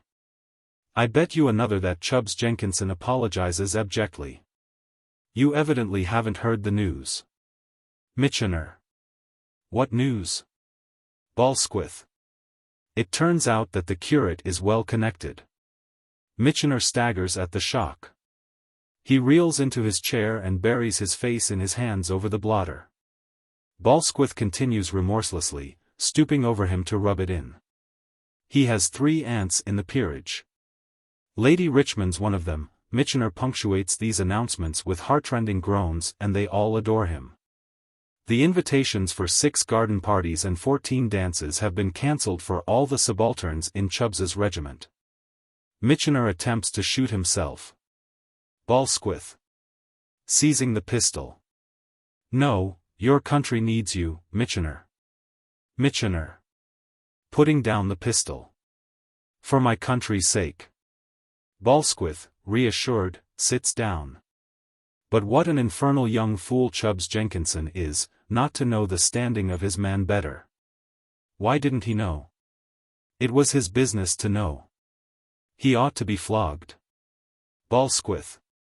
Probably he will be, by the other subalterns. Mitchener. I hope so.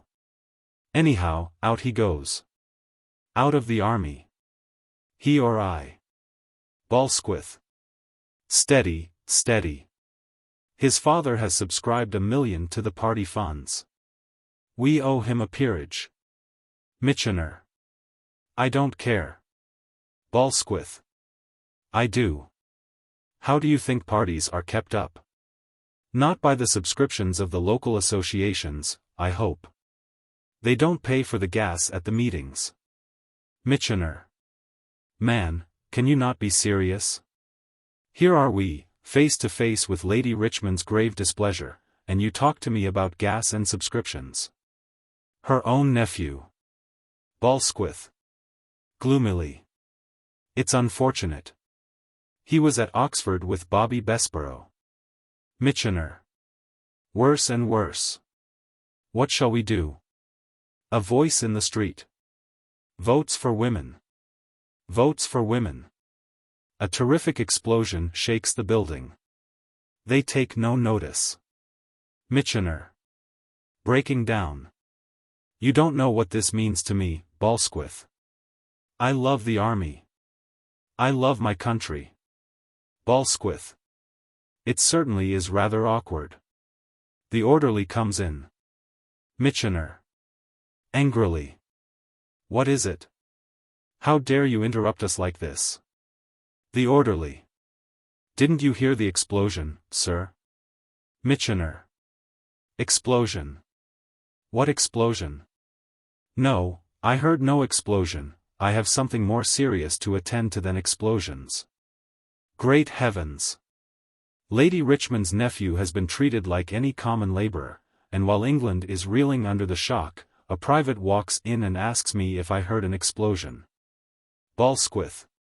By the way, what was the explosion? The orderly. Only a sort of bombshell, sir. Balsquith. Bombshell. The orderly. A pasteboard one, sir. Full of papers with votes for women in red letters. Fired into the yard from the roof of the Alliance office. Mitchener. Pooh. Go away. Go away. The orderly, bewildered, goes out. Balsquith. Mitchener, you can save the country yet. Put on your full dress uniform and your medals and orders and so forth. Get a guard of honor, something showy, horse guards or something of that sort, and call on the old girl. Mitchener. The old girl? Balsquith. Well, Lady Richmond. Apologize to her. Ask her leave to accept the command. Tell her that you've made the curate your adjutant or your aide-de-camp or whatever is the proper thing. By the way, what can you make him? Mitchener. I might make him my chaplain. I don't see why I shouldn't have a chaplain on my staff. He showed a very proper spirit in punching that young cub's head. I should have done the same myself. Balsquith. Then I've your promise to take command if Lady Richmond consents? Mitchener. On condition that I have a free hand. No nonsense about public opinion or democracy. Balsquith. As far as possible, I think I may say yes. Mitchener. Rising intolerantly and going to the hearthrug. That won't do for me. Don't be weak-kneed, Balsquith. You know perfectly well that the real government of this country is and always must be the government of the masses by the classes. You know that democracy is damned nonsense, and that no class stands less of it than the working class. You know that we are already discussing the steps that will have to be taken if the country should ever be face to face with the possibility of a Labour majority in Parliament. You know that in that case we should disfranchise the mob, and if they made a fuss, shoot them down. You know that if we need public opinion to support us, we can get any quantity of it manufactured in our papers by poor devils of journalists who will sell their souls for 5 shillings. You know. Balsquith. Stop. Stop, I say. I don't know. That is the difference between your job and mine, Mitchener. After 20 years in the army a man thinks he knows everything. After 20 months in the cabinet he knows that he knows nothing. Mitchener. We learn from history. Balsquith. We learn from history that men never learn anything from history. That's not my own, it's Hegel. Mitchener. Who's Hegel? Balsquith. Dead. A German philosopher. He half rises, but recollects something and sits down again. Oh, confound it, that reminds me. The Germans have laid down 4 more dreadnoughts. Mitchener. Then you must lay down 12. Balsquith. Oh yes, it's easy to say that, but think of what they'll cost. Mitchener. Think of what it would cost to be invaded by Germany and forced to pay an indemnity of 500 millions. Balsquith. But you said that if you got compulsory military service there would be an end of the danger of invasion. Mitchener. On the contrary, my dear fellow, it increases the danger tenfold, because it increases German jealousy of our military supremacy. Balsquith. After all, why should the Germans invade us? Mitchener. Why shouldn't they? What else has their army to do? What else are they building a navy for? Balsquith. Well, we never think of invading Germany. Mitchener. Yes, we do. I have thought of nothing else for the last 10 years. Say what you will, Balsquith, the Germans have never recognized, and until they get a stern lesson, they never will recognize, the plain fact that the interests of the British Empire are paramount. And that the command of the sea belongs by nature to England. Balsquith. But if they won't recognize it, what can I do? Mitchener. Shoot them down. Balsquith. I can't shoot them down. Mitchener. Yes you can. You don't realize it. But if you fire a rifle into a German he drops just as surely as a rabbit does. Balsquith. But dash it all, man, a rabbit hasn't got a rifle and a German has. Suppose he shoots you down. Mitchener. Excuse me, Balsquith, but that consideration is what we call cowardice in the army. A soldier always assumes that he is going to shoot, not to be shot. Balsquith. Jumping up and walking about sulkily. Oh come.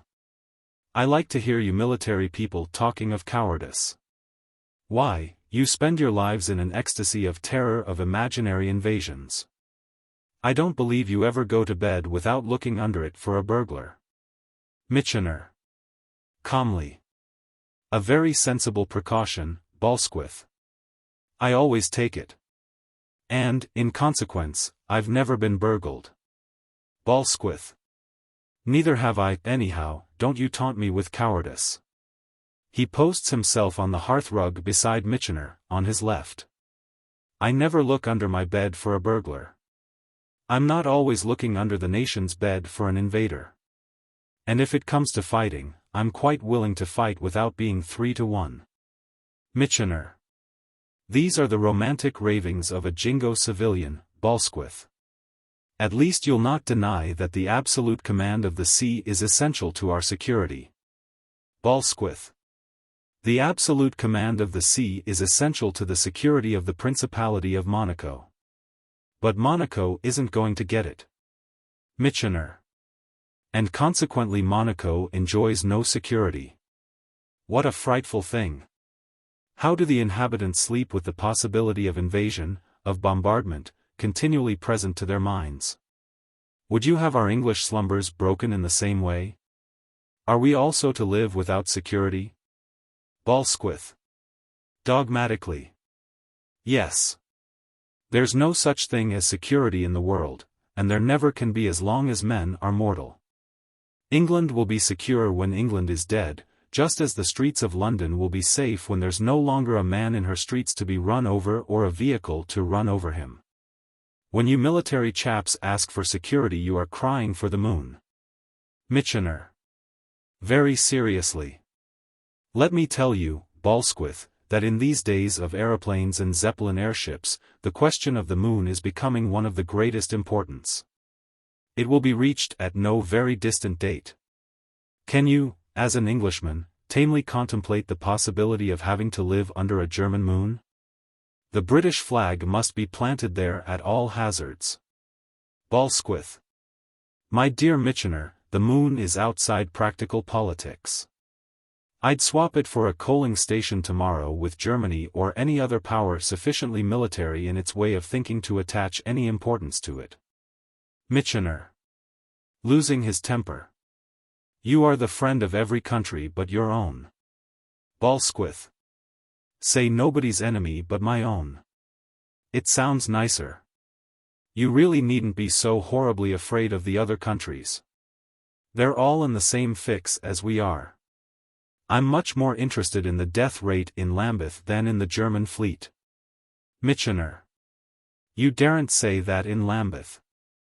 Balsquith. I'll say it the day after you publish your scheme for invading Germany and repealing all the Reform Acts. The orderly comes in. Mitchener. What do you want? The orderly. I don't want anything, Governor, thank you. The Secretary and President of the Anti-Suffragette League says they had an appointment with the Prime Minister, and that they've been sent on here from Downing Street. Balsquith. Going to the table. Quite right. I forgot them. To Mitchener. Would you mind my seeing them here? I feel extraordinarily grateful to these women for standing by us and facing the suffragettes, especially as they are naturally the gentler and timider sort of women. The orderly moans. Did you say anything? The orderly. No, sir. Balsquith. Did you catch their names? The orderly. Yes, sir. The president is Lady Corinthia Fanshawe, and the secretary is Mrs. Banger. Mitchener. Abruptly. Mrs. what? The orderly. Mrs. Banger. Balsquith. Curious that quiet people always seem to have violent names. The orderly. Not much quiet about her, sir. Mitchener. Outraged. Attention. Speak when you're spoken to. Hold your tongue when you're not. Right about face. March. The orderly obeys. That's the way to keep these chaps up to the mark. The orderly returns. Back again. What do you mean by this mutiny? The orderly. What am I to say to the ladies, sir? Balsquith. You don't mind my seeing them somewhere, do you? Mitchener. Not at all. Bring them in to see me when you've done with them. I understand that Lady Corinthia is a very fascinating woman.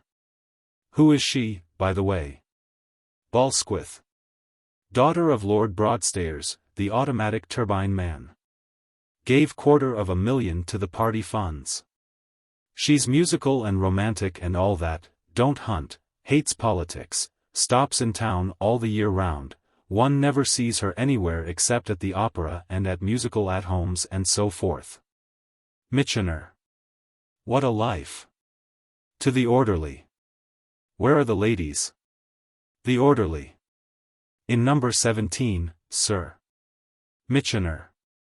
Show Mr. Balsquith there, and send Mrs. Farrell here. The orderly. Calling into the corridor.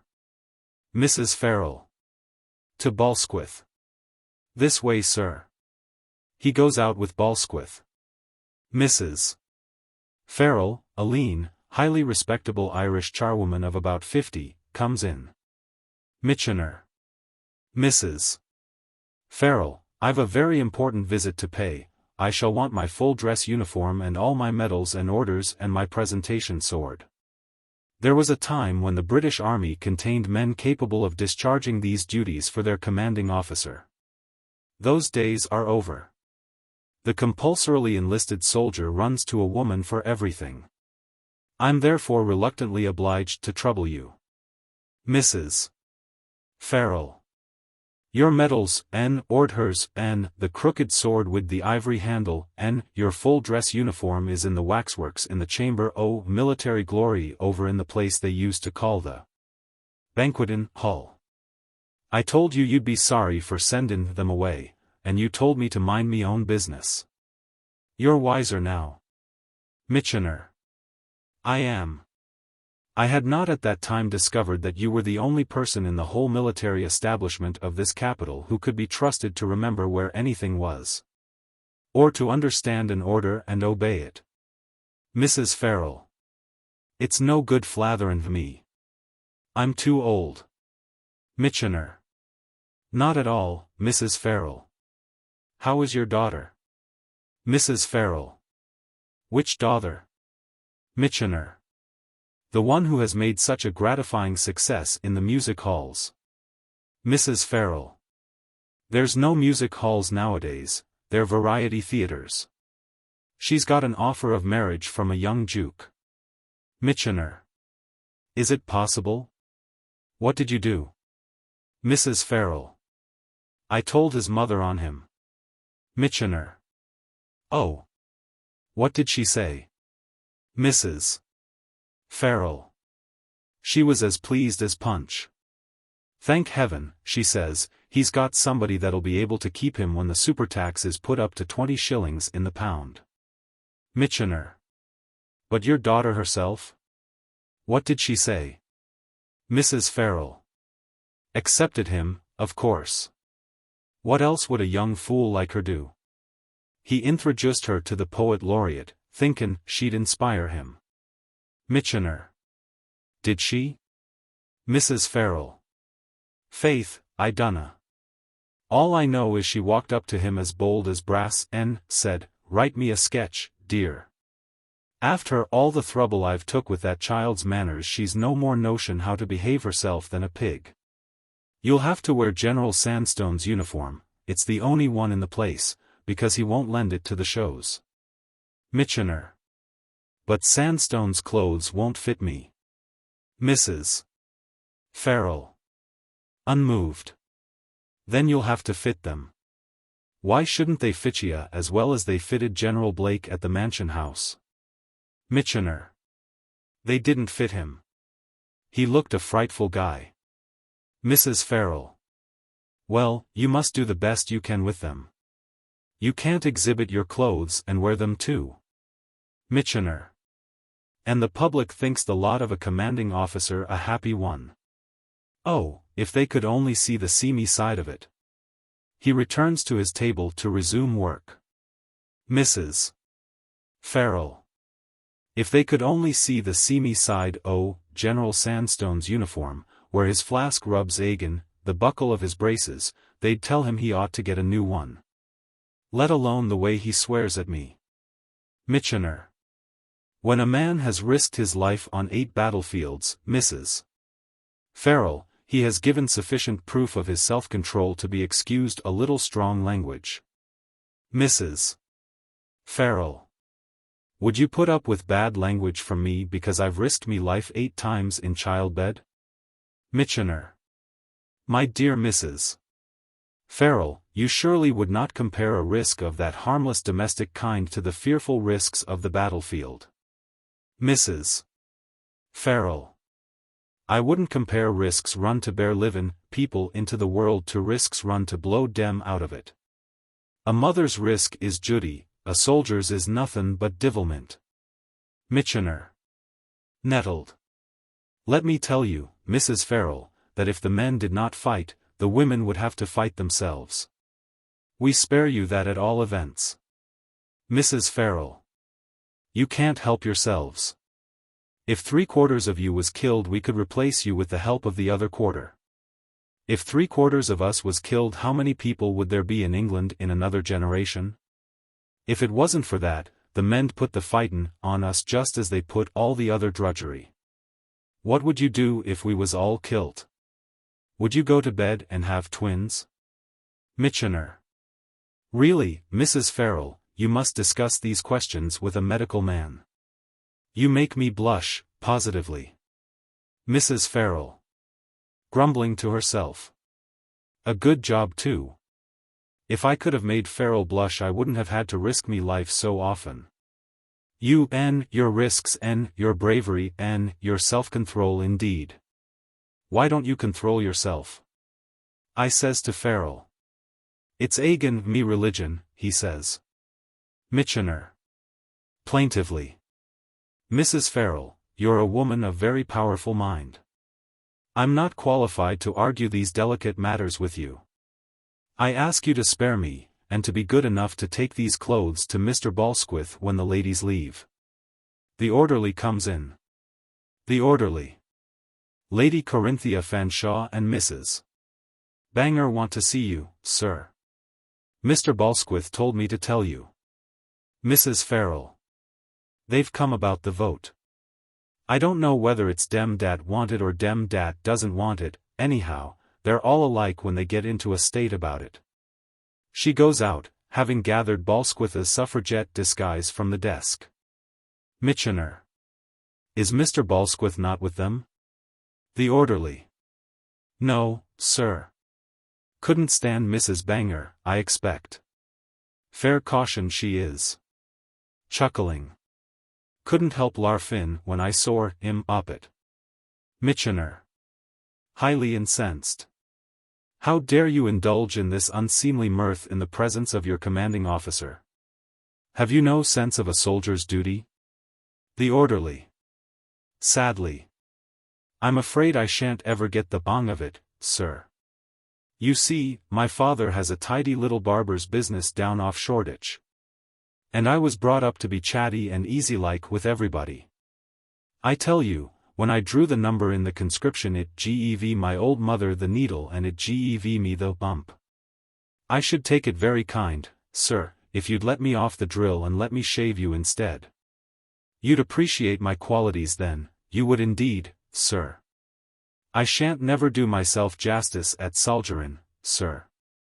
I can't bring myself to think of it as proper work for a man with an active mind, as you might say, sir. Arf of it's only ouse maiden. And t'other arf is dress up and make believe. Mitchener. Stuff, sir. It's the easiest life in the world. Once you learn your drill, all you have to do is to hold your tongue and obey your orders. The orderly. But I do assure you, sir, arf the time they're the wrong orders. And I get into trouble when I obey them. The sergeant's orders is all right, but the officers don't know what they're talkin' about. Why, the orzas knows better sometimes. Fors, says Lieutenant Trevor at the gate of Buckingham Palace only this mornin', when we was on duty for a state visit to the Coal Trust. I was fourth man like in the first file. And when I started the Orse ELD back, and the sergeant was on to me straight. Threes, you bally fool, he whispers. And he was on to me again about it when we come back, and called me a fathead, he did. What am I to do, I says. The lieutenant's orders was 4s, I says. I'll show you who's lieutenant here, says. In future you attend to my orders and not to, is, E says. What does E know about it? E says. You didn't give me any orders, I says. Couldn't you see for yourself there wasn't room for 4s, E says. Why can't you think? General Michener tells me I'm not to think, but to obey orders, I says. Is Michener your sergeant or am I? E says in his bullying way. You are, I says. Well, E says, you got to do what your sergeant tells you, that's discipline, says. And what am I to do for the general? I says. You're to let him talk, E says, that's what E's for. Michener. Groaning. It is impossible for the human mind to conceive anything more dreadful than this. You're a disgrace to the service. The orderly. Deeply wounded. The service is a disgrace to me. When my mother's people pass me in the street with this uniform on, I hardly know which way to look. There never was a soldier in my family before. Michener. There never was anything else in mine, sir. The orderly. My mother's second cousin was one of the Parkinsons, oh, Stepney. Almost in tears. What do you know of the feelings of a respectable family in the middle station of life? I can't bear to be looked down on as a common soldier. Why can't my father be let by my discharge? You've done away with the soldier's right to have his discharge bought for him by his relations.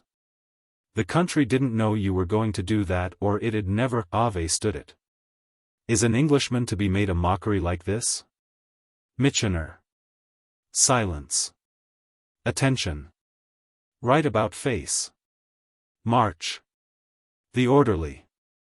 Retiring to the standing desk and bedewing it with passionate tears. Oh, that I should have lived to be spoke to as if I was the lowest of the low. Me. That has shaved a city of London alderman with me own hand. Michener. Poltroon. Crybaby. Well, better disgrace yourself here than disgrace your country on the field of battle. The orderly. Angrily coming to the table.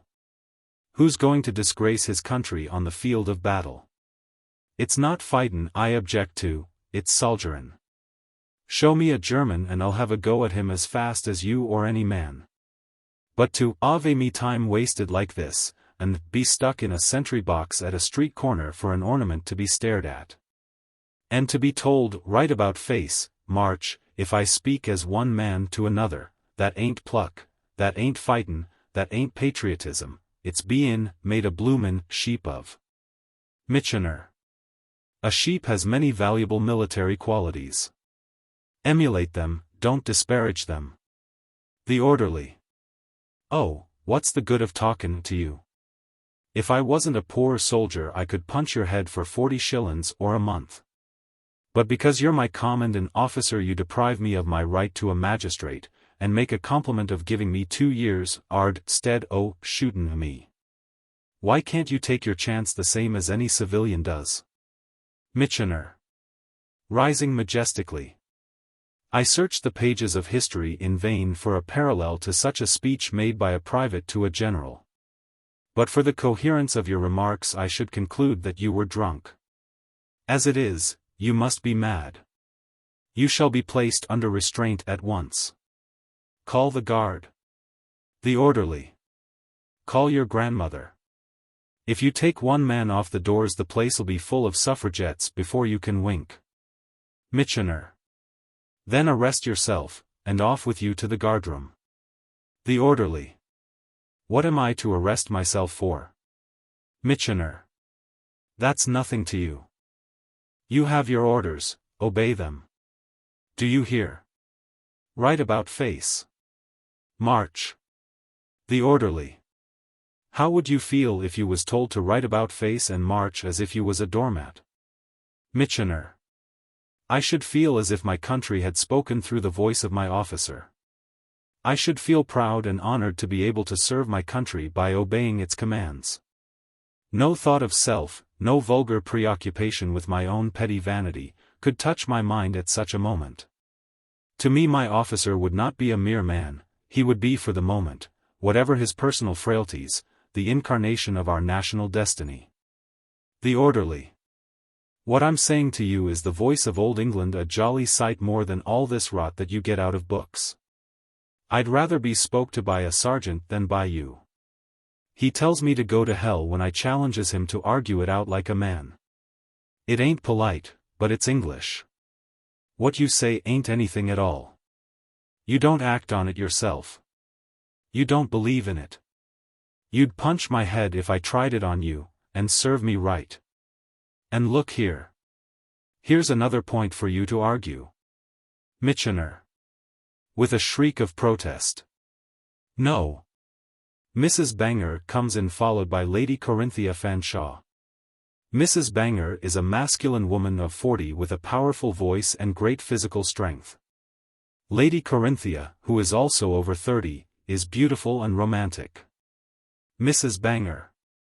Throwing the door open decisively and marching straight to Mitchener.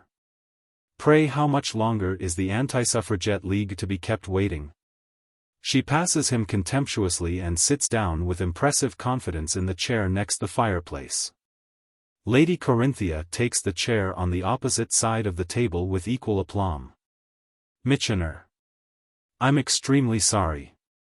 You really do not know what I have to put with. This imbecile, incompetent, unsoldierly disgrace to the uniform he should never have been allowed to put on, ought to have shown you in 15 minutes ago. The orderly. All I said was. Mitchener. Not another word. Attention. Right about face.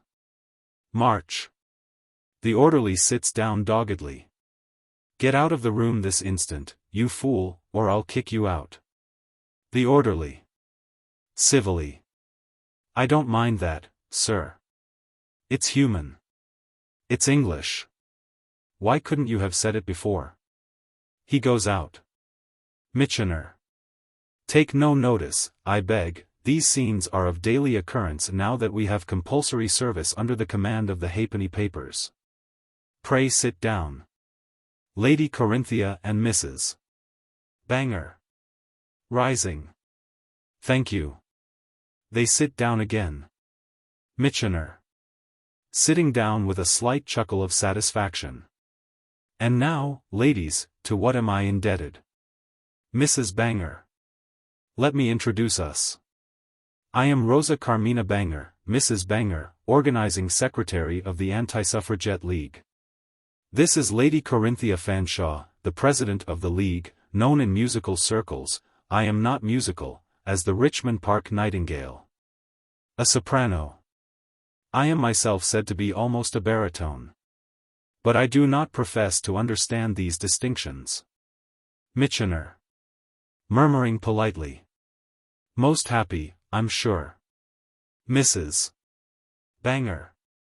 We have come to tell you plainly that the anti-suffragettes are going to fight. Mitchener. Gallantly. Oh, pray leave that to the men, Mrs. Banger. Lady Corinthia.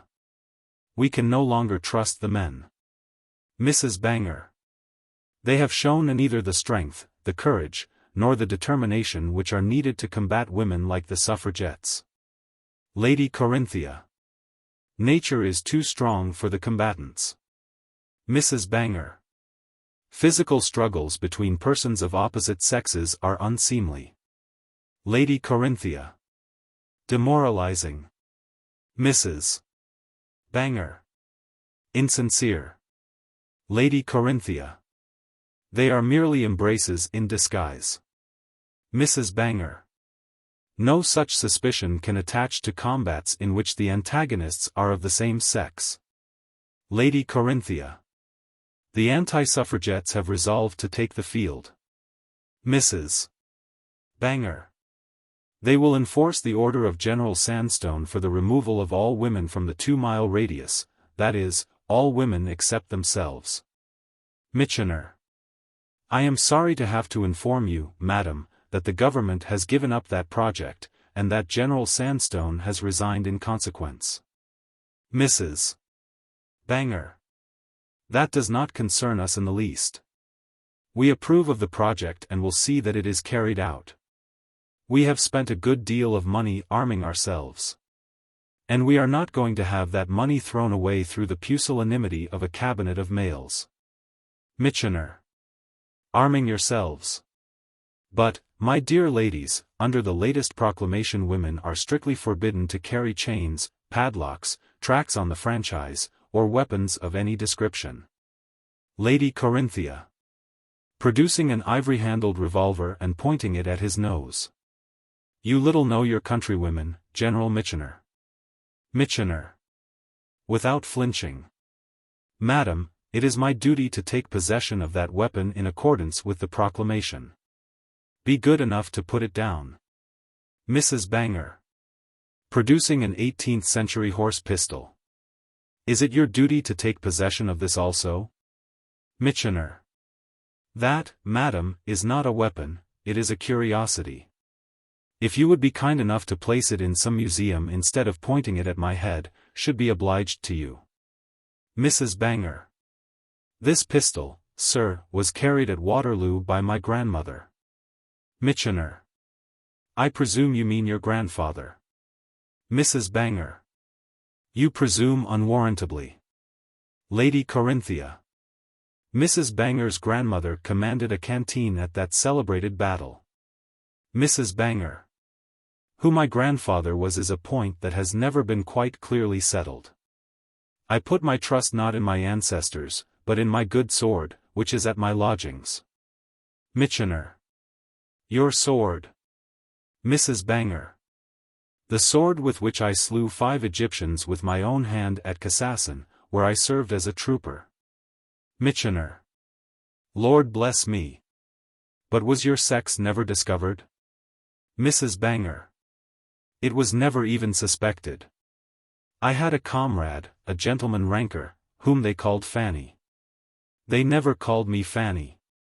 Lady Corinthia. The suffragettes have turned the whole woman movement onto the wrong track. They ask for a vote. Mrs. Banger.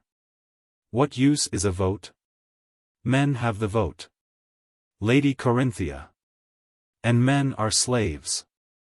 Mrs. Banger. What women need is the right to military service. Give me a well-mounted regiment of women with sabers, opposed to a regiment of men with votes. We shall see which will go down before the other. No, we have had enough of these gentle pretty creatures who merely talk and cross-examine ministers in police courts, and go to prison like sheep, and suffer and sacrifice themselves.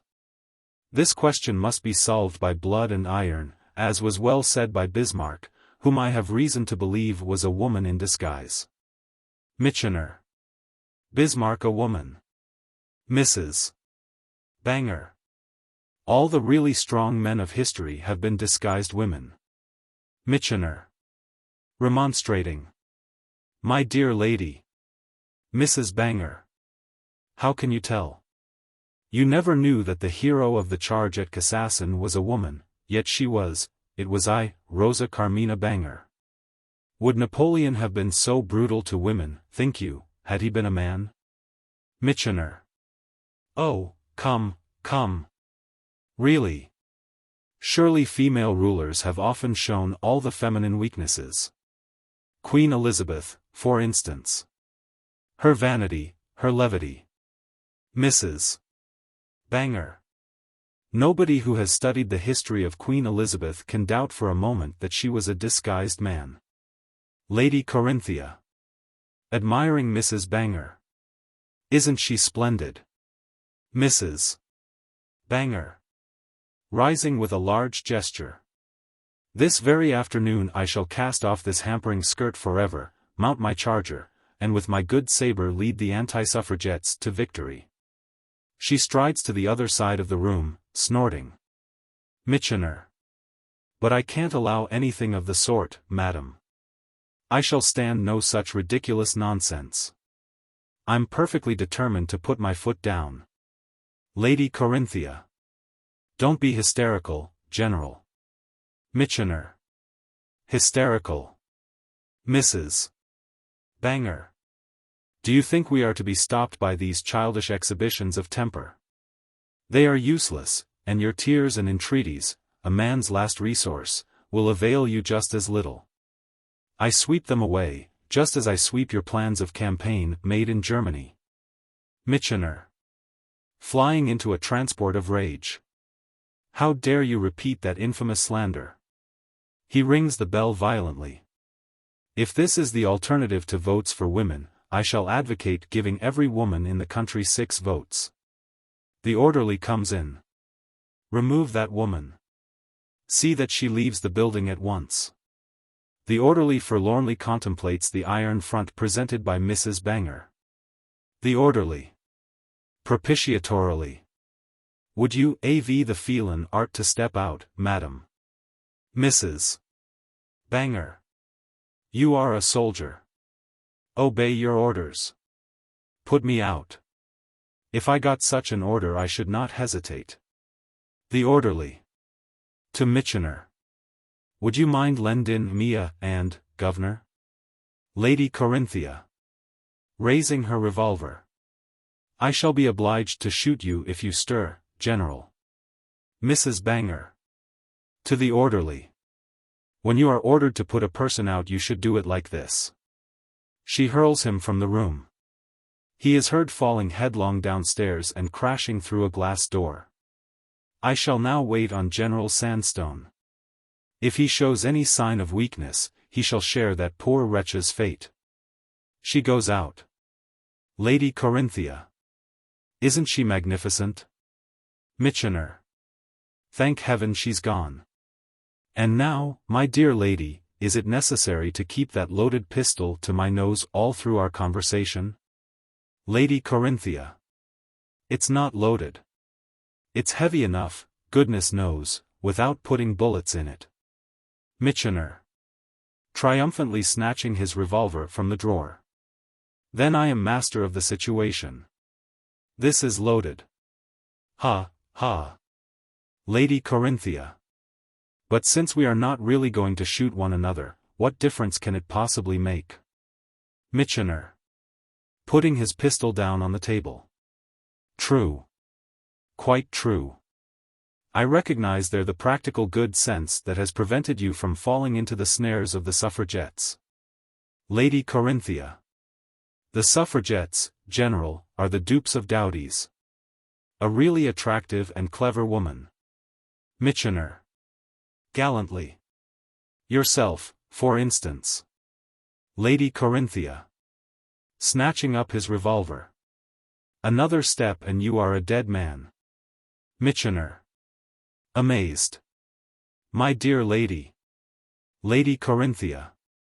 I am not your dear lady.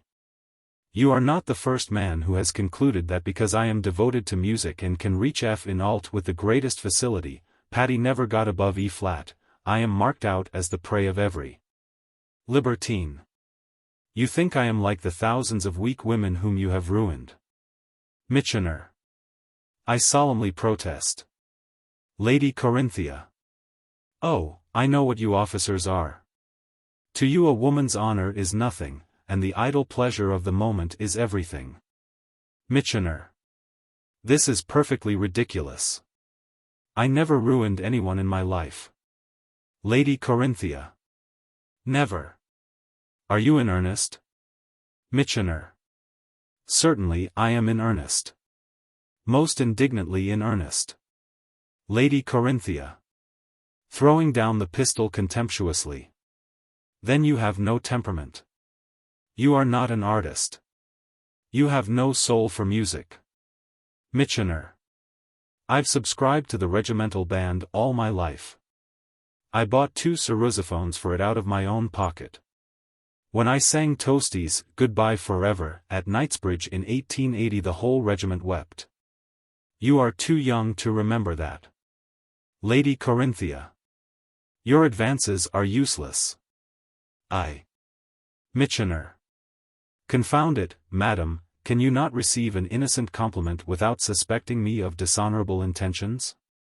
Lady Corinthia. Love, real love, makes all intentions honorable. But you could never understand that. Michener. I'll not submit to the vulgar penny novelette notion that an officer is less honorable than a civilian in his relations with women. While I live I'll raise my voice. Lady Corinthia. Tush. Michener. What do you mean by tush? Lady Corinthia. You can't raise your voice above its natural compass. What sort of voice have you? Michener. A tenor. What sort had you? Lady Corinthia. Had. I have it still. I tell you I am the highest living soprano. Scornfully. What was your highest note, pray? Michener. B flat, once, in 1879. I was drunk at the time. Lady Corinthia. Gazing at him almost tenderly. Though you may not believe me. I find you are more interesting when you talk about music than when you are endeavoring to betray a woman who has trusted you by remaining alone with you in your apartment. Michener. Springing up and fuming away to the fireplace. Those repeated insults to a man of blameless life are as disgraceful to you as they are undeserved by me, Lady Corinthia. Such suspicions invite the conduct they impute. She raises the pistol. You need not be alarmed, I am only going to leave the room. Lady Corinthia. Fish. Michener. Fish. This is worse than tush. Why fish? Lady Corinthia. Yes, fish, cold-blooded fish. Michener. Dash it all, madam, do you want me to make advances to you? Lady Corinthia. I have not the slightest intention of yielding to them, but to make them would be a tribute to romance. What is life without romance? Michener. Making a movement towards her. I tell you. Lady Corinthia. Stop. No nearer. No vulgar sensuousness. If you must adore, adore at a distance. Michener. This is worse than Mrs. Banger. I shall ask that estimable woman to come back. Lady Corinthia. Poor Mrs. Banger. Do not for a moment suppose, General Michener, that Mrs. Banger represents my views on the suffrage question. Mrs. Banger is a man in petticoats. I am every inch a woman, but I find it convenient to work with her. Michener. Do you find the combination comfortable? Lady Corinthia. I do not wear combinations, General, with dignity they are unwomanly. Michener. Throwing himself despairingly into the chair next the hearth-rug. I shall go mad. I never for a moment dreamt of alluding to anything of the sort. Lady Corinthia. There is no need to blush and become self-conscious at the mention of underclothing. You are extremely vulgar, General. Michener. Lady Corinthia, you have my pistol. Will you have the goodness to blow my brains out? I should prefer it to any further effort to follow the gyrations of the weathercock you no doubt call your mind. If you refuse, then I warn you that you'll not get another word out of me, not if we sit here until doomsday. Lady Corinthia. I don't want you to talk. I want you to listen. You do not yet understand my views on the question of the suffrage. She rises to make a speech. I must preface my remarks by reminding you that the suffragette movement is essentially a dowdy movement. The suffragettes are not all dowdies, but they are mainly supported by dowdies. Now I am not a dowdy. Oh, no compliments. Michener. I did not utter a sound. Lady Corinthia. Smiling. It is easy to read your thoughts. I am one of those women who are accustomed to rule the world through men. Man is ruled by beauty, by charm. The men who are not have no influence. The Salic law, which forbade women to occupy a throne, is founded on the fact that when a woman is on the throne the country is ruled by men, and therefore ruled badly. Whereas when a man is on the throne, the country is ruled by women, and therefore ruled well. The suffragettes would degrade women from being rulers to being voters, mere politicians, the drudges of the caucus and the polling booth. We should lose our influence completely under such a state of affairs. The New Zealand women have the vote. What is the result? No poet ever makes a New Zealand woman his heroine. One might as well be romantic about New Zealand mutton. Look at the suffragettes themselves. The only ones who are popular are the pretty ones, who flirt with mobs as ordinary women flirt with officers. Michener. Then I understand you to hold that the country should be governed by the women after all. Lady Corinthia. Not by all the women. By certain women. I had almost said by one woman. By the women who have charm, who have artistic talent, who wield a legitimate, a refining influence over the men. She sits down gracefully, smiling, and arranging her draperies with conscious elegance. Michener. In short, madam, you think that if you give the vote to the man, you give the power to the women who can get round the man. Lady Corinthia. That is not a very delicate way of putting it, but I suppose that is how you would express what I mean. Michener. Perhaps you've never had any experience of garrison life. If you had, you'd have noticed that the sort of woman who is clever at getting round men is sometimes rather a bad lot. Lady Corinthia. What do you mean by a bad lot? Michener. I mean a woman who would play the very devil if the other women didn't keep her in pretty strict order. I don't approve of democracy, because it's rot. And I'm against giving the vote to women because I'm not accustomed to it and therefore am able to see with an unprejudiced eye what infernal nonsense it is. But I tell you plainly, Lady Corinthia, that there is one game that I dislike more than either democracy or votes for women, and that is the game of Antony and Cleopatra. If I must be ruled by women, let me have decent women, and not, well, not the other sort. Lady Corinthia. You have a coarse mind, General Michener. Michener. So has Mrs. Banger. And, by George, I prefer Mrs. Banger to you. Lady Corinthia. Bounding to her feet. You prefer Mrs. Banger to me. Michener. I do. You said yourself she was splendid. Lady Corinthia. You are no true man. You are one of those unsexed creatures who have no joy in life, no sense of beauty, no high notes. Michener. No doubt I am, madam. As a matter of fact, I am not clever at discussing public questions, because, as an English gentleman, I was not brought up to use my brains. But occasionally, after a number of remarks which are perhaps sometimes rather idiotic, I get certain convictions. Thanks to you, I have now got a conviction that this woman question is not a question of lovely and accomplished females, but of dowdies. The average Englishwoman is a dowdy and never has half a chance of becoming anything else. She hasn't any charm. And she has no high notes except when she's giving her husband a piece of her mind, or calling down the street for one of the children. Lady Corinthia. How disgusting. Michener. Somebody must do the dowdy work. If we had to choose between pitching all the dowdies into the Thames and pitching all the lovely and accomplished women, the lovely ones would have to go. Lady Corinthia. And if you had to do without Wagner's music or do without your breakfast, you would do without Wagner. Pray, does that make eggs and bacon more precious than music, or the butcher and baker better than the poet and philosopher?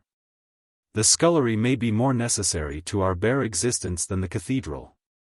Even humbler apartments might make the same claim.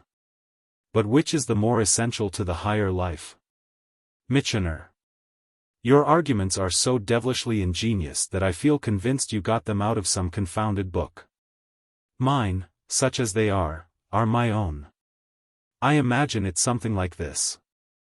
There is an old saying that if you take care of the pence, the pounds will take care of themselves. Well, perhaps if we take care of the dowdies and the butchers and the bakers, the beauties and the bigwigs will take care of themselves. Rising and facing her determinedly. Anyhow, I don't want to have things arranged for me by Wagner. I'm not Wagner. How does he know where the shoe pinches me? How do you know where the shoe pinches your washerwoman? You and your high F in alt. How are you to know when you haven't made her comfortable unless she has a vote? Do you want her to come and break your windows? Lady Corinthia. Am I to understand that General Mitchener is a Democrat and a suffragette? Mitchener. Yes, you have converted me, you and Mrs. Banger. Lady Corinthia. Farewell, creature. Balsquith enters hurriedly. Mr. Balsquith, I am going to wait on General Sandstone. He, at least, is an officer and a gentleman. She sails out. Balsquith. Mitchener, the game is up. Mitchener. What do you mean? Balsquith. The strain is too much for the cabinet.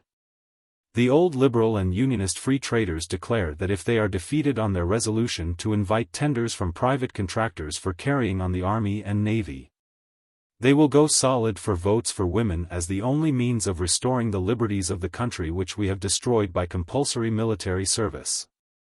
Mitchener. Infernal impudence. Balsquith. The Labour Party is taking the same line. They say the men got the factory acts by hiding behind the women's petticoats, and that they will get votes for the army in the same way. Mitchener. Balsquith, we must not yield to clamor. I have just told this lady that I am at last convinced. Balsquith. Joyfully, that the suffragettes must be supported? Mitchener. No, that the anti-suffragettes must be put down at all hazards. Balsquith. Same thing. Mitchener. No. For you now tell me that the Labour Party demands votes for women. That makes it impossible to give them, because it would be yielding to clamor. The one condition on which we can consent to grant anything in this country is that nobody shall presume to ask for it. Balsquith. Earnestly. Mitchener, it's no use. You can't have the conveniences of democracy without its occasional inconveniences. Mitchener. What are its conveniences, I should like to know. Balsquith. Well, when you tell people that they are the real rulers and they can do what they like, 9 times out of 10, they say, all right, tell us what to do. But it happens sometimes that they get an idea of their own, and then of course you're landed. Mitchener. Sh. Balsquith. Desperately shouting him down. No, it's no use telling me to shoot them down, I'm not going to do it. After all, I don't suppose votes for women will make much difference. It hasn't in the other countries in which it has been tried. Mitchener. I never supposed it would make any difference. What I can't stand is giving in to that Pankhurst lot. Hang it all, Balsquith, it seems only yesterday that we put them in quat for a month. I said at the time that it ought to have been 10 years. If my advice had been taken, this wouldn't have happened. It's a consolation to me that events are proving how thoroughly right I was. The orderly rushes in. The orderly. Look, sir, Mrs.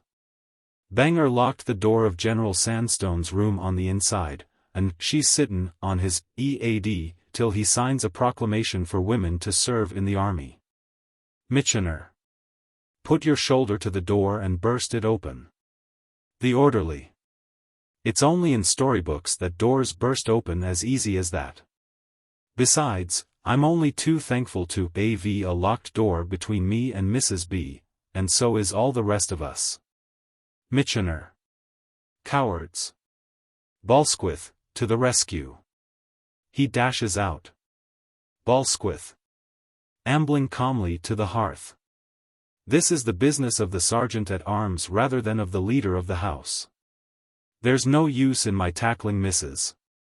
Banger, she would only sit on my head too. The orderly. You take my tip, Mr. Balsquith.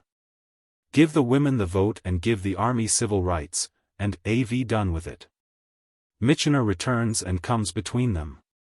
Mitchener. Balsquith, prepare to hear the worst. Balsquith. Sandstone is no more. Mitchener. On the contrary, he is particularly lively. He has softened Mrs. Banger by a proposal of marriage in which he appears to be perfectly in earnest. He says he has met his ideal at last, a really soldierly woman. She will sit on his head for the rest of his life, and the British Army is now to all intents and purposes commanded by Mrs. Banger.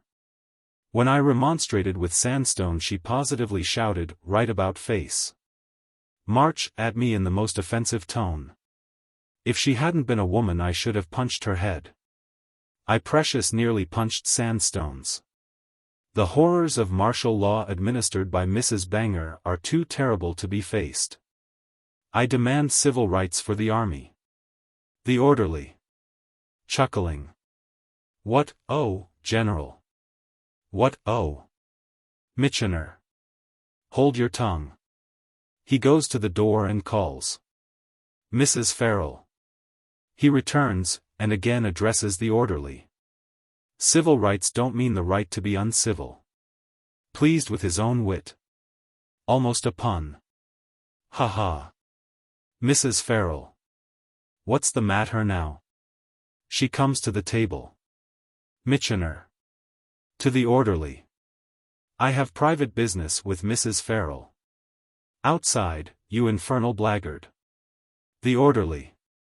Arguing, as usual. Well, I didn't ask to. Michener seizes him by the nape, rushes him out, slams the door, and comes solemnly to Mrs. Farrell. Michener.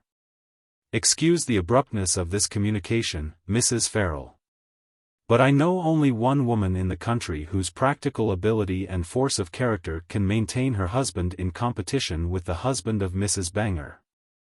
I have the honor to propose for your hand. Mrs. Farrell. D'ye mean you want to marry me? Michener. I do.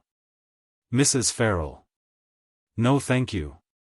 I'd have to work for you just the same. Only I shouldn't get any wages for it. Balsquith. That will be remedied when women get the vote. I've had to promise that. Michener. Winningly. Mrs. Farrell, you have been charwoman here now ever since I took up my duties. Have you really never, in your more romantic moments, cast a favorable eye on my person? Mrs. Farrell. I've been too busy casting an unfavorable eye on your clothes and on the litter you make with your papers. Michener. Wounded. Am I to understand that you refuse me? Mrs. Farrell. Just wait a bit. She takes Michener's chair and rings up the telephone. 307 Elephant. Michener. I trust you're not ringing for the police, Mrs. Farrell. I assure you I'm perfectly sane. Mrs. Farrell. Into the telephone. Is that you, Eliza? She listens for the answer. Not out of bed yet. Go and pull her out by the heels, the lazy shriel. And tell her her mother wants to speak to her very particularly about General Michener. To Michener. Don't you be afeard, I know you're sane enough when you're not talking about the Germans. Into the telephone. Is that you, Eliza? She listens for the answer. D'ye remember me givin' you a clout on the side of the head for tellin' me that if I only knew how to play me cards I could marry any general on the staff instead o' disgracin' you be bein' a charwoman? She listens for the answer. Well, I can have General Michener without playin' any cards at all. What d'ye think I ought to say? She listens.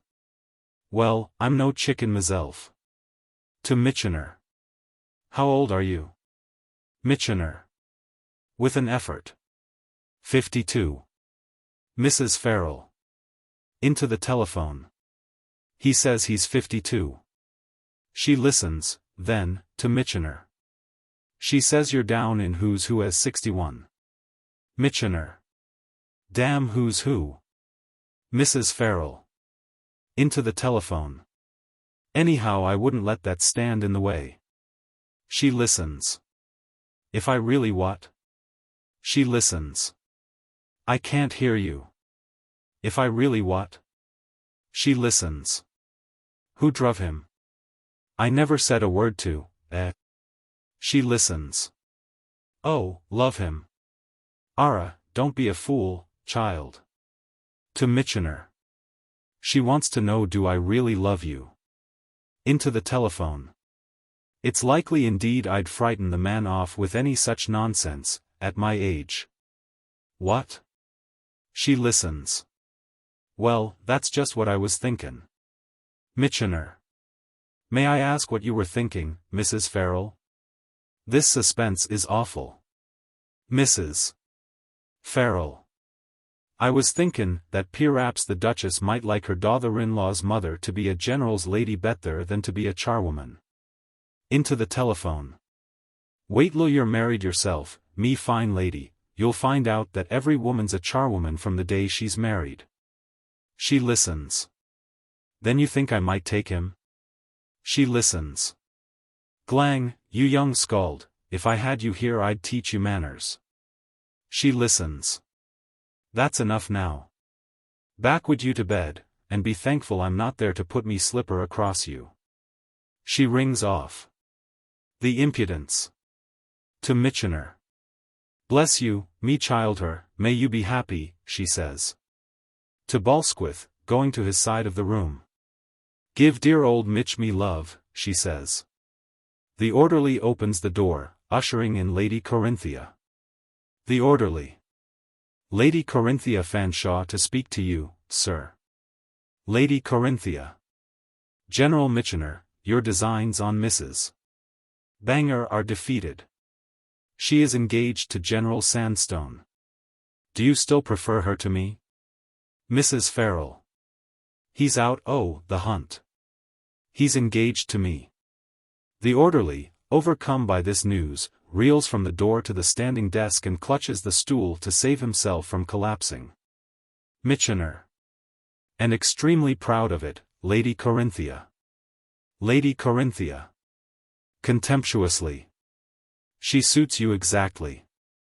Coming to Balsquith. Mr. Balsquith, you, at least, are not a Philistine. Balsquith. No, Lady Corinthia, but I'm a confirmed bachelor. I don't want a wife, but I want an Egeria.